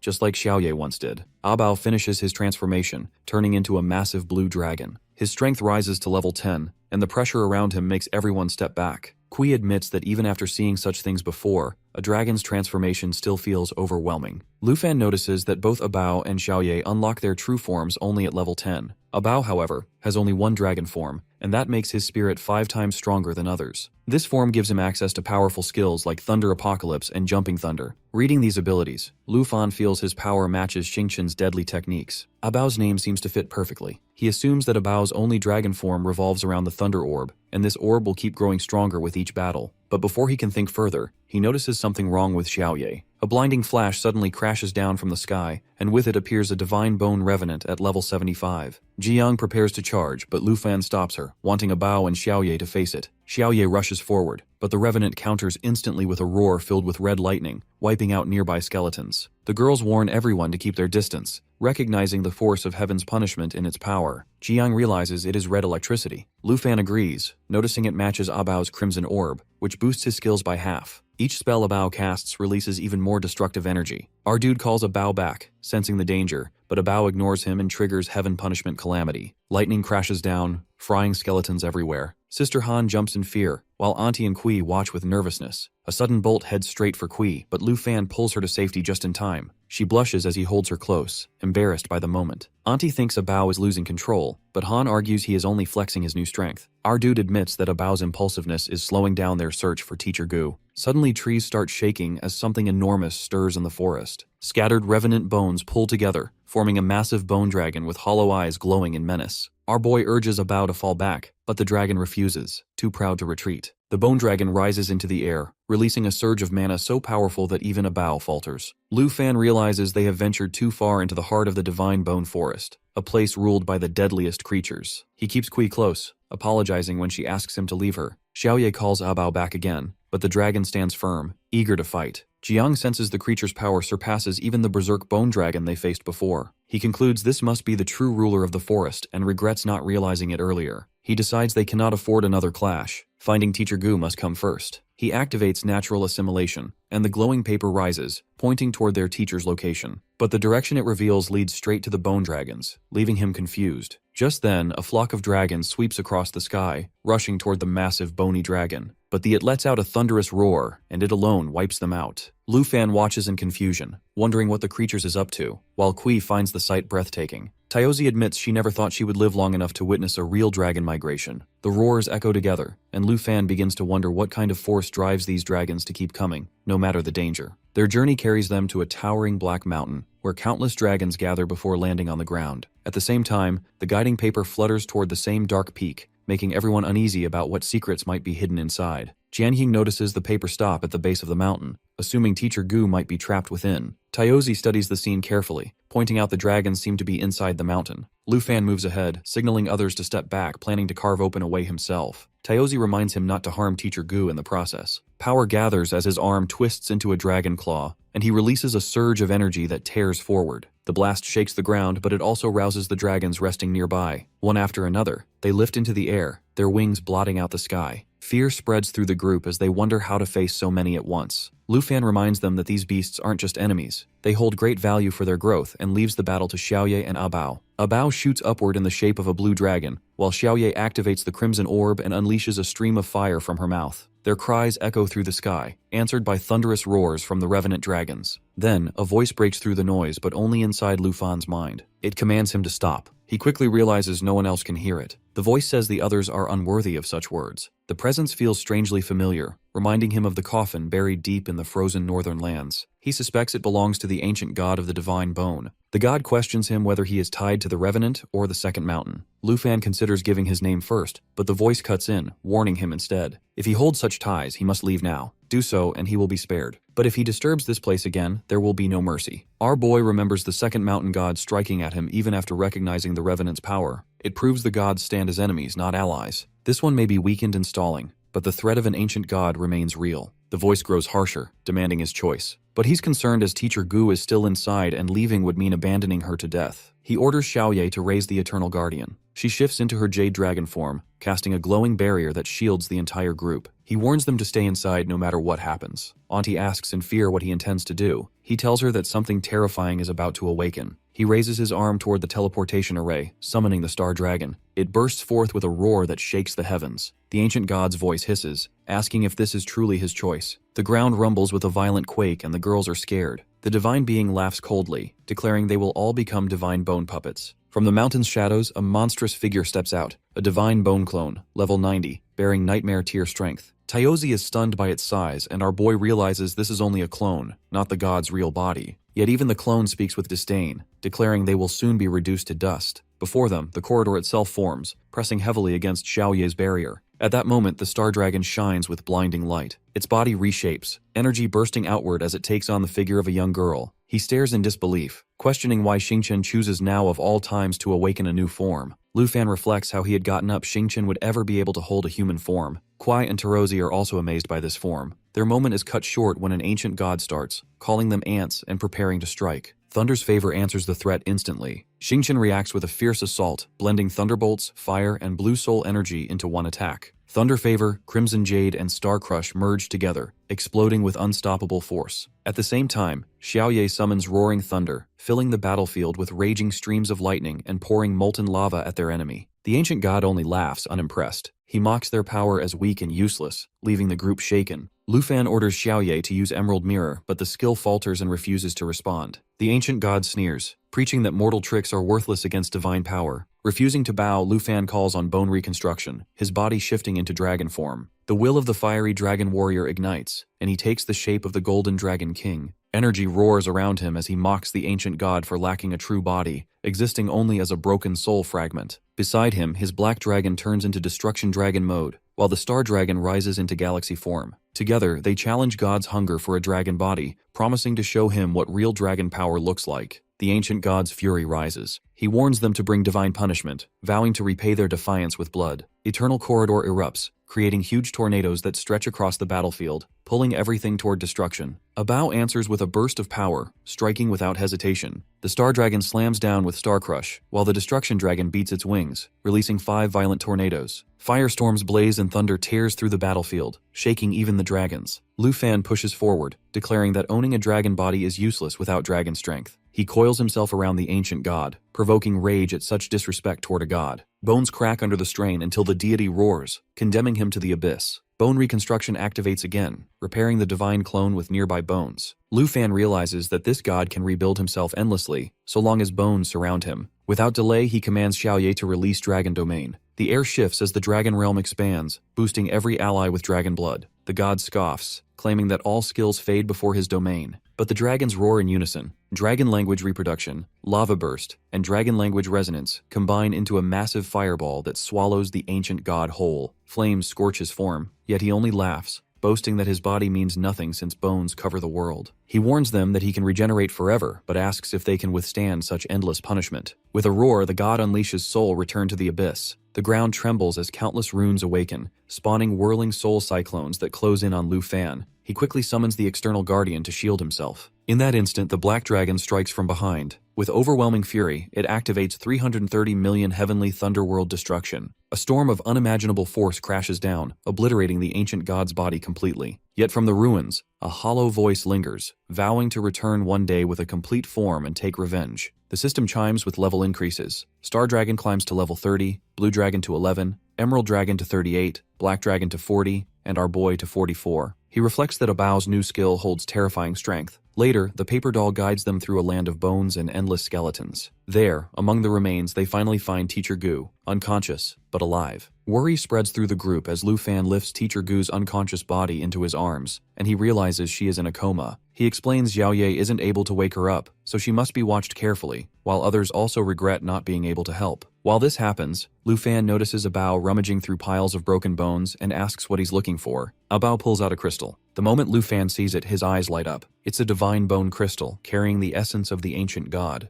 Excitement surges through him, and the crystal is exactly what his fallen corpse holy dragon needs for its evolution. Even more, it matches one of the rare materials required for the Shadow Dragon King contract. Eager to test it, he asks Taiozi to clean the crystal with her water skills. She sighs, muttering about being treated like a simple water source despite her powerful hidden class, but still releases water ripple over the crystal. He apologizes, explaining they don't have any other clean water nearby. Suddenly, cracks spread across the crystal and fragments fall off. Taiozi asks if more cleansing is needed since her mana is draining quickly. Lu Fan examines it closely and realizes the core essence is unharmed. The damage only makes it lighter, not useless. It's still suitable as a crafting material. Still, doubts creep into his mind, wondering if this half-finished essence triggers the dragon's evolution. He orders Xiaoye to summon the fallen corpse holy dragon while he activates natural simulation. Behind him, the golden dragon emerges, and he presents the third ancient god essence. The dragon roars, responding to the power. The evolution begins, but ends too quickly. Lu Fan feels let down until the system explains that the essence lacked full energy, preventing complete evolution. Still, the dragon gains a new skill, Divine Bone Fusion. The ability absorbs only 1% of a target's attributes, which sounds weak at first. But combined with mastery over fallen corpse control, the dragon can endlessly convert puppets, allowing growth without limits. He realizes the demonic soldier army is the most fitting to fuel this power, reminding him of the 9 Realms demon and the 5 national defense heroes, still rampaging across enemy territory. Before he can plan further, Auntie rushes over informing Teacher Gu is awake. She suddenly sits up and shouts, warning that their camp is under attack by Tai Chi Nation forces. Lu Fan quickly calms her, explaining they are safe now. Tyozi adds that the threatening beasts have already been dealt with, helping the teacher settle down. Still, the group worries. Kui mentions the risks of traveling back to Dragon Nation since they're so close to the border. Jianying adds that Taichi legions might already be waiting to ambush them. Lu Fan brushes aside their concerns, confident they can leave safely by tomorrow morning. Hours later, in Tenshu City, a police vehicle crawls near their hiding place.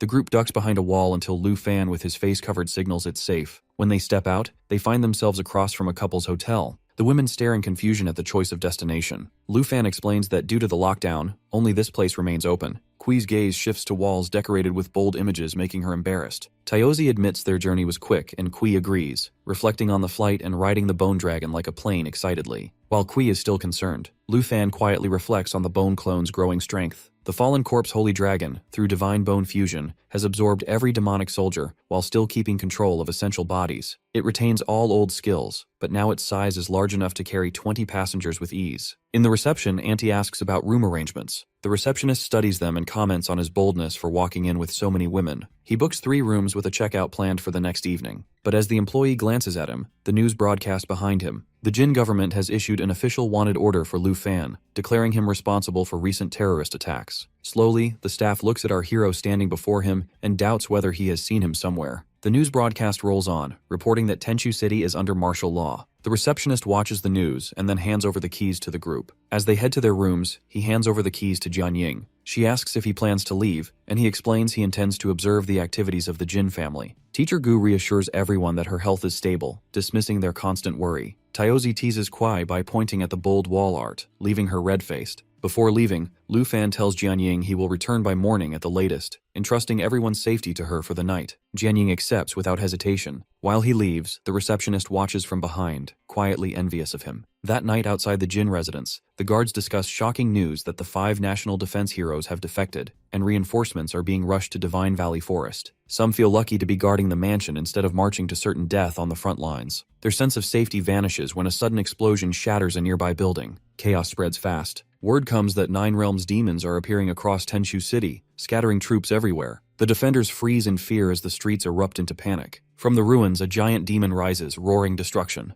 With too few soldiers to hold the city, a voice urges the commander to retreat. The figure steps forward, Jin Shuyan, once an imperial guard of the Jin family. She explains that the mansion lords remain in discussion and offers to handle the threat herself. Relieved, the commander accepts and pulls back with the others, sending word for reinforcements to defend the city. Shuyan watches them leave, then senses someone land nearby. Lu Fan appears, and she calls him a rat for slipping past the defenses. He admits her sharpness, but doubts she can stand against him alone, his blade already burning with flames. Meanwhile, inside the Jin family office, panic rises. Someone questions Jin's ability to finish a task. Jin answers that killing Lu Fan and taking over the mansion may be going too far, especially since his true strength is still unknown. The man is Jin Qianxing, another former Imperial Guard, bitter about being cast out for lacking an abyssal class. He complains that they had kept him from reaching his full potential. Jin recalls how pitiful Qianxing had been when expelled by the Lord, though he later met him again while recruiting national defense heroes. Now Jin cannot risk Qianxing leaking anything to Lu Fan and ruining his plans. He warns that abyssal classes are often hollow, but Lu Fan's power is not to be underestimated. Facing him alone would be suicide. Qianxing smirks, saying he has brought reinforcements, an expert woman skilled in combat. Their talk is cut short by the sound of destruction shaking the mansion. Both turn pale as they realize Lu Fan's 9 Realms demons are tearing the city apart from the window. Qianxing stares in disbelief while Jin curses, realizing our boy has already found them. Desperate, Jin agrees to Qianxing's terms and demands that his ally be called in immediately. But Qianxing refuses, saying fighting the demon outside was never part of his deal. Before they can argue, a body smashes through the window, Jin Shuyan's corpse, hurled inside by Lu Fan. He steps through the glass, declaring that he will grant their wish for battle. He promises to use only sword techniques. Panic flashes across Jin's face as he demands to know how Lu Fan got inside, shouting for Qianxing to move. Qianxing laughs at his fear,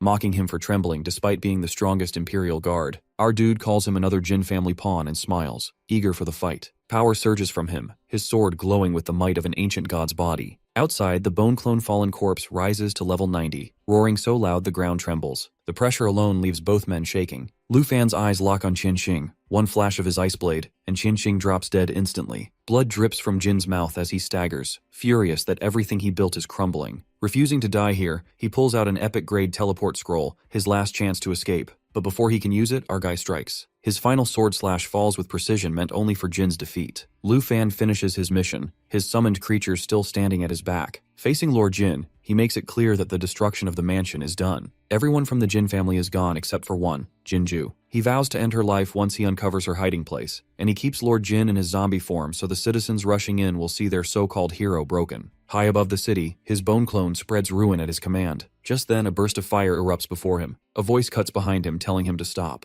The principal appears, relieved that he made it in time before he loses himself completely. He warns that if he had been any later, Taichi Nation would already be reduced to ashes. Lu Fan admits that was his plan from the start. The Jin Mansion deserved this fate, and the city was next. Still, he thanks him for coming all the way to pull them out, and reassures that Teacher Gu and the others are safe. He even used Chu's search scroll to guide her here. When the principal holds his hand and urges him to dismiss his summons, she insists he return with her and bring everyone back home. He pulls away, questioning why he interferes when the Jin Mansion and their allies have hunted him, his friends, and slaughtered innocents. If Teacher Gu hadn't escaped, her intervention would have come too late. So his vengeance is more than justified. The principal tells him he understands his anger, but his reason for stopping him isn't coldness, it's caution. He explains that Captain 2 from the extreme north must have already told him, this world is bigger than anyone imagines, full of uncharted places, and very few have ever crossed into enemy lands. Their society is only one part of it. As they descend to the ground, the principal adds that ordinary people see level 90 transformation masters as the peak of power. After a 4th transformation,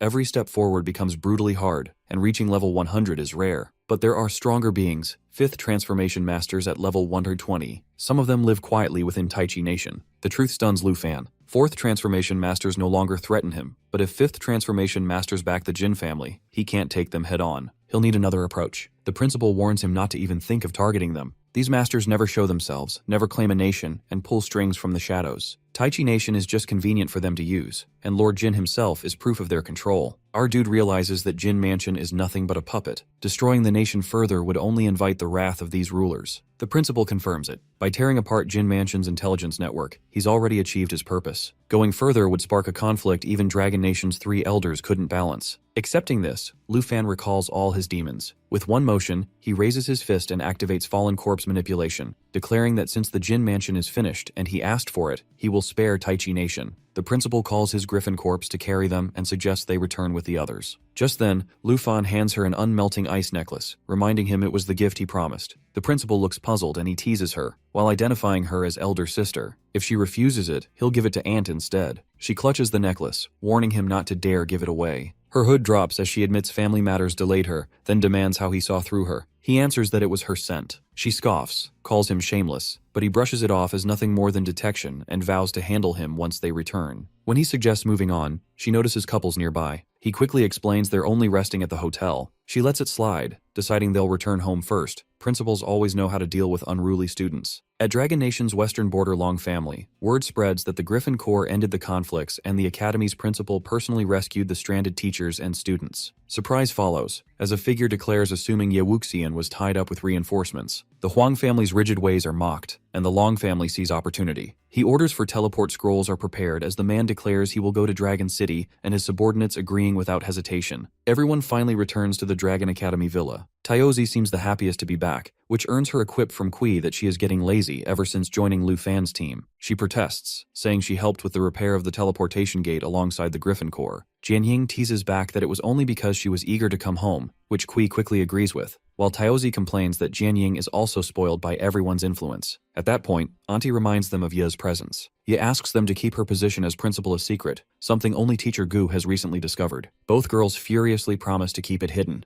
Ye then tells them not to be so formal and says they may call her by her name, Wuxian, unless they are in a formal setting. But the girls keep calling her principal anyway, until she finally gives up and instead asks about Lu Fan's whereabouts. Jianying informs her that he is in his room, attending to a phone call. Meanwhile, he is on a call with Lu Fei, thanking him for his efforts. Then he introduces the girls as his family, who are greeted warmly by him. He tells them that Lu Fan has decided to build a tomb for the fallen at the Divine Valley. Auntie is taken aback. Lu Fei introduces himself as the 78th Squad Captain of the Griffin Corps and adds that he is there to investigate the border attack. The blonde guy agrees, noting that Lu Fan already resolved the issue, while his companion adds that it was the principal who actually handled it, prompting Ye to quickly remind everyone to keep quiet about her identity. Then the blonde greets Lu Fan directly, congratulating him for taking down the 4th rank. It has been a year since he last met him. Lu Fei then shows the tombstone where the names of the fallen will be engraved. Noticing this, Lu Fan expresses his hope that they help him transport it, saying he wishes the destruction of the Jin Mansion can finally bring peace to the fallen. At that moment, a new voice cuts in, informing him that he can come here to pay respects once the matter with Taiji Nation is resolved. Looking up, he sees the newcomer, who explains that he is here to lead the investigation. After it concludes, he will announce to both countries that the heretics attacked them one nation after the other, exposing the Jin family's incompetence while raising the Griffin Corps and Dragon Academy as heroes. But Lu Fan protests, saying he is blaming the heretics for the Jin family's sins. Ye, however, makes him understand that this is the best solution for a win-win outcome, though the explanation leaves Kui confused.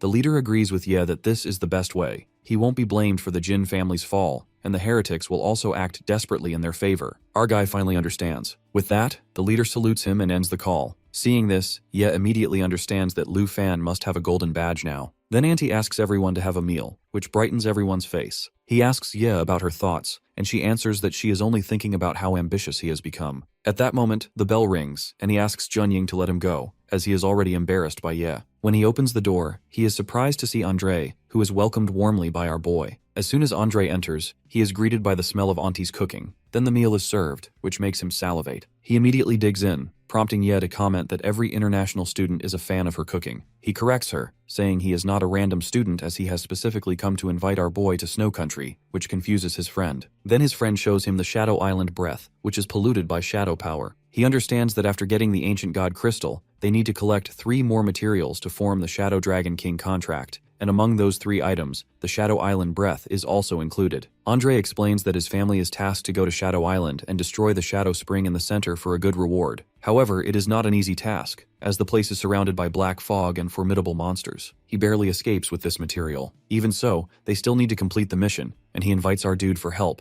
who, to his surprise, agrees immediately. At that moment, some important figure from an influential family stands in front of Lu Fan's door. Meanwhile, Andre comments on how valuable the materials they will find on the island are. Our boy agrees, since they can investigate the Shadow Breath and the Shadow Spring specifically. Then he asks Ye's opinion. She coughs again but encourages him to go, though he understands that she is not all right. Auntie assumes she has a cold and offers to make her comfortable, but Ye brushes off their concern. At that moment, the bell rings and our boy opens the door. The figure at the entrance asks about Ye, and his voice terrifies her. Lu Fan asks about his identity, and he introduces himself as Longxing, saying he has come to discuss matters regarding the western border with Ye. She quickly rushes forward, reminding him that they will discuss the matter in the south, but Longxing is happy to see her here. However, Ye suddenly coughs up blood and collapses into our boy's arms. Unfazed by her condition, this fox continues to offer his help if she pledges the Ye family to the Long family. He even throws out Chui Mountain as a bargaining chip and promised to protect Ye family against the Huang family as a bone for the dog. Ye, however, is furious at his audacity. Our boy, meanwhile, is deeply concerned about Ye,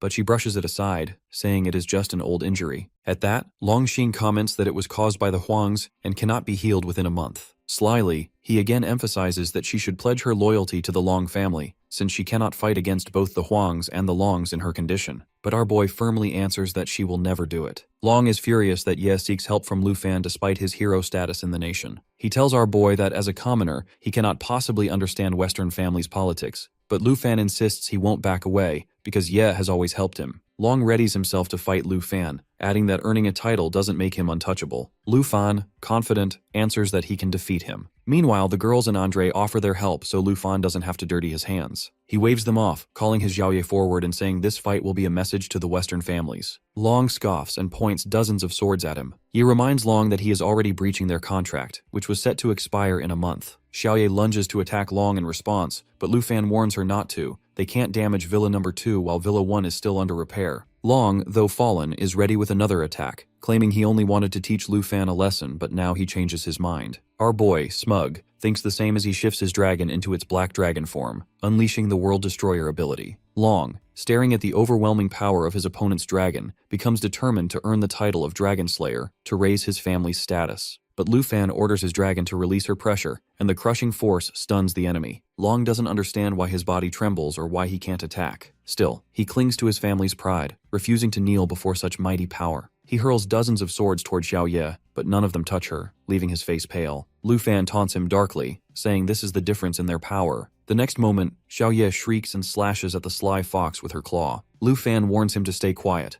not to provoke his dragon further, and reminds him he cannot win. Long growls that his family will never forgive this insult. Lu Fan spares his life, but sends him away with a message. Both the Long and Huang families must prepare, for he will come to the western border to settle things in a month. With that, his dragon blasts Long away. Then Lu Fan turns to Ye and assured her that now they will face the consequences together. Overwhelmed, she hugs him tightly and thanks him. He brushes off her thanks by saying that they don't need such formality between them. Ye, however, explains her family situation. 6 months ago, her family expanded their land into an unknown territory in the western region, which cost them dearly, the sacrifice of fourth-turn experts, including her grandfather. Taking advantage of their weakened state, the Huang and Long families come to devour them. She sought help, but no one dared to go against such powerful families. This desperation drives her to prepare for the safety of her people. She still feels thankful to him for making her realize that she is not alone and helpless. Lu Fan brushes off her gratitude, reminding her that she has already helped him enough in the past, even helping him deal with the Taiji kingdom. Now he cannot stand to see her harassed by two powerful families. She smiles, relieved to find support in him. A month passes after the incident, and our crew finds themselves in the primitive forest, a reward realm given to our boy by Old Han. He goes there to strengthen himself and his team in preparation for the upcoming dispute in the western region. Now everyone is ready to battle within the realm, and each member has upgraded their level. His blue dragon has reached level 25 and can now use the Thunder Favor skill. He himself has advanced his Crimson Jade to yellow, awakening new abilities which is Thunder Vortex and Thundercloud Expansion. After a week in their secret realm of conquest, Andre returns to inform them that teleportation arrays from Dragon Academy to Breakwave Harbor are prepared for their departure. Our boy decides not to take his other friends except Andre. However, when Ye offers to join them, he cannot refuse her talent, though he still feels concerned about her internal injuries. Later, they travel by teleportation towards Snow Country's Breakwave Harbor. Stepping out of the teleportation circle, they are welcomed by Andre and his crew. Andre introduces his family's fourth-turn experts, Victor at level 9, who is Destroyer, Mikhail, and Ivan. Alongside them, he has gathered 20 more third-turn experts who will join the journey. Then, Andre reveals the magnificent Sea Emperor-class magic warship, prepared for their voyage. Both of them stand in awe at the sheer luxury of the vessel. Andre adds that he has made the finest preparations for this journey, confident of victory with Lu Fan on their side. They finally begin their journey, but as dusk settles, a dark rainstorm brews. Not only that, they face a number of formidable sea monsters. Our boy commands his dragon to use the Starfall skill, sending shooting stars crashing down on the monsters, killing several of them. One of the beasts is roasted by Heavenly Punishment Calamity, which unleashes a thunderstrike upon it. Andre is quite satisfied with the scene before him, which makes the sailing smoother. Not only that, but both the Star Dragon and the Blue Dragon level up. To Andre, the voyage feels almost like a vacation. Lu Fan, however, feels satisfied with his dragon's upgrade and hopes to obtain valuable materials from the island as a reward. After a while, they finally arrive at Shadow Island. His boisterous friends remind him that what they faced on the journey was just a trailer. The real challenge lies within the island itself. He also explains how he created a safe route for the warship to dock securely at the island. Then it is time for them to set foot on Shadow Island. Meanwhile, in the Huang family, Huang Yutian, at level 98 and a peerless sword cultivator, approaches his elder. Yutian informs his elder that he has advanced from level 97 to 98 at the Ye family's Flying Immortal Ancestral Shrine. The elder comments on his exceptional ability, noting that when he met with Yutian's uncle the other day, the uncle had not even achieved half of what Yutian has accomplished. Yutian explains that it is not about achievement alone but about class characterization. His uncles, like the elder, are heavenly curse masters. Within the Flying Immortal Ancestral Shrine, he had to worship an ancient sword, which allowed him to advance on the cultivation path by aligning with his class, something his uncles failed to do. In reality, every person may only enter the shrine once in their lifetime and stay for only 3 days. Yutian adds that if he had the chance to remain there for a year, he would definitely have broken through to level 100. The elder then assesses him seriously, explaining that after the 4th job change, leveling up will no longer come from gaining experience alone. Instead, he must truly understand the traits of his class in order to grow stronger. These words make Yutian reflect, and he realizes that during his time in the shrine he indeed gained a deeper understanding of his class traits. With confidence, he assures the elder that he now has enough comprehension of his class to continue advancing. Then the elder shifts the topic to the Longxing and Lu Fan's confrontation, confirming that the Long had harassed Ye before the contract term was complete and were taught a lesson by our boy. Yutian is taken aback that the Longxing was defeated by a mere student. Despite being only an average fighter, Xing can still face Yutian for 3 countdown. The elder goes on, listing several of our hero's qualities, including his class and level. Yutian admits that Lu Fan's abilities, especially his dragons, are formidable, but argues that Lu Fan has leveled up only because of them. The elder reminds him of the warning our boy sent to the Longs. Yutian smirks, claiming that our boy does not understand the immensity of heaven and earth. He considers Lu Fan nothing more than an arrogant and ignorant young man who might climb higher, but will eventually fall harder because he fails to grasp the political drama of noble families. Still, Yutian remains persistent in sparing Lu Fan's life when he comes into their territory, simply because he possesses dragons. The elder then decrees that if our boy pledges loyalty to the Huang family, they will make him their general. Yutian is sure that Lu Fan cannot refuse such a great offer from the mighty Huang family. The elder then reminds him of the threat from the Long family, who are planning to merge the Ye family with them, creating formidable competition. Yutian consoles him, insisting he will handle this matter himself. Even though the Longs are also a noble family, Yutian is determined to prove that the Huang family is superior. Meanwhile, on Shadow Island, Andre grows concerned about Lu Fan leaving his team behind. Our boy warns him that while they may manage the outer fog, once they go deeper into the island, their life force will start to drain as their stamina is consumed. In that situation, they will only become liabilities. Hearing this, Andre's companions think he is arrogant for calling the weaker ones a burden. They even warn him that without a priest, he won't stand a chance in the shadowy depths. He replies that his dragon can serve as a priest, but they quickly remind him that dragons, no matter how powerful, cannot fill that role. Andre steps in as peacemaker, agreeing with Lu Fan since he must have his reasons. He orders his subordinates to stay on the ship until they return. Even so, our boy can sense their resentment toward him. Moving forward, Ye notices that the fog feels like it is draining her very life. Andre warns her that it will only grow worse the deeper they go into the island. At that moment, our boy releases Xiaofei and orders her to unleash her Light of Emerald. The dragon's power covers them with 3 layers of blessing, removing all debuffs. Andre is overjoyed to have the Emerald Dragon's light on their side. He remembers his last journey, when their priest nearly died of exhaustion, and even then, the effect was nowhere near what they now enjoy. He also agrees, admitting she feels energized and stronger than before. With his connection restored to its peak, Andre prepares to charge toward the Shadow Spring. But just before he moves ahead, our boy stops him cold. He has sensed something lurking up ahead. Our boy immediately gets ready to tackle the upcoming threat with Serpent of Darkness arrow. Among the black mist, they can see their enemy, a shadow swordsman of level 80. Andre warns them that this opponent has already caused them heavy casualties during his last journey. Our boy notices that this knight has the ability to nullify 70% of physical attacks while hiding in the black mist. Seeing the opponent, Ye readies her weapon, eager to test whether it can withstand her attack. She transforms her staff into a spear, still the same weapon, and strikes at the opponent. Smugly, she explains that her weapon possesses both magic and melee forms, so she doesn't need to change weapons. Andre warns them not to let down their guard, as defeating one enemy will only bring their companions to follow. As he activates his Flame God true form, many forms of the enemy appear. He explains that they are nothing more than ghosts, clinging to their battlefield. Because of them, he has lost most of his army, including 4th turn experts, which once forced them to retreat. Lu Fan reminds him that he has already sent his 4th turn experts back, so it won't be a problem this time.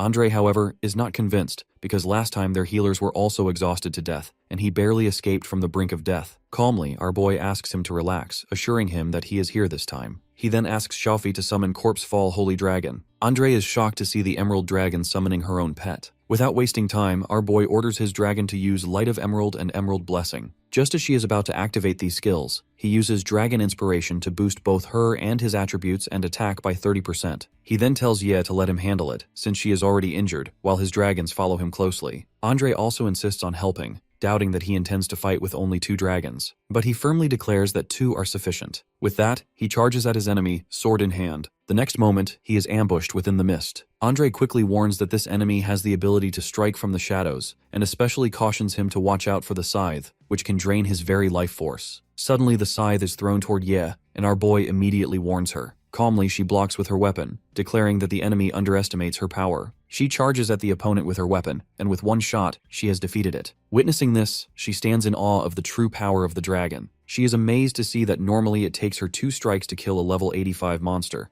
but with the dragon's power, she can finish it in a single blow. Her eyes sparkle as she finally experiences how mighty the dragon's strength can be. Bursting with excitement, she asks Lu Fan to stay away from the Western family's disputes, because it is now something she alone can deal with the help of Xiaofei. The Emerald Dragon looks frightened by her bold proposal. Our boy consoles his dragon, promising that he won't let anyone take her. Ye, however, exclaims that this power is making her cocky. Meanwhile, looking at his screen, our boy is not satisfied with the Shadow Breath drop rate, as they need to hunt more monsters. Andre assures him that they will confront plenty more on their way ahead. So, Lu Fan encourages them to continue their journey, and Andre leads them toward the Shadow Spring. At that moment, Lu Fan turns to his dragon and asks them to convert the Shadow Swordsman into Divine Valley Fusion without wasting them. Before they can proceed, more monsters appear, giving them a chance to gain experience points, which excites his bulky friend. Lu Fan again insists on letting the boys handle the fighting since she is injured, but she trusts Xiaofei's ability and does not want that boy to steal the spotlight from her. With that, everyone fights the monsters for 4 hours. Finally, they manage to acquire the Shadow Island breath. They are now close to the central area where the ruined city stands, resembling more of a graveyard. Looking ahead,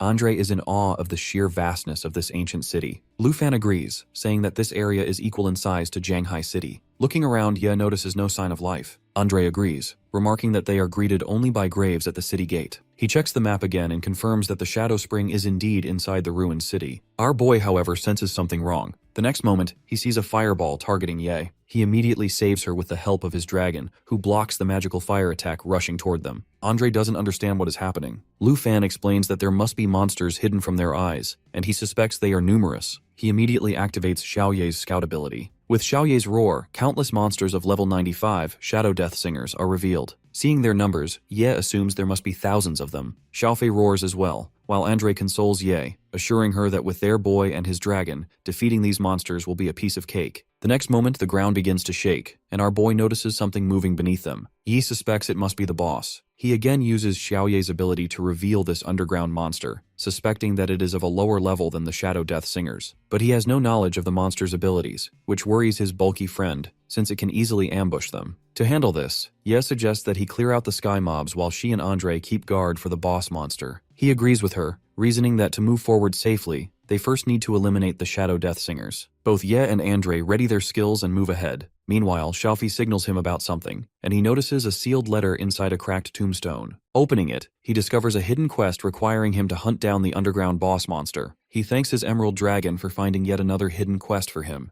Lu Fan reflects that the extra reward makes the effort worthwhile while dealing with Shadow Singers. When he obtains Bounty Order, energy swirls form before him. Yi grows uneasy as the Emerald Dragon bloodline awakens, doubling every skill and effect. His Sky Sever sword glows with dragon aura as he swings, each slash paired with the rhythm of the dragon beside him. Xiaofi releases Dragon Light at the same time, both moving in perfect step. Ye watches from behind, wondering if she has been doubting his strength all along. Andre's voice rises, urging them to fall back from the burrower. To Lu Fan, the moment feels right. He orders Xiaoye to release world-ending roar while Xiaofei casts Emerald Mirror on the Corpsefall Holy Dragon. Obeying without delay, Xiaofei splits it into 8 shimmering copies, each one ready to strike. At his command, the mirrored army charges forward. Andre brushes off the danger, claiming he'll drag the enemy down with him, but Ye steadies herself for defense. The dragons unleash their roar in unison, tearing through the battlefield in waves. Demon Dragon Assault follows, their lunges sharp and fast, clearing enemies in every direction. Andre notes their speed, counting how 10 lives fall within a single breath. Yi keeps her focus, unsure if they can clear enough before the burrower itself arrives. Lu Fan presses forward without hesitation. His twin slashes from Sky Sever carve through the front, Xiaoye's aura widening the path. Andre calls him onward, yet Ye suddenly freezes as the Shadow Burrower has already reached them. The monster appears with a piercing cry, its level 90 presence shaking the land. A dark cocoon of miasma pupa wraps around it, drawing every trace of shadow energy. Graves split open as Tidewalker 3, Explorer 4, and countless others rise to fight again. Andre worries over the rebirth of so many, but Ye insists they are only summons. Xiaoye shifts full destruction dragon form, scales glowing hot as Lu Fan commands him to burn everything. Xiaofei raises Soul's Shelter while flames surge out in Cataclysm. The battlefield disappears under fire. Andre admires the sight but keeps her eyes on the cocoon, sensing something worse forming inside. The burrower builds layer after layer with no damage, constant healing and endless summons. However, Lu Fan realizes it is preparing to break through. At the last second, the cocoon splits, and Shadow Dragon, level 95, steps out, able to shift between Night form and Draconic form. Eustedes informs them that this is the true enemy revealed at last. Andre asks our boy about their next move. Meanwhile, energy builds in his hand with his decision set to fall for his enemy. Our boy then releases Thunder Favor into the dragon. At once, Xiaofei shields Ye and Andre while Emerald Mirror creates doubles of Abao and Xiaoye. Eternal Guard rises, a barrier holding the team safe. The plan falls neatly into place. Mirror doubles raise their strength, the Emerald Dragon bloodline drives their power higher. Flames burst upward in a lava surge while thunderclouds gather above, both striking the Shadow Dragon together. The creature roars in denial, refusing to believe defeat can reach it. Yet thunder and fire tear through its body all the same. Lu Fan stands calm, certain that the ruined city now lies open to them. System alerts follow, informing level rises to 46. Black Dragon reaches 45, Emerald Dragon grows to 40, and Blue Dragon climbs to 27. A new skill imprints within him that is Guardian Flow. Lu Fan checks Xiaofei's new ability that creates a shield that lasts 5 minutes, cutting damage and blocking debuffs. Because of their link, the effect doubles for both of them. That means he no longer needs to burn Soul Light just to hold off the miasma. He tells Xiaofei to spread Guardian Flow to everyone, and the dragon does so at once. In the middle of the fight, Andre notices the change, amazed by how powerful it feels. He studies the shield, pointing out the protection and immunity. With this, they can move through the miasma without risk. Andre confirms the shadow miasma is not harming him now. He suggests to this advantage to gather resources. The dragons trigger divine bone fusion, pulling corpses into themselves as Andre notes how much faster this makes collecting. She leads them toward another spot. Our dude realizes that with their help, material gathering is almost effortless. Then he spots Corpsefall drawing in the shadow dragon's body. He halts it immediately, explaining that turning such a boss into raw stats would be of no use. Instead, he raises his hand and summons it, making a puppet. The level 95 monster yields without resistance, now standing as his shadow dragon general. Our dude reflects that his army grows larger with 9 realms demons, 5 national defense heroes, the divine bone clone, and now this dragon. Each one strong enough to rival high-class fighters, and the holy dragon could even absorb the 5 heroes later. He then opens the reward chest and finds a scroll to improve quality. The last one he used on a weapon, but this time he weighs new options. Andre asks if he needs more. Ye confirms they cleared every bit of Shadow Island breath nearby, giving them 390 units in total. Andre then observes a scroll, calling it valuable. Ye reminds him his soul beings already carry legendary quality, and upgrading Shadow Dragon General. Lu Fan agrees that the general's strength is more important now than his own. Ye teases that the general looks cooler than his master. The dragon tests its strength, claiming to feel lighter and stronger in battle. Its stats rise further, which satisfies Lu Fan. He takes to the air, telling everyone to follow as they leave for the ruined city's palace where the Shadow Spring lies. They fly at high speed, though the others shout for him to slow down. Mid-flight, a strange voice calls for help. Lu Fan recognizes it as magical mimicry, used by Ye to project her voice as principal. The plea repeats again and again. Andre wonders where it comes from, suspecting the palace. Our boy decides they must check it out. They land at the palace, the voice becoming louder and clearer. His companions also notice the Shadow Spring is inside this place. Following the sound, they find an old man ghost surrounded in mana. He claims 3 centuries have passed since anyone reached here. A bow suddenly rushes forward, startling the figure, who hides and begs for protection from the dragon. Xiaoye smacks a bow to stop his antics while Lu Fan orders him to behave. Andre whispers that the figure feels like a ghost. Ye notes he looks harmless but advises caution. Lu Fan asks what he wants. The spirit apologizes, explaining this place was once Tianfu Island, where he served as court mage. He died defending the Blessed Spring 300 years ago. A black dragon appeared, spreading miasma that wiped out the kingdom and poisoned the spring. The king and people were consumed, their city reduced to ruin. Now the ghost begs them to free the king, bring peace to the dead, and restore the land. Andre points out they are the first to reach this place in 3 centuries. Yi reasons that the Shadow Spring must still be guarded by the corrupted king. A notification appears informing the court Arhamage request to defeat the Shadow Black Dragon and lays the fallen to rest. The prize is the entire territory. Lu Fan is surprised to know the whole of Tianfu Island was offered as a reward. Suddenly, footsteps echo through the hall. A dark monster approaches. The ghost trembles, announcing the king's arrival. The steps grow heavier. The ghost pleads for them to free his ruler. He warns the enemy is close, telling everyone to stay vigilant. Andre suggests they be vigilant. The figure steps into the light. It's Shadow Dragon King, level 95. The ghost begs them to end the curse. Next moment, the Shadow Dragon King roars as Andre realizes that the corruption has transformed the king into a half-human, half-dragon monster. Ye is also worried about the overwhelming power of their new enemy, and she turns to our boy for the next course of action. He immediately instructs Andre to stay at the rear and asks Ye to use her magic ability and attack first. When there is an opening,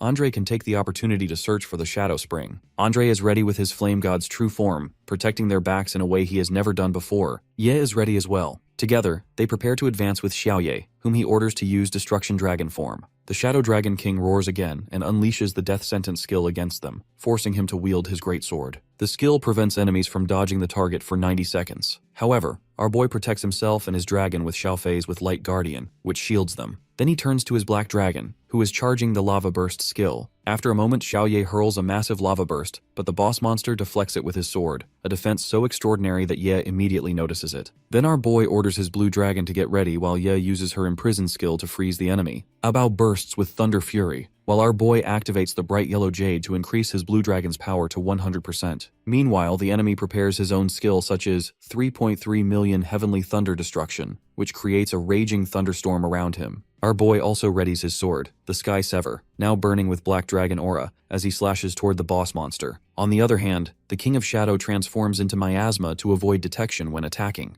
They are taken aback when he vanishes. Ye suggests using Xiaoye to force him to appear, but Lu Fan reminds her that she cannot. Then he turns to his bulky friend, who charges in without hesitation, a move Ye thinks is reckless. The monster reappears, and Ye desperately suggests creating a defense. Andre, however, feels satisfied that they have gained a lead on the Shadow Spring's location. The The monster attacks Andre while Ye fails to understand the reason behind our boy's indifference to the danger. In the next moment, Andre appears behind her, explaining that he is well and alive. The monster attacks only a mirror image, one created by Xiaofei. It is their trick to lure the boss out. He grins, proud that even they have fooled her, while she expresses her fear for his safety. Then our boy tells them to seize this opportunity. Xiaoye first unleashes the lava burst skill while her heaven punishment calamity is charging. He orders his emerald dragon to cast dragon domain, preventing the enemy from hiding in the miasma. Then he commands Abao and Xiaoye to deliver the killing strike. Abao uses dragon domination, while Xiaoye releases both lava burst and heaven punishment calamity toward their enemy, making the monster shriek in pain. Our boy also joins in, striking with his own blow. With the death of the boss monster, Abao upgrades to level 28, Xiaoye to level 46, and Xiaofei to level 41. As the crown of the king falls, Lu Fan also advances to level 47. Looking at the crown,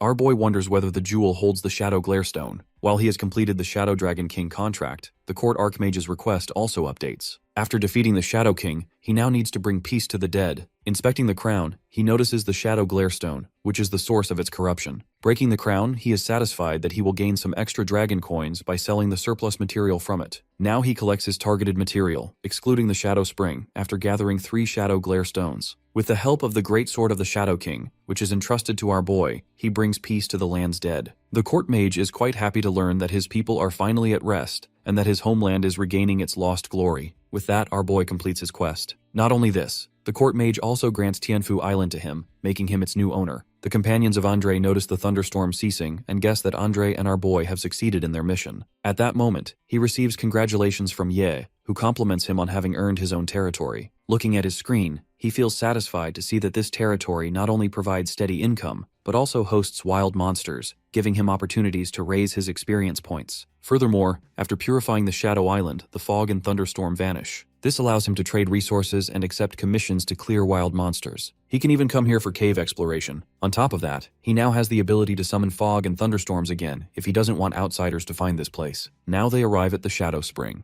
Our boy notices the utilization of its water, which can increase the user's attributes by 3 to 30%. Ye is impressed as well. She prepares to store the water for a good price and asks our boy whether he wants to contract with the Tianhua boss for selling it. He refuses for now, reminding her that their first mission is to help Andre complete his task. Suddenly, everyone on the boat sees the defense measures, thunderstorm and fog, engulfing the water, which makes them doubt Andre and the others' success. Meanwhile, our boy prepares his dragon with Guardian Flow. Andre hesitates, worried that destroying the spring water will ruin his property's resources. Our boy consoles him, promising that after the task is complete, he will hire someone to repair it. Ye even suggests renovating the whole ancient city. In the next moment, he obtains the Wrath of 10,000 Dragons, which is a skill book. After acquiring it, his thoughts wander to the next task, repairing the Shadow Eye Spirit, so that he will have every material needed to complete the Shadow Dragon King contract. 1 week has passed since our boy obtained Tianfu Island. The first thing he does is replace the defense system with his puppet army, which can now spawn unlimited monsters. This makes the island a perfect spot for leveling up.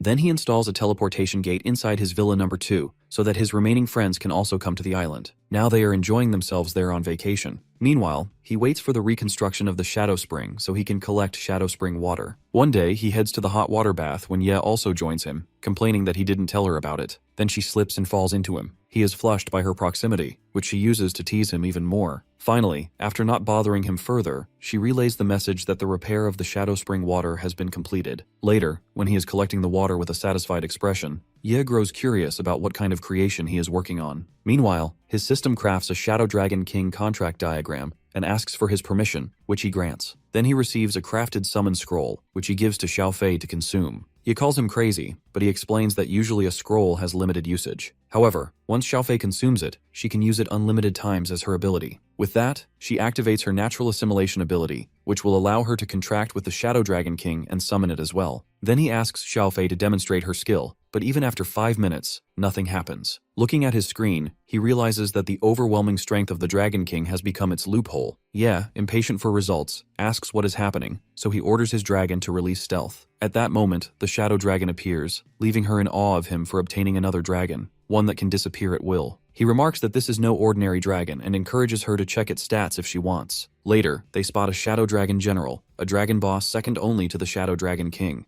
Deciding to test things, he orders his dragon to use shadow concealment. The dragon general senses an intruder and rushes toward our boy, but before it can attack, a blazing light strikes it, throwing it to the ground. The attack makes it shriek in pain, even though it cannot see its enemy. Yi watches all of this with an expression of awe. Then he decides to add fuel to the fire and orders Xiaofei to cast soul protection on the Shadow Dragon King. She shifts her form into Light of Soul and adds the soul protection to the Dragon King. With that, its concealment power increases further, strong enough to also hide Xiaofei, who is attached to it. The dragon general roars furiously as it hurls an attack toward our boy, but he blocks it with the Shadow Cloak, which can block any form of strike. He is satisfied with this skill, which nullifies every kind of attack and grants him the ultimate defense. Then he orders his Shadow Dragon King to unleash its strongest attack. The Dragon King activates the Shadow Assassin skill, which locks the target in place, teleports behind it, and strikes its weak point. The same happens with the Dragon General, who is taken down instantly. Yi is awed, witnessing such formidable power. Our boy explains that the Shadow Dragon King is an assassin, famous for finishing targets with a single hit, and that Xiaofei's presence boosts its abilities even further. Ye is impressed that a monster at level 47 can kill a level 95 boss. Even with her own level 96, she admits she cannot guarantee such a feat. She feels satisfied that with Lu Fan at her side, she can definitely win against the two Western families. He assures her that he will not hold back to help her. She comments that this makes him their benefactor. At that moment, she intends to give him a great gift from her family once the matter is settled. After 2 days, they reach the Western frontier.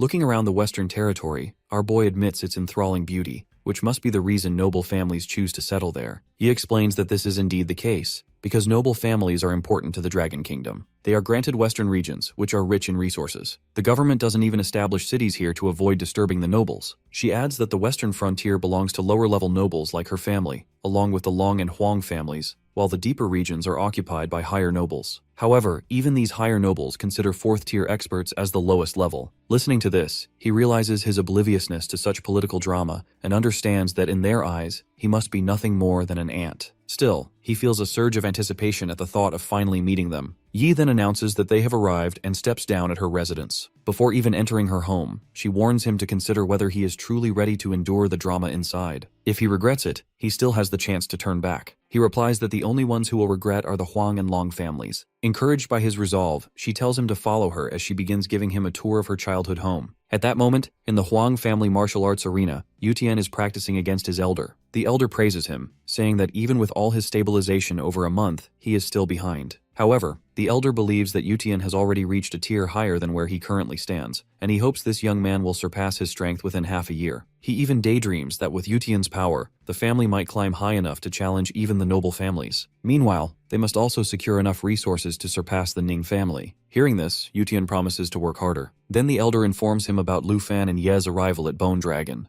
Yutian acknowledges that he has heard the boy commands a black dragon. The elder replies that he has more than one dragon, which could prove troublesome for them in the future. Yutian is determined to bring our boy to their side. The elder reminds him that he might refuse. At this, the younger man insists that such refusal would bring death upon Lu Fan, since no one dares question their actions in the western frontier. The elder then informs him about Long Erhu's intentions, not only to seek revenge for his son's humiliation, but also to marry to Ye. Thus, he urges Yutian to settle this matter. With a confident laugh, Yutian assures the elder that he will arrive in 3 days, not only to take control of Ye's family, but also to restrain the Long family. Hearing this, the elder expresses his hope that the Huang family will soon rule over the entire western frontier. 3 days later, while our boy should be in the room assigned to him by Ye, he is instead at Tianfu Island Beach, training his dragons after teleportation. Over these 3 days, everyone has leveled up. He is satisfied with their performance, which he believes should be enough to face the noble families. Still, he wonders how Ye is handling her side of the matter. When he returns, the Long family is already waiting in the main hall, demanding Ye's presence, while the Huang family representatives are expected to arrive shortly. Ye instructs the guards to stay alert, declaring that no one is to be allowed inside without her order. She then turns to our boy and informs him of their enemy's arrival. As they enter the main hall, they are greeted by the sour face of Long Xing, who is clearly displeased at the sight of our boy. He is complaining that she doesn't even show them the courtesy of offering tea. Ye reminds him of the beating he once received for such arrogance, but the conceited prick scoffs, saying that was in the past. Now, even if he were to pee at her doorstep, she wouldn't be able to do anything. Then Long Erhu comes straight to the point, asking how Ye should repay the debt her family supposedly owes the Long family. He demands an explanation of her plan. With a sly smile, he adds that Xing had gone to her for this very purpose, yet Lu Fan beat him instead, so now they are also here to bring him justice. Ye angrily reminds him that Xing was the one who broke the rules, and clearly, they have no intention of returning her resources. Erhu then makes a proposal. If she marries him, they can let go of Xing's grievance, since she would become family, and they would even grant her protection against the Huang family. Xing readily agrees, declaring that if she marries Erhu, all matters will be settled. At that, our boy arrogantly taunts them, asking if he have ever even looked in a mirror before making such a ridiculous proposal. Xing is furious at hearing his taunt. Lu Fan assures Ye that he will handle the matter. At that, she seductively asks him to help her, explaining that the Long family didn't bring a large force, but still intends to forcefully claim her hand. He assures her that he will do it for her. Hearing this, Erhu reminds Lu Fan that he is nothing more than her toy and should not interfere in noble family matters. Ye, however, agrees that everything should indeed be proper in noble families. That's why she officially appoints our boy as her family's representative in this dispute. The Long family doesn't understand what just happened. By giving him her family's seat, she has effectively declared him the head of her house. Xin immediately protests, but Erhu stops him. Turning to Lu Fan, Erhu claims that Ye is merely infatuated with him. Lu Fan firmly replies that it is none of his business, and demands that their head come forward to speak with him directly. Sang insists that, according to tradition, they need to bring their head there. But Erhu ignores tradition and orders his subordinates to get out. Infuriated by the humiliation, even though he himself is infatuated with Ye, he warns her that if she dares interfere in his fight, he will mutilate her beautiful face. Ye is about to protest, but Lu Fan stops her as he will handle this matter. Erhu is generous enough to give our boy a 3-count head start. Our hero then makes a bet.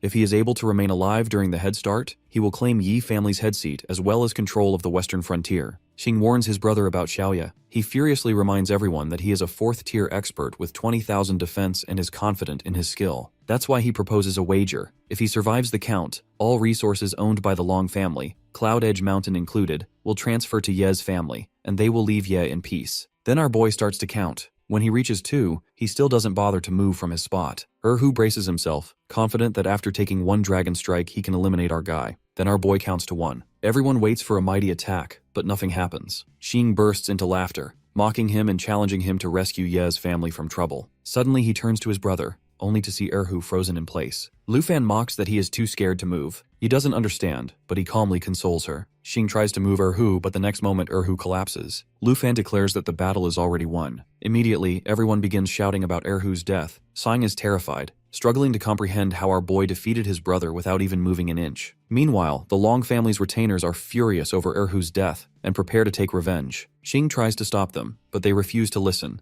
planning instead to capture Lu Fan and Ye to drag them back to the Long residence. Seeing this, Ye requests that he spare 1 person alive to carry the message of their power back to the family. He had already intended the same. With a snap of his fingers, he slaughters everyone, leaving behind only a trembling, terrified Xing. Then he steps forward and comments that he should control his servants who disobeyed him. Finally, he mocks the frightened man, who is too scared to even stand on his feet. Xing immediately starts pleading for his life, while Lu Fan warns him to keep his distance. His intention is clear. He will not kill him because he needs a messenger to carry word back to the Long family, just as he had arranged before. Realizing his luck, he accepts eagerly. Our boy allows him to leave, but only after issuing terms. Within 3 days, the Long family must surrender every resource and hand over all their territories to the Ye family. Only the barren, unwanted lands will remain theirs, and they must provide yearly tributes to the Ye family. Failure to comply within the deadline means the Long family will be erased completely. He bows low, promising to deliver each word exactly. At Ye's command, a subordinate drags him outside and throws him out. The guards exchange scornful remarks, disgusted that such filth was ever allowed in their lady's presence, and the Long family finally reaps the fate it deserves. At that moment, Xing is struggling to process what just happened. Even if he delivers the message, no one will believe him that our dude had slaughtered Long Erhu and others right before his eyes, never once leaving his chair. The method remains a complete mystery. No explanation fits what he witnessed. His instincts scream that he must leave at once, or death will catch him. Suddenly, panic seizes him. He runs begging for his life. The guards burst into laughter at his pitiful flight.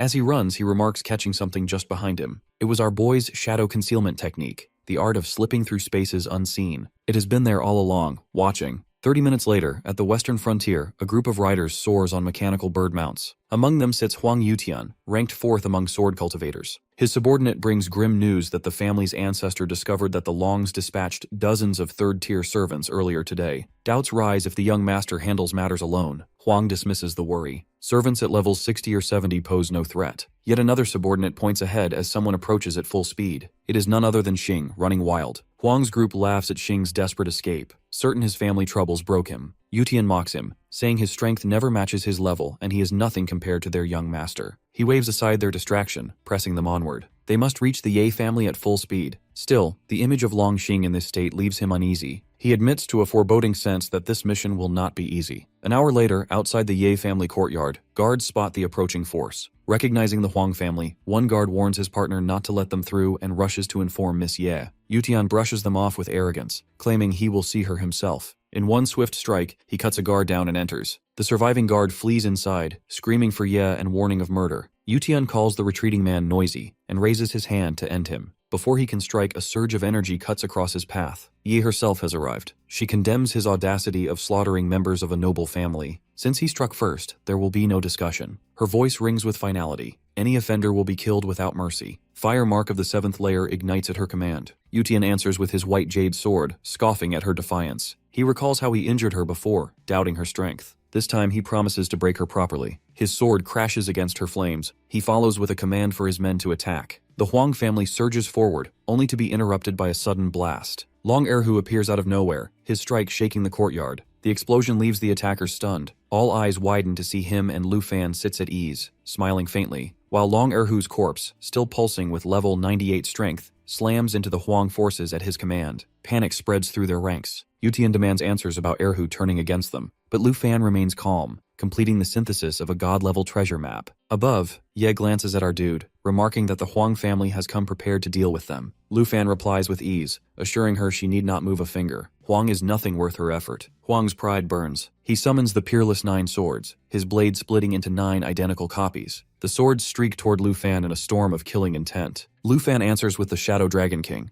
The great beast manifests, unleashing its shadow blade. 6 of the 9 swords shatter instantly, only 3 surviving the clash. Huang is stunned that the dragon had appeared without warning, yet its presence had lingered all along, unseen. Lu Fan's voice cuts through, demanding Huang to show the same strength he once used to wound Ye, warning he'll be paid back this time. Lu Fan calls forth Shadow Concealment, leaving his enemy unsettled. The move catches him off guard. No one had ever mentioned a dragon like this standing behind Lu Fan. Panic spreads through Huang's members as Long Erhu corpse cuts them down one after another. Meanwhile, our boy and his girl step forward together. Lu Fan offers to deal with it himself, yet Ye refuses, her power flaring as she takes her stand against their enemy. She declares this the moment he pays for his crimes. Flames surge, fire mark blazing at 7 stacks, her strength multiplied many times over. Yutian answers with ice sword diffusion, cold energy wrapping his blade. He sneers at the thought that one hidden dragon could restrain him. His white jade sword meets Ye's burning weapon, light bursting as he unleashes sword light pierces illusion, spreading sharp flashes across the ground. But when his feet touch down, frustration twists his face. His skill has failed to break the stealth of the dragon.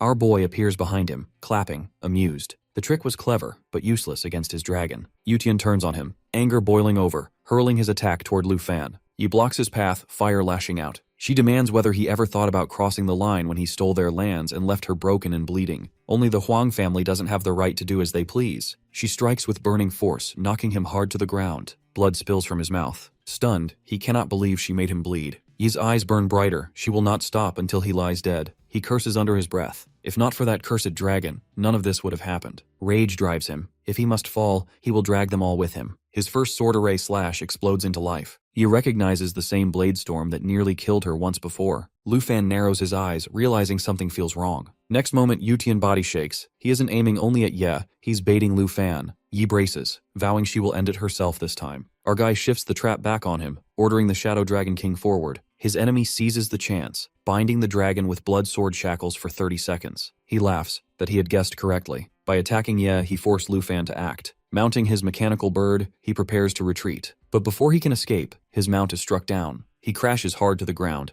Lu Fan's voice follows, demanding who gave him permission to leave. He grabs Yutian by the hair, pressing his blade to the man's neck, mocking the thought that his dragon was the only threat. His confidence collapses, and he blurts that killing him is impossible. This is a clash of noble families, and rules forbid such a thing. Ye's voice cuts in sharply. He no longer holds the right to those rules. He then reminds Ye of their family's old reactions, claims his words came from anger, and he never meant to kill her. Turning to Lu Fan, he begs, offering peace, even promising to announce to the world that Lu Fan bested him. Lu Fan steps aside, handing Yutian's fate to Ye. She hesitates for a breath, remembering how valued he is within his family. She cannot believe she almost fell for his tricks again. Her fire rises once more. Desperation drives their pathetic enemy to cry out that the ancestor himself wished to invite her as an honored guest. But before he can finish, her voice cuts him down. The dead of the Yi family cry for justice, and he must answer them. Fire mark erupts in full force, consuming him completely. When the flames die, silence settles. Ye turns to Lu Fan, saying the Huang family must be informed. He assures her it will be handled, and one of Huang's followers will be left alive to carry the tale. He orders Erhu to spare a single survivor. Yi then steps forward and hugs Lu Fan. He asks if releasing her fury has eased her heart, and she admits it has. Among the forces Lu Fan controls, Huang Yutian now stands. Watching him rise, Lu Fan studies the skill's effect and admits to himself how absurdly strong it feels. To burn someone to ash and then summon them back is almost too much. Within his 4th stage puppet legion, Long Erhu now commands the defense while Yutian takes the lead in offense and control. For the first time, the team looks balanced. By now, word of both their deaths must have reached the Long and Huang clans. He wonders how those families will react. Inside the Long family manor in the main hall, Long Xing kneels before Chang Kong. He recounts everything he witnessed, while trembling with fear. Long Chang Kong questions whether such madness could be true. Long Xing swears it is. His brother never even managed to strike before being instantly slain by the dragon. Each attack claimed a life without fail. Even 3rd stage experts crumbled in a single blow. He responds that Ye from the Ye family clearly found herself a terrifying ally.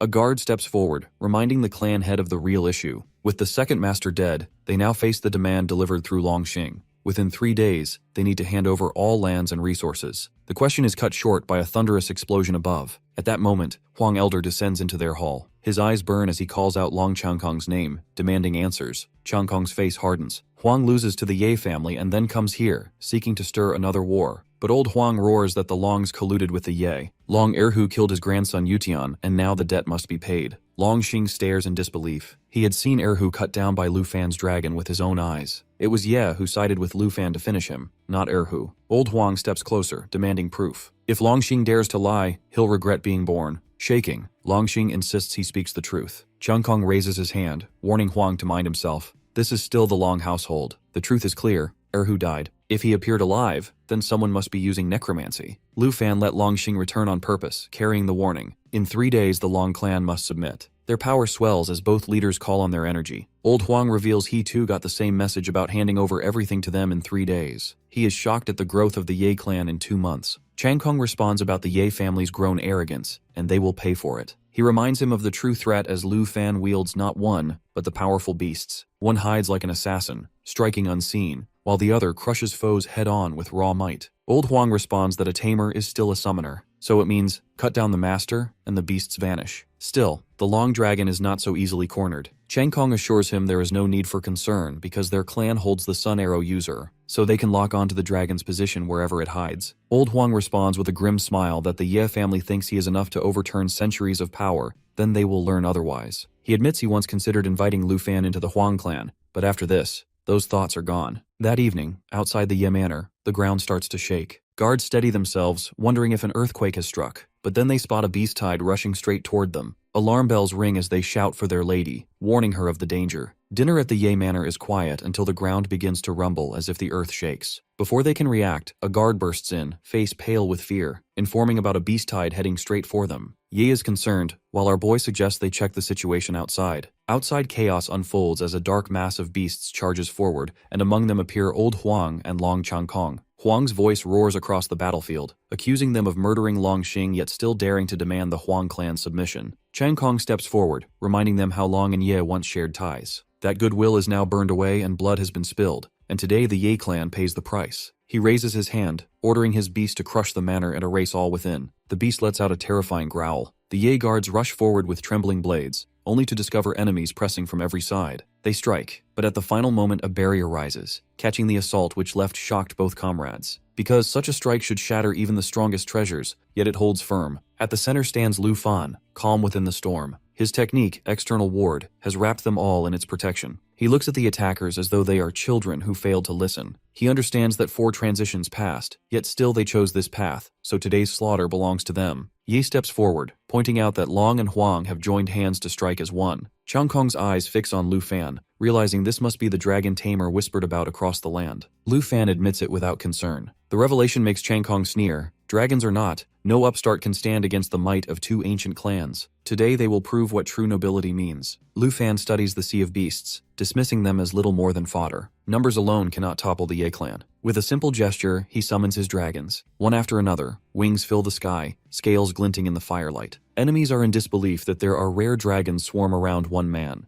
Then Xiaoye's presence flares as natural assimilation activates, making the scene even harder to comprehend. The rival leaders stand frozen, unable to grasp the depth of what they face. Lu Fan warns them to wait. His true strength is yet to come. From the shadows march his corpse dragons, undead giants carrying the memories of fallen beasts. Hu, Xing, and others stand in dreadful silence, their very existence a reminder of the Jin clan's downfall. Each puppet alone could rival a noble house, yet he wields them all. Panic ripples through the enemy lines, even the beasts shrinking back in fear. Changkong and Huang steel themselves, but the hopelessness is clear. Retreat no longer exists. Lu Fan's golden aura flares, his form twisting into that of a dragon himself. Shock tears through them that not only does he tame dragons, he becomes one. His voice thunders as he commands Xiaofei to unleash Jade Mirror Clone. Countless figures of Lu Fan scatter across the battlefield, their numbers multiplying until the enemy realizes their mistake too late. With wings spread wide, the golden dragon calls for annihilation. Lava erupts from his mouth, a bow answers with roaring thunder, and the sky dragon tears the heavens with falling stars. The battlefield drowns beneath their combined fury. To the enemies, it is no longer war, it is bad dream. Next moment, Starfall and Lava Burst crash down together, lighting the battlefield in fire and falling stars.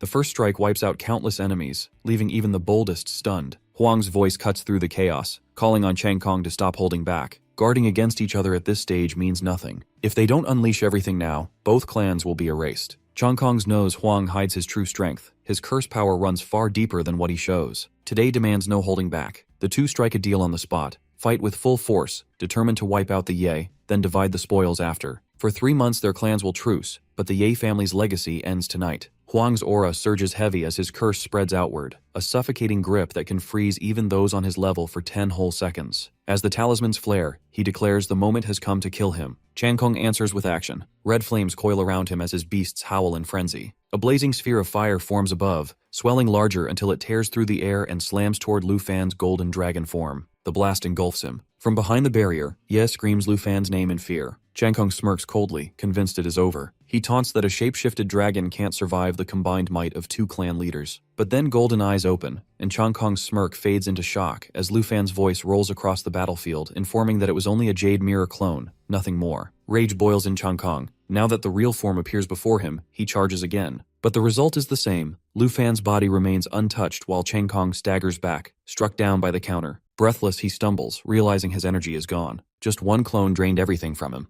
A second transition at barely level 40 should not hold such overwhelming strength. Our boy stands calm in the storm, asking what strength they think remains. His dragons surge stronger before their eyes. Jade Dragon climbing to level 43, Star Dragon to 40, Stellar Radiance evolving with no limit in time, and a new destructive art, Celestial Annihilation, capable of summoning a star that grows as it devours the heavens. Even the Blue Dragon rises to 32. Fear spreads. Huang sees clearly that his clan is finished. Changkong demands to know if Lu Fan has already ended them all. The dragon's voice answers that now on, the names of the Huang and Long will be erased from the western lands. Desperation drives them. Changkong ignites the forbidden life flame Soulburn, burning years from his life and searing his very soul. Huang gulps down a vital devour elixir, his vitality restored in a rush. Together, they gamble everything. Changkong declares that Lu Fan will not leave this field alive. Huang summons the heaven calamity of 10,000 talismans, endless talismans of the 5 elements flooding the sky one after another. The final clash begins. Changkong charges, flames consuming his body, while Huang rains down talismans in waves. Their combined strike smashes into Lu Fan, enclosing him from every side. Huang's laughter rises that he succeeds. But then our boy's voice cuts through that he was testing the strength of the Huang ancestors, and the result disappoints him. In the next breath, the shield shatters. Lu Fan is free as if untouched. Huang stares in disbelief that ultimate attack could not stop the dragon tamer for even a single heartbeat. The moment finally comes for Lu Fan. He summons dragon language replication, his aura swelling with terrifying power. Old Huang senses the danger too late and triggers his mystic talisman spirit shield. 12 glowing talismans spin around him in a defensive ring, each one capable of absorbing a strike and returning damage. But Lu Fan unleashes Lava Burst. Flames roar out like a storm, engulfing the talismans all at once. The fiery surge devours them instantly, leaving nothing but drifting ash. The shockwave hurls old Huang through the air. Lu Fan steps back into his human form as both enemies collapse to the ground, broken and defeated. Changkong, struggling for breath, mutters about their divine archer, the one capable of piercing even the strongest concealments. He cannot fathom how his dragon slipped past such detection. Our boy only gestures toward a lifeless body nearby, explaining that his dragon had grown annoyed by the hidden scout and ended him without hesitation. Suddenly, blood spills from the mouths of both patriarchs, their internal injuries tearing through them. Lu Fan makes his stance clear. Someone was sent with a message: if clans present the resource transfer agreement, or they face extinction. The Huang and Long clans are suffering only because of their own choices. If they wish to argue, they can explain themselves in the afterlife. Chang Kong forces himself upright, straining through the pain to warn him. Perhaps he fears no clan now, but the power backing them is beyond anything he can bear. Old Huang joins in, revealing that the Ning clan, an aristocratic family of Class C, stands behind them. A single level 100 expert from that clan could erase him effortlessly. He casually asks if their final words are finished, yet they keep shouting, desperate to hammer warnings into him. The Ning clan will never forgive him if he dares kill them. Lu Fan answers if their clans are so important, then they can go to the underworld first and prepare the path. Chang Kong still tries to reason, asking if he truly intends to form an eternal blood feud. But his answer comes not in words, but in action. All of his dragons awaken at once, their power shaking the air. He declares that someone from the Ning clan will hear their last screams soon enough. Behind Lu Fan, 5 dragons hover. The realization cuts through him. Our dude has dissolved them into himself. With a wave, Lu Fan summons Wrath of the 10,000 Dragons. His body transforms into the King of 10,000 Dragons, a living storm of divine might. The 2 patriarchs become the perfect trial for this unfathomable technique. Energy surges out like a tidal wave, engulfing the battlefield. Their screams echo, but he raises his hand and ends it in one strike. Their last words warn of the Ning clan's vengeance, but the warning dies with them. Not long after, Ye arrives at the ruined ground. He greets her lightly, asking if the sight unsettled her. She admits the scene unsettled her. Never before had she seen him like this. When his body gave out earlier, she was worried much. Yet moments later, he had risen with terrifying strength and crushed everything before him. He assures her that her safety was never just a promise to ease her mind. A smile comes on her lips as she points out that with the patriarchs gone and their followers scattered, nothing stands in their way. It is the perfect moment to claim victory. He turns his focus toward the Long clan, while she takes the Huang clan for herself. That is when he remembers. The Long clan's stronghold happens to rest on one of the very sites marked across his god-tier treasure maps. Seizing the chance, he calls forth 17 million celestial annihilation. Power floods through him as his Star Dragon rank soars to 40, and the stellar radiance form becomes eternal. The barriers that once restrained him no longer exist. Armed with a technique that shakes the heavens, he knows no force can stop him now. A stellar core ignites above, blazing with destructive brilliance. Meanwhile, at the Long clan estate, Long Xing paces with unease, disturbed by the silence from his patriarch. Ever since Lu Fan's rise, he seems uneasy. Suddenly, a torrent of light crashes. He looks up and fear seizes him whole and he screams in shock. Lu Fan feels the sheer weight of his new power. If he combines it with dragon language resonance, even a city could crumble in an instant. He then reaches the treasure sites and unlocks the chest waiting for him. Inside, rewards shimmer one after another. The first is the legacy of a flame dragon warrior, followed by a pair of golden dragon king bracers. With them, the golden dragon king set awakens the moment he touches it. More treasures continue to appear.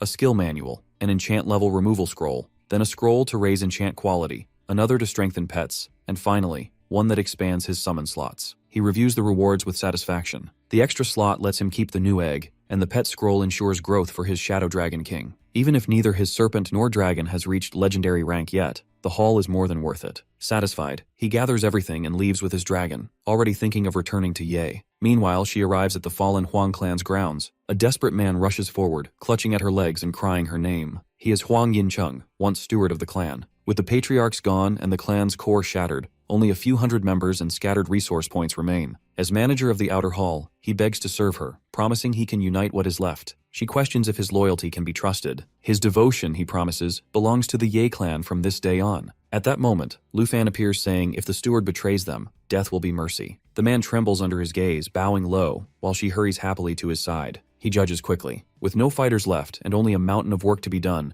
keeping the steward alive is practical, and she agrees. Yin Cheng, eager to prove himself, vows that their commands will be law. Lu Fan grants him 3 days to gather every scrap of the Huang clan's resources. Failing means the end. The steward flees at once to begin. Later, she asks about the Long clan. He confirms it is already handled. She then pulls him aside, revealing her plan. The resources of all 3 clans will be merged under her management, while the authority will ultimately be his. She has prepared for this outcome long ago, should he achieve victory. He thanks her but shows no interest in running clans. He has come to support her, not to claim power. She smiles, agreeing to oversee everything for now, though he can take the reins anytime he wishes. When he teases her, asking if this is her so-called gift, she only laughs and waves it off. Instead, she urges him to look over the secret records and resource maps to see if anything catches his eye. As Lu Fan reads through them, one detail strikes him. The combined treasure map points directly to a site listed among their holdings. He sets his finger on it. The flying immortal ancient shrine, Yi identifies. The very next day, they journey to its entrance together. She warns him of the rules that a person can only enter one time,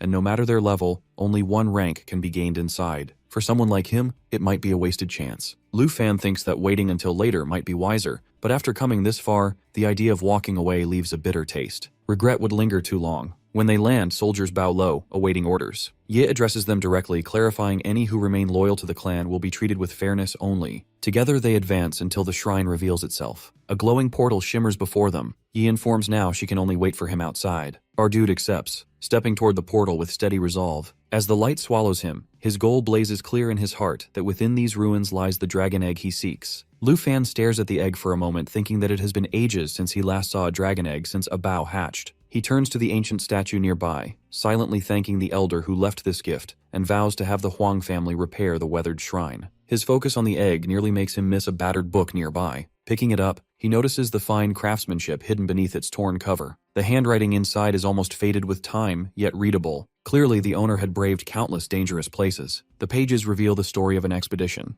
The explorer wrote of sighting a massive dragon deep within Fallen Dragon Valley. The entry dated year 589, January 30th, speaks of relief when the group realized the fallen creature had survived a storm. Their plan was to capture the wounded beast, strip materials from other dragon corpses, and gain riches beyond measure. With a prepared scroll for taming magic, the explorer believed success was possible. Yet even with fourth-tier masters at his side and the dragon on the brink of death, the attempt failed. Poison gas erupted, burning through everything. Panic spread, and many were reduced to nothing in moments. The author admits abandoning his comrades in order to live. Still, the gas found him, eating away at his body slowly. Days later, coughing and weakened, he recorded one final warning to never enter Fallen Dragon Valley and trigger the dragon at its depths. His last words attempt to name it, but the sentence breaks off midway. Our dude studies the fragment carefully. It's Devourer Demon Dragon, Abyssal Maw. The name jolts his memory. This was the same target mentioned in a hidden chest he once received at the Flying Dragon Mausoleum. Back then, he had neither the strength nor the tricks to pursue it. Now, with the seed of Flying Dragon Divine Wood clenched in his hand, the path feels within his approach. He reflects that this time, fortune is on his side. He possesses a summon slot expansion scroll, meaning a second dragon companion is possible. Calling out his current dragons, he prepares them to welcome their new kin. The scroll glows as he activates it, and he announces the arrival of their newest member, the little poison dragon. Abao and Xiaoye hover nearby with curiosity. He warns them to treat it gently. Using dragon riding technique, he attempts the taming process. Oddly, the hatchling refuses to break free of its shell, releasing only waves of foul-smelling gas. Soon after, information flickers across the contract slot. Level 11 Poison Dragon. The contract has already been formed. Its attributes are average, with spirit as the only strong point, but the true marvel lies in its passive abilities. Anyone touching the creature risks infection by toxins. If struck down, it collapses, only to revive again and again. Unlike other dragons that rely on immense recovery speed, this one simply restores, spreading poison without end. The realization leaves Lu Fan awed. Abao nudges the egg with playful force, and suddenly it cracks apart. Out tumbles a small dragon, squeaking nervously as it darts away from him. Lu Fan stops Abao from his actions. The tiny creature chirps anxiously, its body almost slime-like. He lifts it gently, resistant to its poisons thanks to his bloodline, though he knows others would smell the stench clinging to it. Its cries remind him of a frightened mouse, so he gives it a fitting name, Xiaoji. He guides the dragon to eat the eggshell, knowing it needs the nourishment to grow strong. The little one hesitates, shy to the point of trembling, but under Xiaofei's patient care, she begins nibbling. Watching her, Lu Fan realizes how alike Xiaoji and Xiaofei appear, both hesitant and calm. In time, he feels certain they will be good together. Xiaoji's gift is unique, the ability to collect poisons without limit. This talent alone makes her future terrifyingly bright. As he glances toward the horizon, he knows the timing is perfect. Fallen Dragon Valley brims with poison, and in 3 days when they finally depart, Xiaoji will have the chance to unleash her true potential. 3 days slip by inside the flying immortal ancient shrine. During that time, Lu Fan's strength rises to level 48, unlocking a new passive ability, Weapon Mastery. Xiaoji, starting from a much lower level, advances even faster. By the end of the 3rd day, she reaches level 13 and awakens a new skill, Netherworld Guardian. Those days allow our boy to understand her better. Unlike other dragons, she has no trace of fierceness. Shyness weighs on her, and she struggles to interact with others. Yet she has an unusual gift. She hides with ease and can slip away from danger in an instant. With Abao guiding her through practice and our guy offering constant reassurance, she slowly relaxes. By the final day, she even opens up to Xiaofei, bonding with her for the first time. When her new skill is fully learned, the shrine releases them back to the outside world. Waiting outside is Ye, and her eyes fall on the little creature in Lu Fan's arms. She bends closer, curious, and stretches a hand to touch the soft, jelly-like dragonling. Xiaoji squirms at the contact. Our dude quickly draws her back, explaining that this dragon is not like others, and her nature is fragile, burdened with fear of strangers. Deciding it is safer, he stores Xiaoji away before turning back to her, asking if she has been waiting. She recalls something serious, and in her formal tone she delivers the message. Zhao Shengming called the previous day. Dragon City Academy has begun preparing for its final assessment. Xiao suggested Lu Fan could be exempt due to his strength, but Academy rules require every student to participate. Lu Fan laughs lightly, urging her to drop the principal's air. She relaxes, switching back to the role of a friend. Together they reflect on how fast time has changed and his selection feels too near. She remarks that his constant missions make days blur together. Lu Fan then speaks of a place he wishes to visit before the exam, Fallen Dragon Valley. Concern flickers in her face at the mention. He presses her for the location, and she admits she knows it well. The valley holds painful memories. Her grandfather perished there only half a year ago. She explains the story. Her grandfather had led an expedition into the valley's deepest ravine with 3 fourth-tier masters. A commander reported an open space ahead, so the team advanced. He believed he could claim this territory for the Ye family, but the place was no ordinary valley. It was a forbidden ground. Strange trees surrounded them, and eyes glimmered in the shadows. The commander marveled at the wide clearing, only for the trees themselves to attack. The strength of the creatures far exceeded their ability. Her grandfather ordered retreat, but by then poison had seeped into his wounds. The priests of Dragon City could find no cure. On his deathbed, he revealed to her that he had heard a dragon's roar echoing from the abyss below. He passed away holding her hand, leaving only the hope that the valley might one day become a hidden treasure for their clan. She studies Lu Fan, troubled by his desire to go there. He shares the truth that a hidden quest drives him,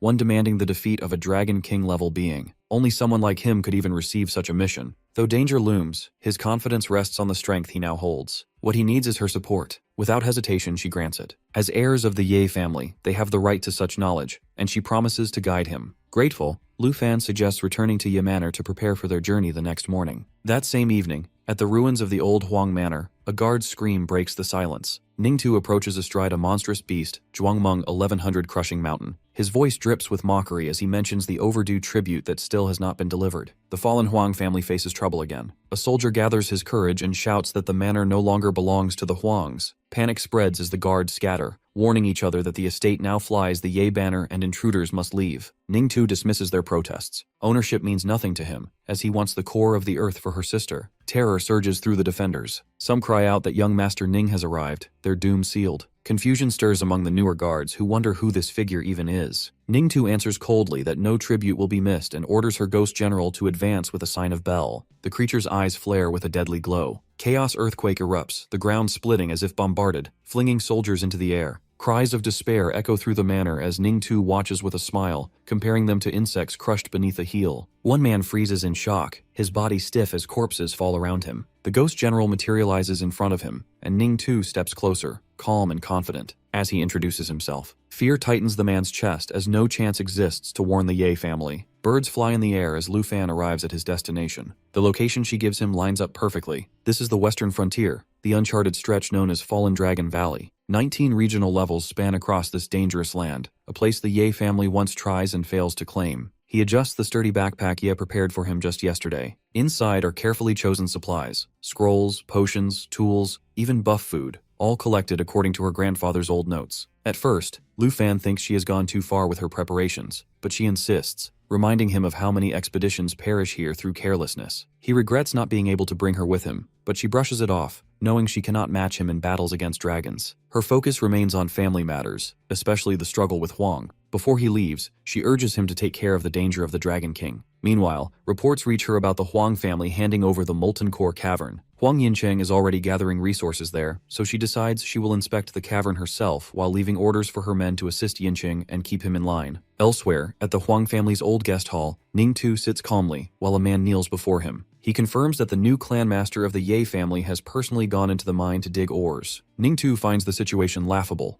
that a clan head mines like a commoner while letting former enemies handle household matters. When tea is brought, he acknowledges the gesture with a smirk. After a sip, he announces that they will be given a few more days, enough time for the clan master to deliver the ore and for him to meet this intriguing figure. The man kowtows gratefully. Back at the edge of Fallen Dragon Valley, our boy pulls out a small magic lamp from the pack. knowing its light will guide them deeper into the darkness. Xiaoji pokes her round face out from the pack, blinking curiously. He checks if she feels fine inside. With his body resistant to toxins, he carries no fear, but he wants her to see firsthand what a true dragon fight looks like. He signals Xiaoye and Abao forward. The two dragons rush ahead, clearing the path with ease. Watching them work, Lu Fan reflects that if Xiaoji had been his first dragon, he might have doubted whether dragons really deserve their legendary reputation. Suddenly, Abao senses danger. A monstrous venom slime, level 85, oozes into view. Our dude recognizes this as the chance Xiaoji needs. He orders Xiaoye and Abao to fight but leave one alive for her. Yet Abao charges recklessly, striking until only shreds remain. Lu Fan barks at him to stop.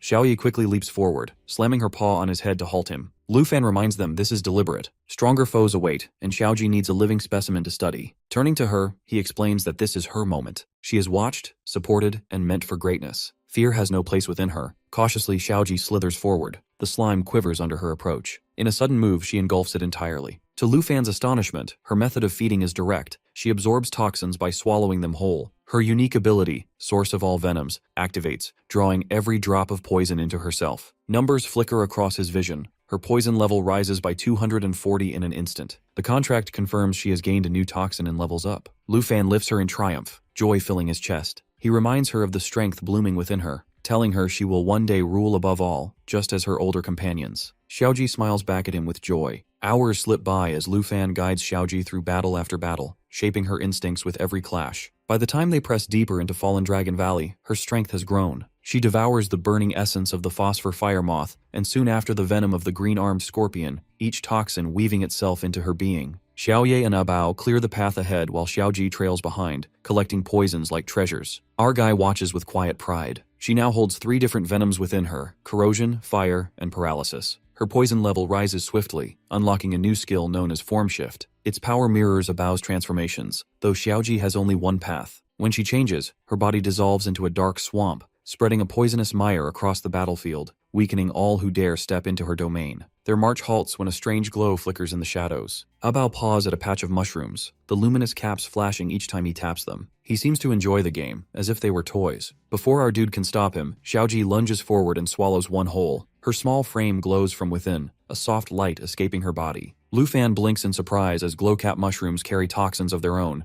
and Xiaoji has taken them in without hesitation. Not only poisons, he realizes, but even strange properties like light can become part of her. Now she shines like a moving lantern, illuminating the valley's darkness. Just then, dozens of carrion-rot centipedes, hideous creatures the size of serpents, writhe toward them. Their slick bodies reek of rot. Lu Fan's first thought is to burn them with Xiaoye's flames, but Xiaoji surges forward before he gives the command. Gone is the shy creature who once trembled at battle. She bursts into her swamp form, a rolling sea of poison spreading across the rocks. The skill Toxin Sea Surge erupts outward, drowning the swarm in waves of venom. Nether Spirit Counter lashes through their ranks, finishing those that resist. When a few stragglers remain, she rises again in solid form and summons the Netherworld Guard, crushing the last centipedes beneath its power. The valley falls silent. He and the dragons look on with awe. Xiaoji glimmers in the aftermath, standing proud in her new strength. She proves she can battle without needing constant shelter from her companions. Lu Fan calls Abao and Xiaoye closer, guiding them into a joint assault. He knocks a Serpent Shadow arrow while the dragons prepare their powers. On his mark, Xiaoye charges her attack, first 1 second, then 2, the energy building.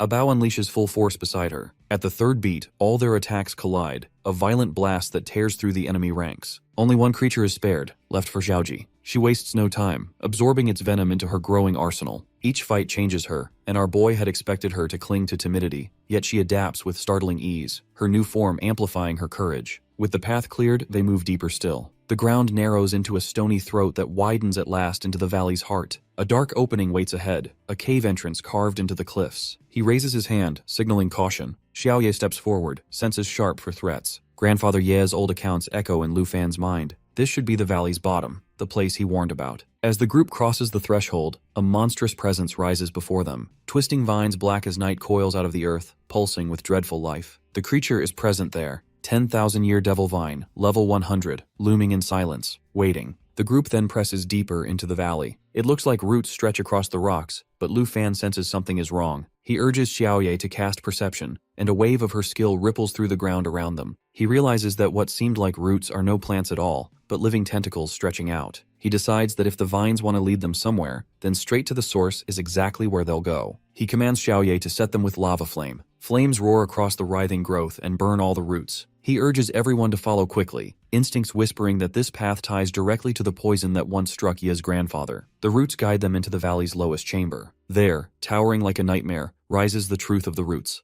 a monstrous plant unlike any ordinary beast. Before them stands the first true level 100 foe, the 10,000 venom devil vine. Black vines twist and snap with a wild hunger, their strength pouring out. They strike suddenly, whipping forward and carving bleeding cuts wherever they hit. Xiaoye leaps in to strike, but our boy halts her impatience with a sharp command. He raises his weapon, summoning the others to unleash everything. Protective energy forms around him as guardian flow springs to life. Xiaofi awakens her emerald dragon bloodline. The Shadow Dragon King fuses with nature itself. Black scales split and expand into a destructive great dragon, while thunder gathers as the blue dragon transforms, lightning cracking as it calls upon thunder favor. The devil vine reacts, showing seeds that sprout from its roots. He recognizes the danger instantly and orders them burned. Xiaoye answers with a lava burst, fire arrows piercing the ground and melting into a searing pool around the growth. One by one the dragons surge forward. Corbett, Raging, and Black Shadow roar together, their dragon language tearing at the seal around the monster. The black dragon dives with Shadow Assault, while Xiaofei and Abao follow with their own devastating charge. The valley shakes as their combined power crashes down. Roots splinter, the monster's body shreds under the storm. He drives in with Void Split synergy, his attack timed perfectly with the dragons, lightning splitting the air twice over. For a moment, victory seems certain. He gestures for Xiaoji to begin absorbing, but the triumph proves false. Even as the devil vine collapses, its roots writhe, knitting themselves back together. Lu Fan's eyes widen. This thing regenerates infinitely. No matter how many times it is cut down, it rises again. He realizes that this is why level 100 bosses stand apart, why only 5th turn warriors are said to command nations. A creature that never dies is a disaster waiting to happen. Xiaoji, however, does not falter. She swells with determination, shifting into her swamp form.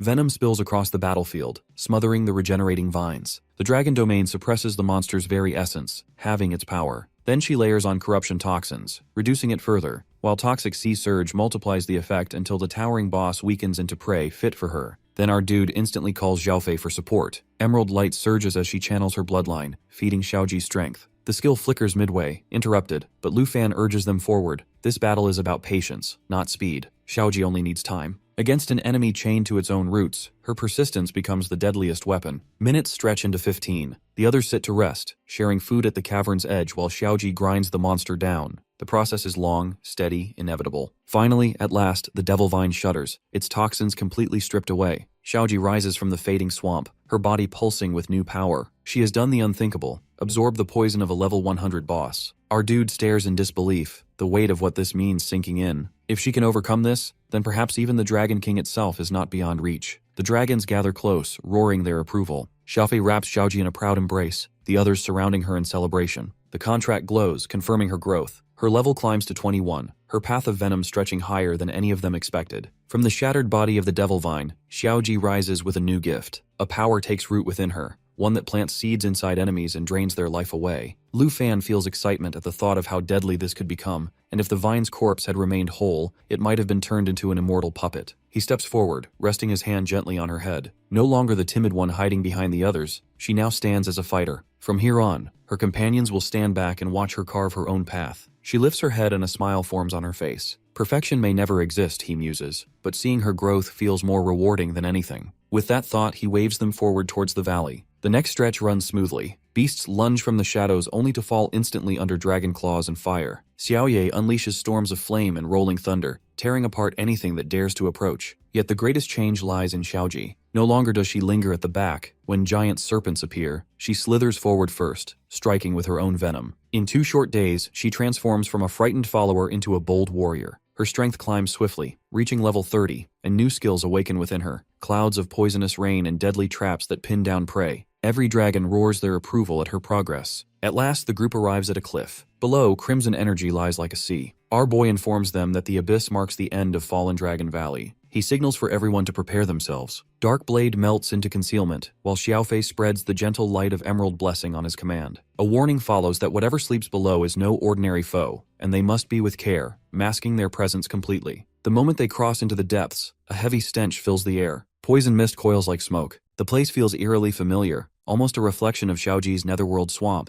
Yet something feels wrong that no guardian beasts stir. No enemies rush to defend this land. Just then, the truth strikes that the toxic air eats away even at Xiaofei's defenses. He quickly orders Xiaoye to expand her senses, and she shifts into her dragon form. Fire bursts around her, eyes burning with perception. She uncovers what lurks behind the haze. Two vast eyes snap open in the dark, and the ground below oozes slime as the monstrous body shifts. Pressure forces him to raise his arm just to endure the weight of the poison. Dragons circle him with concern, but he brushes off their concern. What matters is climbing higher. The creature stares straight at them. Its gaze cuts through every illusion, every shadow, even Darkblade's concealment. A thought rises in his mind that this is the Dragon King itself. He feels the poison is too harsh. The bloodline he shares with Xiaoji should shield him, yet the poison burns through that bond, eating away at his strength. This venom stands on a level far above hers. Xiaofi reacts swiftly, releasing the light of Lifespring, healing waves spreading to every ally. Their wounds begin to close, but the pressure of the poison does not fade. He realizes that staying here means death, so the fight must be swift. He immediately pulls out the serpent shadow arrow.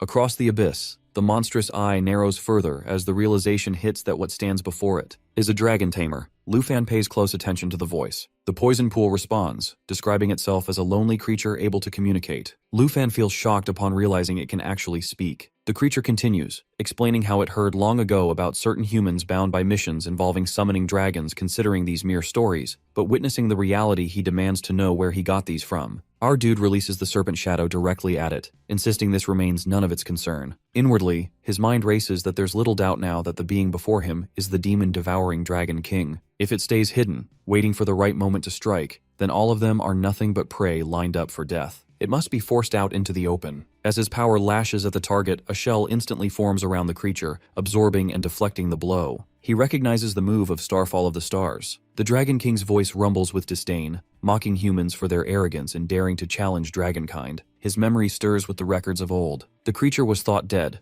its body broken from grievous wounds. Clearly, its reappearance here is no accident. It has come to kill dragons now. Lu Fan gives his order. His dragons respond in unison. Starfall, Lava Flame, Roaring Thunder, Shadow Mantle, and Serpent Shadow Arrow all surge with light, power gathering in their cores. Together, their combined assault explodes outward, slamming into the Dragon King. The blast shakes the ground, fire spiraling upward. But as the haze clears, the creature remains unfazed. Its laughter comes as though their strongest strike was nothing more than an itch on its scales. Power radiates from its form, heavy and suffocating. 4 elements flare at once, swirling into a single overwhelming force. The Dragon King's jaws open wide, words booming like judgment, that those who enslave dragons deserve only death. Lightning bursts forth from its mouth, blazing toward them. Lu Fan reacts instantly. He calls on Xiaofei to summon the Eternal Guard. A brilliant shield appears, while the Emerald Dragon shifts into Soul's light, wrapping them in divine brilliance. The Dragon King's breath crashes against the defenses, setting off another violent explosion. The dragon sneers through the flames, proclaiming that no matter how many young dragons he commands, none can stand against the might of a true Dragon King. Yet suddenly its gaze falters as Lu Fan himself reshaped into a golden dragon. The transformation strikes the Dragon King with disbelief, but Lu Fan's set bonus has awakened, saving him in the final second. Our boy's thoughts reel that the last attack was devastating. The Eternal Guard barely endured before shattering. Had his transformation been delayed by even a breath, he would already be dust and bones. He steadies himself and issues a command to Xingqian. She answers, shifting into her starshine form. Together, they begin to charge 17 million celestial stars of annihilation. The Dragon King's form still stands untouched, but Lu Fan refuses to yield. The power they're gathering is enough to level an entire city. Surely even this foe cannot withstand it. He invokes dragon language resonance, pouring every ounce of will into the spell. The stars ignite, blazing across the sky as he hurls them toward the Dragon King, declaring it will be swallowed by the light of 10,000 stars. But as the attack nears, Supreme Shield manifests around its body, shimmering with the undeniable aura of a Dragon King. Lu Fan's heart sinks as Supreme Shield is an ability reserved only for the mightiest dragons, and whether he can use it in his dragon form. The dragon's eyes gleam with cold amusement as it admits Lu Fan's strength, yet insists that the battle itself is pointless. 13 dragons have already fallen to its hunger, even Dragon Kings among them.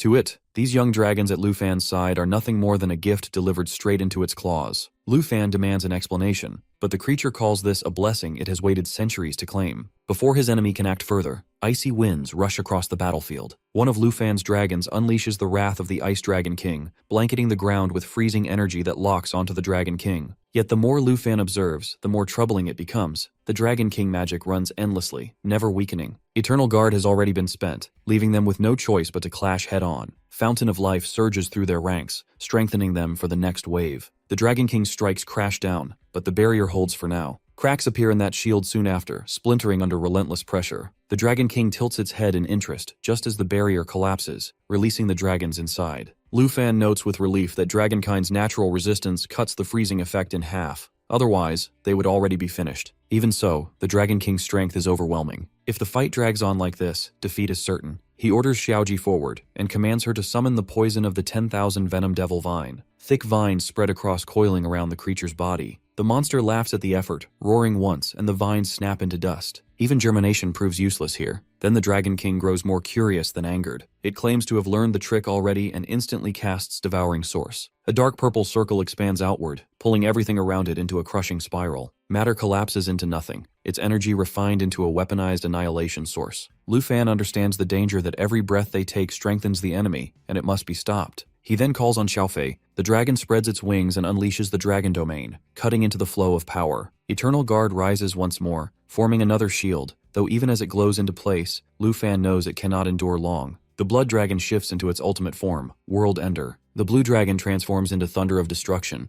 Xingqian begins charging 17 million celestial stars of annihilation. With no time left, our dude orders everyone to strike with all of their strengths. The creature responds with Supreme Shield, a wall of brilliance that gleams like dragon-forged armor. Still, the dragons release their fury. Lava Flame, Poison Spikes, Jade of Radiance, Shadow Fist, and the searing rain of 17 million celestial stars. The combined blast tears across the battlefield, battering the monster until flames consume its body. Its massive form crashes into the poison pool below. A smile creeps across Lu Fan's face. For a moment, victory feels real. But the pool stirs again. The creature rises, body still burning yet unbroken. Lu Fan glares at the poisonous waters, demanding to know how long it's going to hide itself. The monster emerges in full, its shape twisting, this time taking the form of a girl. Her voice is softer now, admitting she had underestimated him and his dragons. Yet her words carry warning. Every dragon and every ounce of strength has already been pushed to the edge. If the fight continues, both sides will perish, so she offers a deal instead. Lu Fan studies her carefully. Her tone reeks of stalling, of buying precious time.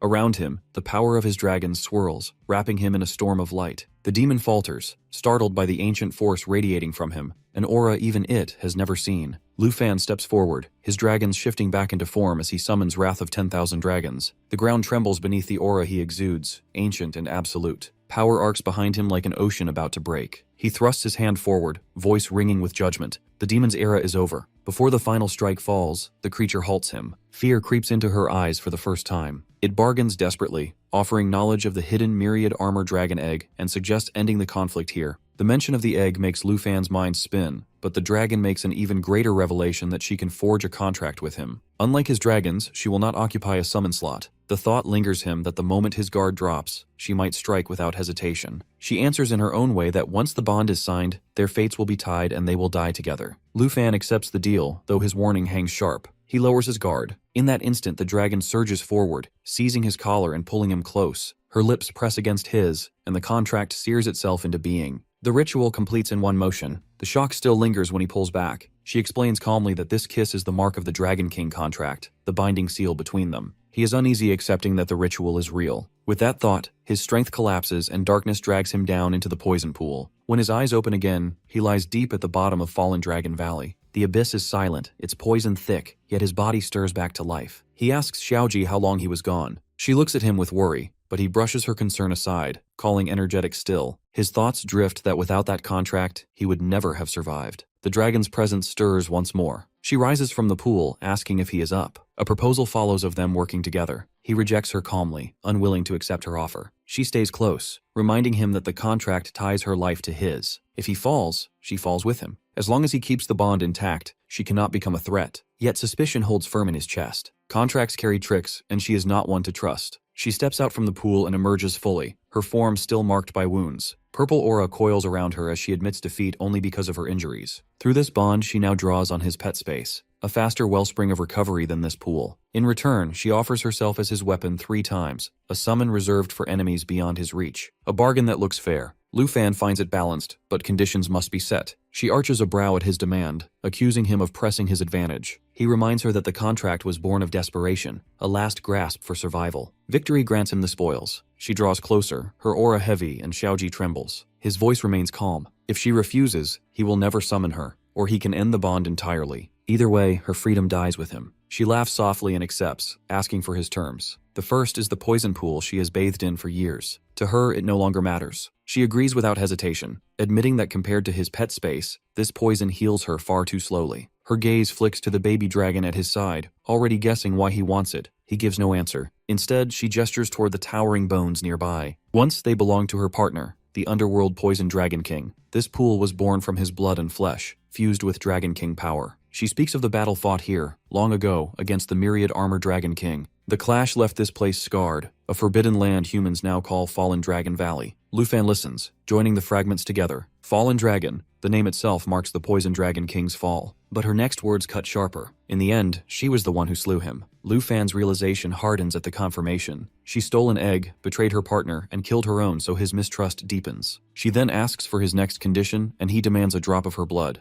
to awaken the shade of the divine dragon tree. She laughs lightly, explaining how unthinkable it once felt that lesser subdragons dared to claim the seed of the divine dragon tree. For a dragon king, trusting a human for revenge only adds to the disgrace. Still, she accepts the condition. She allows him to take the seed, instructing him to complete the Dragon King's task. Yet she adds that when the right time comes, her power and flesh will be reclaimed. He responds firmly that he will not allow interference. She only remarks that the truth will reveal itself, and then admits being tired while coming close to him. He uneasy asks what's she up to now, and she responds that she intends to rest inside his pet space. Before leaving, he reminds her of the third condition, that she must reveal the origin of the myriad armor dragon egg. She warns him to be patient and makes it clear that his strength cannot carry him to the egg, not even with her aid. Only after her body recovers will she deliver the answer, and she assures him that her word holds true. Yet her actions show otherwise. She moves as she pleases, fading away as though his threats of canceling the contract mean nothing. Watching her disappear, he accepts that she never took those warnings seriously. Even so, the quest reaches its end.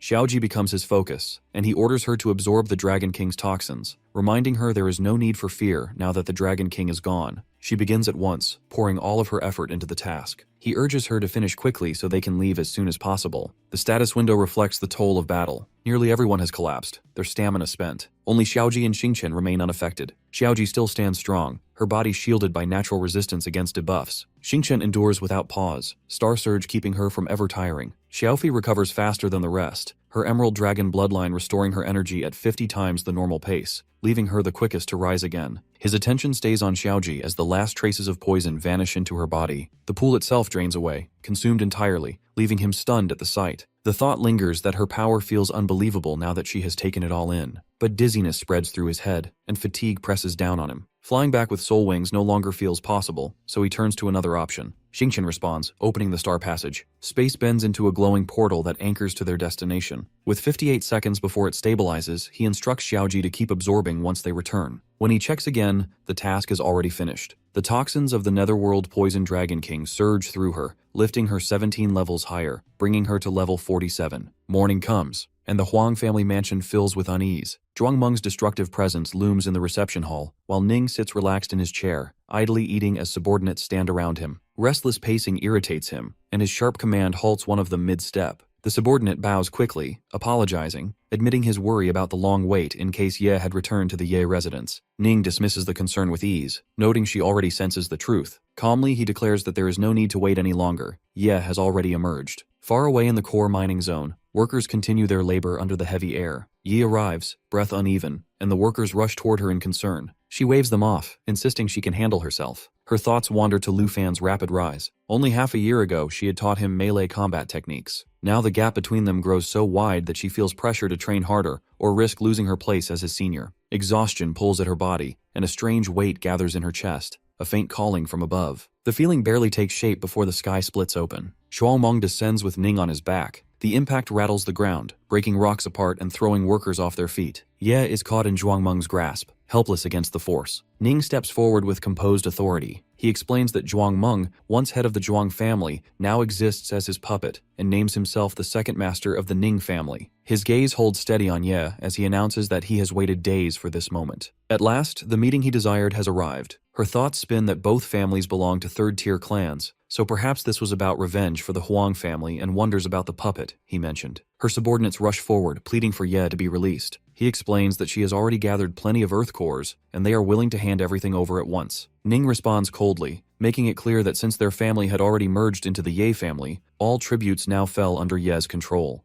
He paints it as a blessing, claiming that joining hands with the Ning family gave them a chance to climb higher among the third-tier clans. The subordinate continues begging for agreement. Yet Ye, drained from days inside the Earth Core cave, knows her strength is gone. Ning, wrapped in a dark aura, demands that every Earth Core be handed over and warns they should bow their heads like dogs on behalf of the Huang family, or risk being erased from the Western Territory with a mere flick of the Ning family's hand. Again, the subordinate begs her to surrender. But Ye, proud and unyielding, spits back an insult, refusing to give away her family's possessions. Zhuang seizes her, slamming her into the ground while the subordinate screams for restraint, begging for another chance. Ning narrows his eyes, amused by her defiance. He declares that if she refuses, then she deserves death. Zhuang hurls her away, triggering a massive explosion that leaves the subordinate frozen in shock. Ning then commands his puppet to crush her completely. As it advances, Ye unleashes flame math, layering her weapon with fiery power. The strikes clash, some interrupted, some striking deep, each one burning away pieces of the puppet's strength. She bites back at Ning, accusing him of being like the Huang family. Her words only amuse him. He calls her arrogant and claims he has been too gentle. Finding her struggle entertaining, he orders his puppet to cripple her legs. The creature raises its fist, a brutal punch charged with destructive force. But in that instant, our hero appears, sweeping Ye out of harm's way. Ning recoils in shock at the sudden interruption. He sets her down gently, assuring her that she is safe now. Relief breaks through her exhaustion, as he had arrived just as she was about to fall. She coughs,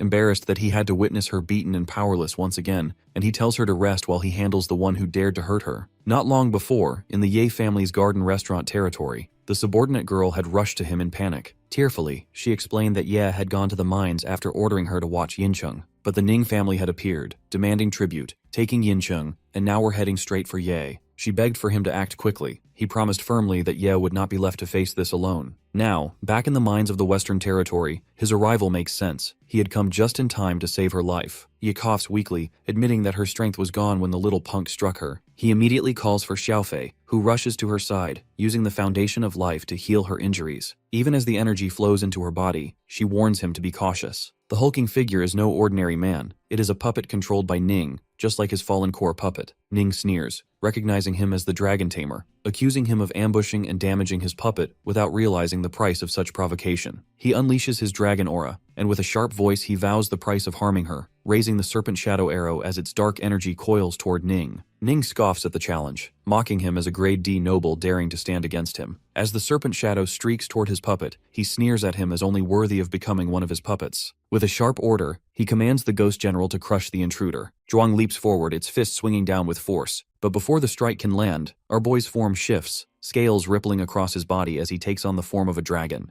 A mocking edge lingers in his tone as he asks if this puppet is truly all Ning has to offer. The set bonus of his transformation surges to life. Shock twists through Ning's thoughts that this wasn't the fighting style of a typical dragon tamer. Lu Fan then calls Xiaofei to join him. She rushes forward without hesitation, casting Soul Light and Soul Sanctuary, sending out a devastating strike that slams the puppet to the ground. Ning curses, snapping at the ghost general to rise. His mind races back to when he had once tried turning into a dragon at level 100 to battle Zhuang, but this transformation before him was something else entirely. The dragon-blooded leader glares back, reminding him of those boasts of crushing and turning him into a puppet. With that, the leader's voice roars with power as dragon language replication activates. A massive lava burst forms, searing the air as it hurtles toward Ning. The attack nearly swallows him whole, but he swings his bell, laughing as the ghost general rises to block the blast with its body. Lu Fan halts, eyes narrowing in disbelief. Ning grins wickedly, declaring that even in dragon form, his enemy cannot touch him. His status window shows him as Ning 2, level 103 puppet master of C grade, and introduces his ghost general, the level 100 mountain breaker. Our dude answers with fury, conjuring an emerald light that smashes the puppet down once again, right at Ning's feet. Ning laughs, taunting that none of these blows can harm him. His strength flares brighter. Judgment Claw ignites, golden fire wrapping around the twin claws of the Golden Dragon King. Stamina burns into raw might, and with one strike the puppet is hurled away. He steps closer, power radiating, declaring it is now Ning's turn to face him directly. Yet before he can finish the next blow, Ning rattles his bell. Zhuang reappears, intercepting the strike and shielding him once more. Ning bursts out laughing, delighted by the struggle. He enjoys watching his opponent fight with everything, yet still fall short of breaking through. Patting the puppet with twisted fondness, Ning promises to show something far more entertaining. The ghost general rises again, its body trembling with new power. The aura around it grows heavier, denser, as it begins channeling the essence of the mountain god. Possession awakens. The mountain breaker fuses with divine might, its form overflowing with the strength of a 100-level ultimate skill. Ning holds 3 soul-binding nails in his hand, each one boosting the strength of his puppet. He grins that with triple enhancement and the blessing of the mountain god. But he is not done, and he decides to reveal one more hidden weapon from his century-level techniques. At his command, the Ghost General stirs, ready to unleash its full might. The giant puppet moves, its power multiplied many times over. For Ning, letting his enemy face such strength is like granting them a rare honor. Lu Fan watches closely. He quickly calculates that 10 times normal stats mean Ning could fight 3 century-level elites head-on. Even a dragon's bloodline would struggle against such dominance. Lu Fan shifts back into his human form while Ning mocks him for giving up. Our boy then mocks his ultimate technique, paired with 10-fold power amplification, calling it shame. Ning demands to know what he means. Lu Fan explains that whether 10-fold or 100-fold, the flaw remains the same. He reflects that Zhuang is driven by force, while he himself hides behind external control. Neither has balance. To him, both the puppet and the master would make fine trophies for his own collection. Ning mistakes his opponent's calmness for arrogance, eager to see what Dragon Lu Fan might bring out. Xiaoji rushes forward but freezes the moment the Ghost General looms over them. His courage vanishes, and he retreats behind Lu Fan, trembling. Ning bursts into laughter, calling it a scared worm. Argai lifts Xiaoji, asking why he trembles now. A muscle-bound puppet and a short brute should not scare someone who already defeated the 10,000 Venom Devil Vine and the demon-devouring Dragon King. Hearing this, Xiaoji steadies herself, confidence trickling back, and declares she is ready once more. Ning waves him off, scoffing at the thought that such a small creature could harm his century-level puppet. He only smiles faintly that he never said he had just one dragon. Turning to Xiaofi, he gives the order. The Shadow Dragon King emerges, its presence shaking the air with a thunderous roar. Ning's eyes widen. That gaze, brimming with pure killing intent, makes his skin crawl. Such a beast can't be allowed to strike first. He instantly activates his unbreakable protection bell. A bronze bell forms above him, etched in glowing runes, creating a solid shield. He commands the Ghost General to strike before it's too late. The puppet charges, fist swinging down. Yet the attack halts mid-motion. Its legs sink, swallowed by a dark swamp of poison. Shock flares across Ning's face regarding the spread of the poison. He quickly reacts, flooding the Ghost General with cleansing light. He summons Sacred Rain to wash away the corruption, and finally casts a reversal spell to turn the poison back against its source. But no matter what he tries, nothing works. Our boy tells him plainly that it's useless. This poison cannot be washed away by ordinary means. The Ghost General thrashes, fighting to free itself, but the Shadow Dragon King has already closed in. With a swift double strike of shadows, the puppet is battered. Lu Fan himself rushes forward, his arm morphing into dragon claws. 6 strikes land in a blazing flurry, the Dragon Fury combo tearing through defenses. Ning feels dread creeping in. This opponent is not human but a monster. His strongest puppet is being torn apart. Desperate, he mounts the Ghost Shadow, aiming to flee. This dragon tamer must be dealt with another day, but Lu Fan blocks the path with both of his dragons at his side. Our boy catches him running and remarks that someone like his worth is too precious to slip away. At that moment, our boy and Xiaoji charge ahead, ready to cut off the retreat. Frustration burns in Ning's chest. He curses Lu Fan's stubbornness and orders the Ghost Guard to block him. Our boy lifts the Serpent Shadow arrow in his hand, mocking that Ning has only 2 defenders remaining. His power surges as he launches Cut the Sky, followed by 2 Dragon Fury strikes in quick succession, all while his dragon supports him from the side. His intent is clear, nothing will stand in his path. Xiaofi steps in, gathering Dragon Aura for Soul Shock. The energy stacks higher and higher, layer upon layer, until it reaches 8 full charges. With our boy's signal, the blast is released. All of the accumulated Dragon Aura tears forward and slams into Ning, who is still mounted on the Shadow King. Ning scoffs at the attack in his thoughts, certain it will last only a second. But his sneer vanishes when the Shadow King collapses beneath him, struck by the Shadow Dragon's devastating Shadow Strike. Ning crashes to the ground, stunned. Panic overtakes him. Gone is the arrogant noble. In his place is a boy begging for his life, pleading for someone to save him. He looks at Ning with mild disappointment. Ning used to be proud. Now his begging is just sad. Maybe remaking him will bring back that spark. Broken and bleeding, Ning gasps out promises. As the second young master of the Ning family, he can guarantee rewards. Wealth, treasures, anything. His clan would pay any price for his safe return. Lu Fan ignores the bargaining. Instead, he instructs Xiaofei to summon the fallen corpse Holy Dragon. At once, the dragon arrives and begins its natural assimilation. Ning's voice cracks as he demands to know what Lu Fan plans. The answer is merciless, that he will be turned into a puppet. Ning screams that his family will come for revenge. His sister will never let this insult go unpunished. But his protests fade into raw agony as the dragon activates corpse manipulation. In the next moment, Ning's body twists into something new, a fallen corpse puppet master. An information window reveals the details. Level 103, skilled in puppet creation, 3 nails to the soul, clarity and calm, purifying rain, and reversal of corruption. Lu Fan studies the results with keen interest. Every ability revolves around puppets. A fighter like this, once converted, can not only strengthen his puppet army, but create new ones from corpses. With the right strategy, this could build an entire legion. Just then, Ye approaches, calling his name. Her eyes settle on the transformed corpse of the Ning family's young master. She exhales, realizing the deed is done. A scion of a C-tier noble house eliminated so decisively, he wasted no time. Our boy explains his reasoning that to throw away such talent would be a mistake. This boy's skills are too useful. Enhancements like his can elevate puppets to terrifying heights. If experiments allow these fallen corpse puppets to retain human form, their potential will grow even further. Yi smiles that crushing a C-tier family has long been her desire, and now the chance lies within reach. Lufan asks if she is recovering well, and she assures him her injuries have mostly healed. Xiaofi's treatment worked wonders. Satisfied, he declares it is time to begin, and summons every fallen corpse at once. A formation of bodies rises before them. Ning Tu, the new puppet master, raises his hand and casts Create Puppet. Energy floods outward, wrapping each corpse. In an instant, they transform into controllable puppets, ready for battle. Yi can only watch with astonishment. Lufan barely needs to act. Ningtu commands them all like an extension of his will, but he has more to show. He orders amplification. 3 nails to the soul activates, driving wooden spikes into each puppet. Their auras flare violently, attack power doubling in an instant. He explains calmly that so long as these puppets are not destroyed entirely, the dark lines carved into them will allow for revival. He takes in the sight with awe. On one side, he controls a legion of 9 realm demons. On the other hand, he now commands a squad of 4th-tier puppets. Facing him is to face certain defeat. Our dude agrees that now neither the Ning clan nor any other C-tier house could hope to oppose them. His goal is clear, to raise the Ye family as the strongest clan of the Western lands. Hearing that, Ye smiles brightly, her faith in him unshaken. The subordinate then stumbles forward with relief as he sees Lu Fan and Ye. The old steward drops to his knees, clutching Lu Fan's leg, babbling through tears. He blurts that Ning stormed the estate like a demon, demanding the young lady. At first he braces himself to die resisting, but then fear grips him. If he falls, the estate is doomed. So he forces smiles, stalls with flattery and excuses, and prays desperately for their return. Our boy views the situation differently. He suggests that maybe the steward had already seen the Ye family as a sinking ship and was preparing to cling to the Ning family's golden branch instead. The steward cries louder, swearing about his loyalty. Even with 100 lives, betrayal would never cross his mind. He only wished he could be as fearless as him,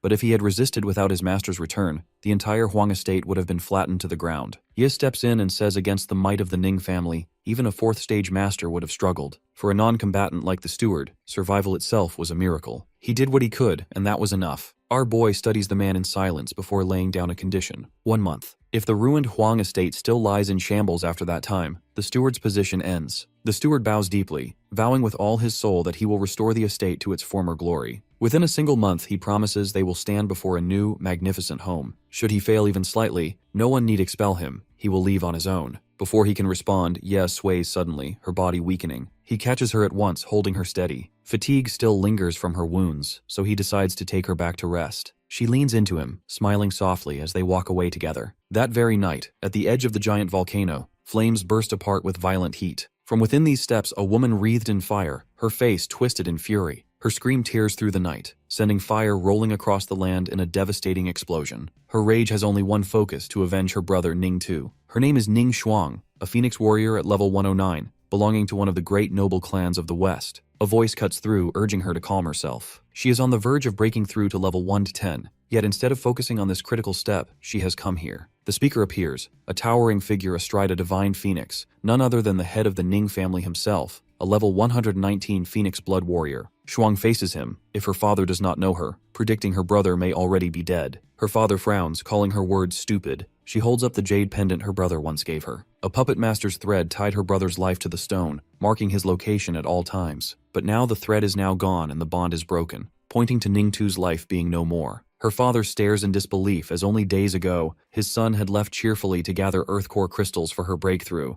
Shuang connects the dots at once. Earth core crystals meant he had gone to the Huang family. Her father shakes his head. That fallen house could never have harmed his son, but Shuang refuses to accept his dismissal. Even if it seems impossible, the Huang estate is the only lead. She swears she will tear it apart searching for the truth. Her father steps in her path, insisting her priority must be her own advancement. Reaching level 110 and unlocking her second god-tier skill is worth more than anything else. Ningtu's fate does not even weigh a fraction compared to hers. Shuang's eyes burn as she has always known her father valued her more, but to hear him say her brother's life means nothing fills her with rage. To her, Ningtu's life means everything. Her voice rises in anger, but her father silences her with a sharp command. He promises to send scouts to investigate the Huang estate, while she focuses on training, but Shuang shakes her head violently. No substitutes, no messengers, and she will go herself. Her father's sword gleams as he levels it at her. Shuang demands an answer in fury. The father's words cut cold. Ningtu's life or death matters little. Her breakthrough is the clan's true concern. She must enter the Divine Ruin's secret realm at once. In fact, perhaps his death is a blessing, and without him to weigh her down, she will finally stop disappointing the clan. Her fury explodes. So this is the clan's truth. Ambition over blood, strength over family. Shuang screams for forgiveness as she hurls herself forward, fire bursting from her body. Her attack meets steel. Her father's sword arcs down, slashing straight at her hand. The clash between father and daughter grows heavier as he accuses his daughter of becoming too bold, daring to stand against him. He raises his weapon at her to take her to the right path. Before the next strike lands, a voice cuts through the heat of their quarrel, asking Ning to calm his anger. A figure appears, mounted on a sleek mechanical bird, a rare grade mount. It is Luo Lixiu, here to escort Ning Shuang to the Divine Ruin's secret realm. Their engagement ties him to the family, and so this confrontation between father and daughter leaves him unsettled. He questions the cause of this sudden conflict. The father explains sharply that Luo Lixiu is soon to be family. There is no need to hide the truth. His daughter has refused to follow orders, consumed by the belief that her brother is dead, and now dares to defy the clan. Shuang clutches her wounded arm, and her fiancé urges her to slow down, but she shakes him off that no one will stop her from reaching the Huang estate and uncovering her brother's fate. Luo Lixiu sighs as he knows the truth already that Ningtu has indeed been killed. He had intended to wait until she broke through to level 110 before telling her. The words strike her like a hammer. Shuang seizes his arms, tears spilling freely. Confirmation tears away the last of her composure. Her brother is gone, and the Huang family must be the culprits. Luo Lixiu respond that their intelligence network is vast, one of the main reasons the Luo clan has risen to a C-tier family in the western borderlands. According to their reports, the Huang clan had nothing to do with Ningtu's death. Shuang demands the truth about the real killer. He explains it was Ye family's domain. The one behind it is not the Huang family at all, but the man now supporting them, Lu Fan. Shuang stares, disbelieving, and her father scoffs immediately. This Lu Fan is barely level 70 yet holds Dragon Pass. Such a figure cannot possibly defeat his son and he must be mistaken. But Luo Lixiu stands by the Luo family's findings. The investigation shows Lu Fan not only aided the Ye family in subduing the Huang and Long clans, but also wields as many as 8 dragon packs. The death of Ningtu required only 3 of those dragons. Shuang trembles hearing about 8 dragons. Her fiancé insists the records are accurate. They know his victories, but how he gained those dragons remains a mystery. Not even their network uncovered that part. Her father frowns that if even the Luo family failed to find the truth, then this man is more dangerous than he first thought. Shuang's grief erupts into fury. Fire roars from her body, engulfing her aura in flame. She doesn't care about his origins, his strength, or his secrets. He killed her brother, and she will end him. She demands to know his exact location. Her father's command thunders back at her. She is not going anywhere except the Divine Ruins. He will handle Ningtu's matter himself. She cries out that her father never cared for her brother's life. The air grows tense until Luo Lixiu steps in once more, urging both sides to calm themselves. He offers a solution. Let Shuang proceed to the Divine Ruins as planned, while the clan prepares their own revenge behind the scenes. Her father considers it. This way his daughter's progress won't be delayed, yet justice for Ningtu will not be forgotten. Luo Lixiu turns to Shuang gently, asking for her agreement. She also agrees, handing over the teleportation stone for the Divine Ruins. Outwardly, she accepts. Inwardly, however, she resolves differently. Before anything else, she must confront our boy herself. Far away, in the garden of the Ye family estate, Ye refuses when our dude asks if she will return with him to Dragon Capital. She explains softly that emerging from the Earth Core cave has pushed her close to level 97,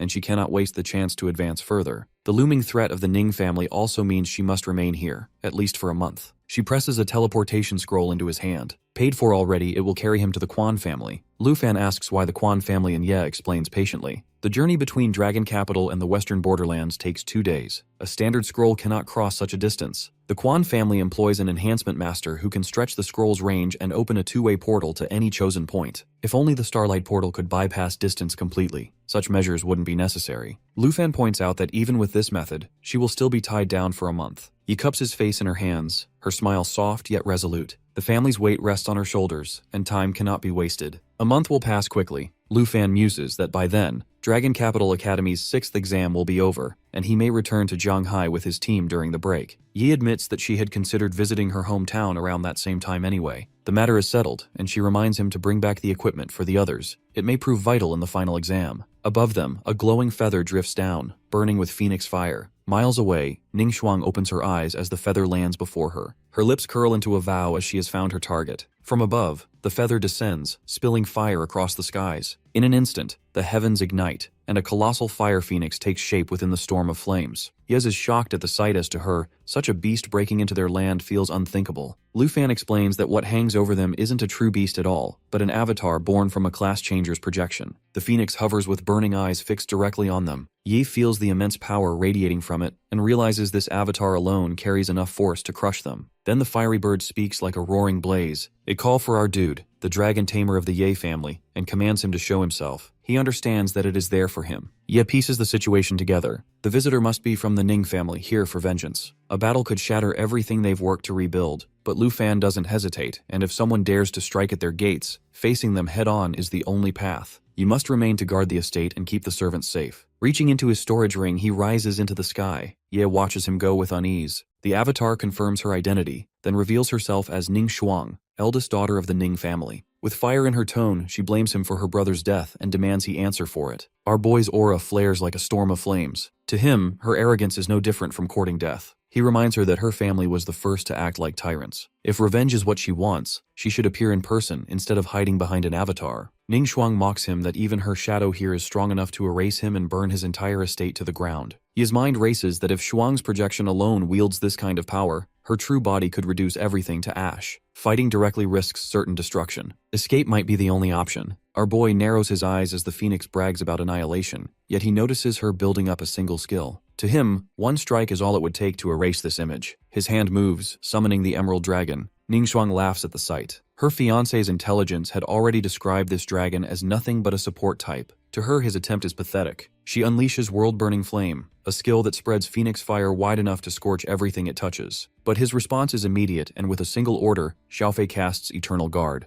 A gleaming barrier envelops him, swallowing the firestorm until not even a spark remains. Ning Shuang's heart jolts. Everything she hurled was blocked without effort. With a snap of his fingers, Lu Fan summons the Shadow Dragon. It strikes instantly, weaving from Shadow Strike into Shadow Invasion. Its speed is beyond her reaction. Her eyes widen as she recognizes the same dragon rumored to have ended her brother's life. While he forces out Shadow Concealment in a desperate defense, he studies her carefully, and for all her rage, her skills prove she has earned her reputation. A dragon tamer of his level would expect nothing less. Ning Shuang's fire aura flares even brighter. She admits revenge will not be taken today, but her words carry a promise. Next time, she will appear in person, and when that day comes, his death is sealed. Her projection fades, dissolving into sparks. From the sky, a glowing stone drops into his grasp. That's a teleportation stone for the Divine Ruin's secret realm. Far away, in her true body, she exhales slowly that our boy exceeds even her expectations. She steps into a sealed chamber and pulls an earth core crystal from the ground. Images of the battle replay in her mind. 2 of his dragons had already appeared,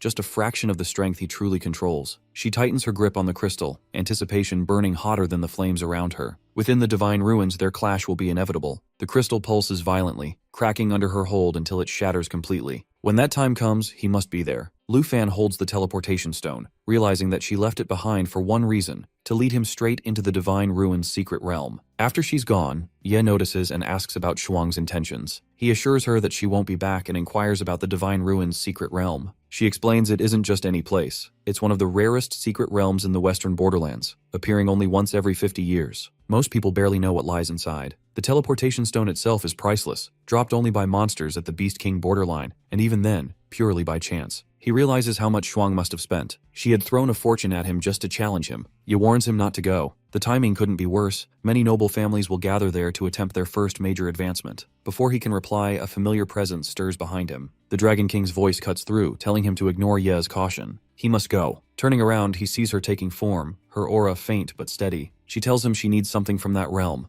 the spirit-quenching liquid. Once he completes his 3rd advancement, she promises to reveal where the myriad armor dragon egg is hidden. He wonders when she even woke up and whether she saw what happened earlier. The Dragon King explains that her kind thrives in this kind of environment. With a little more time, perhaps a month or 2, she'll fully recover. Our boy presses for details about the divine ruins and this mysterious liquid she mentioned. She explains that the divine ruins is said to be the place where an ancient god once fell. Treasures of all kinds litter its grounds, but the spirit-quenching liquid surpasses them all. It enhances a person's strength depending on their own base power. Those already strong will grow unimaginably stronger. For some, it could even double their attributes entirely. He can't help but think it sounds like a stronger version of the Fountain of Blessed Light. If he could combine both, his power might skyrocket beyond imagination. The Dragon King smirks at his reaction and asks if he's impressed now. He points out that she's offering a myriad armor dragon egg in exchange, which means the liquid won't be easy to obtain. She admits that it won't be. Shuang's challenge wasn't random. She chose this realm because it's perfect for her schemes. Yeah, overhearing, asks what makes it so special. The Dragon King reveals the truth that inside that space, no one can use weapons or summons. Only one's own strength matters. He freezes that his puppet army, his biggest advantage, would be completely useless there. Entering that realm would be walking into Shuang's trap. But the Dragon King brushes off his worry. She reminds him that his Golden Dragon King set and transformation skills will still work. Even though she can't be summoned inside since she's technically his pet, she still urges him to go. She steps closer and cups his face gently. Lu Fan frowns that this woman is sending him straight to his death. If he dies, she dies too. She laughs softly, asking if he still doubts her.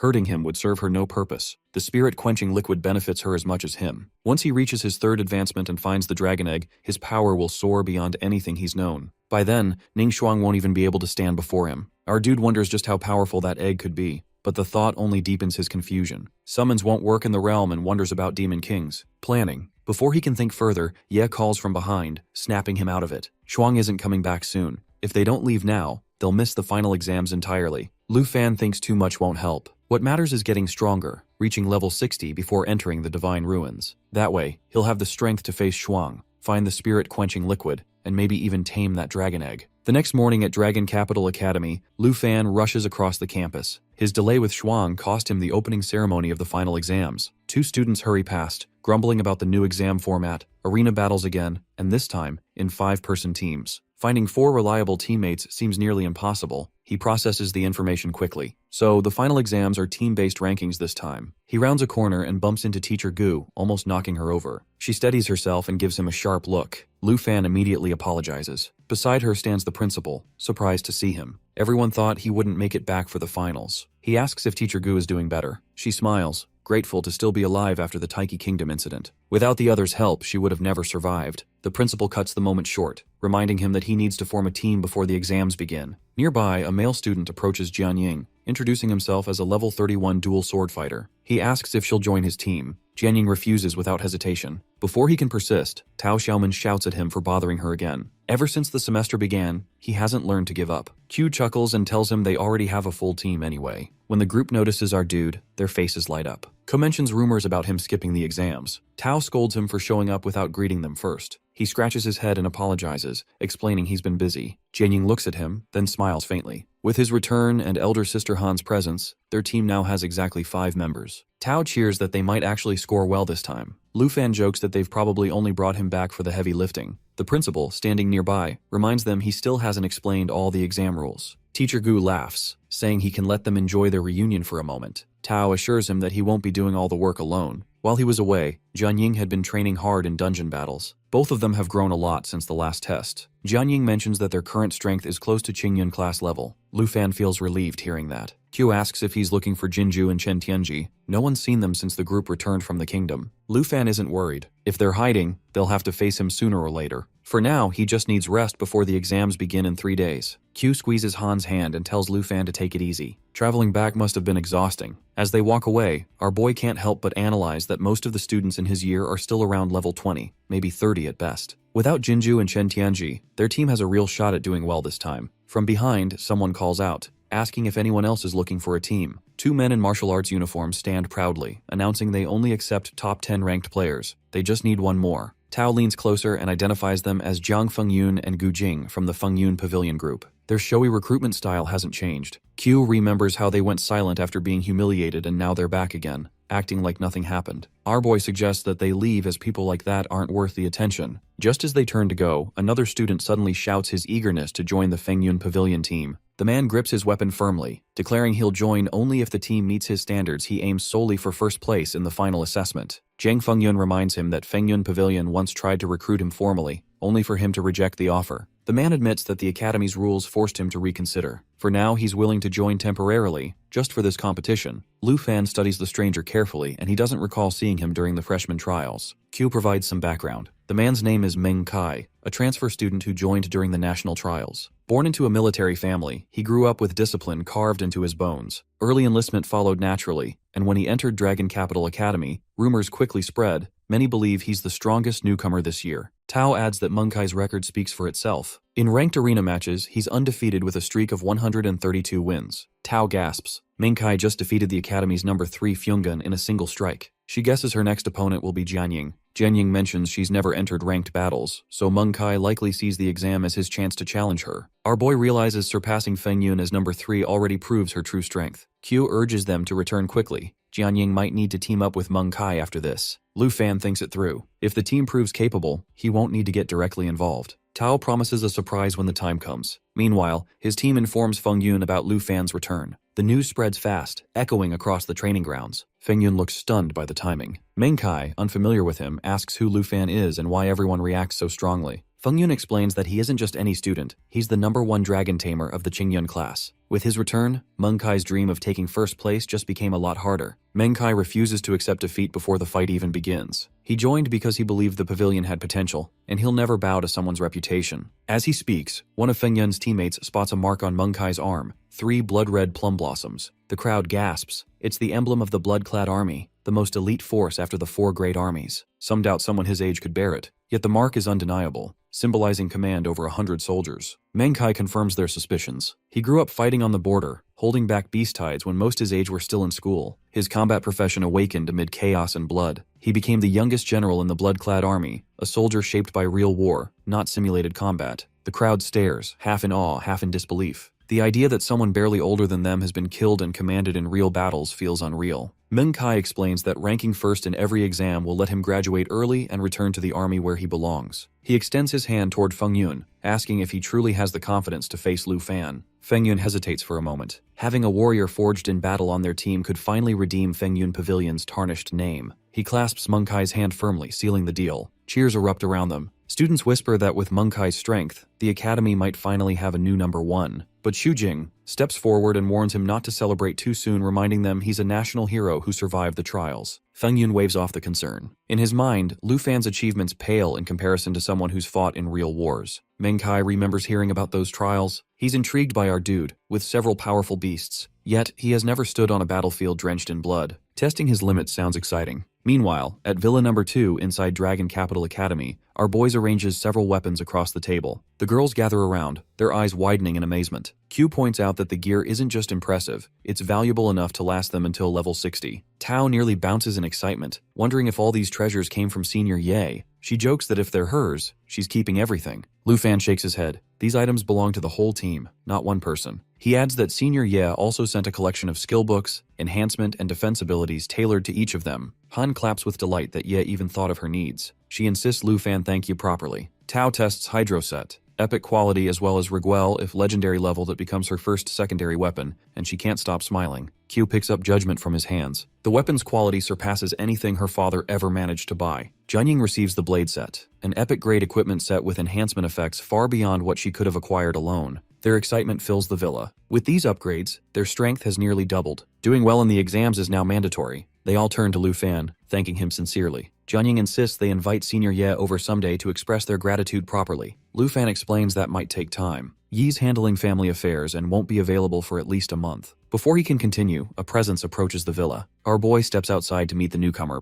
The stranger confirms Lu Fan's name before introducing himself politely. He's Morozov, from the Snow Country, sent on behalf of young Master Andre. His task is to oversee the renovation project for Lu Fan's newly granted territory. Andre works faster, and within days, he manages to bring in Morozov, a famous designer with no national allegiance, who finds Lu Fan and presents him with the island's blueprints. The design shocks him as it's far beyond anything he imagined. Around the island's edge, Morozov places epic-grade Shadow Demon crystal cannons, each strong enough to erase a 4th-tier master with a single strike. The entire resort island reshapes into a fortress. Lu Fan can't help but feel satisfied as the transformation is more than he hoped for. Morozov vows to complete a teleportation formation linking Dragon Capital Academy, the Dungeon Heart, and Shadow Island within 3 days, just in time for the Academy's final examination. Tao and the others volunteer to handle this task. They agree that unless a truly dangerous opponent appears, Lu Fan won't interfere. It's their chance to show what they've learned, and Lu Fan enjoys the idea of watching from the sidelines for once. Before the big day, he takes them for an intense training session. They unleash dazzling Holy Lie, raining magic damage across enemies, while combining it with earth-splitting mountain shaking and water prison. The results are impressive as Tao reaches level 38, Kui climbs to 39, Ant advances to 30, Jianying hits 40, and Lu Fan himself breaks through to level 50. After 3 days, the group steps into the Dragon Capital Academy arena. Our boy receives number 8 and wonders who he'll face. Tao's excitement fills the air, and she's eager for the challenge. A nervous student approaches, asking for a selfie and gushing about his performance during the Trial of the Nation broadcast. He smiles and agrees, posing with him. As they part, the student hesitates, admitting with dread that his team holds number 8 as well, and they're up against Lu Fan's group. Fear overtakes him and he insists on surrendering before the match even begins, aware of his own limits. Tao chase after him, warning that running away will force a retake of the exam. He still refuses, arguing that no number of opponents could defeat Lu Fan. She eases his panic, assuring him they'll let him perform before finishing things. Soon the opposing team gathers, that man in front, 2 men and 2 women behind. One girl murmurs to her senior sister, questioning why they must face Lu Fan's team. Tao cuts her off sharply, unimpressed. The student who took the selfie calls for the match to begin and charges forward. Tao leaps to meet him with fierce energy. Kwai moves first, activating light domain imprisonment. 6 radiant barriers rise, trapping their opponents. Tao soars above them, teasing that they've already missed their chance, then casts abyssal coagulation and thousands of water needles descend, piercing from all sides. The opponents raise their weapons in panic. Before they can react further, Kui ends it with starlight annihilation, summoning divine light that sweeps across the field. In the stands, the crowd blinks in disbelief. Some barely had time to process what happened before the 5 opponents fell. Whispers fill the arena that 2 girls from Lu Fan's team just wiped out an entire squad in seconds. Many realize that even without him, his teammates are terrifyingly strong. Standing with Ant and Jianying, our dude watches with quiet surprise. Ant praises Jianying's leadership, but she gives credit back to the group, saying it's their effort and discipline that made the difference. Across the grounds, Fyungun turns to Meng with a proposal that he wants to form a permanent team after graduation. He's long admired the blood-colored army and dreams of joining their ranks under Meng's lead. Shujing agrees, calling Meng their role model and vowing to follow him toward true glory. Meng listens calmly and promises that if they defeat Lu Fan's team in the finals, he'll personally recommend them to the Blood Cloud army. As they approach the arena, they overhear talk of Kui and Tao's devastating match. Some students are already betting our boy will win the entire event without even fighting. Kui's mastery of light domain and Tao's fierce momentum have everyone talking. High above, Meng watches silently. In his eyes, Lu Fan isn't a true warrior, just a man blessed by luck, gifted with a dragon he didn't earn. Meng tightens his fist, his resolve burning. To him, real strength comes from surviving blood and death, and he swears that he'll be the one to crush Lu Fan's shining reputation. 6 days later, the arena roars with excitement. Crowds pack the stands, betting on the much-awaited clash between Lu Fan and Meng Jia. One group confidently supports Lu Fan, his performance at the secret realm of the nation. Others whisper about a leaked video from the day before that showed Meng's ruthless strength. When both teams take their positions, the atmosphere turns electric. Talk spreads fast about Meng crushing a third-tier master in minutes. As the match begins, the crowd notices Lu Fan and Meng staying off the field. Whispers spread that Jianying's team is outnumbered 3-4, and some doubt their chances, calling the Life-type member a dangerous weakness. Up in the stands, Lu Fan watches calmly beside Ant. Across from him, Meng studies him with a cold, calculating stare. On the battlefield, Fengyun smirks, confident that their arrogance will cost them the top spot. Our dude reminds him to prove his worth, and Fengyun, burning with pride, orders his team to finish things quickly and restore Pavilion's honor. His teammates prepare to strike. Tao overhears their threat, and Kui urges everyone to focus as there's no room for mistakes. The judge's signal cuts through the noise, and the match explodes into motion. Kui casts Abyssal Coagulation followed by Starlight Annihilation, while Jianying shakes the ground with Mountain Shaking. The enemy fires back with equal force, and the battlefield disappears under a storm of light and dust. When the smoke clears, Tao frowns as the opponents are nowhere to be seen. Kui tenses, warning her about a possible ambush. Before they can react, chains of glowing energy whip across the field, wrapping around Jianying. It's the Chains of Sorcery, Imprisonment Lock,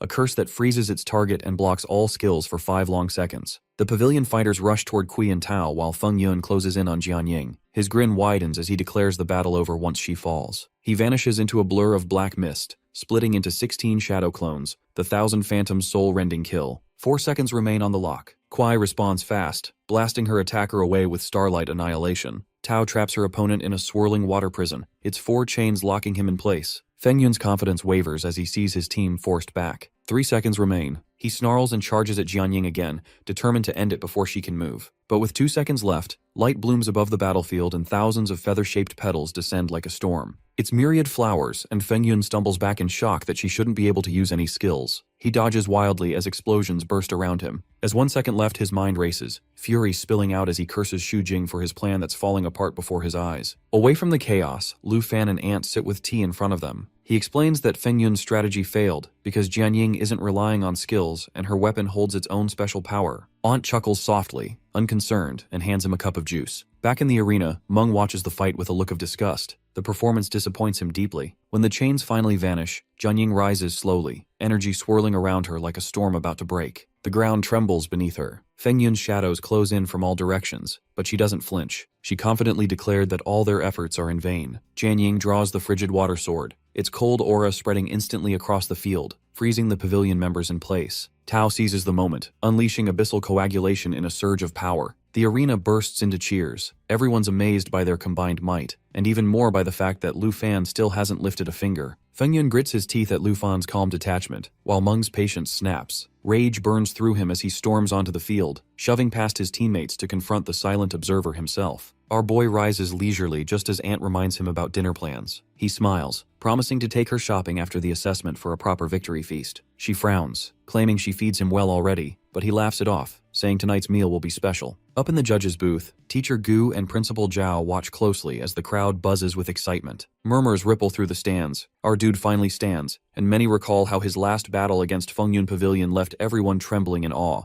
Meng raises his blade, demanding him to step forward. Jianying blocks his path, and she vows he'll have to face her first. She activates her sword's full power, chaining together frigid water, blood-breaking, and army breaker techniques. Energy bursts toward Meng, but he sweeps his leg through the attacks, scattering them effortlessly. He sneers, dismissing her as beneath his notice. Jianying answers with Harmaflame Scythe and Myriad Flowers, forcing him on the defensive again. Before she can press forward, Feng Yun intercepts, insisting she's his opponent. Meng turns, sensing Tao's attack from behind, and meets her strike head-on with his sword, mocking her for even trying. She lands beside Tao, frustration flashing in her eyes. Kwai moves forward to help, but our boy steps in. He tells them to stay back as Meng wants a fight, and he intends to give it to him. He then praises their teamwork, adding that if this had been a real battle, Feng Yun Pavilion would already be gone. Meng charges Tao one last time, throwing insults about Lu Fan hiding behind women. As Tao struggles to block him, a dark streak flashes through the air that's the arrow of Nether Serpent. It whistles past Meng, forcing him back. Lu Fan orders Jianying and Tao to retreat and protect Ant with Kui. Meng shouts for Feng Yun to fall back too, claiming he won't be responsible for friendly fire. The spectators lean forward, whispering about whether Lu Fan will summon his dragons, and if victory that way would even count as fair. Meng's aura flares crimson as he declares himself a true warrior, one forged in battle against beasts. His weapon spins and slices through the air before he hurls it toward Lu Fan, who sidesteps easily, his own energy darkening to black silence. Meng soars upward, invoking Breaking the Sky, and sends 2 immense slashes crashing down. He roars a question, demanding why Lu Fan refuses to summon his dragons. His calm voice carries across the arena that seeing a dragon requires surviving long enough to earn it. He gestures for Meng to come closer. Fury consumes Meng as his body begins to twist and swell. His teammates freeze in horror while his form shifts into a towering beast. Fur ripples across his body, claws gleam, and his eyes blaze crimson.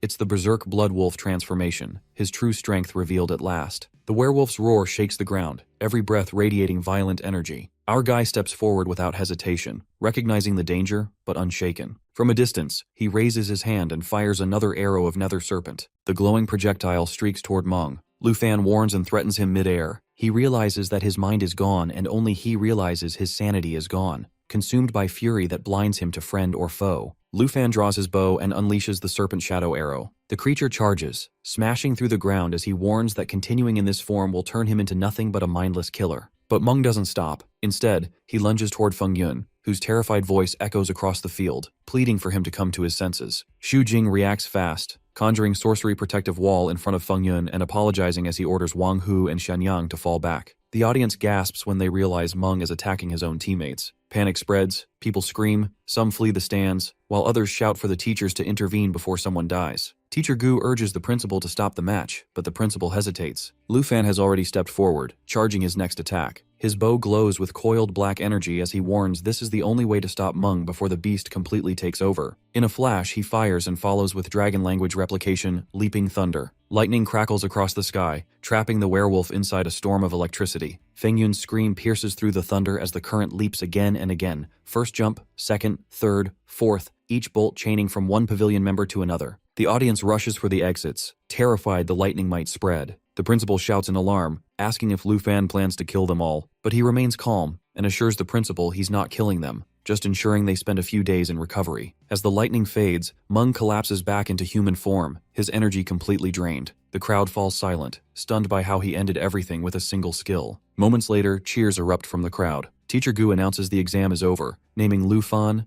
Jianying, Kui, Tao, and their external supporter Aunt Han as the final champions. Kui beams proudly at Lu Fan's flawless performance. Aunt calls out to him, reminding him of their dinner plans and insisting they go celebrate properly. But he walks toward the fallen opponents instead, summoning Xiaofei beside him. Gasps ripple through the crowd when they spot the little dragon girl. Some wonder if she's the human form of the massive black dragon from before. Others recall his battle with Chen Tianji and whisper that maybe Lu Fan uses dragons to settle grudges. Meng sits up weakly and demands to know his intentions. He stays silent as Xiaofei raises her hand, casting Foundation of Life. Warm light spreads, healing everyone on the field. Shock flashes across Meng's face as his wounds fade. He turns away, telling him to stop wasting potential by sticking around weaklings like Feng Yun Pavilion. Meng clenches his fists, refusing to accept it. He roars in disbelief that it's impossible for him to earn the fastest third-tier promotion in blood-colored army history, defeated by a mere student. Our boy pauses and admits many think he relies on luck and his dragons, but every victory came through effort. He trained hard, seized chances, and faced challenges head-on, just like Meng once did. Tao joins in, reminding everyone that Lu Fan earned his golden emblem from the Griffin Legion for his service in the far northern warfront. Kui adds that he also carries recognition from one of the 3 elders of Dragon Country, someone powerful enough to command the blood-clad army itself. Meng freezes that Lu Fan holds honors higher than Blood Army commanders. Feng Yun can't believe it either, wondering how someone who's only been at the academy for a year could have achieved all that. Around them, the crowd buzzes about the revelation, recalling how one of the elders oversees national trials, turning the Taiki nation upside down when Lu Fan's name appeared. The principal exhales in relief now that the chaos is over, and quietly tells Teacher Gu it's time to leave. He assures them he doesn't misuse his rank, urging everyone to grow stronger so their titles match their skill. Later, while the others talk about dinner plans, the pavilion members stay behind in silence. Xu Jing reaches out to help Feng Yun, but she swats his hand away, forcing herself up. Meng grips his blood-clad emblem tightly, realizing that, despite his position, he's still far from true strength. That night, as our boy returns back from Aunt's lavish feast, he praises her cooking, certain that once she masters Ye's scroll, her meals will taste even better and grant stronger boosts. When he returns home, he opens his door and freezes. Jianying is asleep on his bed, wearing light sleepwear. He blinks, closes the door slowly, and stares at it in disbelief. Maybe those mushrooms Aunt used in dinner weren't normal after all. Jianying stirs awake just as he opens the door. For a moment, both freeze. She blinks in confusion while he turns red, unsure why she's in his room at all. She quickly stands up, flustered, explaining that she only came to wait for him after dinner because she needed to talk. He relaxes slightly and asks what was so important.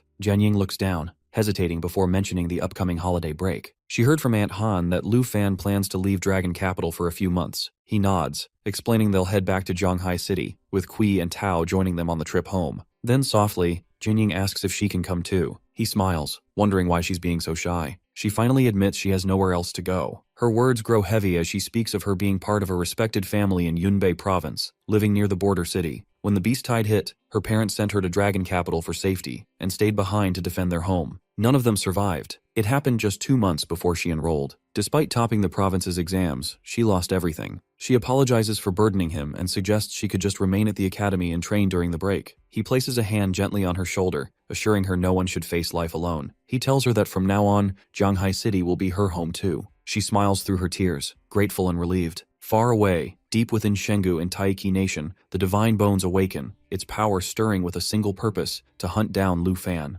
News spreads fast as Lu Fan's group receives reports of a massive beast tide sweeping across Taiki Nation, grounding all flights indefinitely. Aunt sighs, half joking that it feels like everyone is holding grudges against them. Our boy, though, suspects something that the Liu family has taken control since the Jin family's collapse. and though his bounty has been cleared, he can't shake the feeling that unseen forces are moving again. Aunt brushes off his worry, saying what happens there no longer concerns them. It's been too long since they've seen Shanghai City, so she'd rather think about showing everyone around their new home. Our boy agrees, deciding not to dwell on things beyond his reach. For now, the break should be about peace, not paranoia. Meanwhile, chaos unfolds in Tianshu City. The divine bone dragon descends, reducing everything in its path to ash and rubble. Within the city lord's hall, panic reigns. Lord Liu arrives, bringing the guest requested by the dragon. The massive divine dragon looms over them, smaller ones circling like vultures. Lord Liu realizes the messenger from above has left there. Survival now depends on pleasing this creature. He orders his men to bring forth the person it wants. Two figures are dragged forward, Chen Tianji and his sister. The divine bone dragon demands the dragon tamer. Liu points toward Chen Tianji at once, declaring him the only one in the Taiki nation capable of controlling dragons. Chen understands that the creature is hunting dragon tamers, and he has to escape. He shoves her away, urging her to run, but the divine bone dragon blocks every path. A suffocating aura fills the air as the dragon sneers, calling him a pitiful imitation of true dragons. It steps forward and crushes a dragon, giving a cruel warning that if Lu Fan isn't handed over, no one will be spared because they are useless. Flames erupt as its power explodes outward.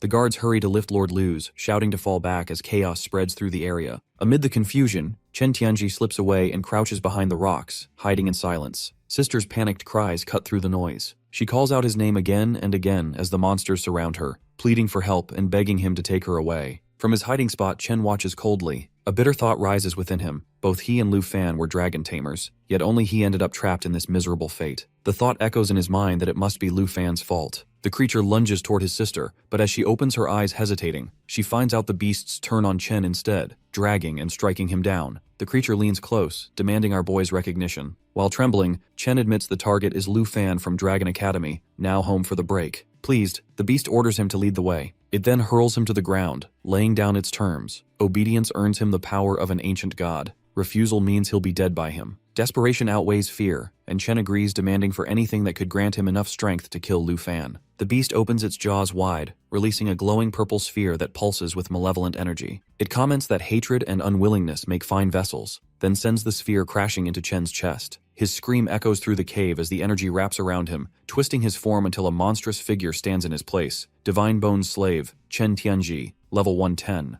The Divine Bones beast declares Chen reborn as its slave, his life bound to its will. It merges into his pet space, warning that failure to find him will result in instant death. Chen, now trembling with newfound power, bows deeply and vows to serve faithfully. Sister hides behind the stones, frozen by what she just witnessed. Chen's transformation has turned him into something unrecognizable, a being who would never spare her after the way she once treated him. An overwhelming force bursts through his body, filling him with pride and a rush of superiority. He feels invincible now, as if the entire world must bow before him. When the purple glow around him fades and his form returns to normal, Lord Liu approaches cautiously, demanding to know what caused the sudden calm and why the raging beasts have disappeared. Chen coolly answers that he joined forces with the ancient god. Their union has quieted the chaos threatening the nation. Lord Liu's face tightens. He reminds Chen that the same god nearly destroyed their land before. Now that it lives inside him, leaving is no longer an option. Chen then releases a wave of pressure that makes the ground tremble. He asks what authority gives Liu the right to command him, and remarks that this is the perfect moment to clear the debt between them. Liu retreats a few steps, fear flashing in his eyes, and pleads for calm. Chen advances, but stops suddenly. Someone else is nearby. A figure cloaked in shadow steps forward, armed and composed. He wears a mask and introduces himself as Tan Xiangyu,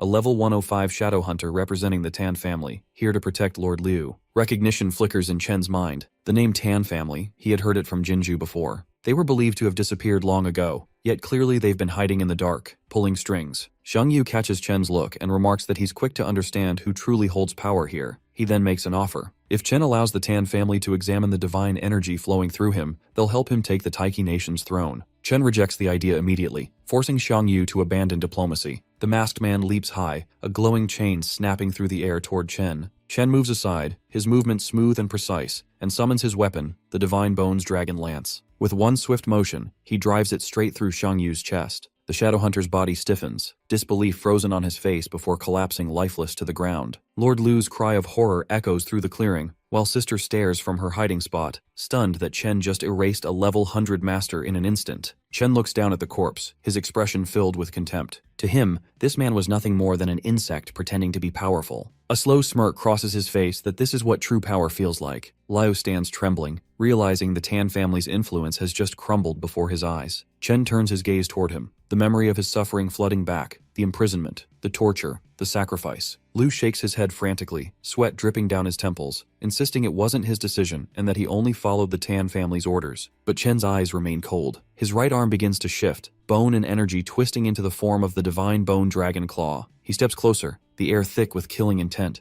ready to deliver the retribution Liu once thought he'd never face. Lord Liu screams at Chen, accusing him of forgetting where his strength came from. He begs desperately, promising never to cause problems again if left. But Chen, without hesitation, strikes, ending Liu's life in a single blow. Soldiers cry out in disbelief, shouting about their lord's death. Nearby, the rocks shift, revealing Sister trembling behind them. She falls to her knees, confessing her mistakes and begging for mercy. Chen unfolds his wings and soars into the sky, leaving her kneeling and watching his figure disappear among the clouds. By afternoon in Zhanghai City, Lu Fan and his group finally return home. At the entrance, Sun Ge, the Qin family's loyal butler, greets them warmly. He praises Lu Fan's achievements, mentioning how he watched every match and admired how his opponents never even understood how they lost. He still can't believe he commands a whole group of legendary dragons. Our boy responds humbly, crediting Sun Ge for leading his first expedition into the secret realm and expressing genuine happiness to meet him again. Aunt cheerfully tells Jianying they'll be staying together at Zhongshan Garden, a luxurious residence gifted to Lu Fan for ranking first. Tao mentions missing her parents and wonders if they missed her too. Kuai waves it off, saying her uncle had already called to prepare a royal-style feast to welcome her back that very evening. Soon, news spreads that Taiki Nation's massive beast tide crisis has officially ended. Reports claim Lord Liu died bravely during the final battle, sacrificing himself to save civilians and lead the resistance. Tao sighs in disappointment, admitting she was half hoping the beast tide would completely wipe the nation, especially off the map.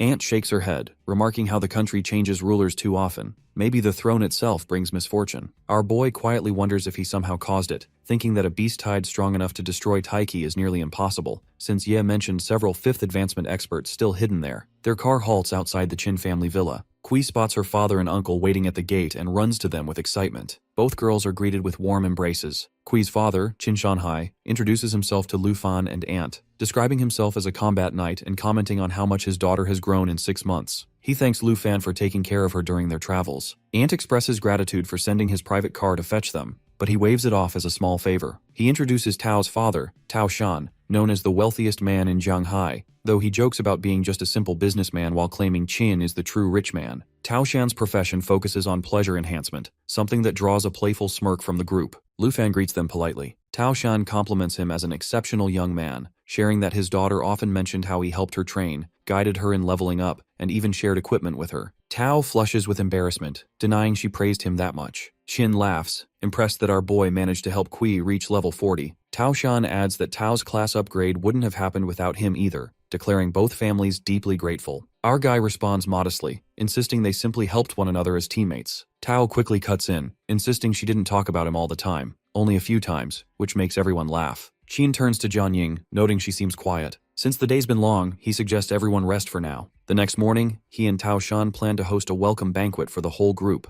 Tao Shan invites Lu Fan personally, asking him to honor them by attending so they can properly express their gratitude. Lu Fan agrees with a polite nod. After the brief visit, the group heads back. Qin instructs the driver to take them to Zhongshan Garden. Kuai thanks her father for thinking of their friend and arranging everything. He chuckles, warning her not to say later that her old dad reacts too slowly to her needs. During the ride, our boy apologizes to Jianying for not introducing her earlier. She brushes it off, explaining she's still new to the city. Aunt assures her she'll settle in soon and even promises to show her around. The driver adds that there's little to prepare anyway. Zhongshan Garden is always kept ready since Mr. Qin sends people weekly to clean and maintain it. Lu Fan expresses his appreciation and asks the driver to pass along his thanks. When they arrive, Aunt proudly shows Jianying their new home. Jianying gazes around in awe, calling it breathtaking. The next morning, the group gathers at one of Zhanghai's grand restaurants for breakfast. Lu Fan sits quietly, realizing that agreeing to yesterday's invitation without thinking might have been a mistake. Both fathers are already deep into drinks, each praising Lu Fan while trying to claim him as their future son-in-law. Qin hints that Lu Fan suits his daughter perfectly, while Tao Shan insists his daughter is the ideal match for his. The young ones can only exchange glances. Tao Shan raises a glass to Lu Fan, describing how his calm nature balances Tao's fiery spirit. Lu Fan politely declines the drink, thanking him nonetheless. Qin disagrees, teasing Tao Shan that he hasn't noticed how softly Lu Fan talks when addressing Kui. Tao Shan laughs,